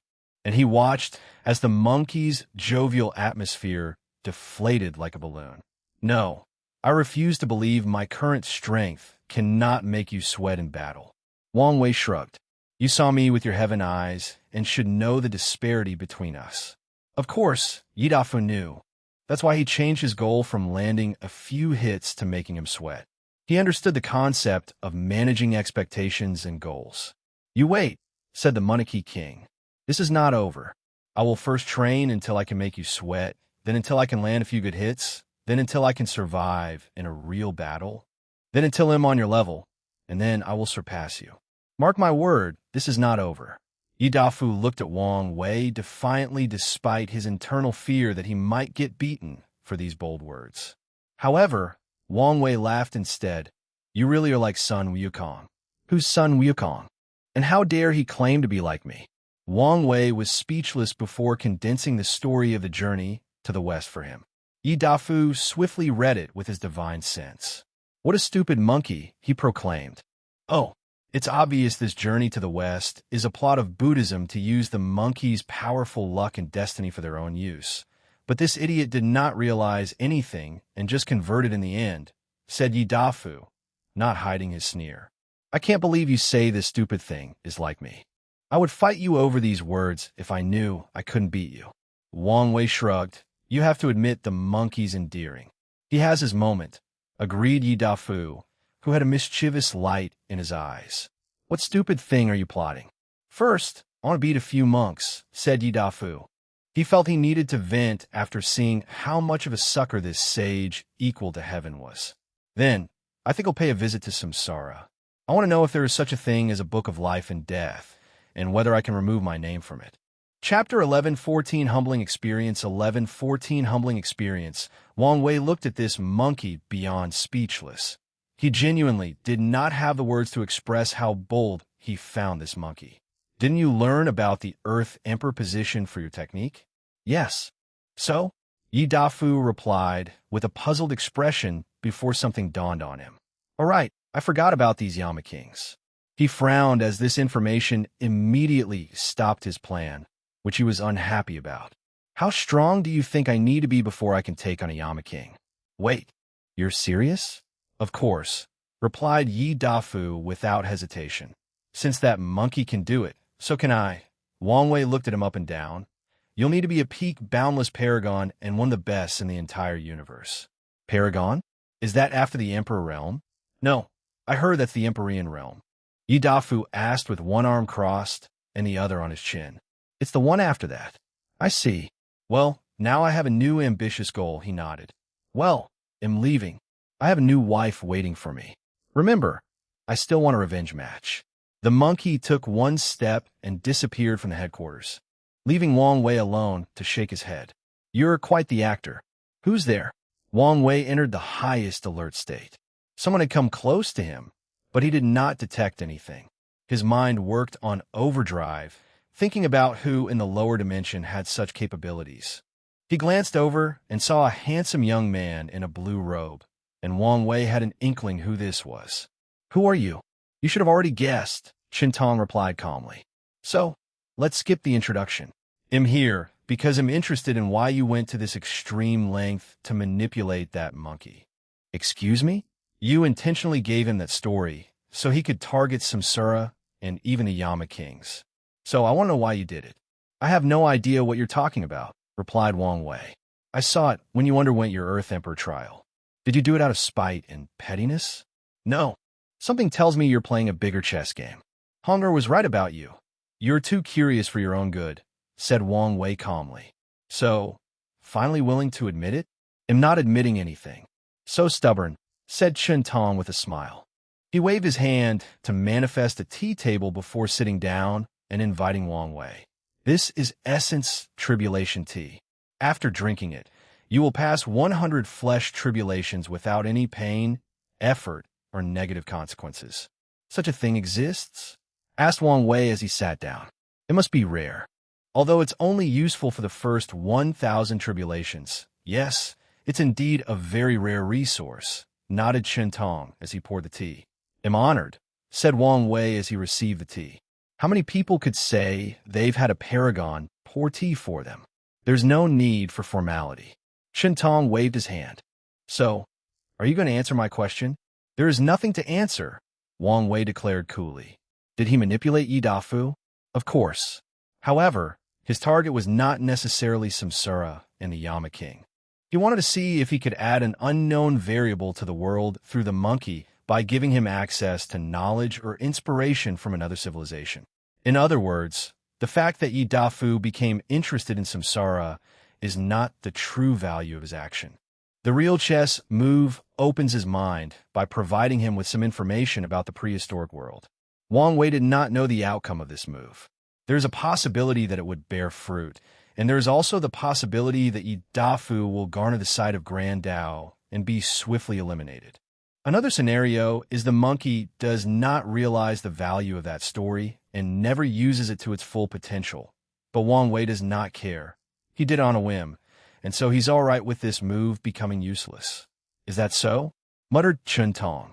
Well, let's talk about something else. You seem to be in a terrible mood. Did something happen? Have you been watching me from the shadows? Of course. The entire dimension has never been so lively. So how can I not pay attention? I've never been so entertained since I died. Wang Wei was speechless. Shouldn't you be focusing on reviving yourself or something and be the first target of those people? I'm not stupid. Chen Tong shook his head. He would only revive once everyone else did. Okay, don't change the subject. What happened to make someone like you have such an obvious change in mood? This man is like if one of those people from Earth who loved gossip more than their life was reincarnated into a cultivation world and managed to reach the pinnacle of the world while preserving their gossiping side, thought Wang Wei, becoming even more speechless. He sighed internally before deciding to converse with this man. It was the least he could do to allow him to reach 900 Tao tribulations without much struggle. So, he told him what happened with Honghua, Blue Phoenix, and Yi Tuji. It seems you have just experienced a humbling. A what? A humbling experience is the common term for what you've experienced. It's a common phenomenon among cultivators, Chun Tong explained.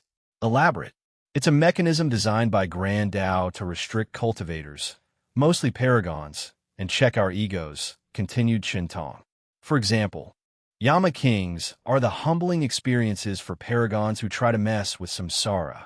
Time wraiths are for the one messing too much with the river of time, and monarch source beasts are for people messing with the source key space. Wang Wei frowned. The river of fate?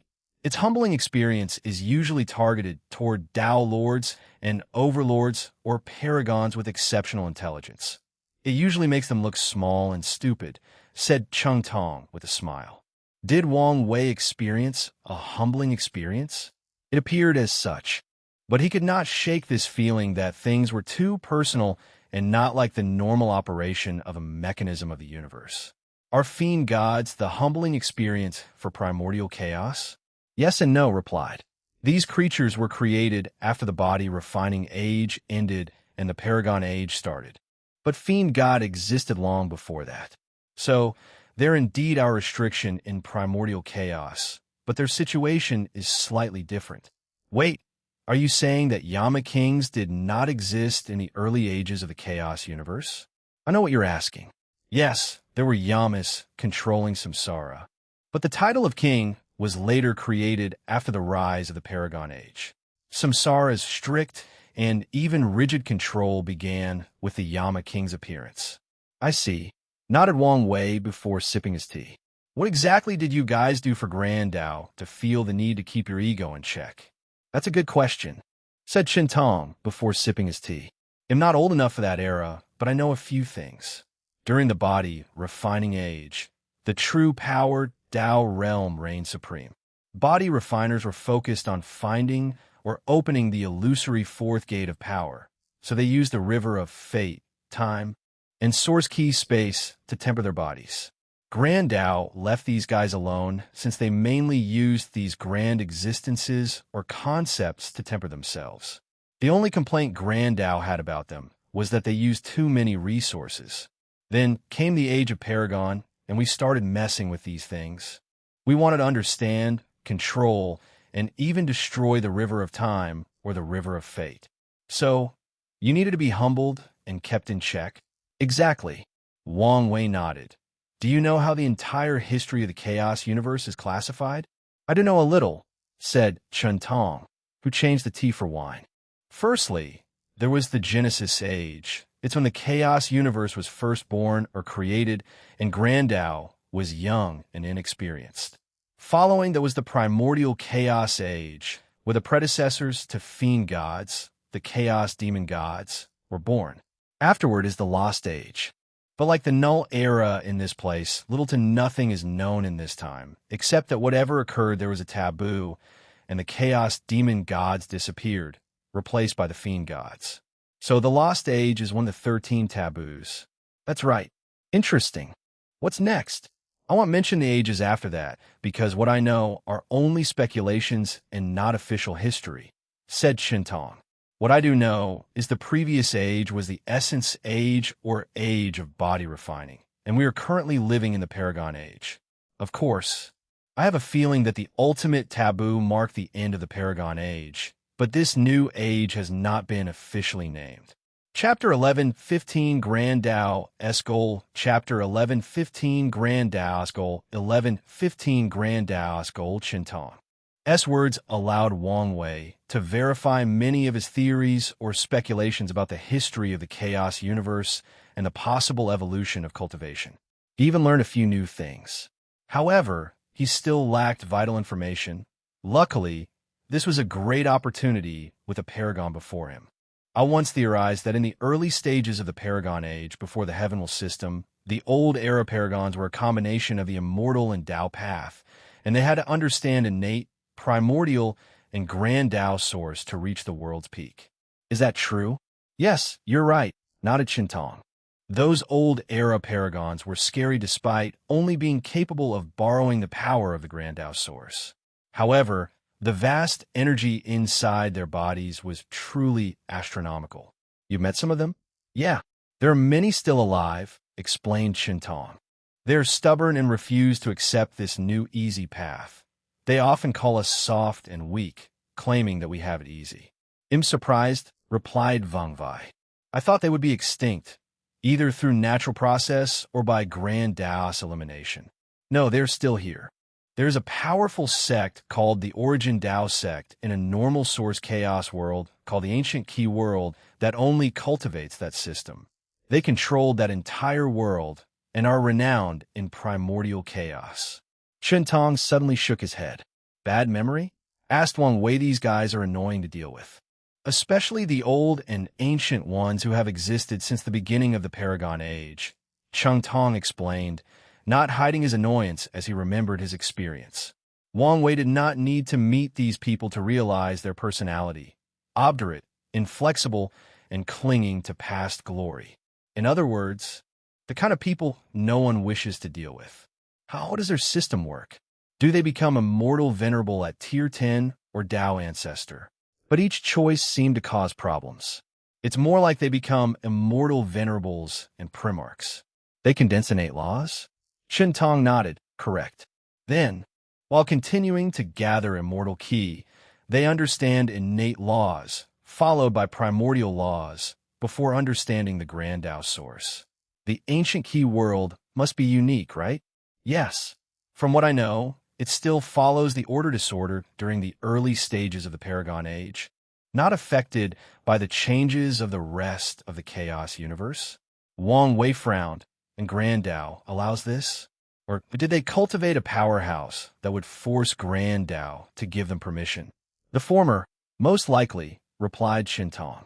However, I did hear rumors that there might be some secrets behind their continued existence. Wang Wei nodded. He agreed the most likely case was that Grand Tao allowed their existence, most likely to see the clash between the old and new eras. Moreover, allowing the old cultivation path to exist would only bring more variables and opportunities for the overall development of the chaos universe. Wang Wei thought briefly before asking the question he truly wanted the answer to. Why did Grand Tao create the heaven will and grant paragons complete control of the grand Tao source? Was it a system similar to the heavenly court, where paragons now bore the strength of the chaos universe and gave it more power for other things? However, considering grand Tao's power level, this theory doesn't seem to make sense. Shintong chuckled. I bet your mind is thinking of something sinister, isn't it? I mean, wouldn't you do the same? Asked Wang Wei. However, Shintong shook his head. The answer to your question is simple: to strengthen the universe. Grand Tao wanted more powerful cultivators, so it created the perfect cultivation path and allowed all sentient beings to use it. I'm not completely buying such an answer, said Wang Wei, sipping on his drink. Isn't it afraid of people becoming stronger than it and usurping its power? Maybe that's exactly what it wants. I doubt this. Wait, you might be onto something, suddenly said Wang Wei. What if it wants cultivators to achieve transcendence, but to do so within its created rules and restrictions? What if Grand Tao wishes for people to surpass it, but not do it in a way that is detrimental to it or the chaos universe? With this logic, many things will suddenly make sense. I never thought of this, said Shintong. This statement opened his eyes, allowing him to connect many dots in his mind. Grand Tao intervened to smooth the chaos of the ultimate taboo. There's a chance it wanted to eliminate the methods of transcendence that it deemed unacceptable. Wang Wei and Shintong looked at each other, and their eyes expressed their thoughts to stop this topic. If they continued, it was guaranteed that Grand Tao would notice them, especially since Wang Wei was still a little emperor and should not be privy to certain knowledge or information. Since there was the Essence Age, And the Paragon Age could also be called the Key Age. Do you think there used to be an Essence Age? He asked. Wang Wei once theorized that the body refining path was the first cultivation system discovered by sentient beings, but he felt he might have been wrong. Assuming that acquired life appeared in the universe after the Lost Age, specifically when fiend gods reigned supreme, there's a chance that they began to imitate their cultivation system and temper their bodies.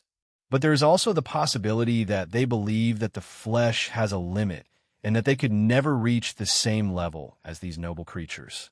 These early creatures would have focused on developing the intangible and limitless soul or spirit. In other words, there's a high chance that the Spirit Age was before the Essence Age. That, I don't know, replied Qintong. I've heard people say there was such an age, while others say it did not exist. What I do know for sure is that the soul path seems to involve many secrets, and it might even be one of the taboos. That's a fair assumption, nodded Wang Wei. Assuming there was a Spirit Age, cultivation started from the inside with the soul, then the body with the Essence Age, which is still from the inside. Then, it ended with the outside following the Key Age. It might be in my best interest to return to my roots and look inward once I reach the peak of the Paragon realm. Wang Wei's aura suddenly changed, becoming subtler, calmer, and more ethereal and ephemeral. The light of wisdom deep in his eyes deepened, greatly surprising Qintong. Enlightenment? How envious! Although Wang Wei's statement about Grand Tao was valuable information, Qintong would also like to have an epiphany and become enlightened. Congratulations, fellow Taoists. I cannot bear the title of fellow Taoist, replied Wang Wei, shaking his head. However, I do appreciate your kind words. The two chatted for a few more minutes about many topics before Qintong disappeared. Interesting, thought Wang Wei. In this brief discussion, he created a character profile for Qintong, and the most valuable information on the profile was that the latter was not a boundless paragon. He once asked Wu Hong to feel the natural aura of boundless paragons, and he met a few, so he could tell after spending so long together.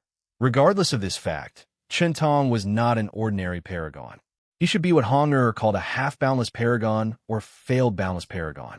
In other words, someone who was an eternal emperor and an everlasting empyreans, but failed to achieve boundless. Wang Wei looked in the distance as he became lost inside his own mind. Qintong's appearance changes a few small things because he cannot detect whether the latter is spying on him. However, there were other upsides to this situation. He might be able to ask for help in case of an emergency. He's the very social kind of person, which means it's easier to get information from him through regular discussions, analyzed Wang Wei. However, the issue is whether it would be as easy to give him help. His brow furrowed. It should be relatively easy if I used his curiosity and gossipy nature. However, he's still a paragon and has lived a long life, meaning countless experiences. He will detect something if I go too far or is too obvious. Wang Wei never assumed these powerhouses were stupid. After living for so long, even a big will acquire wisdom by the sheer experience it would have lived through. So, the best way to deal with someone like him is to be direct and not try to manipulate. Otherwise, he might react violently once he discovers it, or even have slight suspicions. He finished Qintong's character profile before focusing all his attention on the war. The good news is his mood was not as bad as before after that drink. Chapter 11:16 Home Invasion 11:16 Home Invasion. Wang Wei first checked the Star Beast battlefield. Everything was proceeding smoothly. Although their troops were facing a catastrophic defeat, the battle between powerhouses was in their favor, especially the confrontations between Eternals. His eyes shifted to an odd group on the battlefield.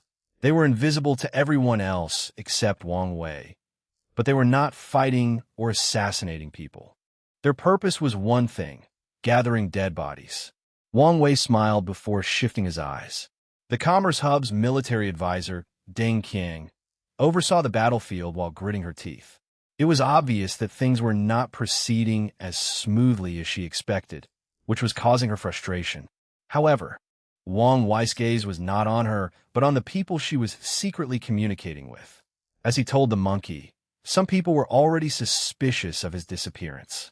The true rulers of the commerce hub started to freak out with this possibility. So many people called for a retreat. Unfortunately, it was too late for such a decision. It would be catastrophic if the troops were suddenly ordered to retreat. So, the president calmed everyone by proposing to prepare a secret squad of array masters to truly exile Wang Wei to the upper dimension if he ever showed up. Although many people knew this action would be futile if Wang Wei were still in the lower dimension, it still soothed many people's nerves. Wang Wei's gaze moved to the martial hegemony battlefield. Ao, Shen, Feng Wang, his mother, and the Dao opening sex Eternals were on this battlefield. Wang Wei checked on them, and they had killed a few Eternals but were still outnumbered. They should have no issue holding on, he thought before focusing on his grandfather. He saw a smirk on the corner of the old man's mouth as he battled an Eternal Emperor. Wang Wei could tell he was not only enjoying the battle, but also learning from it. With his 74 infant fiend god force, he was fighting a relatively weak Eternal, but it was an Eternal nonetheless. It might not be a bad idea for him to try to condense a primordial law before his battle with 9 suns, thought Wang Wei. He decided to suggest this to the old man. Although he knew he might not be happy since that would further delay his revenge battle with Emperor 9 Suns, it was better to be prepared than be sorry. Wang Wei finished his check with Su Shi and Yin Liling. Then, he wondered whether to reveal the 2 Eternal-class puppets he acquired from Akin's treasury. However, he chose otherwise after mulling it over briefly. It was not good for the Dao opening sect to reveal all its hidden cards. Void, Myriad Emperor World.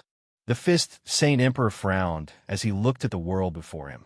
The large group behind him remained quiet, leaving him to his thoughts. This was not the first time he had traveled to this place. So where did his hesitation originate from? Did he detect something the others did not?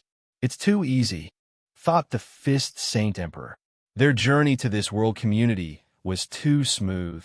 It was as if no one cared whether or not they attacked this world. It could even be said they were tempting people to invade. What made these people so confident? Was it a lie that the first heavenly emperor was exiled? Fist Saint frowned. He had sent an infiltrating squad with a potent talisman that would detect Wang Wei's existence.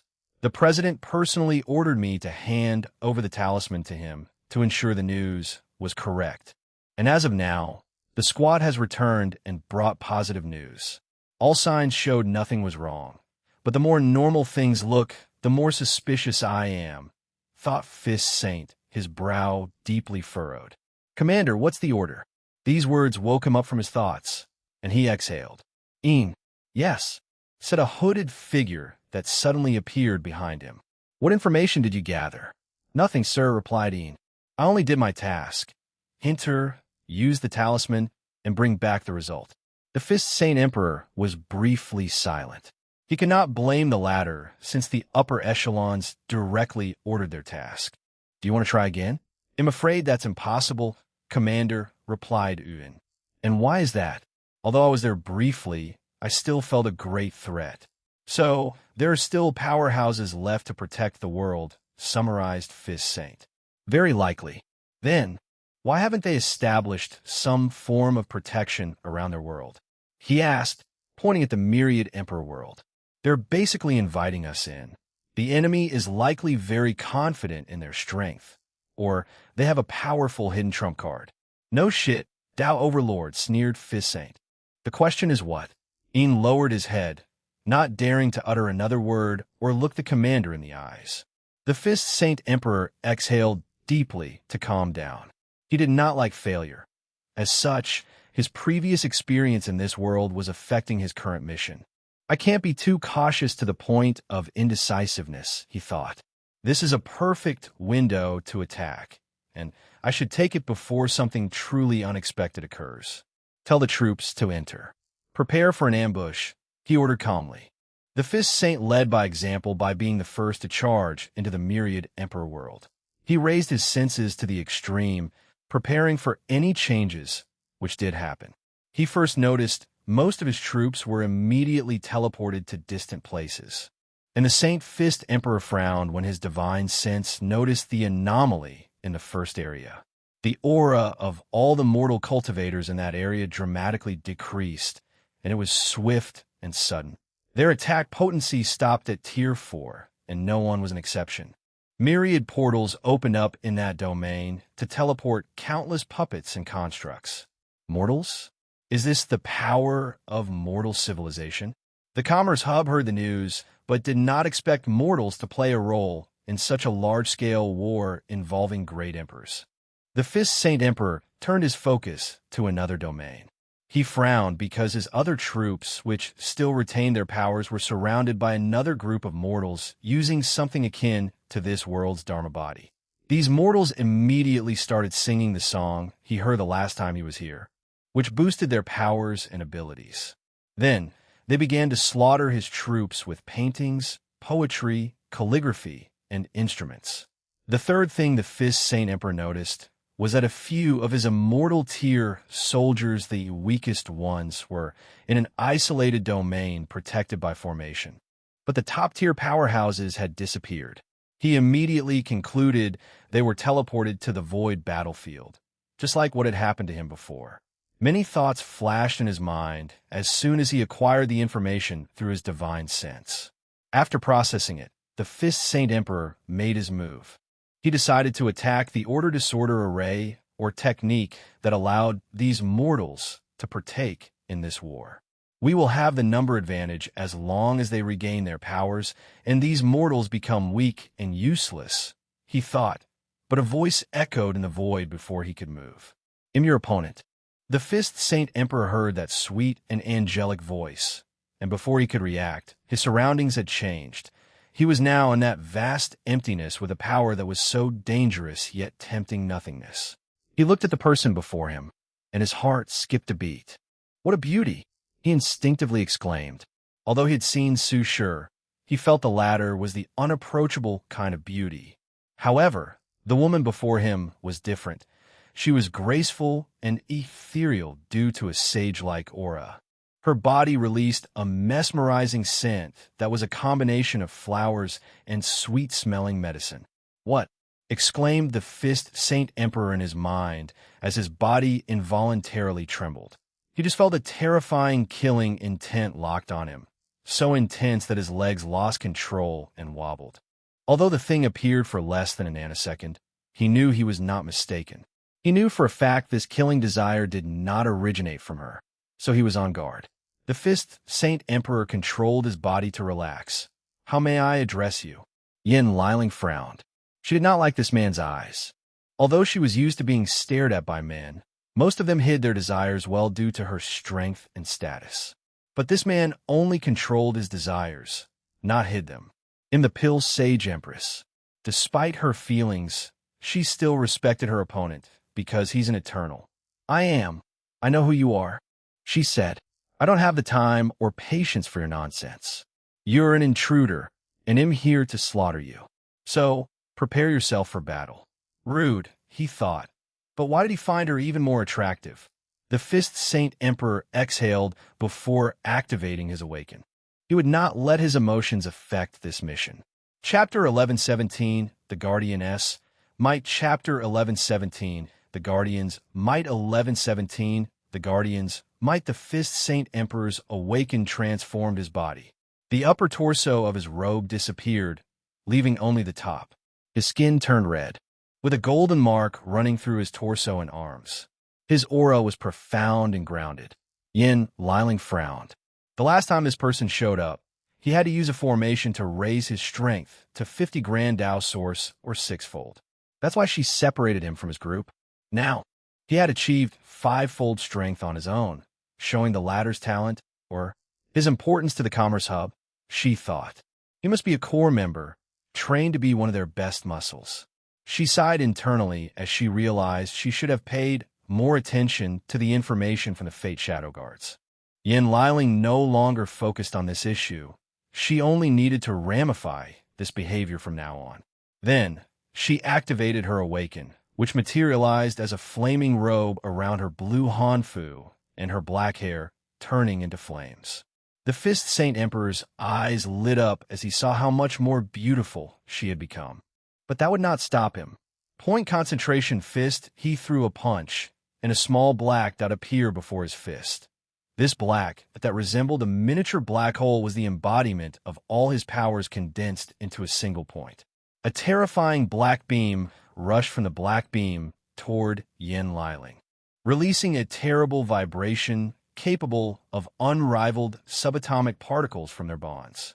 Yin Liling casually waved her hand to manifest a cauldron that swallowed the black beam and instantly condensed a black pill.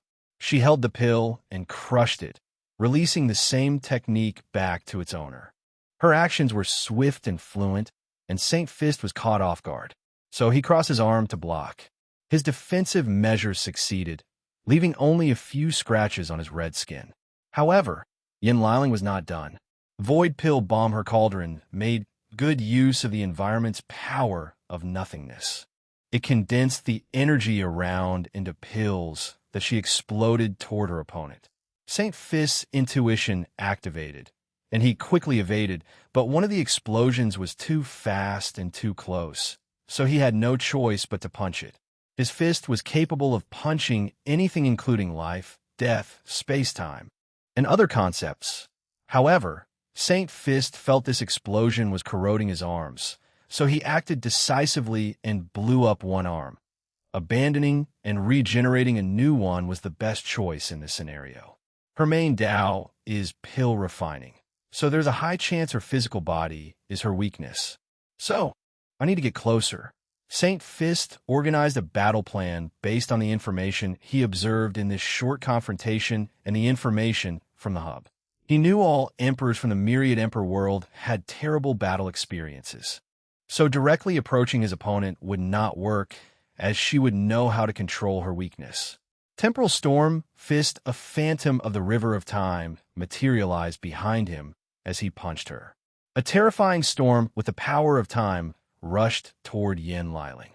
If she were hit, her body would either age terribly or be erased from the very fabric of time. However, her response was a sneer. Your resonance with Time Tao is weak compared to the real deal, she declared nonchalantly as her body released a purple flame that burned that temporal tempest. Saint Fist ignored her as he rushed forward and punched a second time. This time, he used an attack that directly attacked the soul her senses, to be specific. Yin Liling's eyes became dazed for a brief moment. This is my chance. He suddenly appeared above her head and used one of his most powerful punches. Saint Fist even used his best applications of Tao Will and Will Manifestation. However, before his fist landed, a look of horror appeared on his face as he saw that smirk on his opponent's face. Boom! Yin Liling had activated her cauldron of strength before punching Saint Fist in his stomach with a fist full of chaos flame. The muscular man flew over 100 light years away before controlling his momentum. His stomach had a hole that showed through his body. Saint Fist grunted before healing this injury, only leaving some black marks on the spot. Yin Liling squinted her eyes. Tao Holy Water? Her attack was perfectly timed, and with her advanced application of True Will, this should have been a genuine life injury. But Saint Fist was completely fine and even instantly removed her True Will. Did he store Tao Holy Water inside his body for this battle? What a waste of resources. No matter how much I try to overestimate your people, you always surpass my estimation, sighed the Saint Fist Emperor. However, Yin Liling responded with a colossal flame palm condensed from Chaos Flame. How rude, thought Saint Fist before using his Universe Fist. His punch was backed by the destruction of thousands of universes as large as a heaven will. The flame dispersed, so he thought he had scattered the attack, but he was wrong. The flame was only bait. Yin Liling captured all the force behind his attacks and condensed them into a pill that temporarily increased her physical abilities. She took one step to teleport in front of Saint Fist before slapping him. He wanted to evade, but she was too fast. He also feared his attack would once again be absorbed and condensed into a pill. His hesitation doomed him, as he now no longer had the opportunity to choose. So, he could only condense a shield before him from the blood energy in his body. Boom! Saint Fist flew into the distance, but this time away. He did not float in the empty void. 10 metal gates materialized in his path, and he crashed into them. St. Fist spewed a large mouthful of blood after breaking through the first gate, and his Bodis injuries worsened once he passed through all 10. What kind of metal are those damn doors made of? He thought. The answer is chaos metal, said Yin Liling. I've personally tempered and refined them for this technique, if you can call it one. Can you read my mind? What do you think? The St. Fist Emperor immediately panicked. He knew mind-reading techniques are unique across the entire lower dimension. He's not talking about the run-of-the-mill technique where someone uses their divine senses to bypass another's defenses and read their minds and memories. True mind-reading techniques are subtle and undetectable. They are rare across the entire dimension because an unknown force, most like true heavenly Tao, restricts their developments or creations. Most of them appeared in the form of unique bloodlines or awakened abilities. The techniques that contain such methods usually disappear or become extinct for unknown reasons. I need to calm down. Mind reading is a very rare technique, and she cannot develop such an ability. As for learning it, well, she might, since Buddhism once had such a technique, but its revival was recent, and it should have been lost. That's a great rationale to trick yourself, said Yin Liling, nodding her head. St. Fist's face turned pale before reacting swiftly. He entered a state of absolute concentration with little to no distraction. Yes, that's a good way to deal with the situation, Yin Liling added, continuing her mind game. St. Fist did not react and went on the offensive. Heaven Fist. His fist resonated with Heaven Tao, so it contained countless calculations, all possibilities to prevent the enemy from evading, all possibilities to increase the punch's attack potency, speed, and force control, all possibilities to hit a weak spot, and all possibilities to ensure victory. This punch is bordering on perfection, thought Yin Liling as she watched it coming. Her mind went into overdrive, calculating the best way to defend, and she only had one thought. She could not defend or evade. In that case, I shouldn't. Pill body explosion. She turned her body into an explosion pill, which turned into a bomb upon contact. St. Fist was perfectly intact, as his punch also considered this possibility. Meanwhile, a black cauldron manifested in the distance, releasing an intense herbal smell. Then, Yin Liling's new body emerged from the open cauldron. I must admit that this technique was brilliant. She praised calmly. I'm glad you think so. This is my life's masterpiece, said St. Fist with a smug look. I also know there is no way you developed it on your own. How insulting, said St. Fist, slightly raising his voice. There is nothing worse than a man having his pride trampled on in front of the woman he loves, let alone by her. I'm not diminishing your talent, but stating a logical conclusion, she added. Despite everything that has happened, it has been a very short time since all the heavenward worlds ended their final battles. So, there is no way for you to have created such a technique in such a short period without access to the dream world or any foreign aid. Chapter 11:18 The Secrets of the Mind 11:18 The Secrets of the Mind The Fist Saint Emperor blushed in shame as she was correct. As a core eternal emperor of the Commerce Hub, they trust him immensely, and he was placed on the list of people to be trained at all costs, especially after seeing Wang Wei's threat level. As such, he was chosen as one of the 2 people to be granted a potential mirror, a one-time use chaos treasure that can bring out a person's potential in advance. It's very rare. Throughout the Commerce's history, they've only had 5. They used the remaining 2 in this war. The mirror is why he achieved 5-fold strength in such a short period and how he created many of his most powerful techniques, including the Heaven Fist. Let's not mention this, said St. Fist, coughing lightly. How about we stop this fight? I think you should know this is pointless. You guys cannot win this war without him on your side. We can stop this fight if you surrender and let yourself be captured, Yin Liling replied calmly. I promise you, in the name of this world's guardian, that you will be treated fairly as a prisoner, and your life will be guaranteed until we've passed judgment on your fate. World's guardian? He thought, deciding that she used this particular phrase because it was crucial. Why should I surrender since we have the advantage? And how would you know that? Yin Liling rebutted. You've been stuck in this place, cut off from the outside world. Did Wang Wei show up? Who knows? Saint Fist snorted coldly. Your mind game won't work on me. If he did, I would have been notified.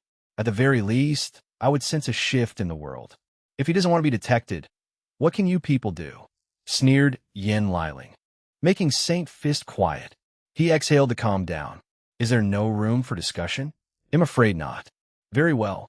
Heaven Fist, all he could think was to end this battlefield as swiftly as possible, so he used one of his most powerful techniques to end things. Yin Liling was calmed as she suddenly swallowed a pill. Illusory pill, Grand Tao, Source pill. Heaven Tao, her bodis, or changed, becoming more vast and grand. Her eyes turned cold and indifferent. This feeling is fascinating, thought Yin Liling. She felt she knew all the secrets, knowledge, taboos, and truths about heaven. It took her a moment to rein her mind to prevent this sensation from influencing her spirit and personality. Heaven Fist Saint Fist's face did not hide his horror, as his opponent used the same technique. Their clash released a shockwave that reached the other immortal tier powerhouses fighting on this battlefield. Yin Liling took a few steps backward in the void as she was pushed back a few thousand kilometers. Again, she declared as she teleported before him and used the same technique. Saint Fist reacted on instinct and used his Heaven Fist. She took this opportunity to activate her mind reflection technique to read his mind and get all the data on this technique. Bang! Yin Liling was only pushed a dozen meters backward, and she went for a third attack. Saint Fist was not stupid and wanted to use another technique to prevent her from copying it. But it was too late. Her third fist was on par with his. A golden shield appeared around, and it perfectly blocked the attack. Huh, muttered Yin Liling. A défensive technique? I see. You used your resonance with Heaven Tao to deduce a defensive method of your Heaven Fist technique. However, this should be your limit, right? She was correct. The mirror of potential is based on a person's talent and potential. He could only create these two brilliant techniques. All right, let's end this pointless fight, Yin Liling declared before using the Heaven Fist for the fourth time. Boom! The Fist Saint Emperor's protection broke, forcing him to display his horror. He could not understand how her attack could surpass him in just a few seconds of conversation. The answer to your question is very complicated and involves sensitive information. So I can't tell you, said Yin Liling with a gentle smile. She used the Heaven Tao, the previous data, and her future Buddha self to deduce a higher level of this technique. But as she said, she could not reveal such information. Saint Fist's body trembled. Her voice might appear sweet to the outside, but to him, she sounded like a devil who enjoyed tormenting people's minds. Yin Liling did not hesitate to attack with the same technique. She wanted to destroy him physically and spiritually, and killing him with his own technique would help. Saint Fist's body and soul disintegrated into particles smaller than quarks. Yin Liling experienced everything and even checked with her divine sense. But she could not help but frown. Whenever an eternal dies, even if it's not true death, there's a unique aura in the atmosphere. Not to mention that an eternal like Saint Fist would have his own vision for his death since he did not die on one of the battlefields where there were too many deaths for heaven and earth to count. She suddenly turned to her right before sighing. A new and intact Saint Fist had materialized in the position near her. A longevité technique? No, this felt familiar. The Heaven Tao's effect was still on, so she immediately realized the source of the familiarity. One of the spies, Yu Zhou. You're immortal, she declared. That's right, he nodded. My life is linked to our headquarters, so until it is destroyed, I'm immortal. Yin Liling grunted before waving her hand to release a purple poison cloud. Saint Fist tried to defend himself, but the cloud corrupted his golden shield before turning his body into stone. However, the stone body disintegrated before another body materialized. Let's stop this pointless battle, said Saint Fist. Although you're stronger than me, I will outlast you. Big brother, called out Yin Liling her mind. I know what you want to ask, responded Wang Wei. His link is delicate, and I cannot do anything until I have full control of the headquarters. So seal him until then to prevent any trouble. All right. Yin Liling waved her hand to summon a cauldron that swallowed the Saint Fist Emperor despite his resistance. I've never refined immortal before, commented Yin Liling. Meanwhile, Saint Fist tried to kill himself to be revived elsewhere on the battlefield, but his plan failed despite a few efforts. Muttered Yin Liling as she noticed something. He escaped? Did he revive himself in his homeworld? This guy is becoming a cockroach, she grunted. Big brother, he escaped. I see. It's fine. I'll teleport him back to you if he shows up again, replied Wang Wei. By the way, your conjecture was correct. Which one? The one about mind-reading techniques. Yin Liling awakened her ability a few days after proving the Tao due to her soul's mutation. She tried it on others, and it worked even on Wang Wei. The only exception was when he used the illusory pill to achieve taboo strength. So, Wang Wei was already developing techniques to protect his mind. Not from ordinary mind-reading ability, but from talented people like Yin Liling. Did you find something in his mind? Yes. The Commerce Hub had the same suspicions as you and conducted experiments. So they also believe true heavenly Tao has severely restricted mind-reading methods. Good to know. Wang Wei had noticed this anomaly very early on in his cultivation journey, and he had deduced many truths from that observation. For example, the world does not function on any absolute. So how is the power of fate limited? Its counterpart, free will. But how is free will manifested? The answer should be the ability to make choices, but the true root of this answer is the mind, the thing that makes these choices. As early as when Wang Wei first created his fate puppeteer physique, when he first encountered the river of fate, he was almost swallowed by its all-encompassing power. He only survived because he realized that the river could not read his mind and used this fact to survive. Since then, he has known how important the mind would be for him to one day achieve his goal of absolute freedom. And he has also understood the importance of true mind-reading techniques. You reminded me of the importance of the Commerce Hub's database, said Wang Wei. This institution has existed for so long that it must have gathered much lost knowledge and secrets. Don't forget to keep their pill recipe and knowledge on runes for me. No problem, nodded Wang Wei. By the way, you can also study the disruption rune before I gift it. A portal appeared before Yin Liling to drop Emperor Jia's book, and she caught it with a smile. She immediately read it and became lost in thought, forgetting she would see her husband after this match. Meanwhile, Li Jun was clicking his tongue while shaking his head in the Samsara court. Chapter 1119 Greatest Weapon 1119 Greatest Weapon. Wang Wei looked at the distracted Yin Liling and shook his head. He guessed the disruption rune must have inspired her, so he looked forward to what she would do with it.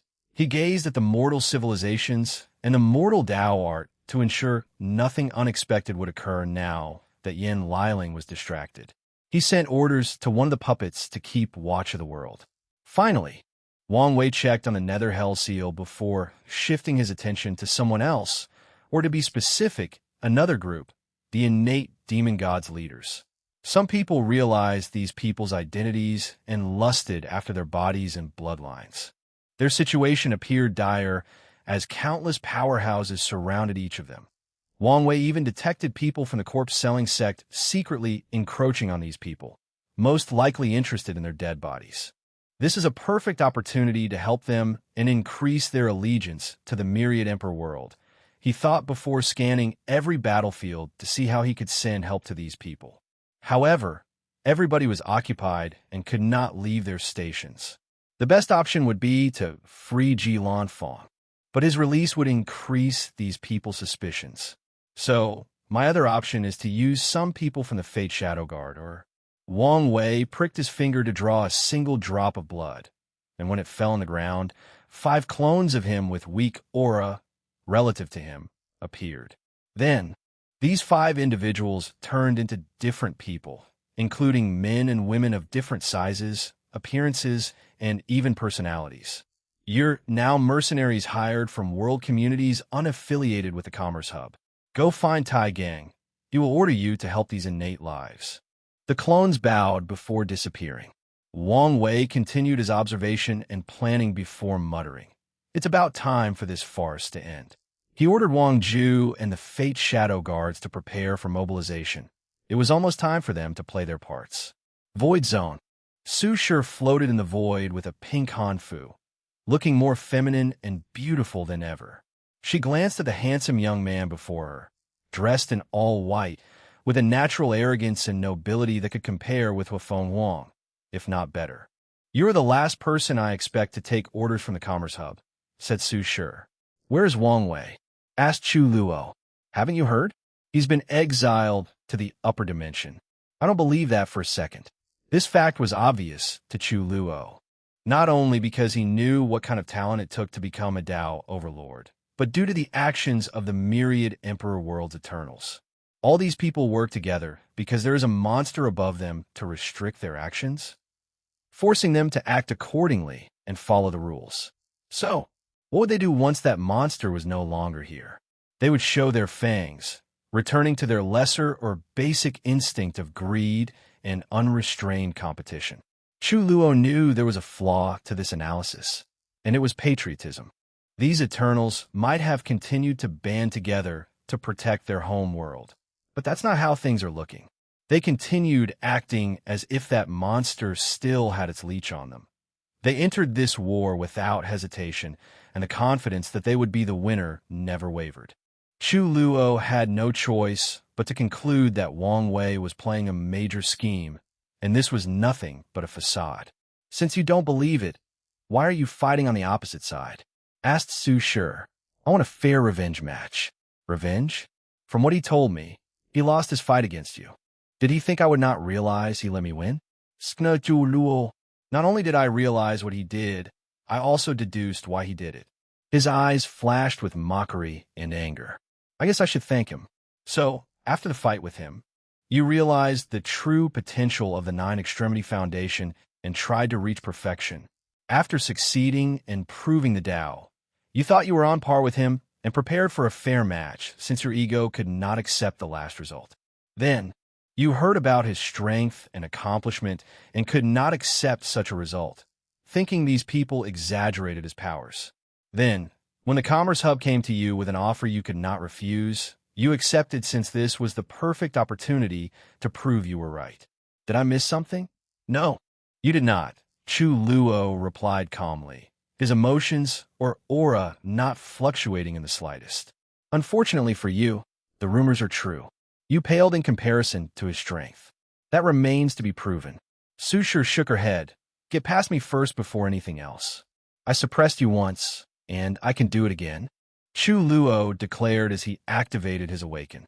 His white robe turned into clouds, along with his pupils, who also appeared as white as a blank canvas. His aura was vast and ethereal, like a god of creation about to breathe life into an entirely new universe filled with life. As expected, his strength was on par with me, thought Su Shi. She achieved a strength of peak sixfold. However, she knew she was this fast because Wang Wei helped her accelerate the process. Otherwise, she would never achieve it so quickly. Yet, Chu Luo did so without someone like Wang Wei for help, assuming he did not receive aid from the Commerce Hub. "As soon as I ascend, I must reforge my foundation," she thought while activating her awaken. Su Shi knew she was approaching the limit that her current foundation would allow her to stack Grand Dao boosts, which is a problem that restricts all cultivators from reaching the higher levels of the battle realm. In other words, even if she had increased her understanding of Dao imprint, her body wouldn't have been able to bear it without the proper Dao foundation. Chu Luo raised his hand to summon a sword. Ultimate Swordsman Sword. With the power of creation, he created a weapon with the power of a pure swordsman on par with Wang Tian and Ji Lanfeng. No, even more powerful, given his respective strength. Swish! Chu Luo's hand left shadows as he moved so swiftly, releasing slash after slash, each containing unparalleled powers. Su Shi realized the terror of these attacks and reacted swiftly. Her body became transparent, and the slashes passed through her as if she were intangible. Chu Luo's eyes narrowed as he realized what had happened. She temporarily sent her body into a parallel timeline to evade. So he slashed once again with the intent to cut off space-time itself. Su Shi created a sword with the fabric of space-time and countered the attack. Her sword's slash erased the enemy's slash from time itself before continuing forward. The sword in Chu Luo's hand suddenly changed, beginning to release the same spatial temporal aura as his opponent.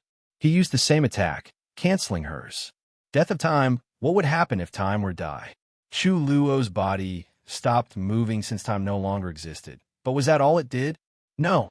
Time is linked to causality, so his past, present, and future were erased, including all his karmic connections, such as his parents.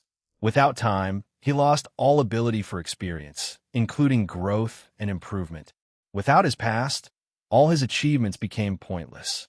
There was also the breakdown of the laws of physics or the existence of many concepts, but these were the least of Chu Luo's problems.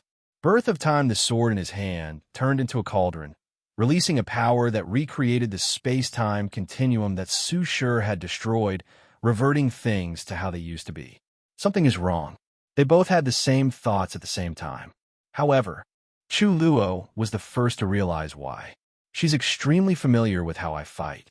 Although this was a short confrontation, he noticed this anomaly. It did not take him to deduce why. That damn dream world, he thought.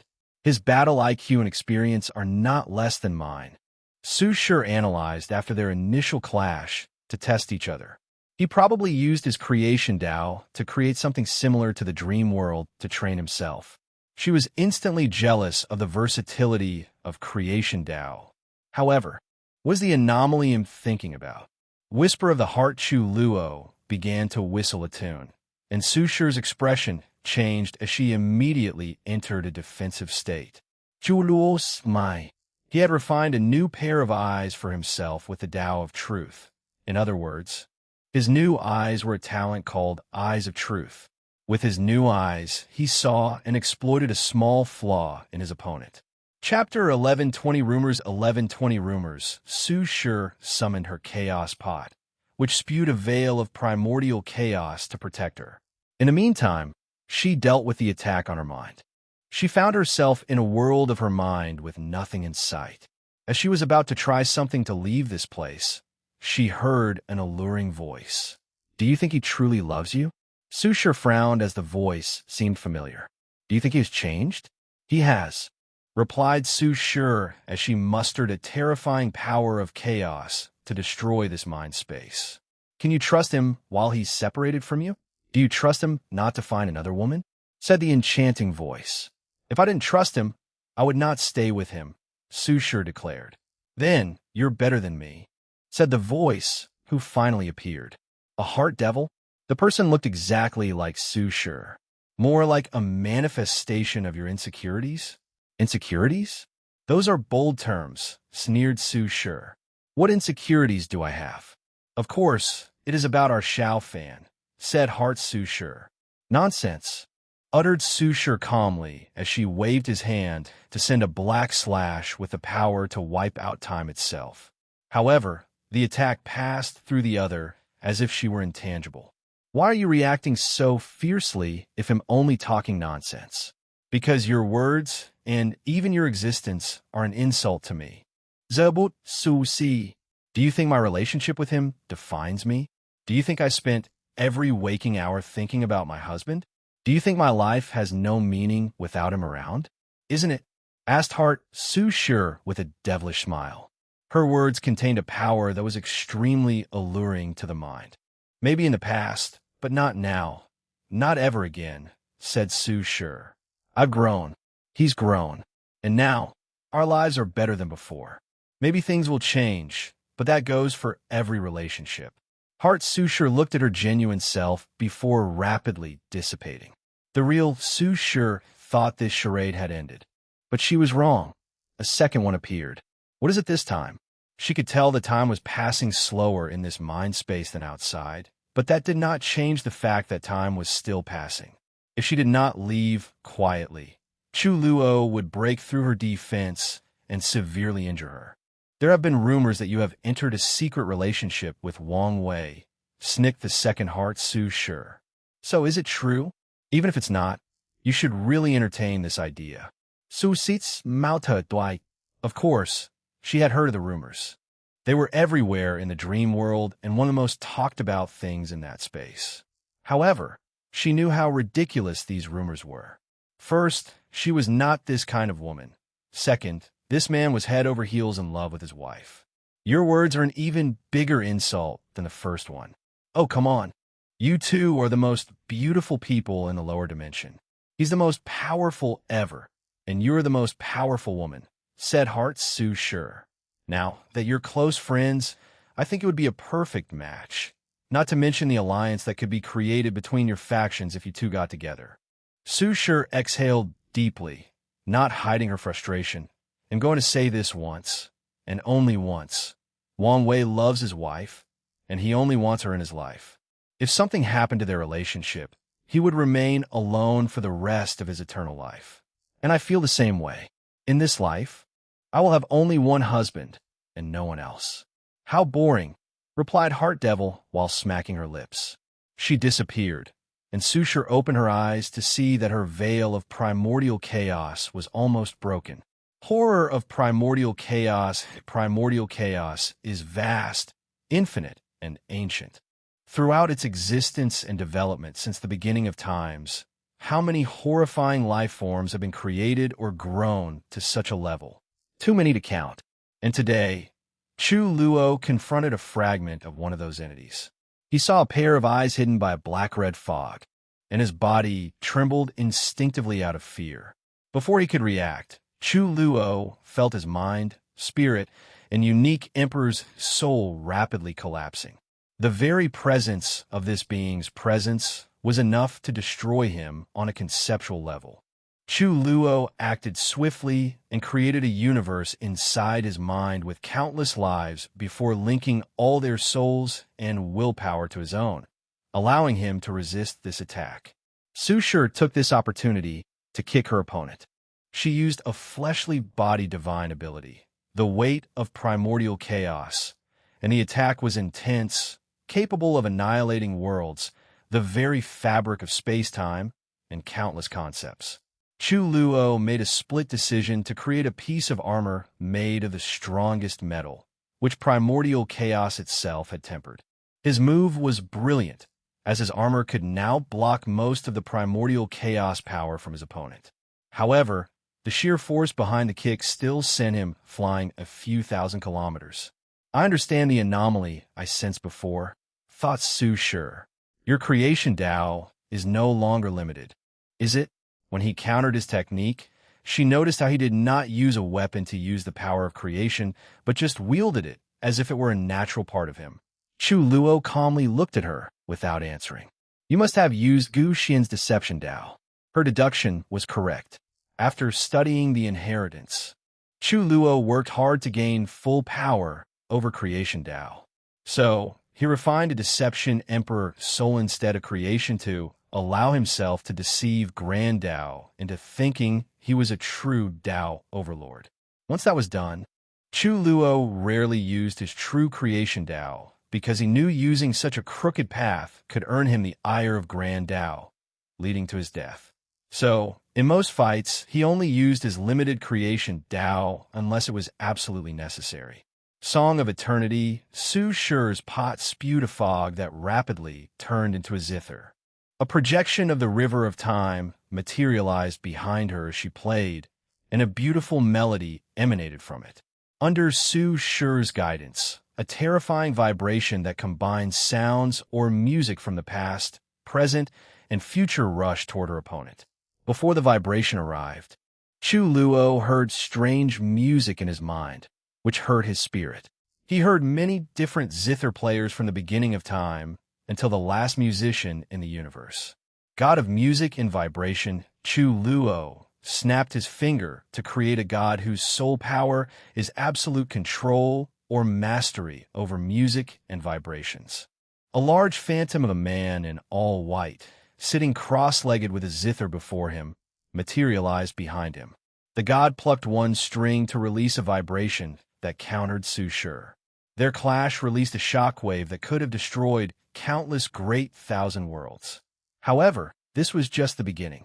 As these two masterful musicians clashed, the melodies they created reverberated from the Void Zone to the martial hegemony and myriad Emperor World's world communities.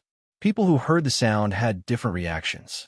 Some felt they heard the most murderous songs between heaven and earth, almost driving them to madness. Others heard the most beautiful notes in the universe, elevating their minds and spirits to a higher plane of existence. A small majority had illusions that they either saw the most beautiful woman or man in existence or saw the person they loved most in their lives. And those were just the three main reactions after hearing that song. Su-Shur frowned as she saw how easily her technique was canceled. Our strength is relative to each other. So, this fight is likely to end in a draw. She was unhappy with this news, and it was the same for Chu Luo, who figured out the same thing. They looked at each other, and their auras clashed. They were both extremely competitive, and no one wanted to give up, especially given the result of their first fight. Su-Shur saw this battle as an opportunity for payback. While Chu Luo felt humiliated that someone he could kill with one slap was not on the same level as him. Chu Luo's eyes narrowed. He had a way of ending this as swiftly as possible, but his pride would not allow him to use this method. I can still win, he thought as he used one piece of information that his eyes of truth detected. A sword manifested in his hand, and it was releasing a weird aura. Causality, sword. Chu Luo swung his weapon, targeting Su-Shur's past. To be precise, he wanted to wipe out one specific event in her life. The time Lin Fan gave her the Tao seed, and she inherited everything from him. Chapter 1121, Wrap It Up. 1121, Wrap It Up, Want to erase my past? Two can play at this game, Su-Shur thought as she summoned a blade with the power of time. Time erasing blade with one swing. The river of time vibrated, an indication of its manipulation.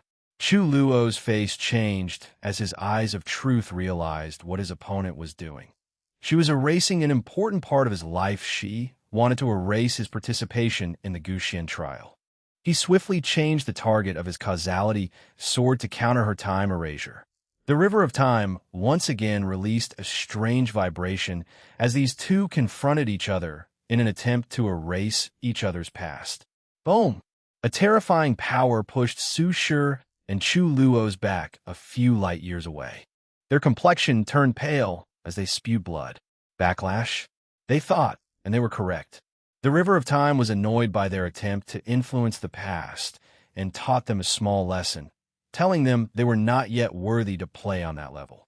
They looked at each other before going on the offensive. Su-Shur did not hesitate to use one of her most brilliant and powerful techniques. Death of primordial chaos. Primordial chaos is the origin of all things and lives in the universe. According to the natural evolution of the chaos universe, it is one of the first things that came into existence. So, what will happen if it dies? Su-Shur had this question and used her chaos and death subdeos to find the answer. So, once primordial chaos dies, returning to a state before it existed or was created, the only thing remaining is nothingness. Primordial chaos was created from a state of nothingness. The universe's birth is a process from nothing to something, from non-existent to existence, and from imaginary to real. With this technique, Su-Shur managed to control a bit of the power of nothingness, which slightly surprised Chu Luo. However, he remained calm as he watched this terrifying power, manifested as a dark gray cloud, rush toward him to reduce him to nothingness. It's so beautiful, yet terrifying, he thought as he gazed at that cloud. His thought was running faster than any photons. This technique was brilliant, but he had ways to deal with it. I could create a void chaos converter cauldron that transformed nothingness into primordial chaos. Although I would need to be extra careful to ensure the terrifying power did not swallow my technique it could still work. But if I did this, we would return back to where we started, an even match. Chu Luo Fadawen. His eyes told him the only way to end this battle was to use that method or spend decades or even hundreds of years fighting until someone made a mistake. He sighed. No need to let my ego get in the way. Anyway, once I use it, Wang Wei will have no choice but to show up. Chu Luo's aura suddenly increased. In less than a second, his aura suddenly increased from the peak 6-fold to 9-fold or 65 grand Dao source. However, this was not the end, as his strength soon climbed to 67 grand Dao source before stopping. His aura alone made the dark gray cloud slow down. Su Shi was shocked. The sudden increase in strength was not something that she expected. Is this? However, before she could finish that thought or even react, Chu Luo clutched his hand, and a powerful force instantly destroyed her technique. "Be gone," he boldly declared, creating a gargantuan palm with extreme power and speed. Everything proceeded so fast that Su Shi had no time to react. Bang! This attack released a terrifying shockwave throughout most of the lower dimensions. However, once the dust settled, Su Shi was perfectly fine, and that's because of a handsome young man with silver-gray hair and eyes floating before her. Wang Wei calmly looked at Chu Luo. No plan is perfect, even for someone like him. He knew the Commerce Hub had their hidden trump cards and had speculated what they were since his divination failed him due to them previously using the 4-symbol mirror and the power from their headquarters. Now he knew. It was a talisman that could provide an individual with all the powers from their headquarters. They used the potential mirror to cultivate high-end emperors that could bear the power of talisman because, unlike the ones Wang Wei could condense at will, the Commerce Hub source of power was much harder to harness. So, if any regular emperors used that talisman, they could die instead of becoming powerful. Wang Wei looked in the distance as he had figured out other things now that Chu Luo showed up, and the karmic strings were easier to read. The Commerce Hub did give him something to increase his strength, but it was not the potential mirror. That went to their real greatest weapon. "I knew you would show up," Chu Luo said, his eyes more profound than ever. "And it seems the rumors are true." Wang Wei focused on him. "I've lowered all my defenses, so your eyes should have told you that you have zero chance of winning against me. So what now?" Chu Luo was silent. He was telling the truth. Currently, his eyes were working on overdrive, trying to deduce any possibility of victory, and the result was always the same: 0. Even with its augmented power from the talisman, the result could not change. "It doesn't matter. I just want a fair fight in which I'm not granted victory." Wang Wei was not surprised by this response. People like Chu Luo and Yi Dafu insist on fighting him despite knowing they won't win because they do not want his existence to become a flaw or heart devil to their cultivation path. So, no matter how unconquerable that tall mountain that is his existence is, they will face it, even if it means death. However, Wang Wei's philosophy has always been not to fight when words are enough to deal with the problem. "Why are you still in the lower dimension?" "What do you mean?" Chu Luo was genuinely concerned by this sudden and odd question. "You were there during Gu Xian's trial and heard about the upper dimension situation." "So?" Wang Wei looked at him oddly. "What are you getting at?" asked Chu Luo, annoyed. "The situation has detonated. A major war has already started, and people are forced to take sides. Aren't you worried about your parents? From what I heard, no one can escape from this war." Chu Luo's face changed. "You're not lying to me to force me to leave, right? What did your eyes tell you?" Chu Luo's atmosphere became somber.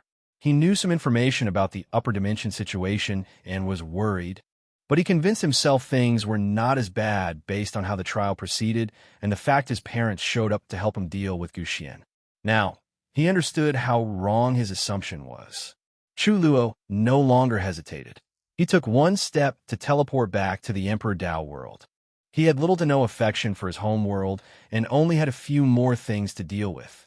Once he finished, he would immediately ascend to the upper dimension. Chu Luo did not care about the Heavenly Emperor's position, the benefits, or even the karma he owed to the Commerce Hub. All he cared about was his parents and how they might be in danger. So, after returning home, he used his current strength to create a few things that may help once that power left his body before ascending. No wonder this guy failed his supreme outlaw trial. Although his intelligence might be close to that level, his ability to control and regulate his emotions was terrible, thought Wang Wei. "I'm sorry," said Su Shi with a sigh. She was not apologizing for losing, but how she lost. Chu Luo timed his strength gain and attack so perfectly that she did not have the opportunity to activate Wang Wei's talisman and gain his strength. It's fine, out of Wang Wei.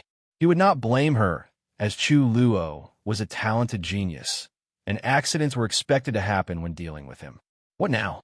"Now, it's time to wrap things up," said Wang Wei, who made a yanking motion from the void to summon a middle-aged man dressed in all black. This man was the Black Heart Emperor, the Commerce Hub's ultimate weapon. He used the potential mirror to achieve a peak six-fold strength and a Grand Ao Foundation pill to temporarily reach sevenfold. The next step was to use the same talisman as Chu Luo to reach the strength of tenfold and compete with Wang Wei. Sadly, he would not have this chance. Before this man could even activate the Grand Ao Foundation, Wang Wei annihilated him. He did not have the chance to process his surroundings, scream, or do anything else. He was gone. Chapter 1122 Operation Sleeper 2.0 1122 Operation Sleeper 2.0 Wang Wei scanned the battlefield. He took measures to ensure people would not notice his presence. But the death of the Black Heart Emperor would be noticed before long. He groaned before muttering a few words. "You have the blessing of fates." His simple words generated a power that instantly covered the entire lower dimension. Then, all the survivors from his faction suddenly felt an overwhelming confidence. It was like they knew they would be the final winner no matter the circumstances. That confidence soon transformed into a strength that ensured their victory. Wang Wei nodded in satisfaction before looking at Su Shi. "Do you want to continue or return home? I can still fight." "Then, go support the Star Beast battlefield." Wang Wei disappeared, returning to the Commerce Hub's headquarters. He summoned a screen before him. "It's time for you to act." "As you wish, my lord," said Wang Ju. Central Commerce World. The Commerce Hub knew the importance of having the strength to maintain its grip over the lower dimension. So they have long invaded another world and turned it into their training ground. The upper echelons of the hub control 99% of emperor lineages in this world. They use these factions for one purpose: to brainwash talented individuals, to train powerful thugs for their rules. The Fifth Saint Emperor had a frown on his face. Since his return home, he's felt something was wrong, and no matter what he tried, he could not stop this feeling. "Am I just being paranoid? I should be completely safe in this place, right?" thought Saint Fist. He knew how well protected this place was, and even if Wang Wei showed up, he could not conquer this place easily due to the sheer amount of powerful arrays protecting this world. If Commerce's headquarters were their most powerful attacking weapon, this world would be their most defensive. The hub placed a lot of resources in this training ground to ensure that this world would create powerful emperors for them. Because of the balance mechanism and other factors, they have not cultivated many Eternals until this generation, but the number of pseudo-Eternals they've cultivated was astronomical. In this world's history, there have been many periods where Eternals appeared for hundreds of consecutive generations. All these people would leave a protective array worldwide to protect it. But even then, that is not the full extent of the security.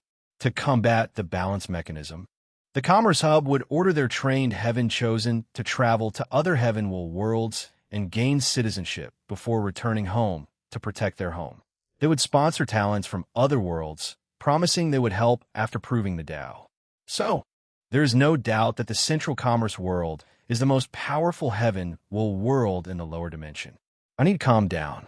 This place is safe," thought the Fist Saint Emperor, exhaling deeply to release the tension and pressure. However, less than 10 seconds later, he received an emergency talisman that flew from the void. His face turned ugly after absorbing the information inside. Blackheart had mysteriously disappeared. He stood up from his cultivation mat, preparing to rush to the meeting. St. Fist sensed something, and his eyes barrado his room to see the sky above the world. He saw a bright golden shield that greatly reassured him. Most of the panic he felt abated, and he calmly teleported to the meeting room. Everyone saluted him as soon as he appeared. Although St. Fist was trained as their pawn, it did not change the fact that he was an eternal emperor and deserved respect. Additionally, after Blackheart's disappearance, he was the most powerful powerhouse they had who they knew was 100% loyal. The Fist Saint Emperor nodded to all the elders as he sat in one of the elevated positions. He looked around and knew most of the people since they were the true rulers of the Commerce Hub. "Where is Tian Wenyan?" asked one of the leaders. He returned home as soon as the previous meeting ended. Home? Shouldn't he stay in the headquarters to ensure there were no problems? As the president, he needed to activate the continent's power in case of an emergency. He claimed there was an emergency back home, but based on the recent situation, it's obvious that he sensed an anomaly even before us. I knew we should not have re-elected that bastard, although he has a brilliant strategic mind. I always knew he was a coward. No, things are not adding up. Why didn't he retreat here to this place? Does he think there are places even more secure than here? Or does he know something that we don't? He knew this place would be the first to be attacked in case something went wrong. Everyone looked at the person who said these words, since it was a woman's voice they did not recognize. Their faces changed when they saw a hooded individual standing in the room. They wondered how long she'd been there and how none of the eternal class powerhouses detected her. St. Fist and a few others wanted to react, but they discovered shadow tentacles attached to their shadows, rendering them immobile. They mobilized all their strength to resist, but it was useless. "Your destiny has run out," Wang Ju declared. "It's a shame that my master's heavenly emperor era had to rise from your ashes." She shook her head in disappointment. None of these needed to happen if these people were wise enough to understand the situation and surrender. "How did you bypass our defenses?" asked St. Fist with clenched teeth. "Bypass? Why must I do that when I've always been here? You've been planning all of this?" "Yes, and for a very long time," nodded Wang Ju. "The Central Commerce world is a well-protected secret. In fact, few world communities know of its existence, and the ones who have heard of it think it's only a myth. However, after hearing of this myth, Wang Wei tasked them to find this place, and it became a primary mission for the Fate Shadow Guards. "What are you going to do with us?" St. Fist asked, trying to buy some time to see if he could kill himself and use his immortality to escape the current predicament. However, Wang Ju no longer entertained him. She motioned with her hand, and countless guards appeared in the room. They each chose one of the commerce's rulers and pointed it in their forehead to manifest their fate lines. Then, the fate guards released a weird-looking gray insect that attached itself to the fate line before fusing with it. This resulted in them turning in their chosen individuals and inheriting everything from them, including their fate. "You," said St. Fist as he realized what these people were doing. However, no one paid attention to them. The Fate Shadow Guards only chose a few people, and the rest were executed. Wang Ju did not hesitate to kill all the immortal sovereigns while preserving the bodies for her master. She then sealed St. Fist before killing the remaining pseudo-Eternals. "Who knows how to control this world's protection formation?" she asked, and a few guards raised their hands. "Take complete control of it and prepare to move it back home." After giving the order, Wang Ju continued to overview this operation. This operation did not occur only in the Central Commerce world. Across all 1,000 world communities that the Commerce Hub controlled, countless sects were now being infiltrated and replaced by Fate Shadow Guard members.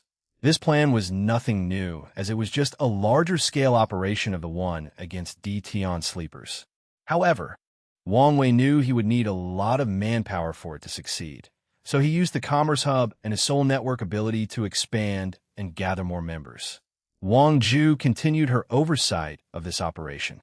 She would receive information from across the lower dimension through the Soul Network.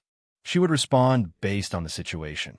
In some cases, she had to travel to some worlds to ensure nothing went wrong. Wang Wei smiled as he watched things proceed smoothly. It would be easy for him to destroy all the Commerce Hub's forces and rulers. But what then? How can he control such a large-scale enterprise as swiftly as possible without any problem? He could not. So he opted for a simple method: take control of them from the inside. That way, he can preserve most of their foundations and he can reduce resistance to his takeover. However, such a plan had its problem: the massive military power of the hub. Wang Wei knew how much he would have suffered had he opted for a direct confrontation, where he was the aggressor and the enemy was on the defensive. The current battle was already tragic, but it would have been worse unless he used his overwhelming power but did not want to do that. So, he chose another method. He started this war to lure them to disperse most of their forces and leave their backs unprotected so that he could infiltrate and do as he pleases. One objective is completed. And now for the second, thought Wang Wei. Chapter 1123 Death World 1123 Death World. After Wang Wei's departure, Su Shi rushed to the Star World Beast World community, even making a show entrance. She headed directly to Ji Lanfang's prison to free him, almost killing the Void Mirror Emperor. Then, the two began a mindless slaughter. Not long after their actions, news about the Fate Shadow Guards' actions was transmitted to the battlefield, shocking many people. All the surviving powerhouses had one thought: they must return home to protect their lineage or foundation. As such, these people began to rush out of the battlefield, making everything chaotic. Deng Qiang tried to control the situation, but it was pointless. These people care more about their homeworld than this battlefield, especially since a majority of them were more allies of commerce than direct subordinates. Tai Gang and the War Room would not miss such an opportunity and ordered the few remaining troops to counterattack. The powerhouses on Wang Wei's side went on a field day as they began to massacre those retreating people with low morale. Commerce Hub headquarters. Wang Wei calmly watched everything proceeding, his eyes focusing on a specific group of people. They were the first to receive the news and quickly retreated as they sensed the plot behind this war. It's time, thought Wang Wei, who no longer hesitated before swallowing an illusory pill, temporarily reaching the strength of an Empyrean. Then, he started to follow the people of the corpse-selling sect. The process was as easy as he anticipated. These people scattered in different directions, each headed to the real headquarters. Moreover, each of these decoys was located in different world communities, in extreme places, in well-hidden dimensions. And there were so many identification methods that made the security level a nightmare. Wang Wei was almost discovered a few times since he had to use his divination when he lost the main trail, and the corpse-selling sect had terrifying anti-divination abilities that used the power of death. However, the one mistake these people, or their founder, Death Reverence, could not account for was human error. No matter how good of a job Death Reverence did to hide the real foundation of his sect, it would not change the fact that humans were using them. And, as we all know, humans are flawed. Wang Wei used this concept to his advantage. He was patient and chose his move carefully. His actions were then rewarded. During this chase, he found most of the hidden layers of the corpse-selling sect before finding the real one. "What is this?" muttered Wang Wei, his eyes concentrated. His eyes discovered a well-hidden dimension, and after finding it, saying he was shocked to his core would be an understatement. The dimension was vast and definitely bigger than the entire lower dimension. Wang Wei was not too sure because he knew he would immediately be detected if he entered. Worst, I might be killed. His sense of danger was going overdrive, so he did not dare rush in. Could it be that Death Reverence would show up if I venture inside and destroy this place? No, Death Reverence was still in limbo, and even if he were already resurrected, true heavenly Tao would never allow for his interference. Even if we achieved half-step transcendence, Mithriya and supreme unity would never allow him to interfere in this place. This could only mean the source of the danger was something else, most likely the terrifying amount of death energy in that world. The corpse-selling sect must have gathered this energy from wars and conflicts across the entire lower dimensions for countless eras before condensing them in this world. Why do they need such a vast amount? Is it really because of their cult-like worship of death? Wang Wei did not believe this for a second. His intuition was telling him that something more sinister was at play here. The death key might be the key to the death ceremony. Hong Er said they've left protection against the ceremony. But are things so simple? She also said that death reverence knew methods that could push the limits or boundaries of true heavenly Tao. What if he found a way around that formation? Although this theory leaned on the lower end statistically, the fact that it was not completely zero was a problem in itself. No, the probability of that occurring is not as low as I imagined if I take into account that he benefited in some ways from the ultimate taboo, thought Wang Wei, pushing his brain to the limit for his analysis. Assuming death reverence took a step into transcendence or got some benefits, it's entirely possible for him to find a way around the protection left by the paragons. Now that the upper dimension is weak, who knows if anyone is keeping watch of these methods? And that's assuming these parasites did not destroy them, continued Wang Wei. The last piece of this puzzle is Mithriya and Supreme Unity. Logically speaking, they would not allow such a thing to occur, but why have they not dealt with this death world, knowing the implications behind its existence? Supreme Unity is the last person who would want the Eternal Ascension world destroyed. So it made sense for him to remove such an obvious threat or unwelcome variables. Mithriya must be the one who stopped him. But why? Could it be that she's really a three-faced individual who's pretending that she did something wrong but was good, but that's just the first two layers of her facade, and deep down, she was truly evil? Wang Wei shook his head to remove his bias and untrustworthiness toward her and think more logically. The most likely scenario is they did not get rid of this world to lure death reverence, or there is something valuable inside this death world, so they've been balancing each other, preventing the others from getting their hands on it. Wang Wei looked at this death world deep in thought. If he only wanted to destroy the corpse-selling sect because of his greed for their key luck, now he wanted to do so because they posed a far greater threat to the Eternal Ascension world, and, more importantly, the lower dimension where his friends and sect is located. So he must get rid of them no matter what, even if it means ruining the two sons' plan to lure death reverence. Now is not the time. He must wait until he archives true Empyrean strength to ensure no issue. By then, even if death reverence tries to stop him, his methods will be limited as he will have to deal with the sons and true heavenly Tao. Wang Wei silently teleported away back to the headquarters. The war was about to be settled, but his mind was not focused on that as of yet. "Sir Qintong, can we have a word?" uttered Wang Wei. Then Qintong appeared before him. "You saw it?" "I did," nodded Wang Wei. "Can you tell me what you know?" "I don't know much," replied Qintong. "After my death, I came to the lower dimension, which was a safer place, to gather luck and merit to revive myself. I noticed the death world and investigated, but it was nothing but a world full of death key." Wang Wei frowned. "Are you saying I'm overthinking and that thing is just a normal world full of death energy?" "No, you're not," replied Qintong. "After the ultimate taboo, I suddenly had the idea to investigate and did so." Qintong paused. "Well, I know I detected something in that world, but I don't know what it is." "You don't know?" "As in your knowledge, could not identify it, or my memories were wiped out," Qintong explained. That is odd." These words reinforced his thought that death reverence changed or improved after the ultimate taboo. But is death reverence so capable? I assumed you were a peak paragon, even if not boundless. But he can so easily wipe your memory? No, the process was weird, and definitely not only because his strength surpasses mine. "You have a point," nodded Wang Wei, who did not completely buy Qintong's explanation, as the latter might be adding stuff to make him look better and protect his pride.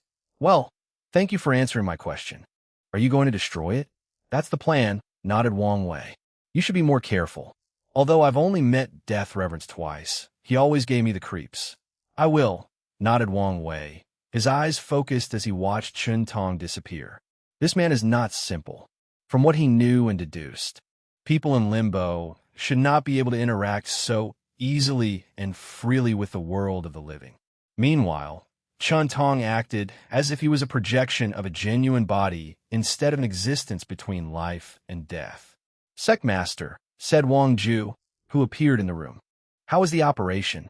Chapter 1124 Perfect Future 1124 Perfect Future. The operation succeeded in over 900 world communities, reported Wang Ju. And the remaining 100? Things didn't go as planned. Tian Wenyan's doing? Yes, nodded Wang Ju. He acted swiftly and created a correlation of the remaining world communities, holding on to their last breath. I figured they were weak enough, and there was no need to focus too much on them now. That's a good call. But keep an eye on him if he tries to get allies from the world communities not influenced by this war. Although this war was massive, it only affected a third of the lower dimension, leaving more than 2,000 world communities untouched. I've already assigned people for this task. Wang Wei nodded. How are the lower dimensions of these captured world communities doing? Due to lack of population, we could only infiltrate the truly valuable worlds, the ones that produce rare resources for the Commerce Hub, explained Wang Ju. Once everything is settled, we can focus on expansion in these places. Your expansion should not only be those places, but the entire lower dimensions, said Wang Wei.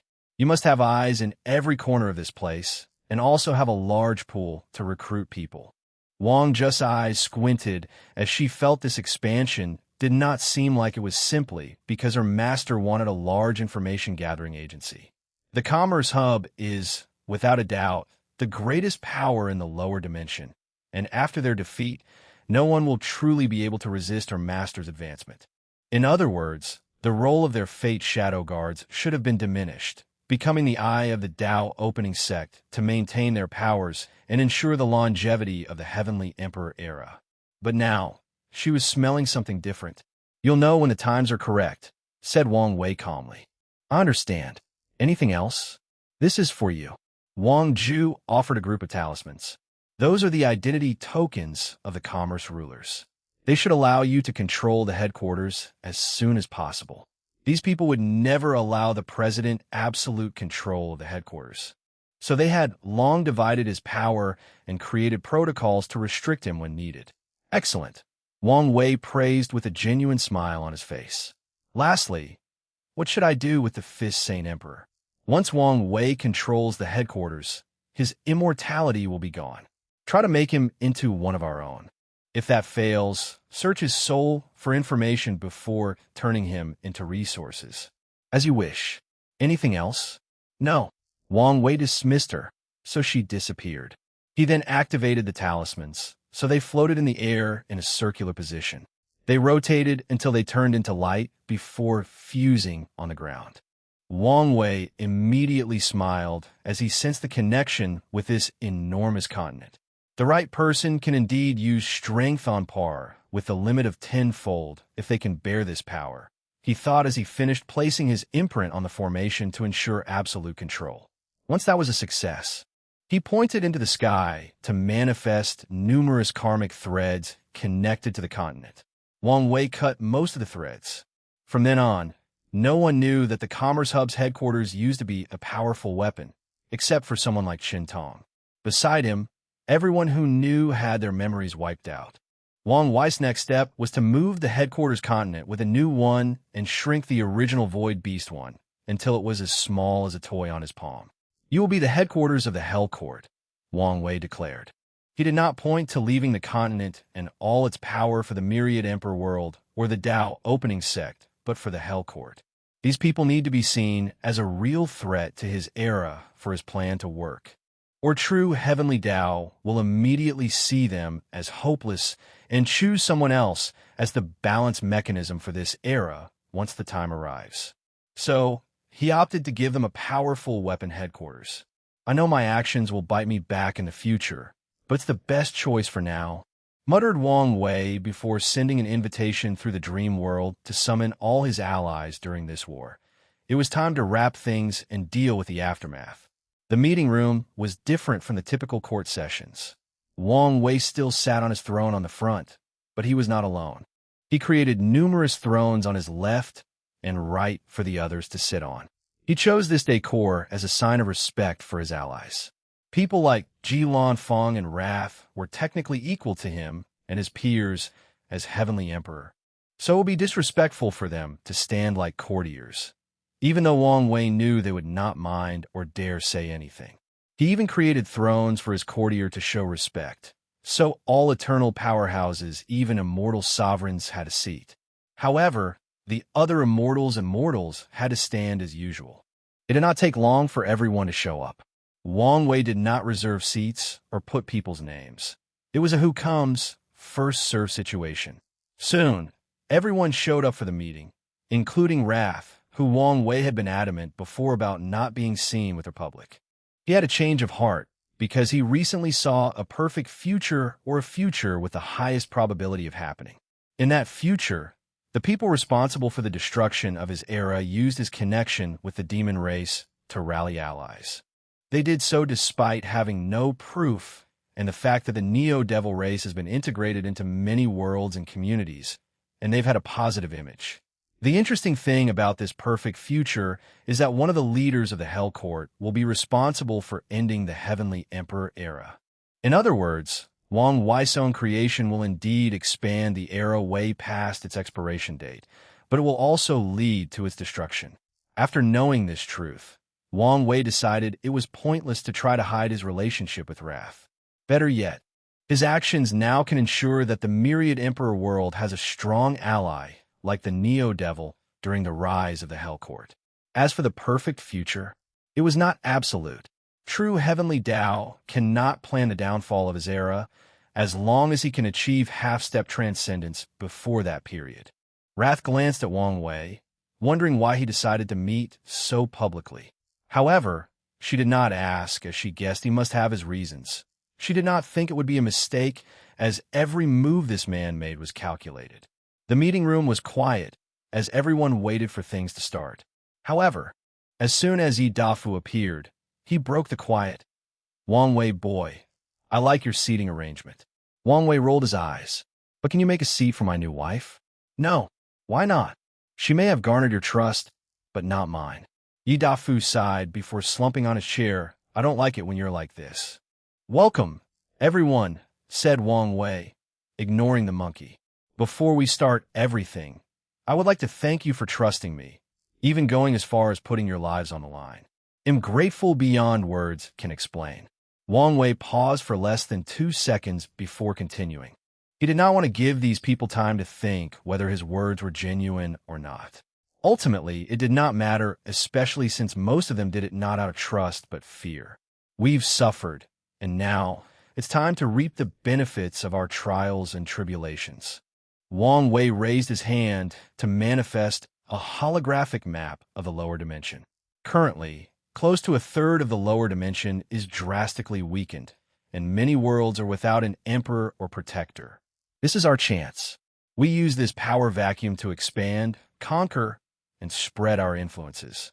The people looked at this map with great concentration. Many people had to use their willpower, not to salivate. "I have already organized a charter with the territory. You will be responsible for this expansion and your benefits," continued Wang Wei as he snapped his finger to send the information to everyone. The charter also contains the rules and restrictions for this expansion, the most prominent being that more resources can be plundered from these worlds as punishment for their actions. But mindless killing for vengeance and hatred is not allowed. Do you have any questions or comments? "I have one," said Su Shi. "We lost more than 90 of our troops, so we do not have the means for a military exploit at the moment." "Didn't you plan to revive our fallen people?" asked Wang Wei. "Do so. Don't stop at our people. Revive the enemy's soldiers into undead or turn their dead bodies into puppets. Use summoning techniques for more troops, and you can also access a few of the commerce's resources to help in the revival. Let the mortal civilization be responsible for the smaller 1,000 worlds and the mortal worlds." Wang Wei suddenly paused as he thought of something.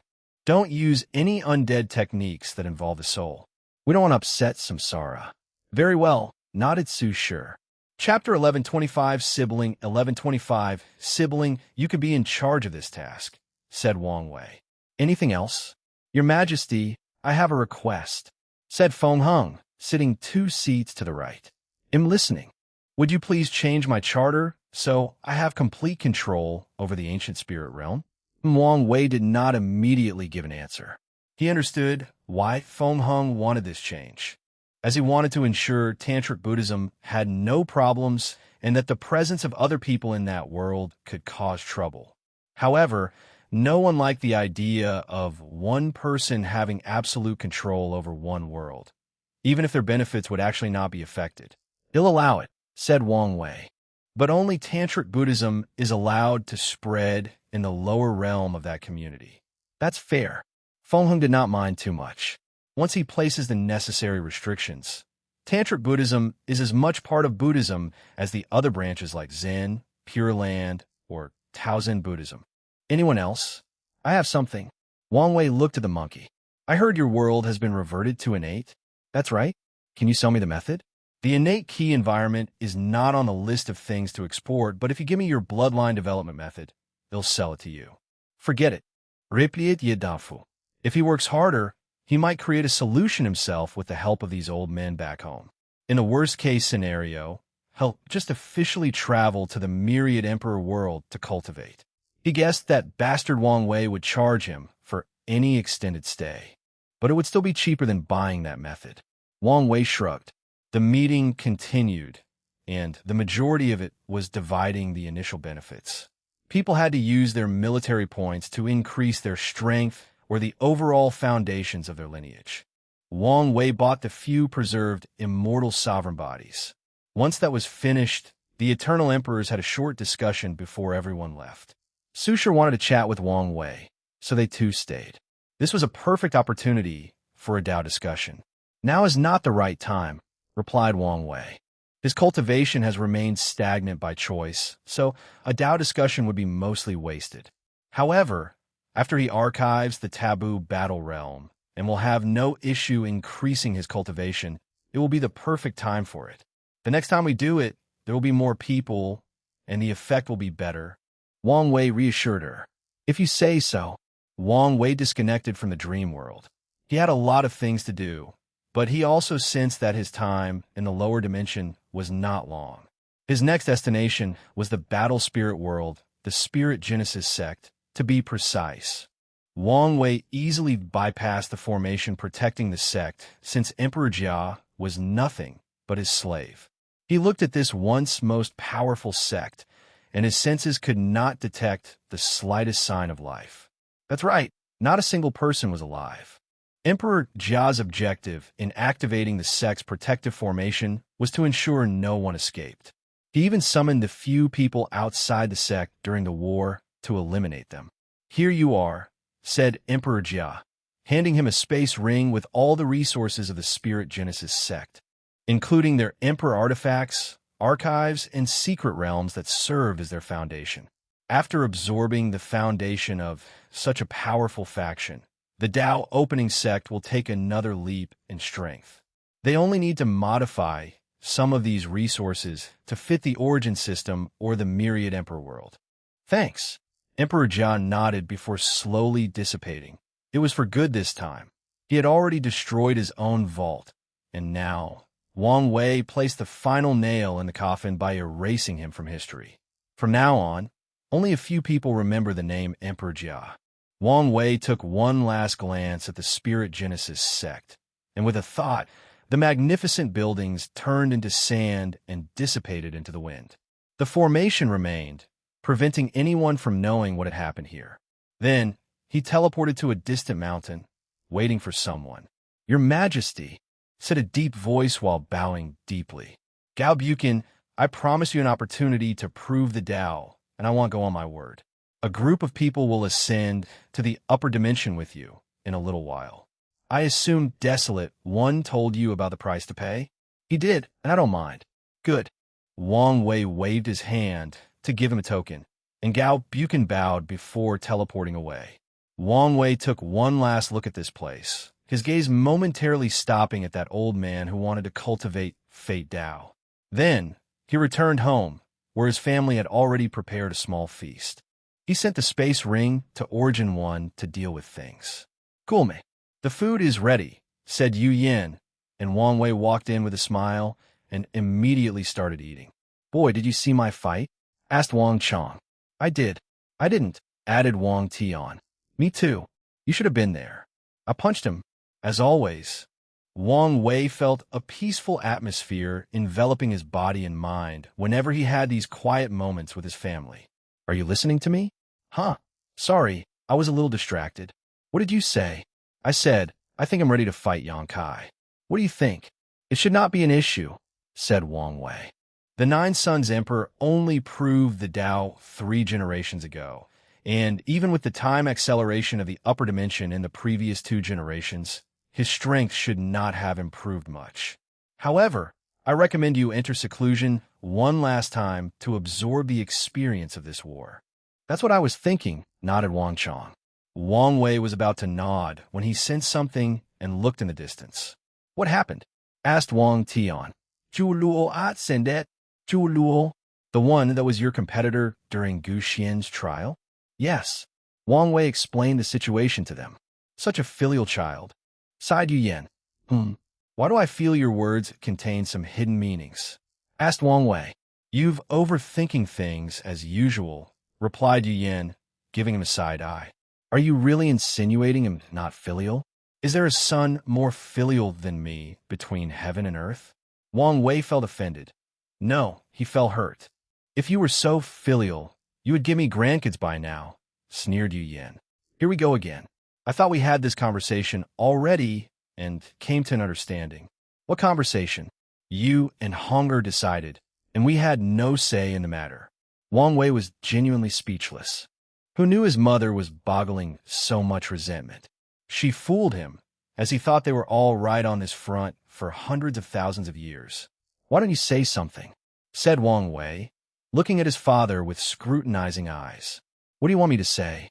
Asked Wang Tian while shrugging. I'm on your mother's side. I want grandkids, preferably one that can inherit my swordsmanship path. Grandpa? Asked Wang Wei, grasping at the last straw. Sorry, grandson, added Wang Chong while caressing his white beard. I also want a great-grandson. You're no longer small and cute, so I want someone I can dote on. Is this what my father felt like when the whole family ganged up on him? Thought Wang Wei. I don't like this feeling at all. So he counterattacked. Instead of focusing on me, why not focus on yourselves? What happened to the siblings you guys are going to give me? We're too old for that kind of thing, rebutted Yu Yan. Plus, do you think I want to bring a child into this world knowing he will live under your halo? I don't want such a fate for my worst enemy. Your mother has a point. If we were to give you a sibling, no matter how good of a job we do to raise him, he would never live up to the world's expectation, just cause he's your sibling, nodded Wang Tian. That's a terrible excuse. As long as we love him and don't put these expectations on them, they should be fine, replied Wang Wei. Plus, we don't know for sure if they would not live up to the expectations. Yu Yan rolled her eyes. The only way for such a child to live normally in this world is we keep him immortal his whole life, raise him in another chaos world, or isolate him from the outside world completely. I don't want to do any of that. So, you're never going to have another child because of this? Maybe in the far distant future, when you're only a myth or legend known only in books, we might try again. But for now, that's no longer on the table, explained Yu Yan. Chapter 1126 Existence Ceremony 1126 Existence Ceremony. The family dinner lasted a few days before everyone scattered. Yu Yan returned to her semi-hibernation state to wait for the next generation. Wang Tian continued his 9-extremity foundation in the swordsmanship world, and Wang Chong entered a cultivation retreat for his battle against 9 sons. Wang Wei was about to return to the court when Sword One asked to see him, so he summoned it. Are you all right? He asked after seeing her pale face. I'm fine. I already took a pill and should be fine after a few months, she explained. That's good. What do you want to see me for? I wanted to ask whether you had any new tasks for me. She used to be in charge of the Commerce Hub and worked closely with Wang Zhu, but now this line of work did not need her since they now had absolute control over the hub. There is no need. You should rest and recuperate. I'm fine. I haven't felt so filled with life, ambition, and purpose in a long time. So I don't want to rest. I see. Wang Wei always assumed she was the kind of cool, collected, and inactive like Origin One, but it seemed she had a fire inside of her. However, it made sense, given she's a swordsman. Let me think. How about you accompany the steward as he tries to expand our alliance beyond the non-commerce world communities? Certain things might be easy if he has someone of your strength by his side. Great, said Origin One with a twinkle in her eyes. She bowed before disappearing.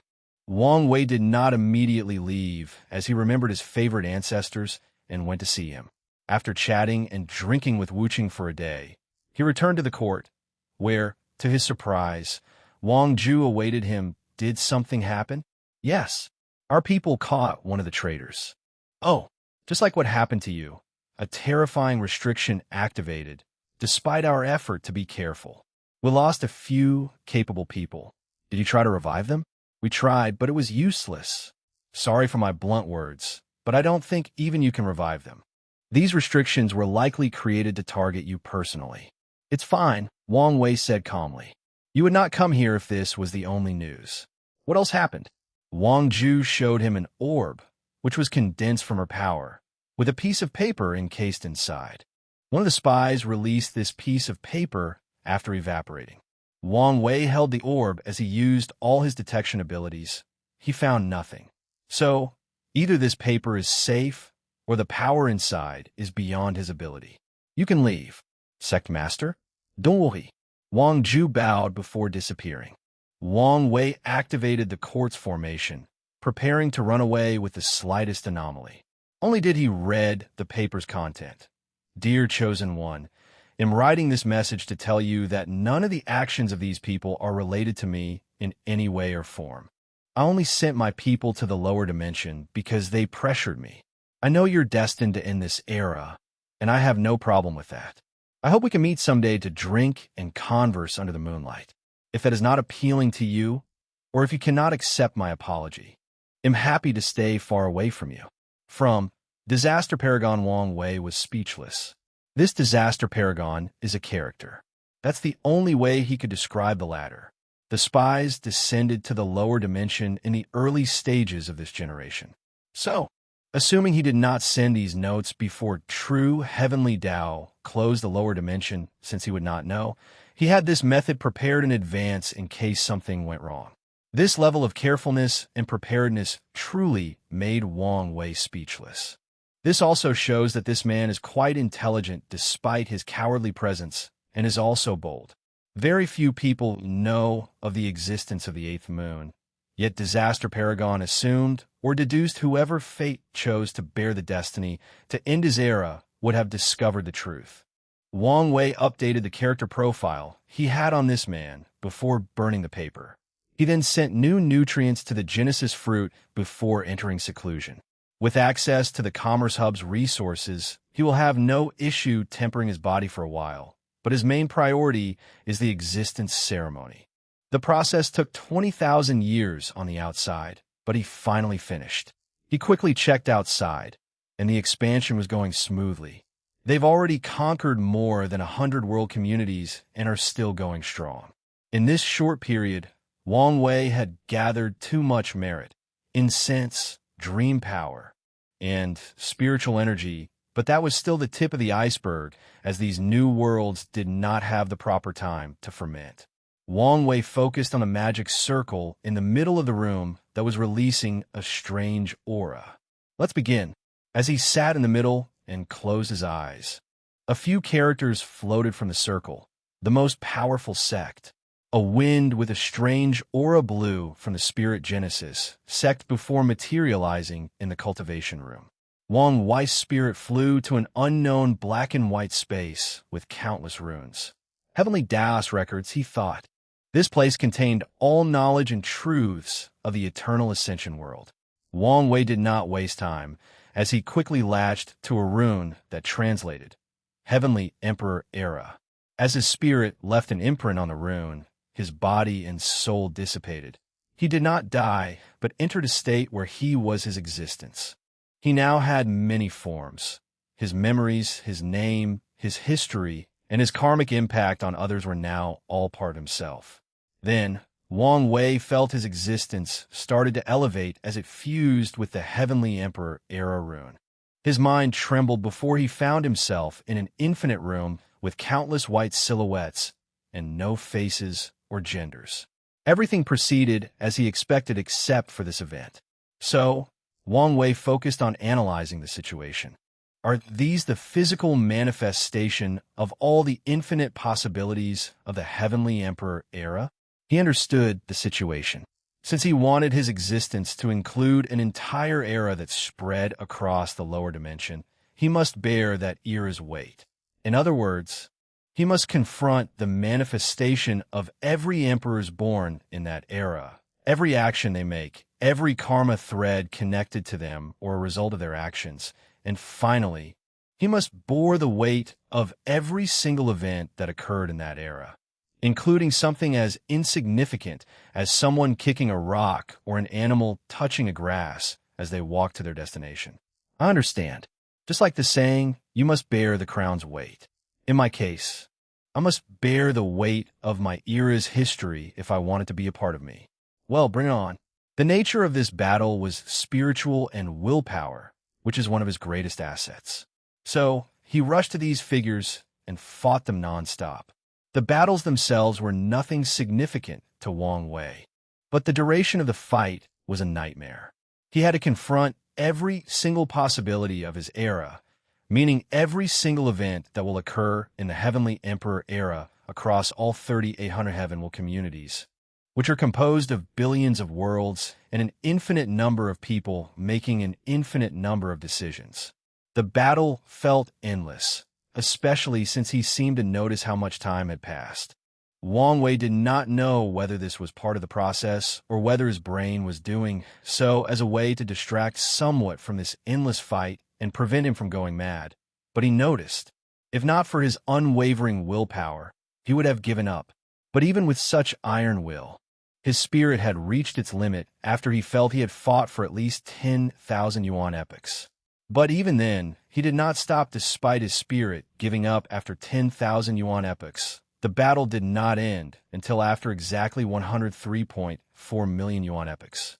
In other words, he relied purely on his willpower to continue the fight until he defeated the last possibility in this strange realm. Wang Wei's spirit sat on the ground, breathing harder than a tired dog. He wanted nothing more in this world than to sleep for a few millennia, if not more. Sadly for him, this was not over. A single eye appeared in that space, and his face contorted. True Heavenly Tao. True Heavenly Tao did not waste time with him and immediately acted. It did not even care that he was its chosen era son. Wang Wei felt a pressure on his spirit that made him feel like a mortal tasked with holding up the heavens, and he had to rely on his will to do so. Damn it, he cursed as he gritted his teeth to resist. Chapter 11:27 Higher Existence. 11:27 Higher Existence. I'm getting tired of facing you, complained Wang Wei as he sensed his spiritual body rapidly collapsing. However, he felt he had to say his piece. He grunted before bracing himself to resist the pressure. This time around, he did not know how long had passed, but with every waking minute, his spirit weakened. Wang Wei was sweating immensely, and his eyes were blurred. I'm on the verge of passing out, he thought, but even pondering such a small sentence aggravated the situation. So, he had to empty his mind to focus slowly on resisting. After what felt like an eternity, Wang Wei suddenly felt he could breathe. His legs wobbled as if an immense strength had been lifted, but it was so sudden that he had not adapted yet. His body, or spirit, took deep breaths to calm down and gather strength. However, the sense of weakness was simply overwhelming, and for some reason, Wang Wei felt an intense need to throw up. That's a sensation I haven't felt in a couple of million years, he thought, but once again, he was so weak that even thinking made his head hurt. Wang Wei regulated his breathing to ensure his spirit recovered as swiftly as possible while he watched that colossal eye dissipate. If he were not so weak, he would have given it a piece of his mind, or at the very least, give him the middle finger. For fuck's sake, this is not over. He ignored the terrible migraine as he watched a bridge appear before him. According to his calculation, he predicted there would be resistance from heavenly Tao as he tried this ceremony. Still, he did not expect an entire trial prepared for this occasion, and one so well prepared. So now, Wang Wei had to ponder whether someone had already walked a similar path, hence the well-created trial. Or, true heavenly Tao reacted swiftly and organized this trial based on what he was trying to do. I'm getting tired of these high-level entities regulating every aspect of the universe. Wang Wei complained before slowly walking to that bridge. A faceless and genderly spirit similar to the first trial appeared and rushed toward him as soon as he took the first step. Another fight? Wang Wei immediately took a fighting pose despite being in the worst possible shape for any combat. He might currently be weaker than a drunkard who hadn't eaten for 2 weeks, had a debilitating disease in which their organs were failing, and was heavily injured from falling 10 stories high. But he would still fight until his body and mind collapsed. Luckily, he did not have to fight, at least not in the physical sense. The spirit did not attack him, but entered his body. Wang Wei immediately senses a black spot on his spiritual body. Huh, what's this? Normally, he could deduce this kind of thing instantly, but his mind was not in the best state. Soon, a second spirit entered his body, and something clicked in Wang Wei's mind. Assimilation, he concluded. If the first test was me resisting the strength of this era, this one is about resisting its assimilation. No resist parsa. My goal is to assimilate my existence into the Heavenly Emperor era. But while I can assimilate it, it can do the same to me. He immediately understood the severity of the situation. If he fails the assimilation, not only will his plan fail, but he will die in some way or form as his existence is instead assimilated. I will probably lose my physical body and soul, existing in another form similar to those people in limbo. That's unacceptable. He began to resist these spirits' assimilation while trying to assimilate them. However, the process was not as easy as he expected because the most important aspect of this battle was not his use of spirit or his willpower, but his understanding and control of existence. Wang Wei had to apply everything he knew existence from Madman Shu as he slowly walked through that bridge and assimilated all these spirits, which are the physical manifestation of every possibility of the Heavenly Emperor era. After another eternity, Wang Wei passed through the bridge, but he was truly about to pass out. He had reached his limit even for someone of his willpower, and the world was about to become dark any second now. Then, he sensed a mysterious power that rapidly recuperated his spirit. His eyes opened in the court, and he was still sitting cross-legged inside the magic circle. What happened? Wang Wei looked around in confusion for a few seconds before gaining complete mental acuity.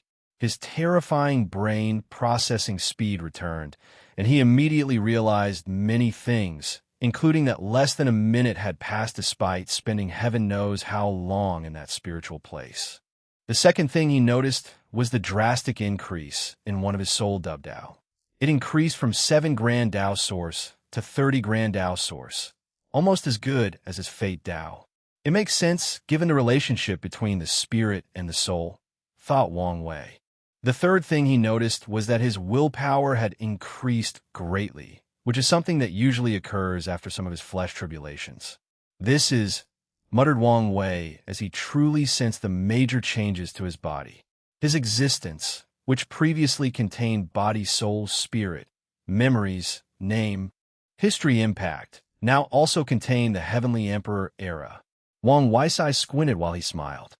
He could see so many new karma threads connected to him, many of which were illusory as they represented future events and possibilities of his era.